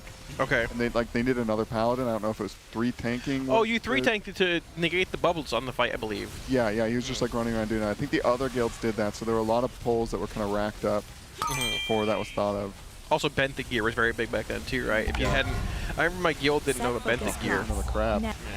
Man, it's just such a mess in melee, and they're trying to keep the bombshells in a certain position, and that's why all the balls come in, kind of loop around into the boss, so they don't roll over them. But there's always just, or not always, but very high likelihood that one's just like slightly out of place.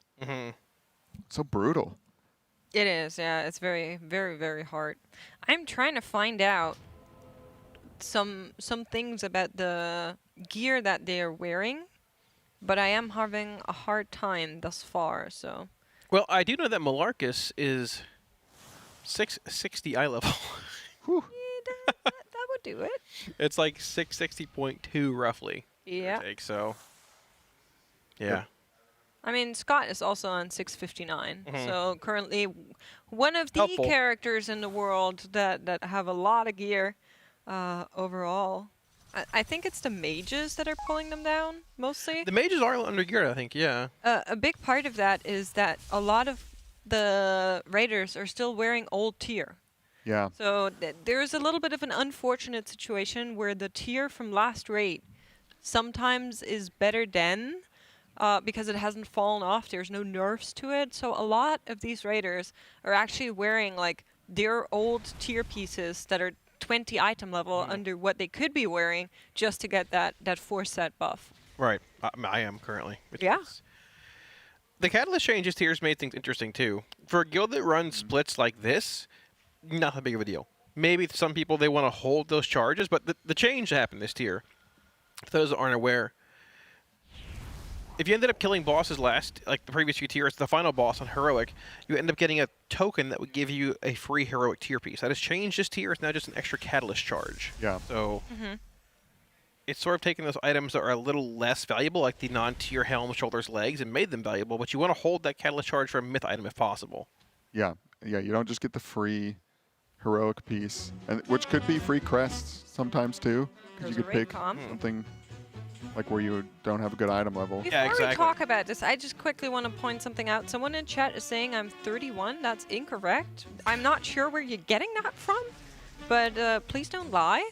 And let's have a look at what our raiders are, because we were talking about those item levels there. Yeah, Malarkus. Mages.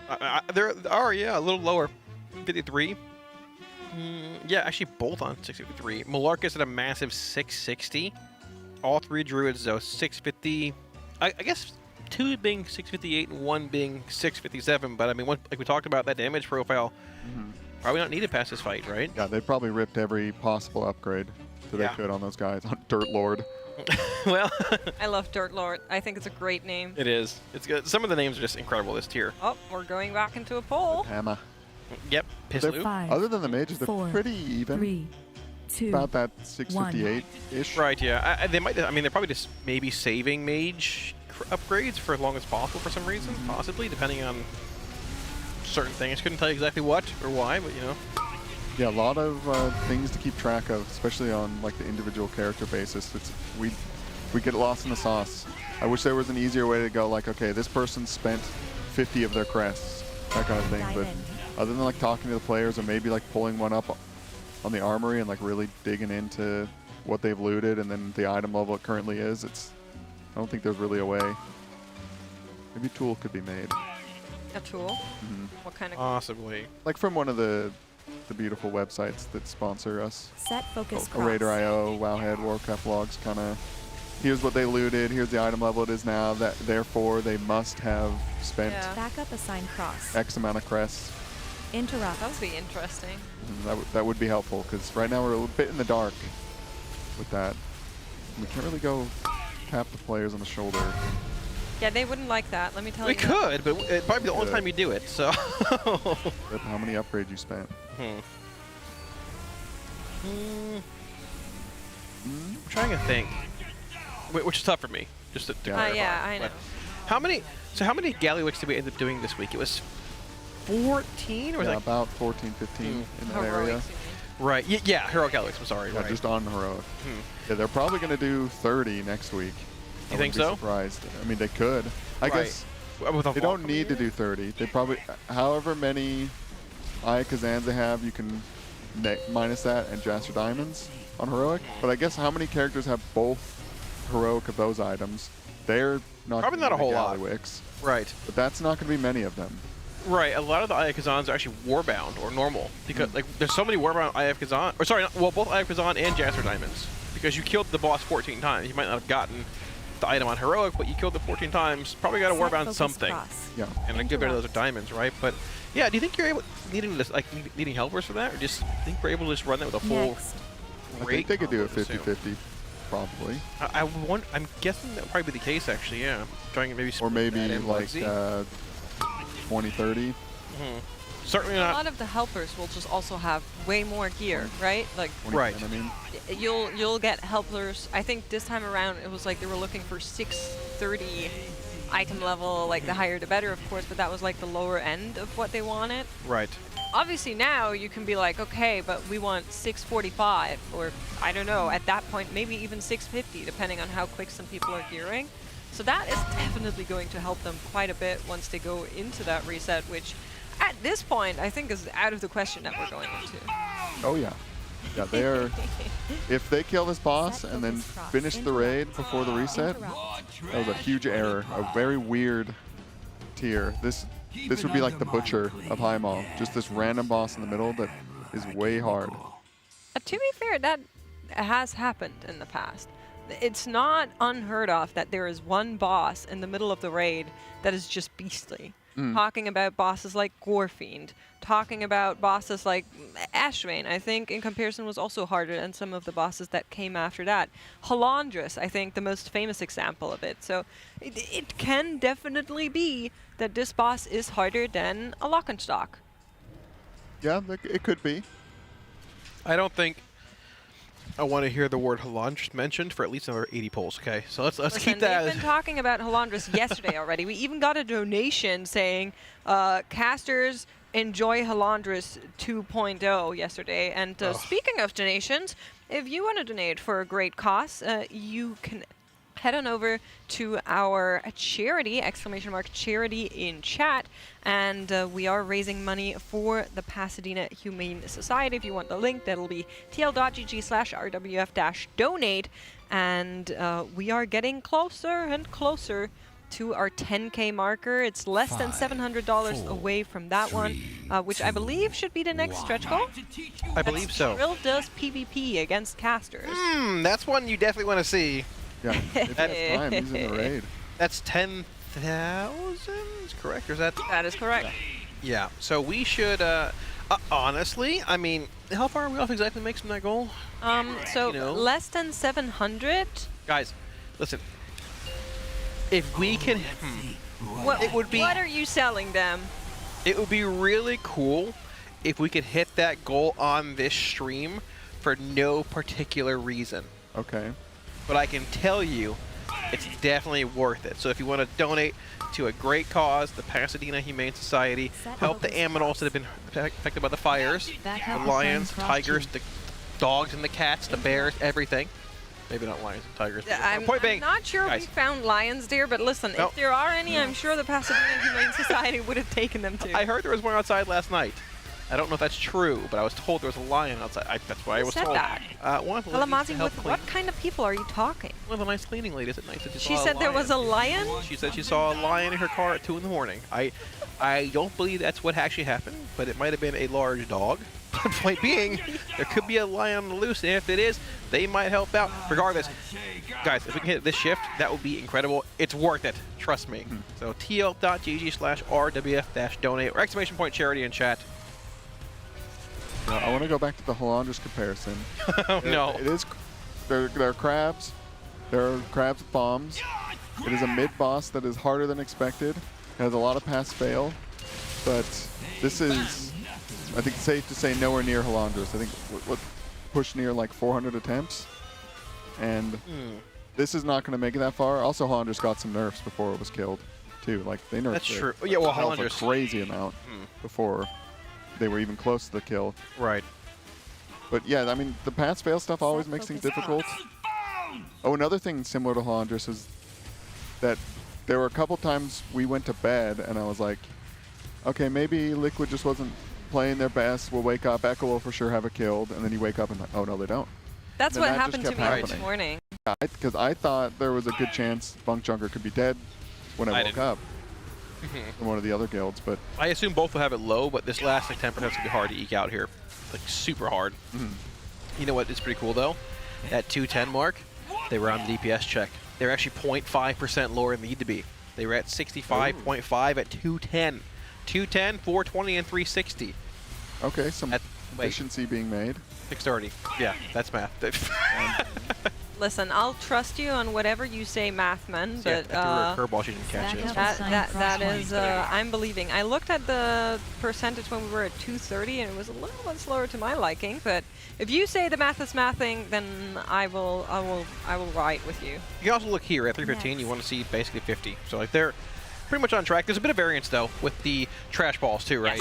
Like at times you'll be a little behind. You run 2 trash balls and you shave off like 3%, give or take 2%. Yeah, and the boss is lower. So yeah, right about on track actually.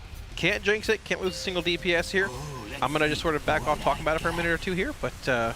I feel like you shouldn't. I feel like you should get going, like talk about every single movement that they're doing. Surely nothing can go wrong. Well, THE is micromanaging his movement here, not taken by selected by a trash orb, but those 4 Scrapmaster beams have indeed been locked down.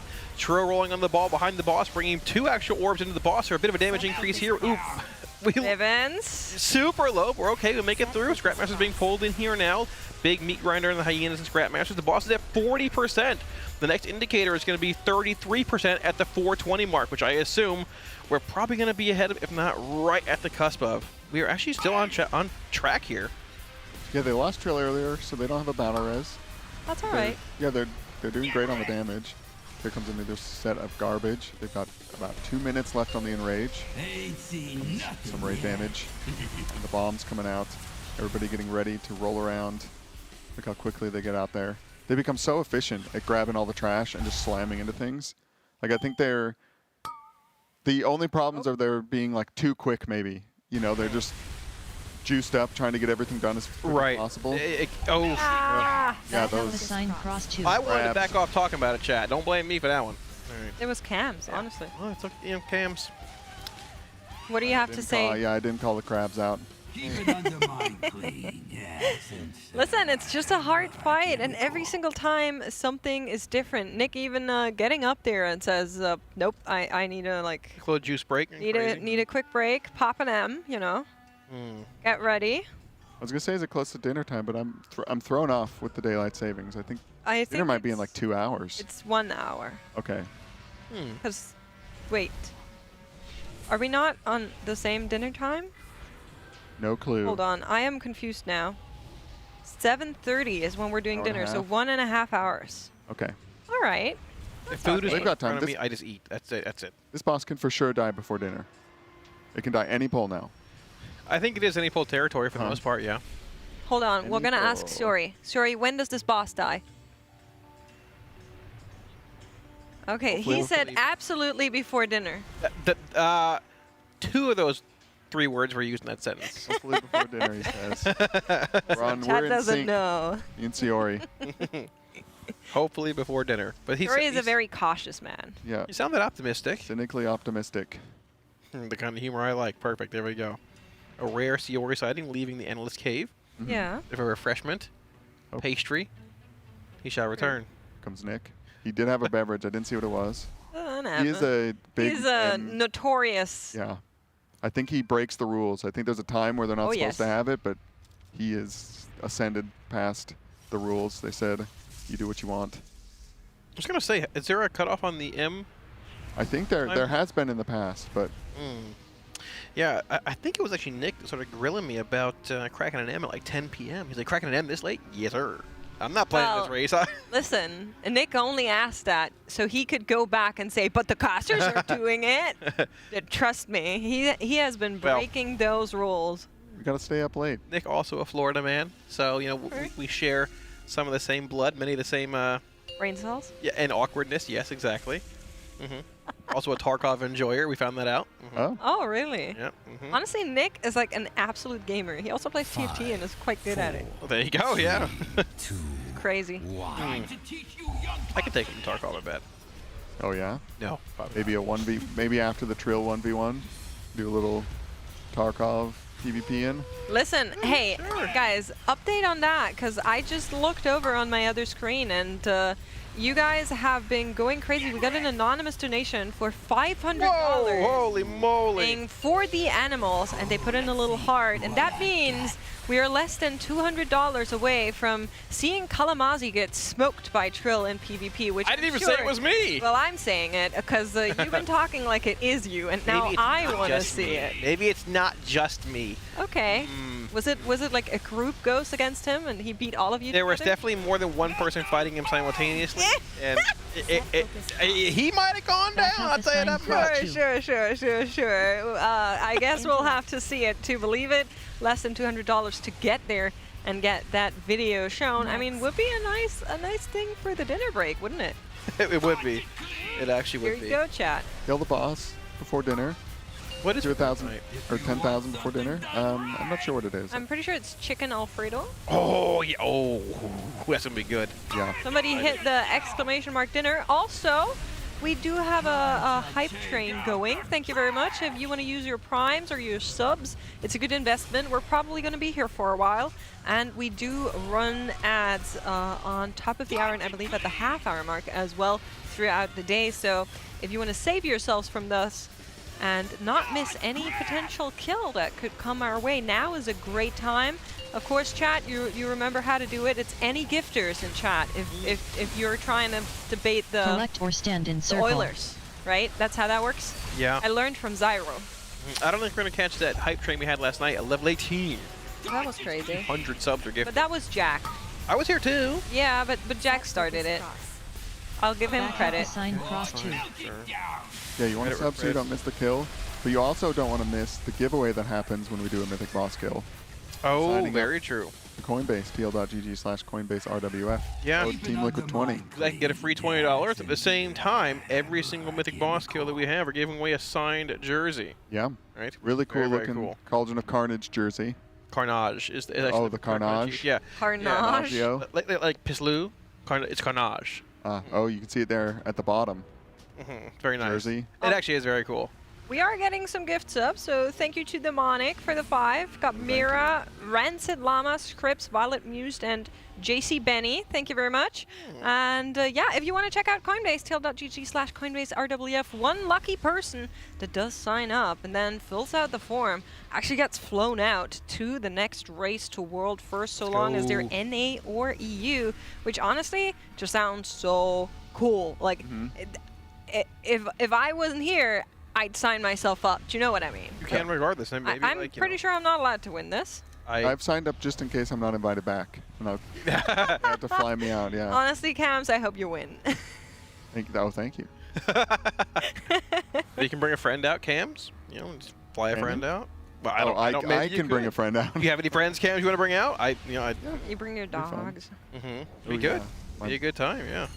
The puppy's here today again. I still need to post a picture of Bo, which was another dog we procced the other day that I haven't gotten around to post yet, little Bo. But Raiders keep going here. We still have a little more than an hour to go before that dinner break. 4, 3, so we are still going to go. And I feel like, you know, that hype train, that's really helping them. It's in a way, it's like cheering them on. Yeah, I mean, it's a hype boss. Yeah, hype. I was looking for like you sound so convincing right now. I was trying to tie in like Rick Reverb's hype, reverberation, typing things up to like sticks, but I mean, I can't. I don't know. This is a really cool boss, like 30, 40 pulls, and at the same time, at this point, it's alright. Yeah, this boss can definitely go away now. But you know, I do think it's likely any pull territory. I mean, they seem like they brought their damage up even more since the last pull they had at 6%. So. They were on track for the DPS check the first like 2 stamps we've been looking at for the most part. That third stamp around 420 was like a % or 2 off, but I mean, there's some RNG to it, some execute kicks in maybe from certain classes, Shadow Priest triggering a Twist of Fate.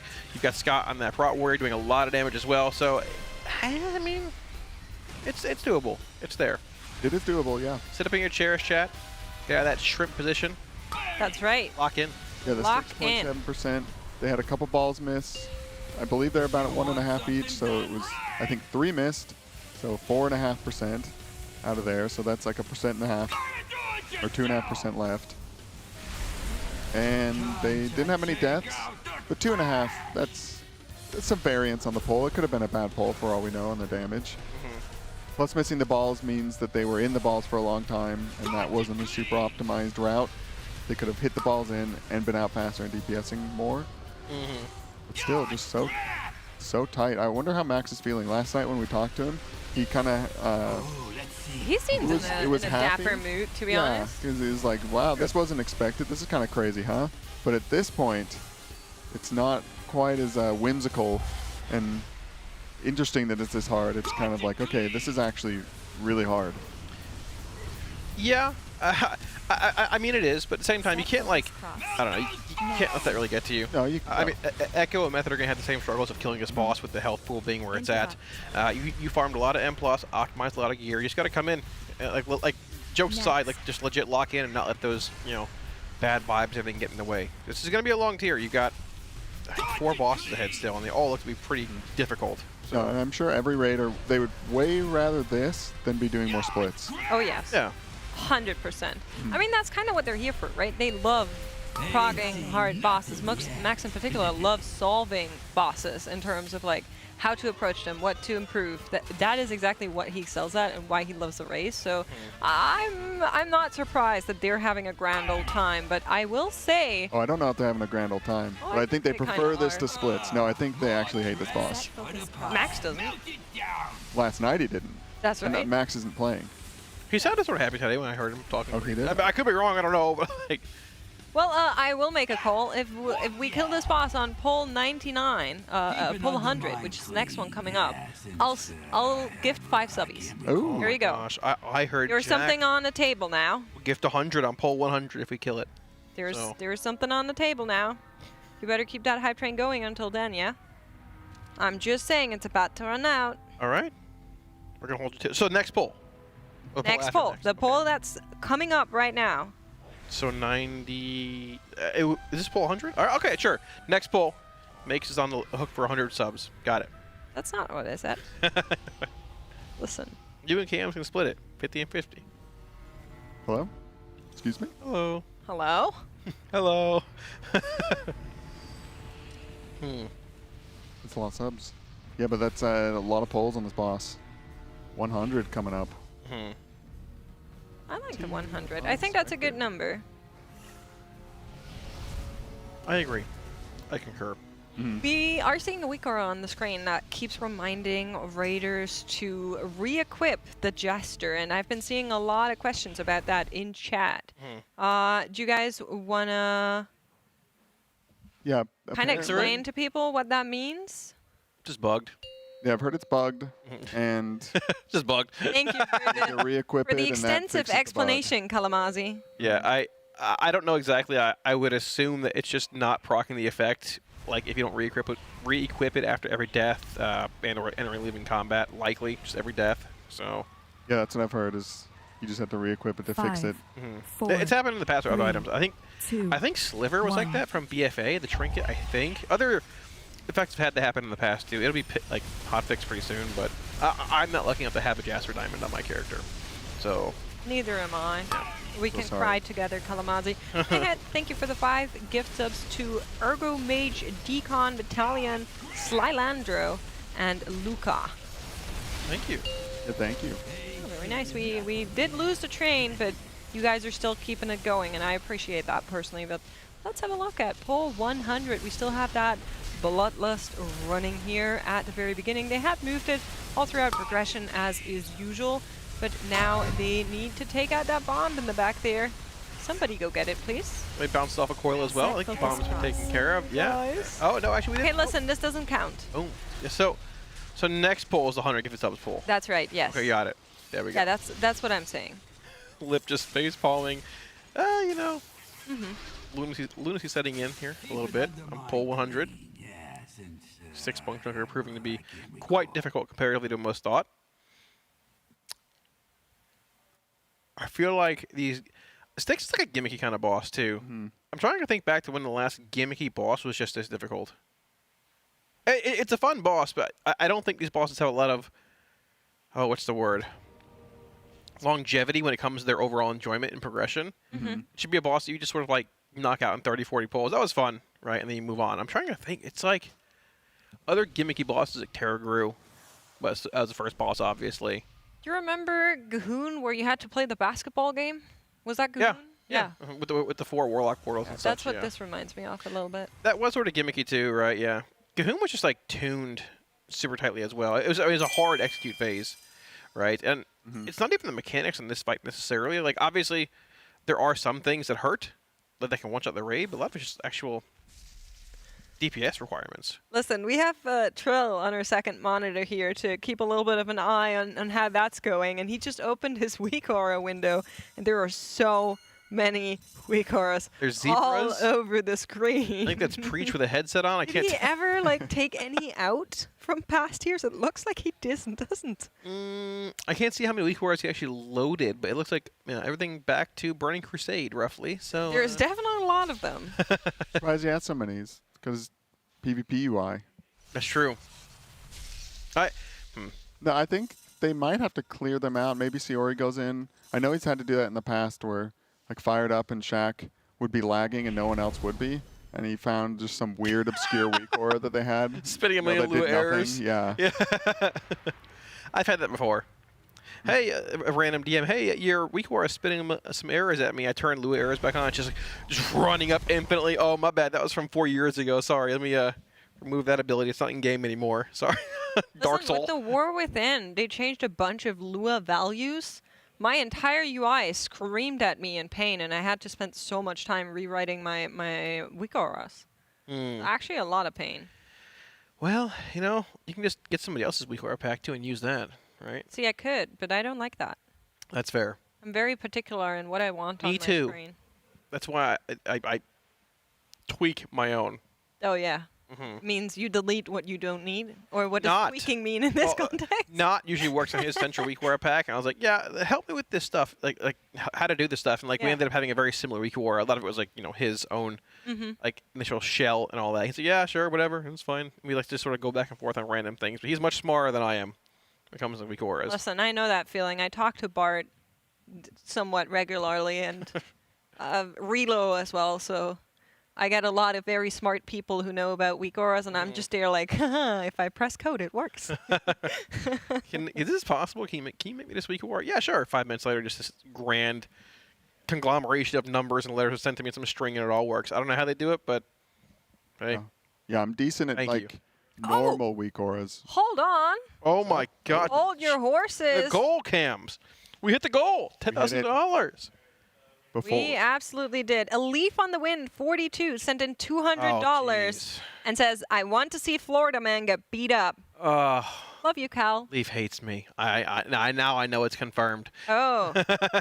We have a trailer and a teaser is what I'm hearing. I believe we are waiting for a poll timer here if we can squeeze it in. If not, we'll have to wait until after next poll, because I see Raiders walking. Maybe after next poll would be a better call. Yeah, there's that poll timer. All right. A teaser coming up after this poll of Kalamazi getting absolutely demolished. 5, oh, so this has happened. 4, by Trill. 3, it has. 2, oh. It's not 1. just me, though. Put it that way. Okay, yeah. It's not just me. Caster. Plural. Like a snake. Thank you so much for reaching our next goal. $10,000 for the Pasadena Humane Society. They're a great cause. They've been helping with the outfall of the LA fires. A lot of people lost their homes, as I'm sure you know. With that, a lot of pets have lost their homes, and a lot of the shelter options and hotels, they're not really equipped to deal with taking animals in. So the Pasadena Humane Society has been doing a wonderful job at taking all of these extra pets in, treating them, treating their wounds, treating their injuries, treating their burns, and making sure they get reunited with their pet parents or trying to find new ones for them. So a really, really valiant cause, and I'm very happy that we're supporting them this year around. Yeah.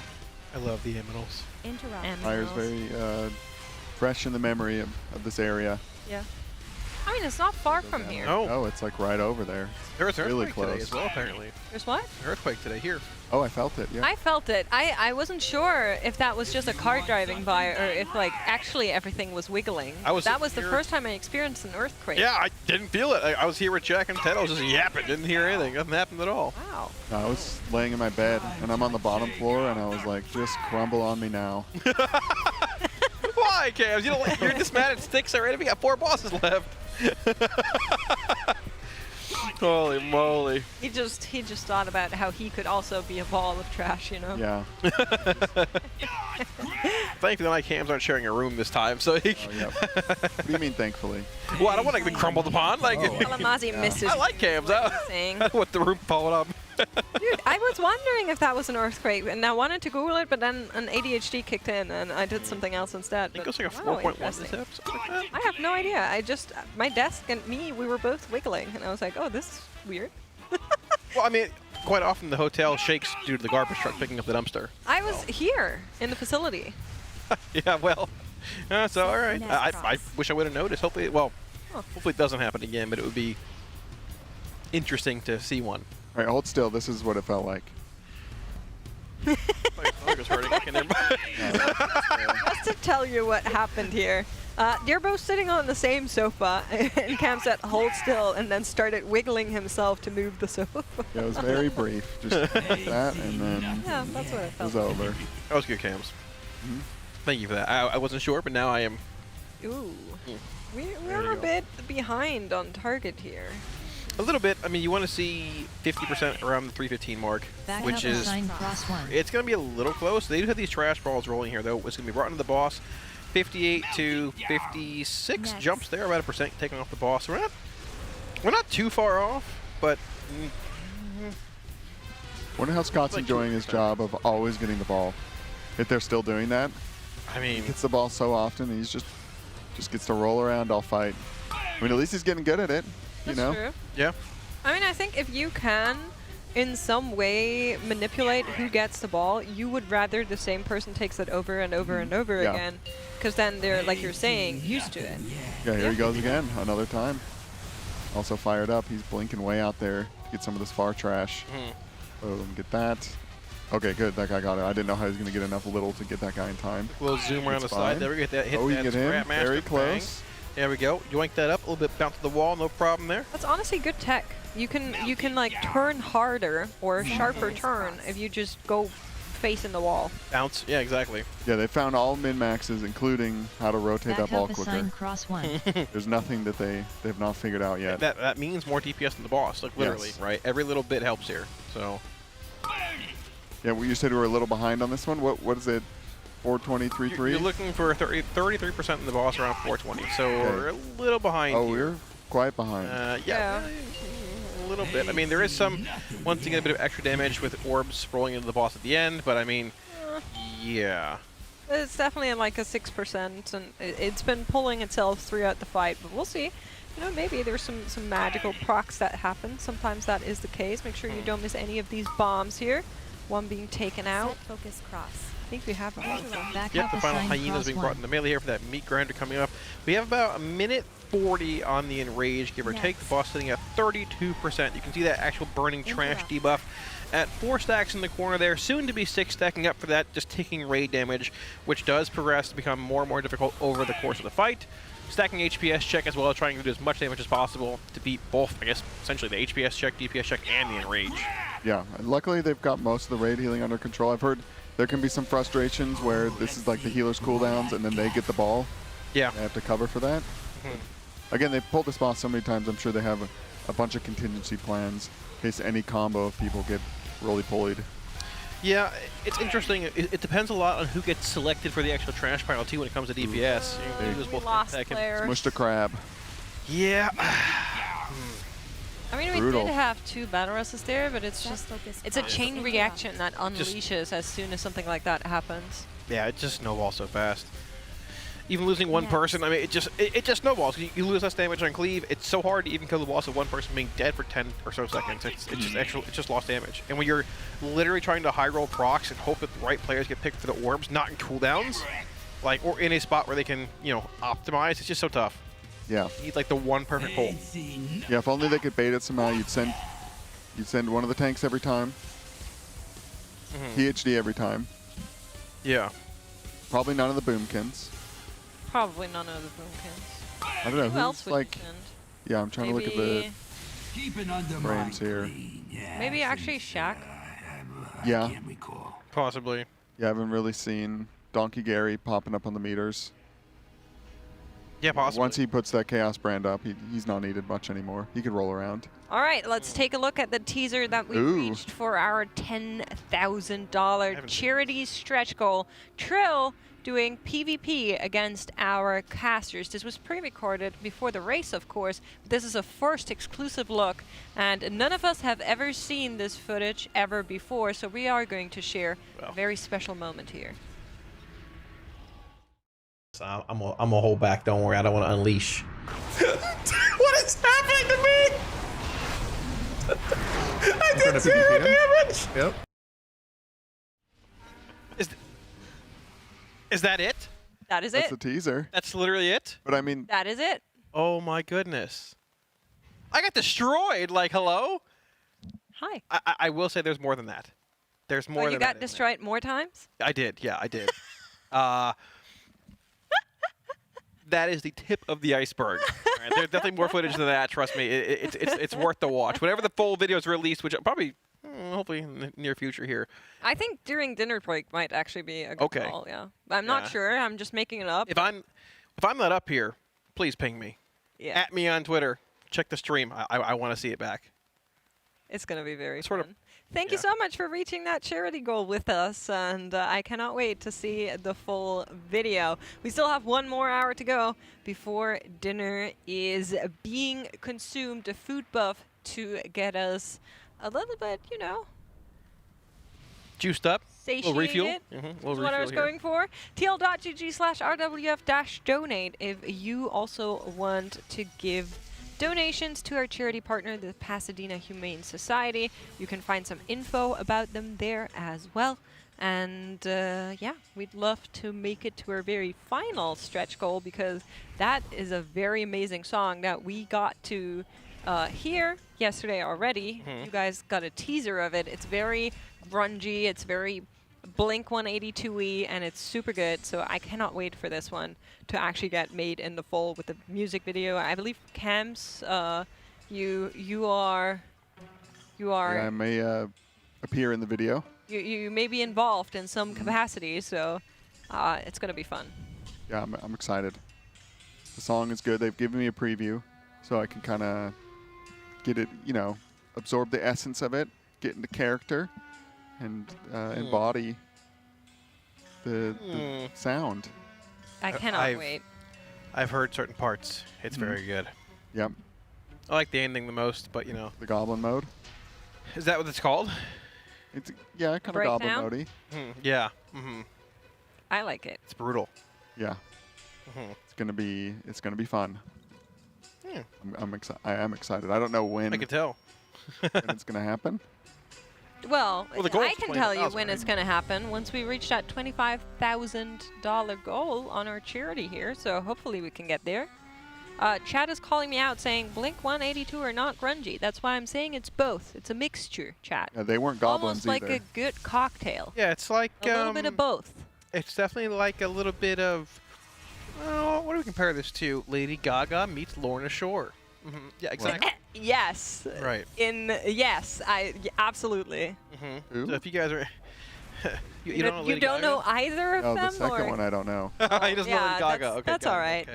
Okay. It's really good. Trust me. Yeah, I've heard it, Doug. You haven't. Okay, just trust me. All right. Me too. Yeah. Hello. You'll see. Chad is impressed with you knowing who Lorna Shore is, Kalamazi, so congratulations for that. What kind of music is that? It's death metal. Okay. So it's funny because their lead singer looks like an absolute angel, and he's a very sweet boy, and then he gets on stage and he sounds like he's conjuring demons up there. So yeah, maybe not for you, Cams, but have a lot of fans. There you go. Cams has no idea. Cams is lost. Cams is just thinking about, should I look this up? can show you after this if you want cams. Okay. Yeah, it's exciting. Should You'll actually have a good record time. that. That would be fun. Me watching. Lorna Shore for the first time. Are they like Finnish? They're one of those. No, I don't think so. No. Okay. Interesting Set name. focus cross. I believe Will Back Ramos up is assign cross 2. Actually, I think he's Puerto Rican, I believe. oh, Thank you. there you go. I think so. I'm not totally sure, but Maybe both. thought I heard it somewhere. Anyway, Champion. Next. Regardless, sweet yeah. boy. Chad is saying you're from Jersey. Jersey. Jersey, there you go. There you go. There we go. Well, speaking of piles of trash. What does that mean, Cams? Jeez. Are you referencing Jersey, Cams? What are you saying? Oh, That, just to clarify, that was Cams that said that, not myself or Makes here. Right. I often get confused with Cams. We have very similar voices. That was pretty good, Cams. Very good, Cams. Very good. Good job. And I want to see this boss die. I want to see it dead before dinner. Yeah, that would About be an nice. hour, give or take. Yeah, an hour. An Alfredo. Any poll could be it. Yeah, I mean, it could be. An Alfredo refill would be nice, heading into Sprocket Monger if we get that. Somebody did the command a couple minutes ago. Let me check again, because it's like it's a whole thing. The Raiders are having roasted herbed chicken, pasta, Alfredo sauce, broccoli, and garlic bread. Well, right now they're having crab all over them. Crab? Yeah, they blew up one of the bombs. Oh, I think they are crabs. They're like... Yeah, they're crabs. They're metal hermit crabs with yeah. a bomb as a shell. Yeah, they walk like a crab, right? How many legs do crabs have, Cams? 6. Well, while we guys talk about food, arguably because we are maybe a little bit hungry, let's see how the Raiders are feeling. We're going to be going into a Monster Energy listen-in. We'll catch you right after that. First ball that time, and I in honestly the thing don't for a long know time. what I should have done. I was watching Boom. That looks fun. I feel like I did what you want us to do. Okay. I think it was just like they were very far apart and they wasn't getting broken, so I could never grip it. And I don't know, I dragged the other two and not that one.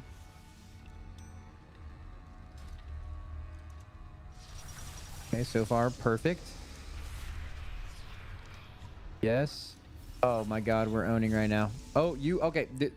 This is just fucking. This is fucked. Yeah, Cine that's needs every external in the. This fucked. You can't. You literally cannot play that. That is a 1 in 30 pulls. Get fucked. That's doable. Nah, he's Bro, just look what I did though. Bro, that guy fucking built a house. I mean, you just go into the wall and then. That's what I did. I went into the wall. No, you couldn't do anything. We just I didn't keep watching it. Let's see. Like No, the ball just needs to get targeted. Yeah. And then I knew I wouldn't get it. Like they weren't breaking, and I tried to do it. And you did absolutely nothing wrong. The only thing we could have done better is range swap to it. If you ram the pillar from the other side, it actually will pick up the scrap master. I was hitting it. Dude, You can just call back pull the up. boss. Boomy, just say like, someone back up my pillar. No, I'm being serious, Boom. If you ram the pillar from the other side, it usually will pick up the scrap ran master. the pillar. Yeah, like if you ram the pillar, like if you go straight into the coil. I don't. They ram it. Straight in. Yeah, that should be like He literally doesn't know what you're saying right now. That should be first nature, Boom, by the way. To ram the pillar to get it. Imagine walking into a pole, but do that with the ball. How do you not know what ram means? Like, He's just saying get knocked into it. He means as if you were like coming from almost the middle of the room. And that's Like, you ever see someone walk into a door like that? Actually, northeast. So, it's like you lag into the pillar and you fucking eat what's on the other side, bro. Oh, you're ramming it. Literally is that. I mean, I've done it before. I've been in full every single pull. Far right bombshell. Fine. Boss in only. Like that spawn is once every 5 3, pulls when I was on that. 2, 1. No. Kicks. Set focus cross. Boss damage only. Back up assign cross 1. Interrupt. Just fucking blow up. Sorry. Yo, yips. Someone's fucking pissed off because Johnny's fucking singing. I'm just saying, yeah. Oh, do I need to throw up? Some happy I got a bugs brand right new there. combine harvester. That's what he's singing. What? Some farmer song. Actually, You're talking about different types of cows right now? I like farm. I got a brand new combine harvester. Yeah, I got a brand new farm simulator. In between diamond square. Yeah.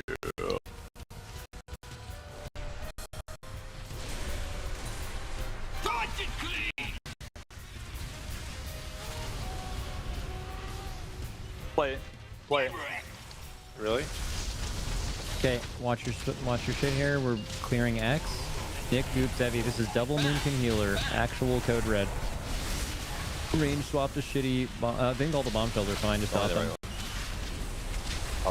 Call fire circles here. Make sure you guys know which bomb you're going to. Flux use them up. Okay. I thought he was gonna get it according to Res him. Res him now. Get kicked. I thought you were gonna like fill with that. Res him now. Get him up. Bomb shells. Get kicked to get everything grouped. Taunt them in. They're running at no one. Get them in under the boss. They'll die instantly. Kick skull, kick skull. This is why. I don't have. This looks like a code red right now. Okay, fire circle. Oh my god, the X. I mean, I'm assuming that when Scott said that he died, I assumed Scott shit just got fucked, and he's the clearer. So my fault is. Okay, it's fine. Just play the game. Figure it out. Vibes right now. Play it out. I said. It's a fun fight. Okay, Trill Shake, KSP Scott. Far right bombshell for sure. Kill it, range. Kill it right now. It's on top of the thing. You have to kill it. Dragging. I don't know if that'll. I'm destroying him, bro. Just Ripper here. Peter Griffin easily. Back probably. Tech also got killed. That was just right on top of the guy. Okay, check Canonk, it's fine. Get these in front. With bombs blowing up behind the boss. Oh, this ball was just absolute. Just like my POV, I genuinely don't know what to do. This has happened 2 times today. Where I like when on the Pistlux one. Like I literally don't even know. It's the next bomb over from this. And, oh, this isn't live. This is just crazy. Like, this is Halondrous. Every moat spawns on the same side of the room vibe type shit.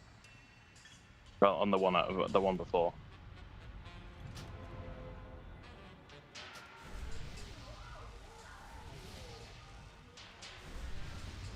Like, what?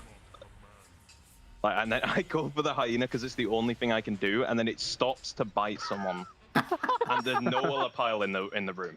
So I was going to say this a few polls ago, but I think we need to try the old harder. tech was going mid and then left, right? Like that was the. I mean, you can't do anything here. Like this is same thing happened to me there too. This is something. Okay, this is something I want to just mention and illustrate. So it's important to soak all mediums, no matter where they are in the room, because the boss will put a certain amount of smalls and mediums out at a time. So even if there's a bunch of free space around the boss, if there's a ton of mediums in the room, he's gonna like spread them out and not spawn as many, right? Because there's already enough out, and those can't be bombshell targets. So the more mediums you soak, the more likely it is that it's going to spawn them closer to the boss, because it's spawning more of them in general as opposed to small ones. So just in general, when you guys see mediums, they need to be soaked. But I mean, the reason this was really hard, Scott, was just because of the previous set. Pretty sure. Like the previous set is supposed to be cleared near where we're going, right? And I think something fucked happened, or wait, was it blue here? Is this P2? And that's P1. This is P1. I mean, it's the next set after, right? Like it's not even bad. It's just absolute dog shit spawns.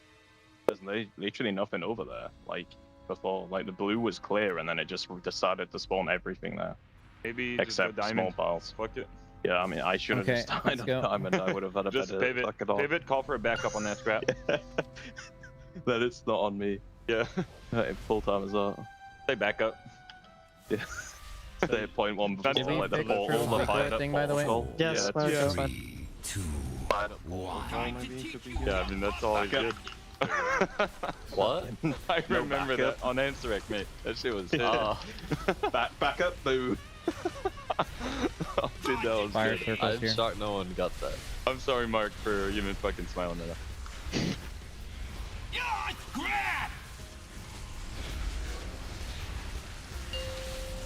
I'm smiling too. No, I'm sorry. Say sorry to Mark. Cindy, Shay, and Scott. Where the fuck's the other bomb? Oh, What the fuck, those dogs? a lot of hyenas coming in, but it's okay. Nice pickup. I'm just saving. Good kicks in the Getting back. out of there, bro. Set focus cross. Fire circle. I got you, bro. I got you, Nick. Cross 2. Sorry. Dude, I was doing the same move, bro. Interrupt. Insane move. The dogs just juked me, bro. I watched that. That was crazy. They just split open when They I do went split, straight. like. Alright, fire crazy. circles here. Fire circles down. If you got balls in Moonfin, you can start ball and then they chase you on the ball. Yeah, it's easy to it's pick them really up. That's real good. Cancel our stall form. No, it makes it easier to pick them up. Because they aggro too, yeah. It makes it worse for other people though. Hashtag grip. Perfect boss. Yeah, yes, exactly right. It's gonna burn 2 like really good ones. Actually, it might get that one in the middle, but I hope it doesn't, and if it does... I mean, even if it hits the one in the middle, it doesn't matter. No. Oh no, we're chilling. Yeah. Wait, that wasn't even close. Okay. Yeah, that's a good shit right there. That's some geometry. Look at your markers. Scott is clearing, or we are just in general clearing at X. Okay. This is a fire circle spreading in 5. Spreading in 3, 2, 1. Watch people with debuffs. And we're getting kicks starting now. Kicks in the back. Melt it down. Set focus And cross. let's get everything grouped here. Moomkins are running for their lives right now. Hyenas are just running after Dirt Lord. Interrupt. How about he fucking goes bear? They want the fucking dirt. Okay, we're spreading in 5. Spreading in 3, 2, 1, now. Perfect. Boss can just stay right where he is, by the way. Doesn't have to move an inch. Everyone look at the markers. Make sure you know where you're going. Ain't seen nothing Fire circles in 10. I got square now. Oh, Scrapmaster on the right. It's really hard, Scott. You should be able to do it, though. Nice, you got Damn it. it. So take your grips on those at a time. Fire circle, spread out, spread out, spread out. We're gonna get some grips behind the boss. Just be careful. Okay, fire circles in 20. We're chilling. We're chilling right now. Get kicks now. Get kicks now, guys. Get kicks. Next. You'll get next on it, though, right? No, THD got that. Okay. Spread, guys. They're burning. Spread in 2, 1. Spreading now. Then come in. Nice. Yeah, come in for darkness. Obviously after the fire. Use that shit now. Ain't seen Okay. nothing yet. Spread out. Okay, lip KSV smacked and Scott. Everyone ready to use a Hellstone here in this first fire circle. It's fine. We're gonna Hellstone in 3 seconds if you need to. Dogs. Hyenas coming in. Spread in 3, 2, 1 now. Spread, spread, spread. One more bomb's getting gripped in. It's fine. Okay, watch the. Make sure we get a ring of peace. Watch your HP. Booming can get res. It's fine. Get kicks, guys. Set focus cross. Get kicks. 1 second kick. Our kick. Okay. I can't kick. Skull, skull, skull. Dispersion. Back up Just aside get them in. cross Get them 1. in and burn them. It's fine. Get in good boss position. Can't kick too. Watch the dog on I Nick. mean, Burning here. they're literally everywhere. We're fine. but, yeah. We're fine. We're good. We're fucking Yeah, chilling free right now. CDs if we don't get picked. Dispel Nick when you can. I'm not done. I got him. Okay, spreading. And then Garb. Where is this any kind of AMZ behind the boss or Yeah, anything? We have a AMZ. ramp. We have a ramp. This doesn't even matter. We have a ramp. This AMZ does nothing. Oh, let's see what I Okay, got. you ready here? We're spreading in 10. A lot of bombshells everywhere. Ranged. Might need help. Ranged. You have 2 minutes here? Scrapmaster jumping it. Okay. What's the hyenas? Need help. Hyenas, hyenas. Okay. Fire circle 3, 2, 1. Spread. Bombshell in the back needs to. And use I'm personals popping a here. bomb and then- Use personals, guys. Yeah. Really, when you come out. Bomb on the fire. Boom. Okay. Set Ready? focus We can cross. res impact. Res impact. Get kicks here. Get Back kicks. getting owned. One fall. One Me high next bomb, to me. high bomb, very high bomb. Kill the high bomb. It's blowing up. It's blown up. Yeah, really, really. A relay. Barrier. Bury it, mass barriers. Get it. Spread.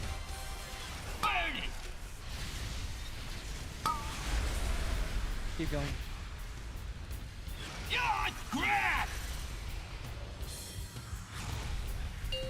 Okay. Getting trapped. What I got. Get my curse on the right or left. Where it is. Circles Going spread off out. on KSV. Oh, I just completely fucked it.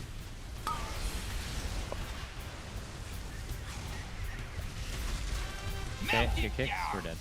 Set focus cross. Fuck the boss.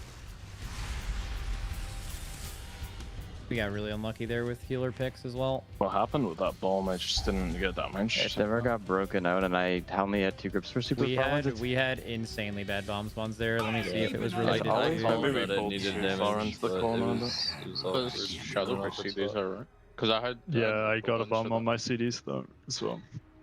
Yeah, I didn't get picked for any bombs, so I just didn't have any CDs for that set. I got picked 2 on a set. Okay, let's see what happened. And we're back here after that Monster Energy listening, and I just need to share something with the class because Kalamazi was just like, I don't know what you were doing, grunting into our headphones. I don't know what you're gonna say here. We were Actually, sitting there like, well, Chicken.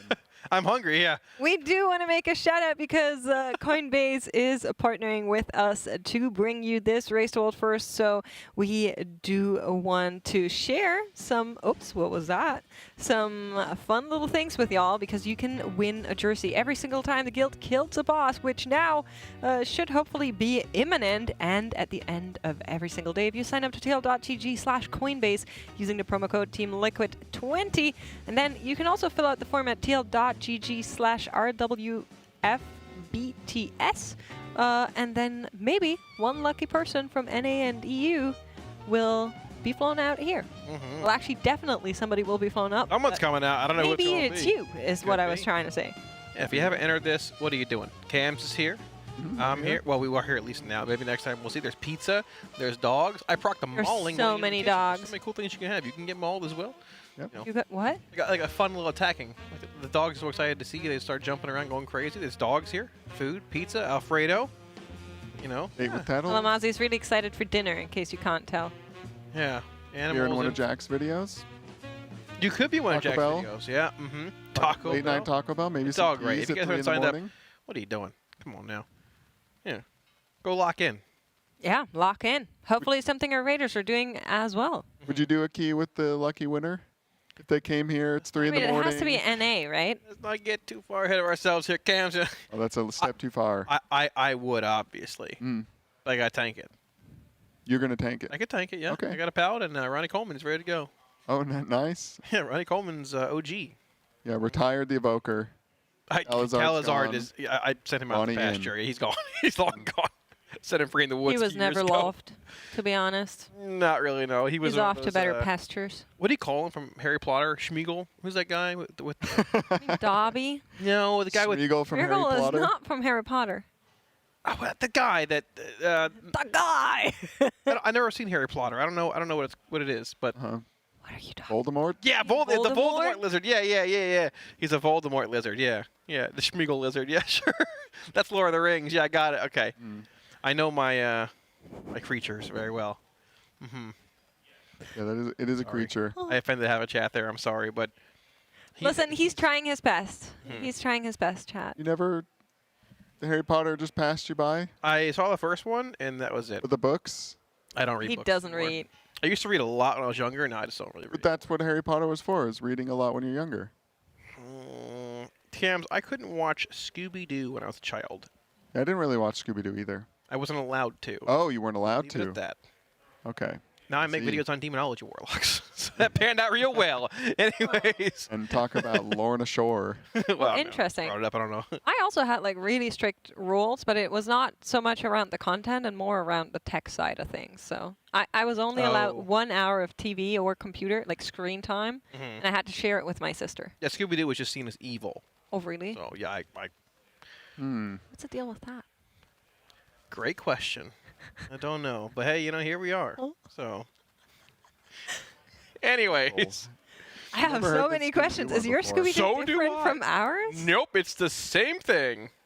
I couldn't tell you. Was Harry Potter also like witchcraft? I know that was a thing for a while. there wasn't a big fan of Harry Potter, and then started playing Magic, but then I got old enough, and it's like, oh, hey, he's going to do what he wants. I'm like, yep, probably. So that's that. Here we are.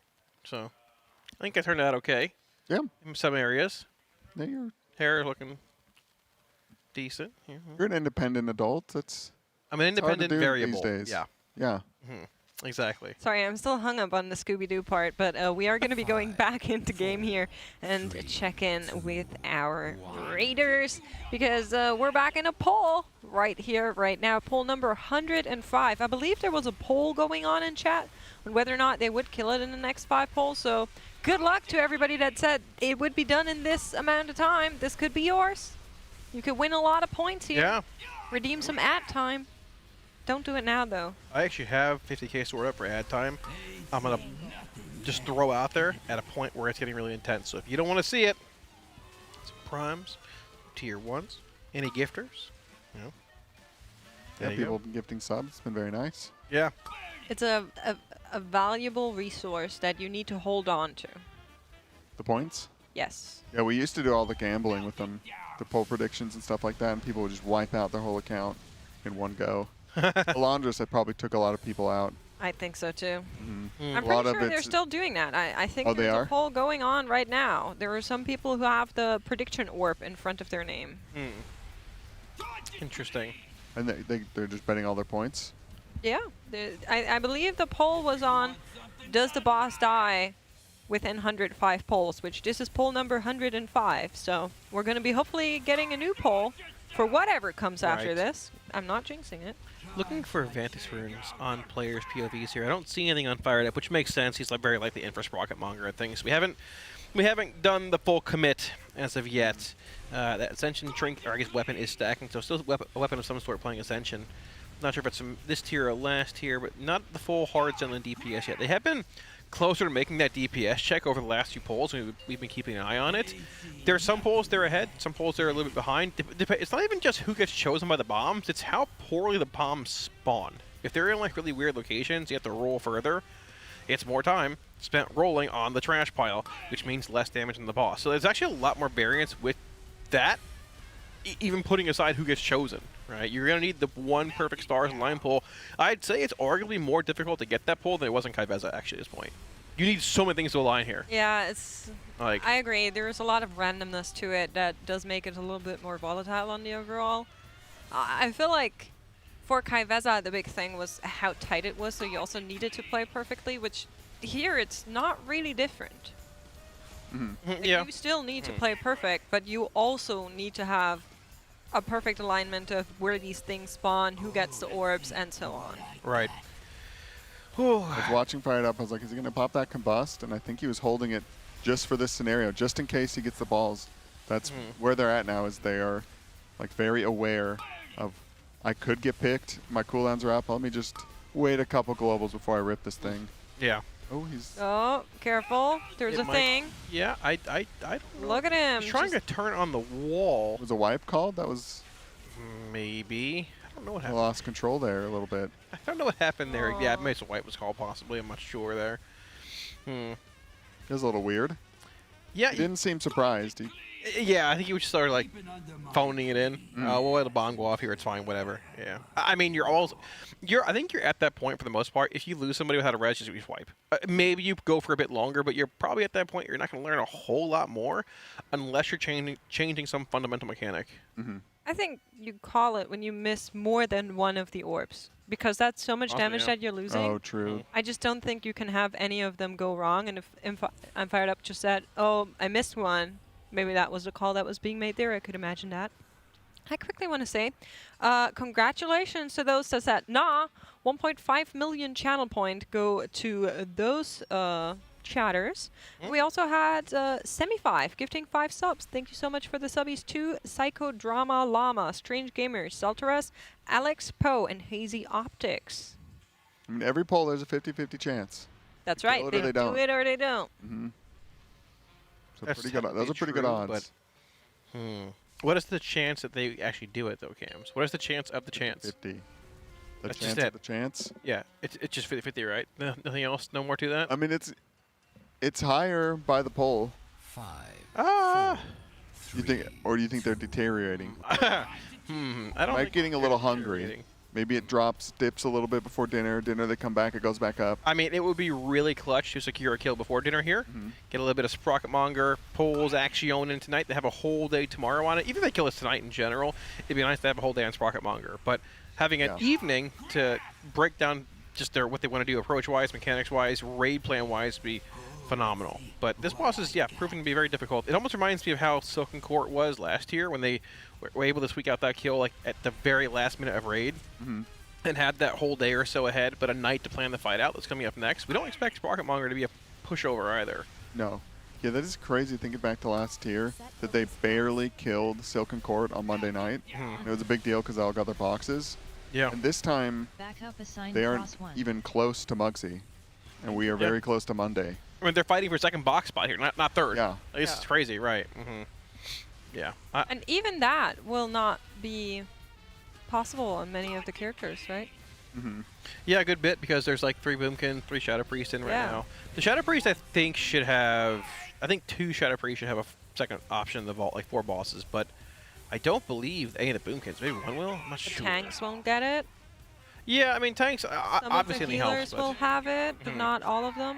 Right, and that... Because we had 3 healers on that previous boss, and now here again.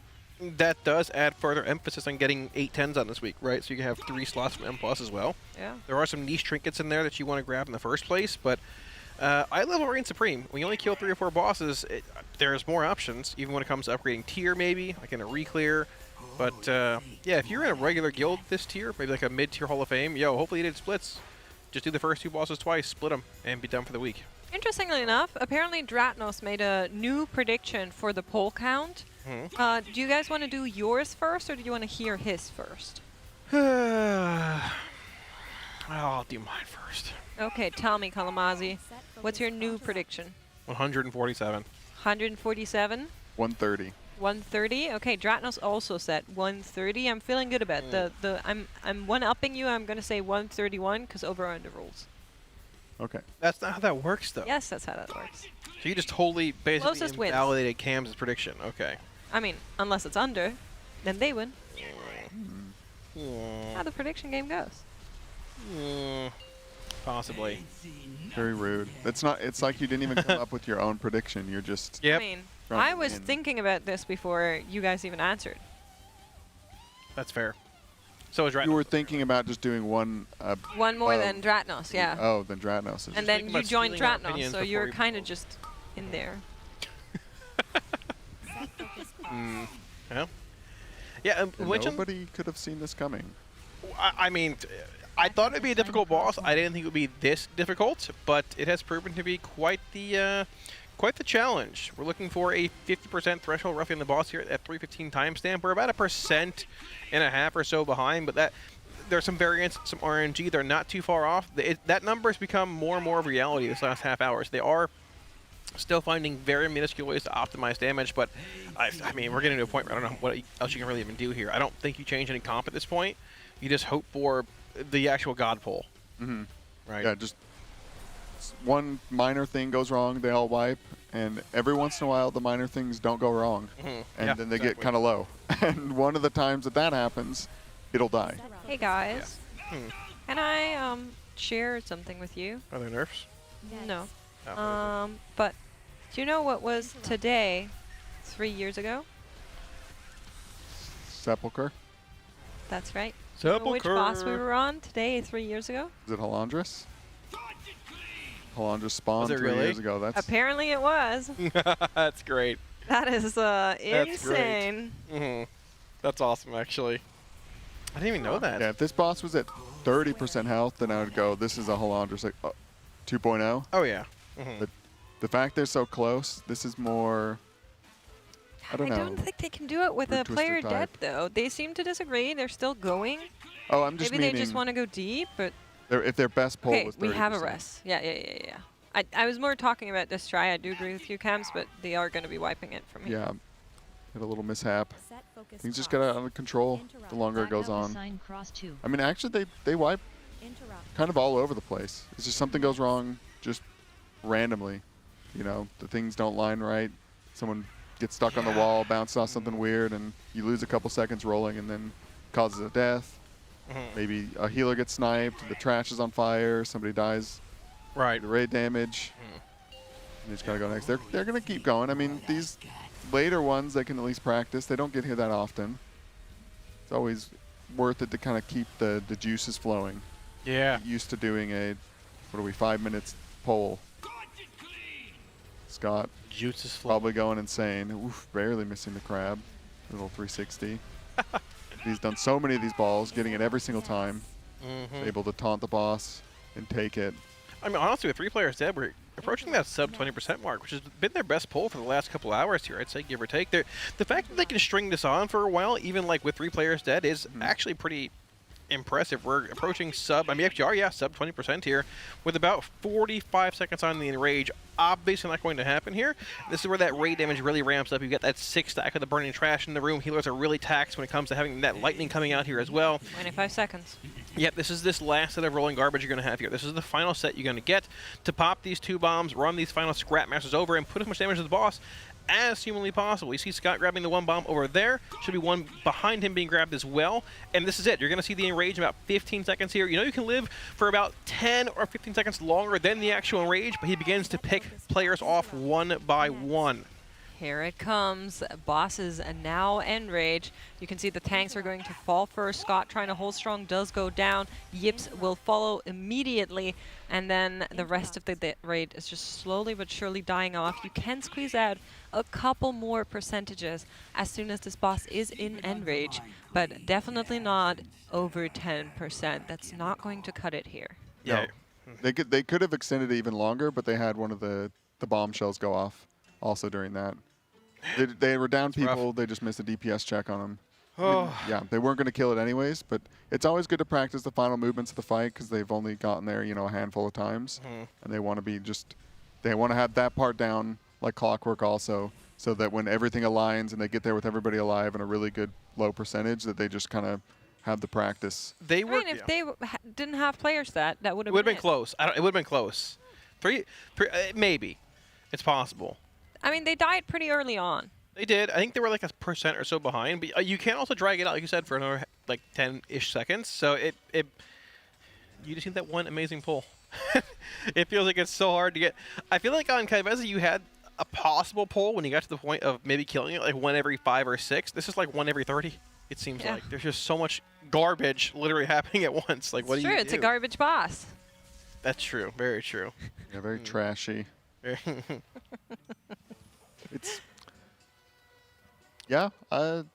interesting that the kind of a gimmicky boss is this hard. It's also been a while since we've seen any changes, right? So I think for now it's kind of safe to assume that they are happy with this configuration of classes and players that they have in.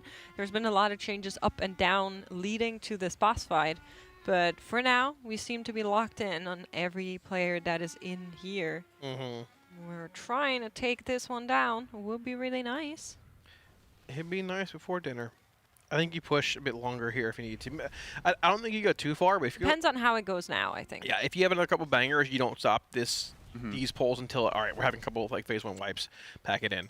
But I mean, for the most part, this is any pull territory. If you're ahead of that DPS check and nobody dies, this boss will likely die in the enrage, similar to Lords of Dread. I mean, back in the day, the boss in the enrage just kill the boss. Like, it's gonna run around and one-shot people, spread out and kill it. But the damage is there. They know they have the damage. It's just that one perfect pull. Yeah, the boss will enrage. He starts meleeing the tanks. They can live a little bit, and then it'll just run around and get everybody one by one. But then as soon as the little fire circles come out, that's kind of game over. Immunities are all that will save you then. It does so much damage when he's enraged. Oh, man. Another pull timer coming out. Yeah. I mean, what do you really discuss here? Not a whole lot. You ran it back. Yeah. Maybe just a minor thing with the boss movement at the end. But I think by then they've kind of made a full circle, maybe twice. It kind of get disoriented where the boss is. They do pull him to different spots for each set, so there is consistency. It's kind of hard too, because I think I said this rather early on in the progress. You don't really have stuff to orientate on. So when you are calling for a bomb to be taken out by someone, it is pretty tough to try and call for it, because all you can do is like, oh, left side of boss, or close to the boss, or far from the boss, and then you just have to rely on other people understanding the measurements you're giving here because of how vast this boss room is and how everything basically looks the absolute same. So world markers, only thing that are helping you out here, and then the proximity to the boss. And they are dragging it around the wall of the boss room. It's always like a pretty much 90-degree change every single time they go through one of these phases, but Man, oh man, is this boss hard? Yeah, don't forget the ping system. Yep. You can slam ping on a bomb, but I feel like usually when the pings are getting spammed on the bomb, it is too late. It's usually it comes. Usually like it's a spelling after. disaster regardless. Yeah, Yeah. exactly. They are indeed keeping the boss, like you say, at the wall, and they're trying to bait his drop down there to where everybody can be in the same spot, gate out, and keep him near the 2 closest trash piles, trying to save as much room as possible. He will ignite 2 piles whenever he lands out of the intermission when he's flying around. With his fire circles cast here, you'll see 2 being ignited. There we go. Yep. 1 debuff out on the raid. Should have 1 more coming in a second or so here. And that debuff stacks up and does more damage over the course of the encounter, which leads to a stacking HPS check in a sense, the longer this fight goes.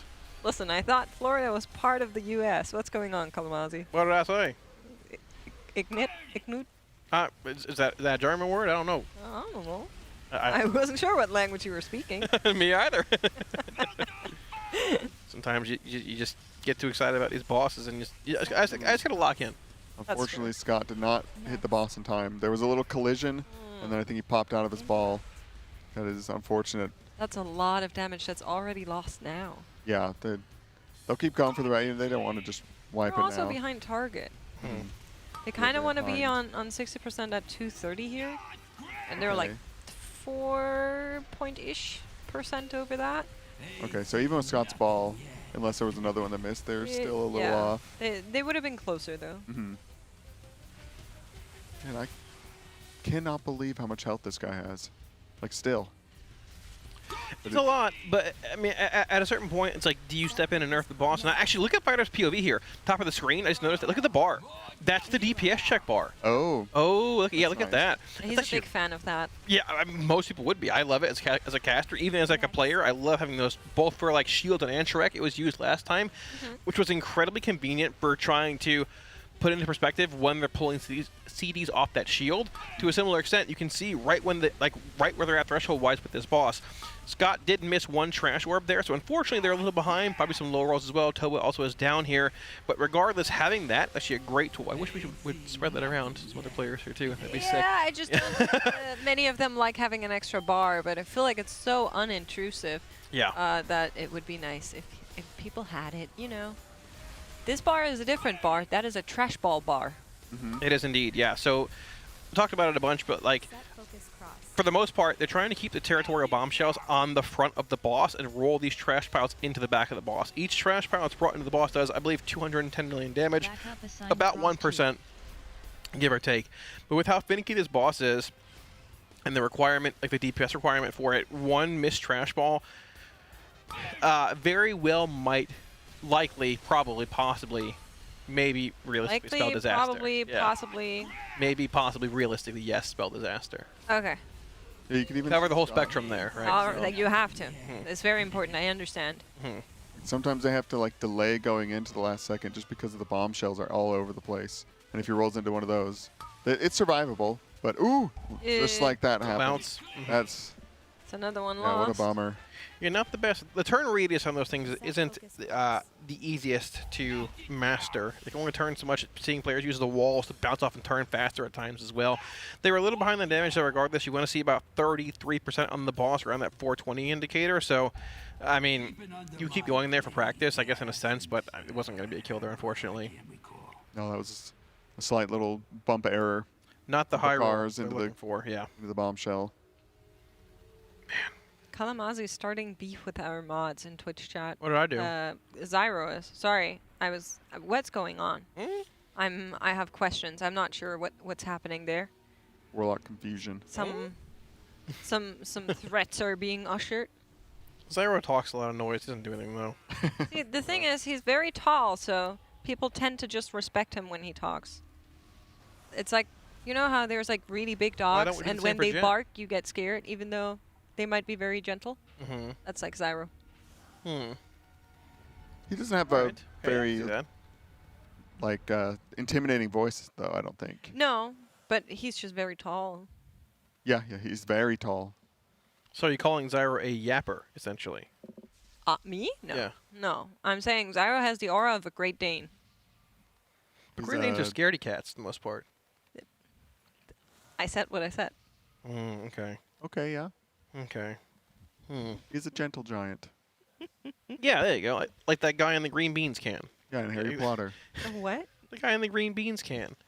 The Is green that giant. another American meme I don't know about? That's like green giant, green beans. Jack and the Beanstalk. I don't know about that one, but Scott. I was having bones for dinner. I don't think so. I think we're all having Alfredo chicken. Thank you very much. Well, you know. Yeah, I don't have any follow up for that actually. So yeah, the Jolly Green Giant, exactly. Yeah. Yeah. We only came with so much Styx Bunkjunker material prepared. Everybody. Honestly, the best tech in this fight has been the fact that they found that spot in the wall. Yeah. And just stand and not pull the boss every time. Yeah, that is every guild's going to copy this little area. 100%. Right here, Like, why does the boss not just stand still at this point? Like and they don't have the rogue to like distract him either. That's true. Yeah. Rogue. The best hotfix for this boss or nerf be to keep the boss stationary, please. Like forget the health nerfs, just keep the boss standing still. That'd be the best change possible. On Sunday 3 years ago, Halandris was at 26.43%. Holy moly! We were in the trenches 3 years ago. In Boston. We were in the pit, the theater pit. We were actually on the stage. The Raiders were in the pit. That thing closed down, by the way. Oh, it did? Yeah. Helix? Doesn't exist anymore. That's sad. So is the pizza place still there? They had good food. I liked it. You know. Yeah, you had pizza every day, Kalamazzi. Yeah, I wanted some calzone, but I never got around to it. It was very I think good. I did try one of those once. Pretty yeah, sure I had a lot I of only pizzas. had salad for like the entire race. So. Oh yeah, the salads. That was pizzas and salads. At some point, the caterer got in a fight with someone I can't remember. I came in and they were screaming and stopped getting that food. That was great.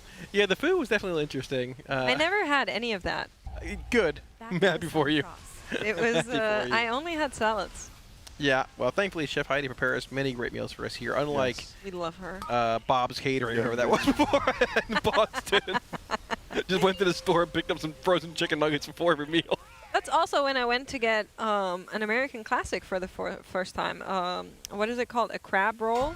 The lobster roll? Lobster That's roll? More like a northern, like classic northeastern. I Well, I never had it before. I hadn't either, actually. And nobody told me you could get them warm too, and I was very disappointed.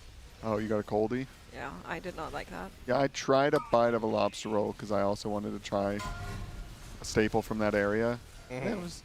I'm not a big fan of lobster. I'm not that much of a seafood person. Yeah, me either. In the desert. Do you? With the land animals, yeah. The camels. No, not that kind of desert. Lions, though. You got lions. You mean like mountain lions. What kind of desert are you talking about? Just want to dox You just himself. mean countryside? Is that the word you're looking Oh, for? Utah's a desert. Okay. I'm not in the desert. That like if you, like with the cactus and stuff, I'm not there.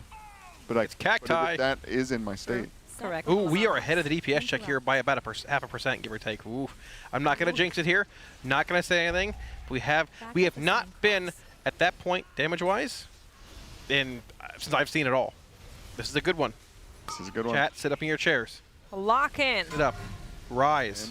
Kalamazzi just decided to curse this one pull, but we're going to be watching regardless, as the Raiders are, I think, 1% off. But we're checking how it all works out. It is a little bit funky with the damage of the balls being accounted for.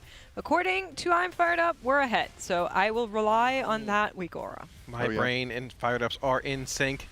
Yep, his percentage tracker does indeed have that blue bar ahead of the red mark, which means they are ahead of the threshold they need to kill this boss. Keep in mind when these trash balls do roll into the boss as well, like there, bang, and bang. Look at that bar move, you see? Yeah. It goes further and further ahead, so when you get to this final part of the fight, the boss may seem like it's a tiny bit behind, but at the same time, you've got 2 trash piles to launch at the last few seconds as well.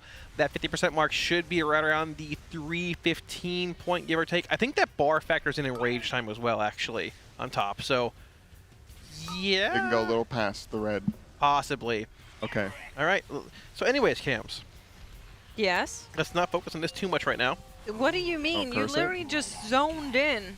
Yo. Got everyone excited, and now you're telling me let's not focus we're keeping on it? people up to date here, but we're not going to hardcore fixate on it. Because No. Chat, spam it. All right, chat. You need to lock in. You need to cheer them on. I want to see emotes in chat. I want to see copy pastas in chat.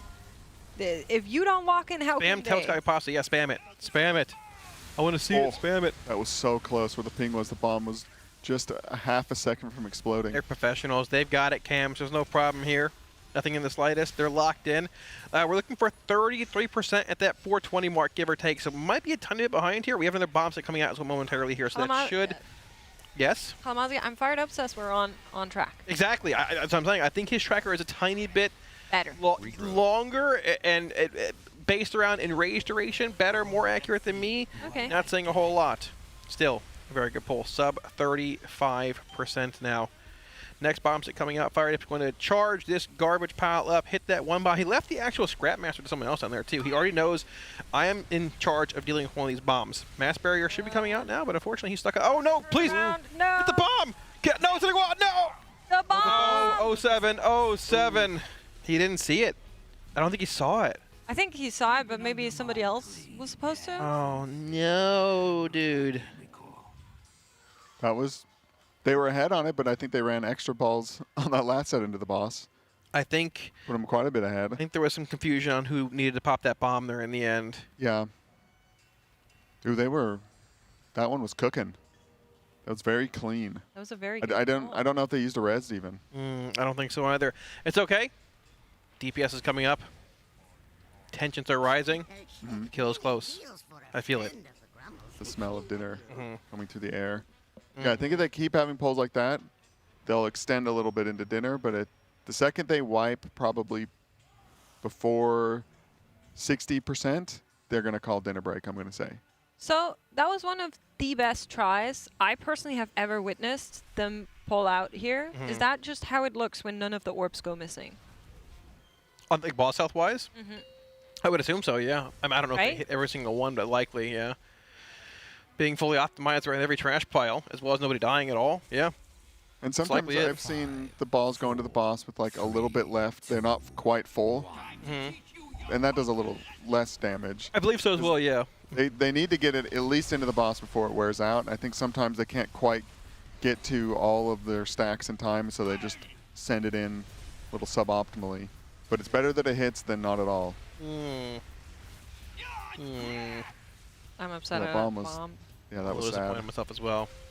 It must have been like a miscommunication in terms of like, you take it, no, you take it, and then both of the balls were gone. It likely was. He bounced off the wall trying to turn around. It was a bit too late, I think. Yeah. He just wasn't really sure. It happens. It is what it is. Obviously, I would have made that mistake, but hey, you know, I'm over here, and they're in there. That's fine. You'd have to see his POV again. I think if you're supposed to get the bomb, it says on your screen. I think so, yeah. It happens. You go again. It just shows the volatility of this fight, too. There's so many things that can go wrong. It's so like, variable. Like, every time you get the ball, you're going to have a different job than when you get to the next pole. I'm sure they're doing the best that they can to make sure that everybody has the most consistent job, like, every time. Like, Scott is probably doing the same thing every time because he gets the ball every time. I think, for the most part, I've seen him get some bombs, but for the most part, I think he just sends it straight to the boss so that he can get down and start helping Yips get aggro. And he's not a slouch on DPS either. No, even before he had the pad in the meters of all the balls, he would pop up in the meters without even getting a ball into the boss. Yeah. Like earlier, like yesterday. Climb up. Just to clarify, Cams, as well, I've killed this boss already. Yeah? I soloed it. Oh, did you? That's why I don't make those mistakes. Just to Story clarify, mode doesn't count for chat that was that, confused, right? obviously I'm totally truthful in everything I say, not sarcastic in the slightest. Nah, you wouldn't. And your pet did the balls, right? He would roll around. Yeah. Exactly, yes, exactly. My pet did all the garbage for me. I just soloed the boss. Yeah. Nerf. I mean, there's a reason I'm here, right? You know, if I went into the raid, same as if they showed that full clip of Trill and I PvPing, I would get Warlock nerfed. So I held back there too, just to clarify when I bet. Oh, you killed this boss like Trill killed you. Well, don't spoil it, Cams. Well, I thought that's what happened in the I was defeated once. in the teaser, he definitely did die once. I did see that with my own eyes. I was there. That was a pretty great quick, moment. yeah. If you blinked, you may have missed it. It was good. Somebody is asking, are both guilds on the same boss, or can you choose which boss you do first? And did Echo pick another one? Do you guys want to answer that? Yeah, you can choose. You could do Rick Reverb, stick to Bunkjunker, Cauldron of Carnage, or Sprocketmonger Lock and Stock. You can pick all of those. Cauldron of Carnage, clearly the easier one. Then Rick Reverb. I mean, it's dead. It did not take 100 pulls. And then between Styx and Sprocketmonger, all the guilds are spending most of the time on Styx Bunkjunker. I think Echo pulled Sprocketmonger a couple times. Liquid, I don't even think they've done off-stream polls. I don't think they've so. really touched. Maybe like analysts to get some timers for the very beginning of the fight, but nothing that I've seen. And I think they've just spent so much time on Styx with Sprocketmonger looking like it's potentially harder. It's at least more mechanically dense. That they don't want to go over there. They put so much time on this. They don't want to kind of like give up some of the grease that they've built up. Right. It's very smooth. And then also they'd be giving away so much time to Echo. Like they'd be giving away all the timers, some strat stuff they come up with. So they've just kind of hard committed to this. And I also, in their decision making, they probably did not expect the boss to take this much time either. But then once they put a bunch of time into it, you kind of can't go back. I mean, like you if could, but it would not be smart, right? No, like I think if their best pull, the boss was at 15-20% health, then they may go switch because they'd be like, this might be impossible. But it's like right on that razor edge where it's possible, but it's going to require a near perfect pull. Yeah, that they just kind of have hard committed to this. So let me ask you both then, when is the point where you just say, you know what, let's kill this thing and move on? We just full Vantas, we pop whatever we haven't. Yeah, I've been thinking that too. And yeah, I mean, they're even augment running, right? Just pop everything we have, maybe send a few more crafts, let's move on and just see Sprocketmonger before reset. Is that tomorrow, I guess? Tomorrow, yeah. I think if it doesn't die today, then tomorrow you'll have to make that call, but I feel like it should die today. It's just so random with like what takes people out, what can go wrong, individual people just being absolutely sniped. It's just, I don't know. I'm feeling like you see good progression, and then for every good pull you have, you go back and you have like 9 bad ones. Yeah, the problem with ripping the crest tomorrow too is then it puts you right next to your box where you're like, what if I put my crest on something that I want out of my box? Right, exactly. So that's annoying. And then also it's kind of like you spent so much time not capitulating and just doing the crest that doing it is going to feel really bad like after you've waited so long. Yeah, I but if it's needed, this, but I get what you're saying, yeah. I mean, if it's needed, they're going to do it because they'd cross. rather do that and kill the boss than not do it, obviously. Right. They're also like trying to dig deep here, even though they did have the Ravens go down rather early here, just to try and see into the phase as late as possible, you know, get to play it down, remind everybody what those last couple of seconds on this boss look like and how they can maybe go through them. It's not something they've seen a whole lot. We hit the end range, I think in total on these 108 pulls, like 5 times, 6 times. So it is still rather rare to really go all the way. It's going to be hitting once that encounter timer goes to 6:25. That is the timer that we're looking for. It's definitely not going to be a kill here because we're too far off of that one. But they will try to go as deep as they can to see everything here once more. And that is overall a pretty good try. Yeah, that's a good one.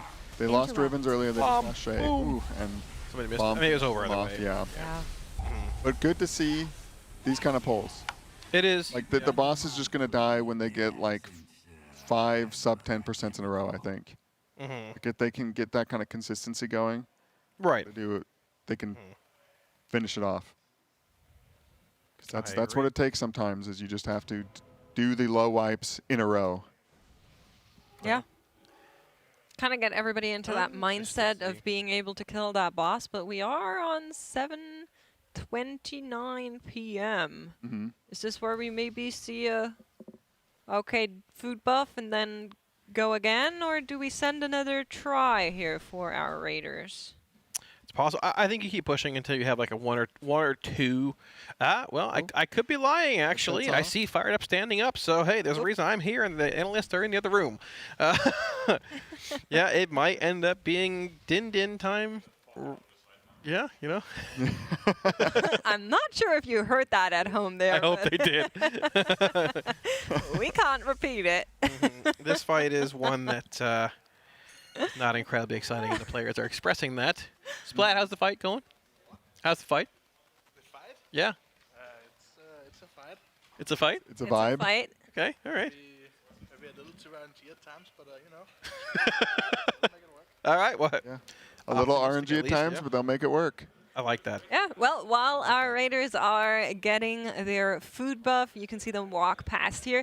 Just a quick reminder, every time we hit dinner, we are doing a very special giveaway from our sponsor, Alienware, because you guys in the marble game can win, first of all, one thing that we are going to raffle out in just a second. We're going to be spinning a wheel, and then every single winner from every dinner break win gets to hop into another marble game and play for a really crazy giveaway, which is the Area 51 PC from Alienware. Features a new RTX 5080. Very nice GPU, that one. So I'm pretty sure you don't want to miss it. I think we can bring up our little wheel here and decide what our marblers are going for today. I love the marble. I love the marble too. Yeah, the marble section. I've never played, but it looks very fun. You're not entering? We can't win, but I put my guy in every time. Yeah, I think How do you you enter? should. Right? Oh, Exclamation point play and chat. So first we have to decide what you're marbling for. Okay. So here's our wheel. Production, if you would do us the honors and spin that thing. Spin that thing. That's right. Hit it. Rip it. I love that sound. It does something to my brain. Holy moly. Wow, $50 store credit. You can get the really nice looking apparel that we all have here on the sofa over on the Team Liquid store, or get any of the other Team Liquid collections that they have for their apparel. So really nice giveaway that we are going to be running there. Chat is spamming it already. I know you want to keep going, chat. We'll start it in just a second, okay? But before that, we do want to thank all of our sponsors one more time. Huge shout out to Coinbase, our presenting partner, as well as Honda, Secret Lab, Monster Energy, Alienware, RaiderIO, MyBlue, Wowhead, Warcraft Logs, and the DungeonDojo, as well as our charity partner, the Pasadena Humane Society. I hope we get to see that troll video after marbles are done, personally. I want to see it. So I think with that, send it.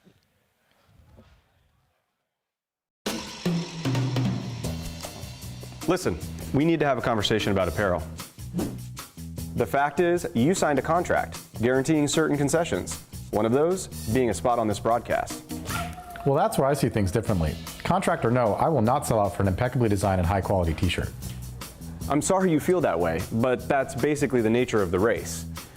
Maybe I'm wrong on this one, but for me, the race doesn't include selling cozy 100% cotton hoodies with graphics specifically designed for this race. Oh, this is cozy. Max, you know what I'm talking about, right? It's like people only do the race to sell t-shirts.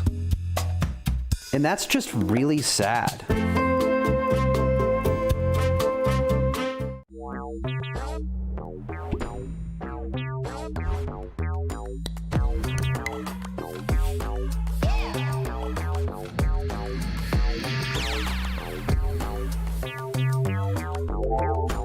Fun, sporty, hatchback, hybrid. We did it! It's perfect! This Civic is powerful and fun to drive. The ultimate mount. Honda mounts are magical.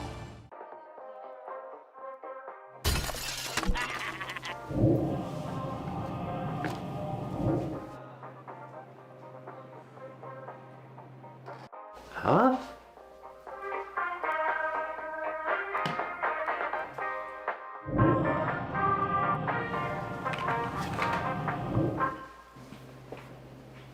What? Okay.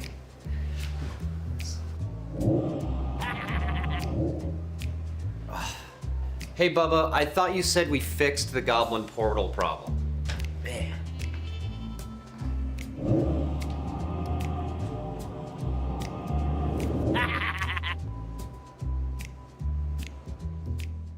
This is Max, and here is the exact moment he saw a custom plush toy we made of him from scratch. Wow, it's got, okay, so there's a lot going on here. We here at Team Liquid have spent months turning all of our friends, family, and any famous people we can find a public address for into their own custom plushes based off our mascot, Blue. which means we had to make one for everyone's favorite raid leader and WoW streamer, Maximum. The first thing we have to do is give Blue some facial hair. Using some fur and this deep, longing photo of Max, we remade his scruff 1-2-1. It's got a crazy beard. I was certainly looking that homeless during the last race. And Max's face would be unrecognizable without his glasses. Important for raiding and seeing. Then we realized he was still without clothes, so we made him decent with a custom jersey. And at this point, he looked a little less Max and a little more Seth Rogen in a t-shirt, so we added some memorable WoW items, Ramornia and the Gift of N'Zoth, both 3D printed and painted to match the game. Finally, we delivered it to Max to capture his reaction. Look, he's real cute. He's got my little Harry Potter glasses on. I get to keep this, right? You can make your own. You just gotta go to tl.gg/myblue and you can customize it however you want.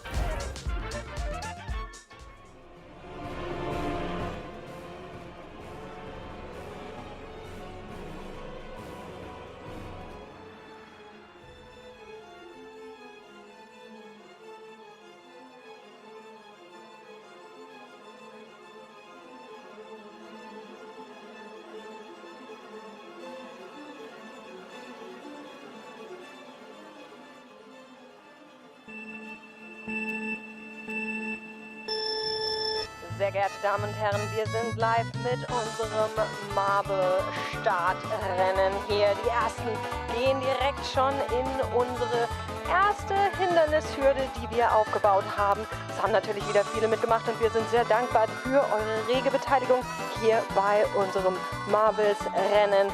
Und wir sehen die Marbeln wieder nach oben und dann werden sie nach unten fallen. Das ist eine der ersten Hürden hier. Sie können natürlich neben die Bahn fallen und die allerersten können hier tatsächlich auch schon rausfliegen.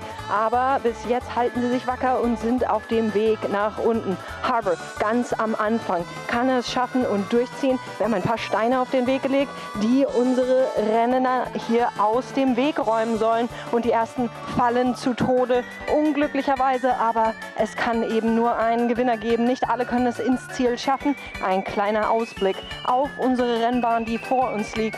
Viele Kurven, viele Hindernisse.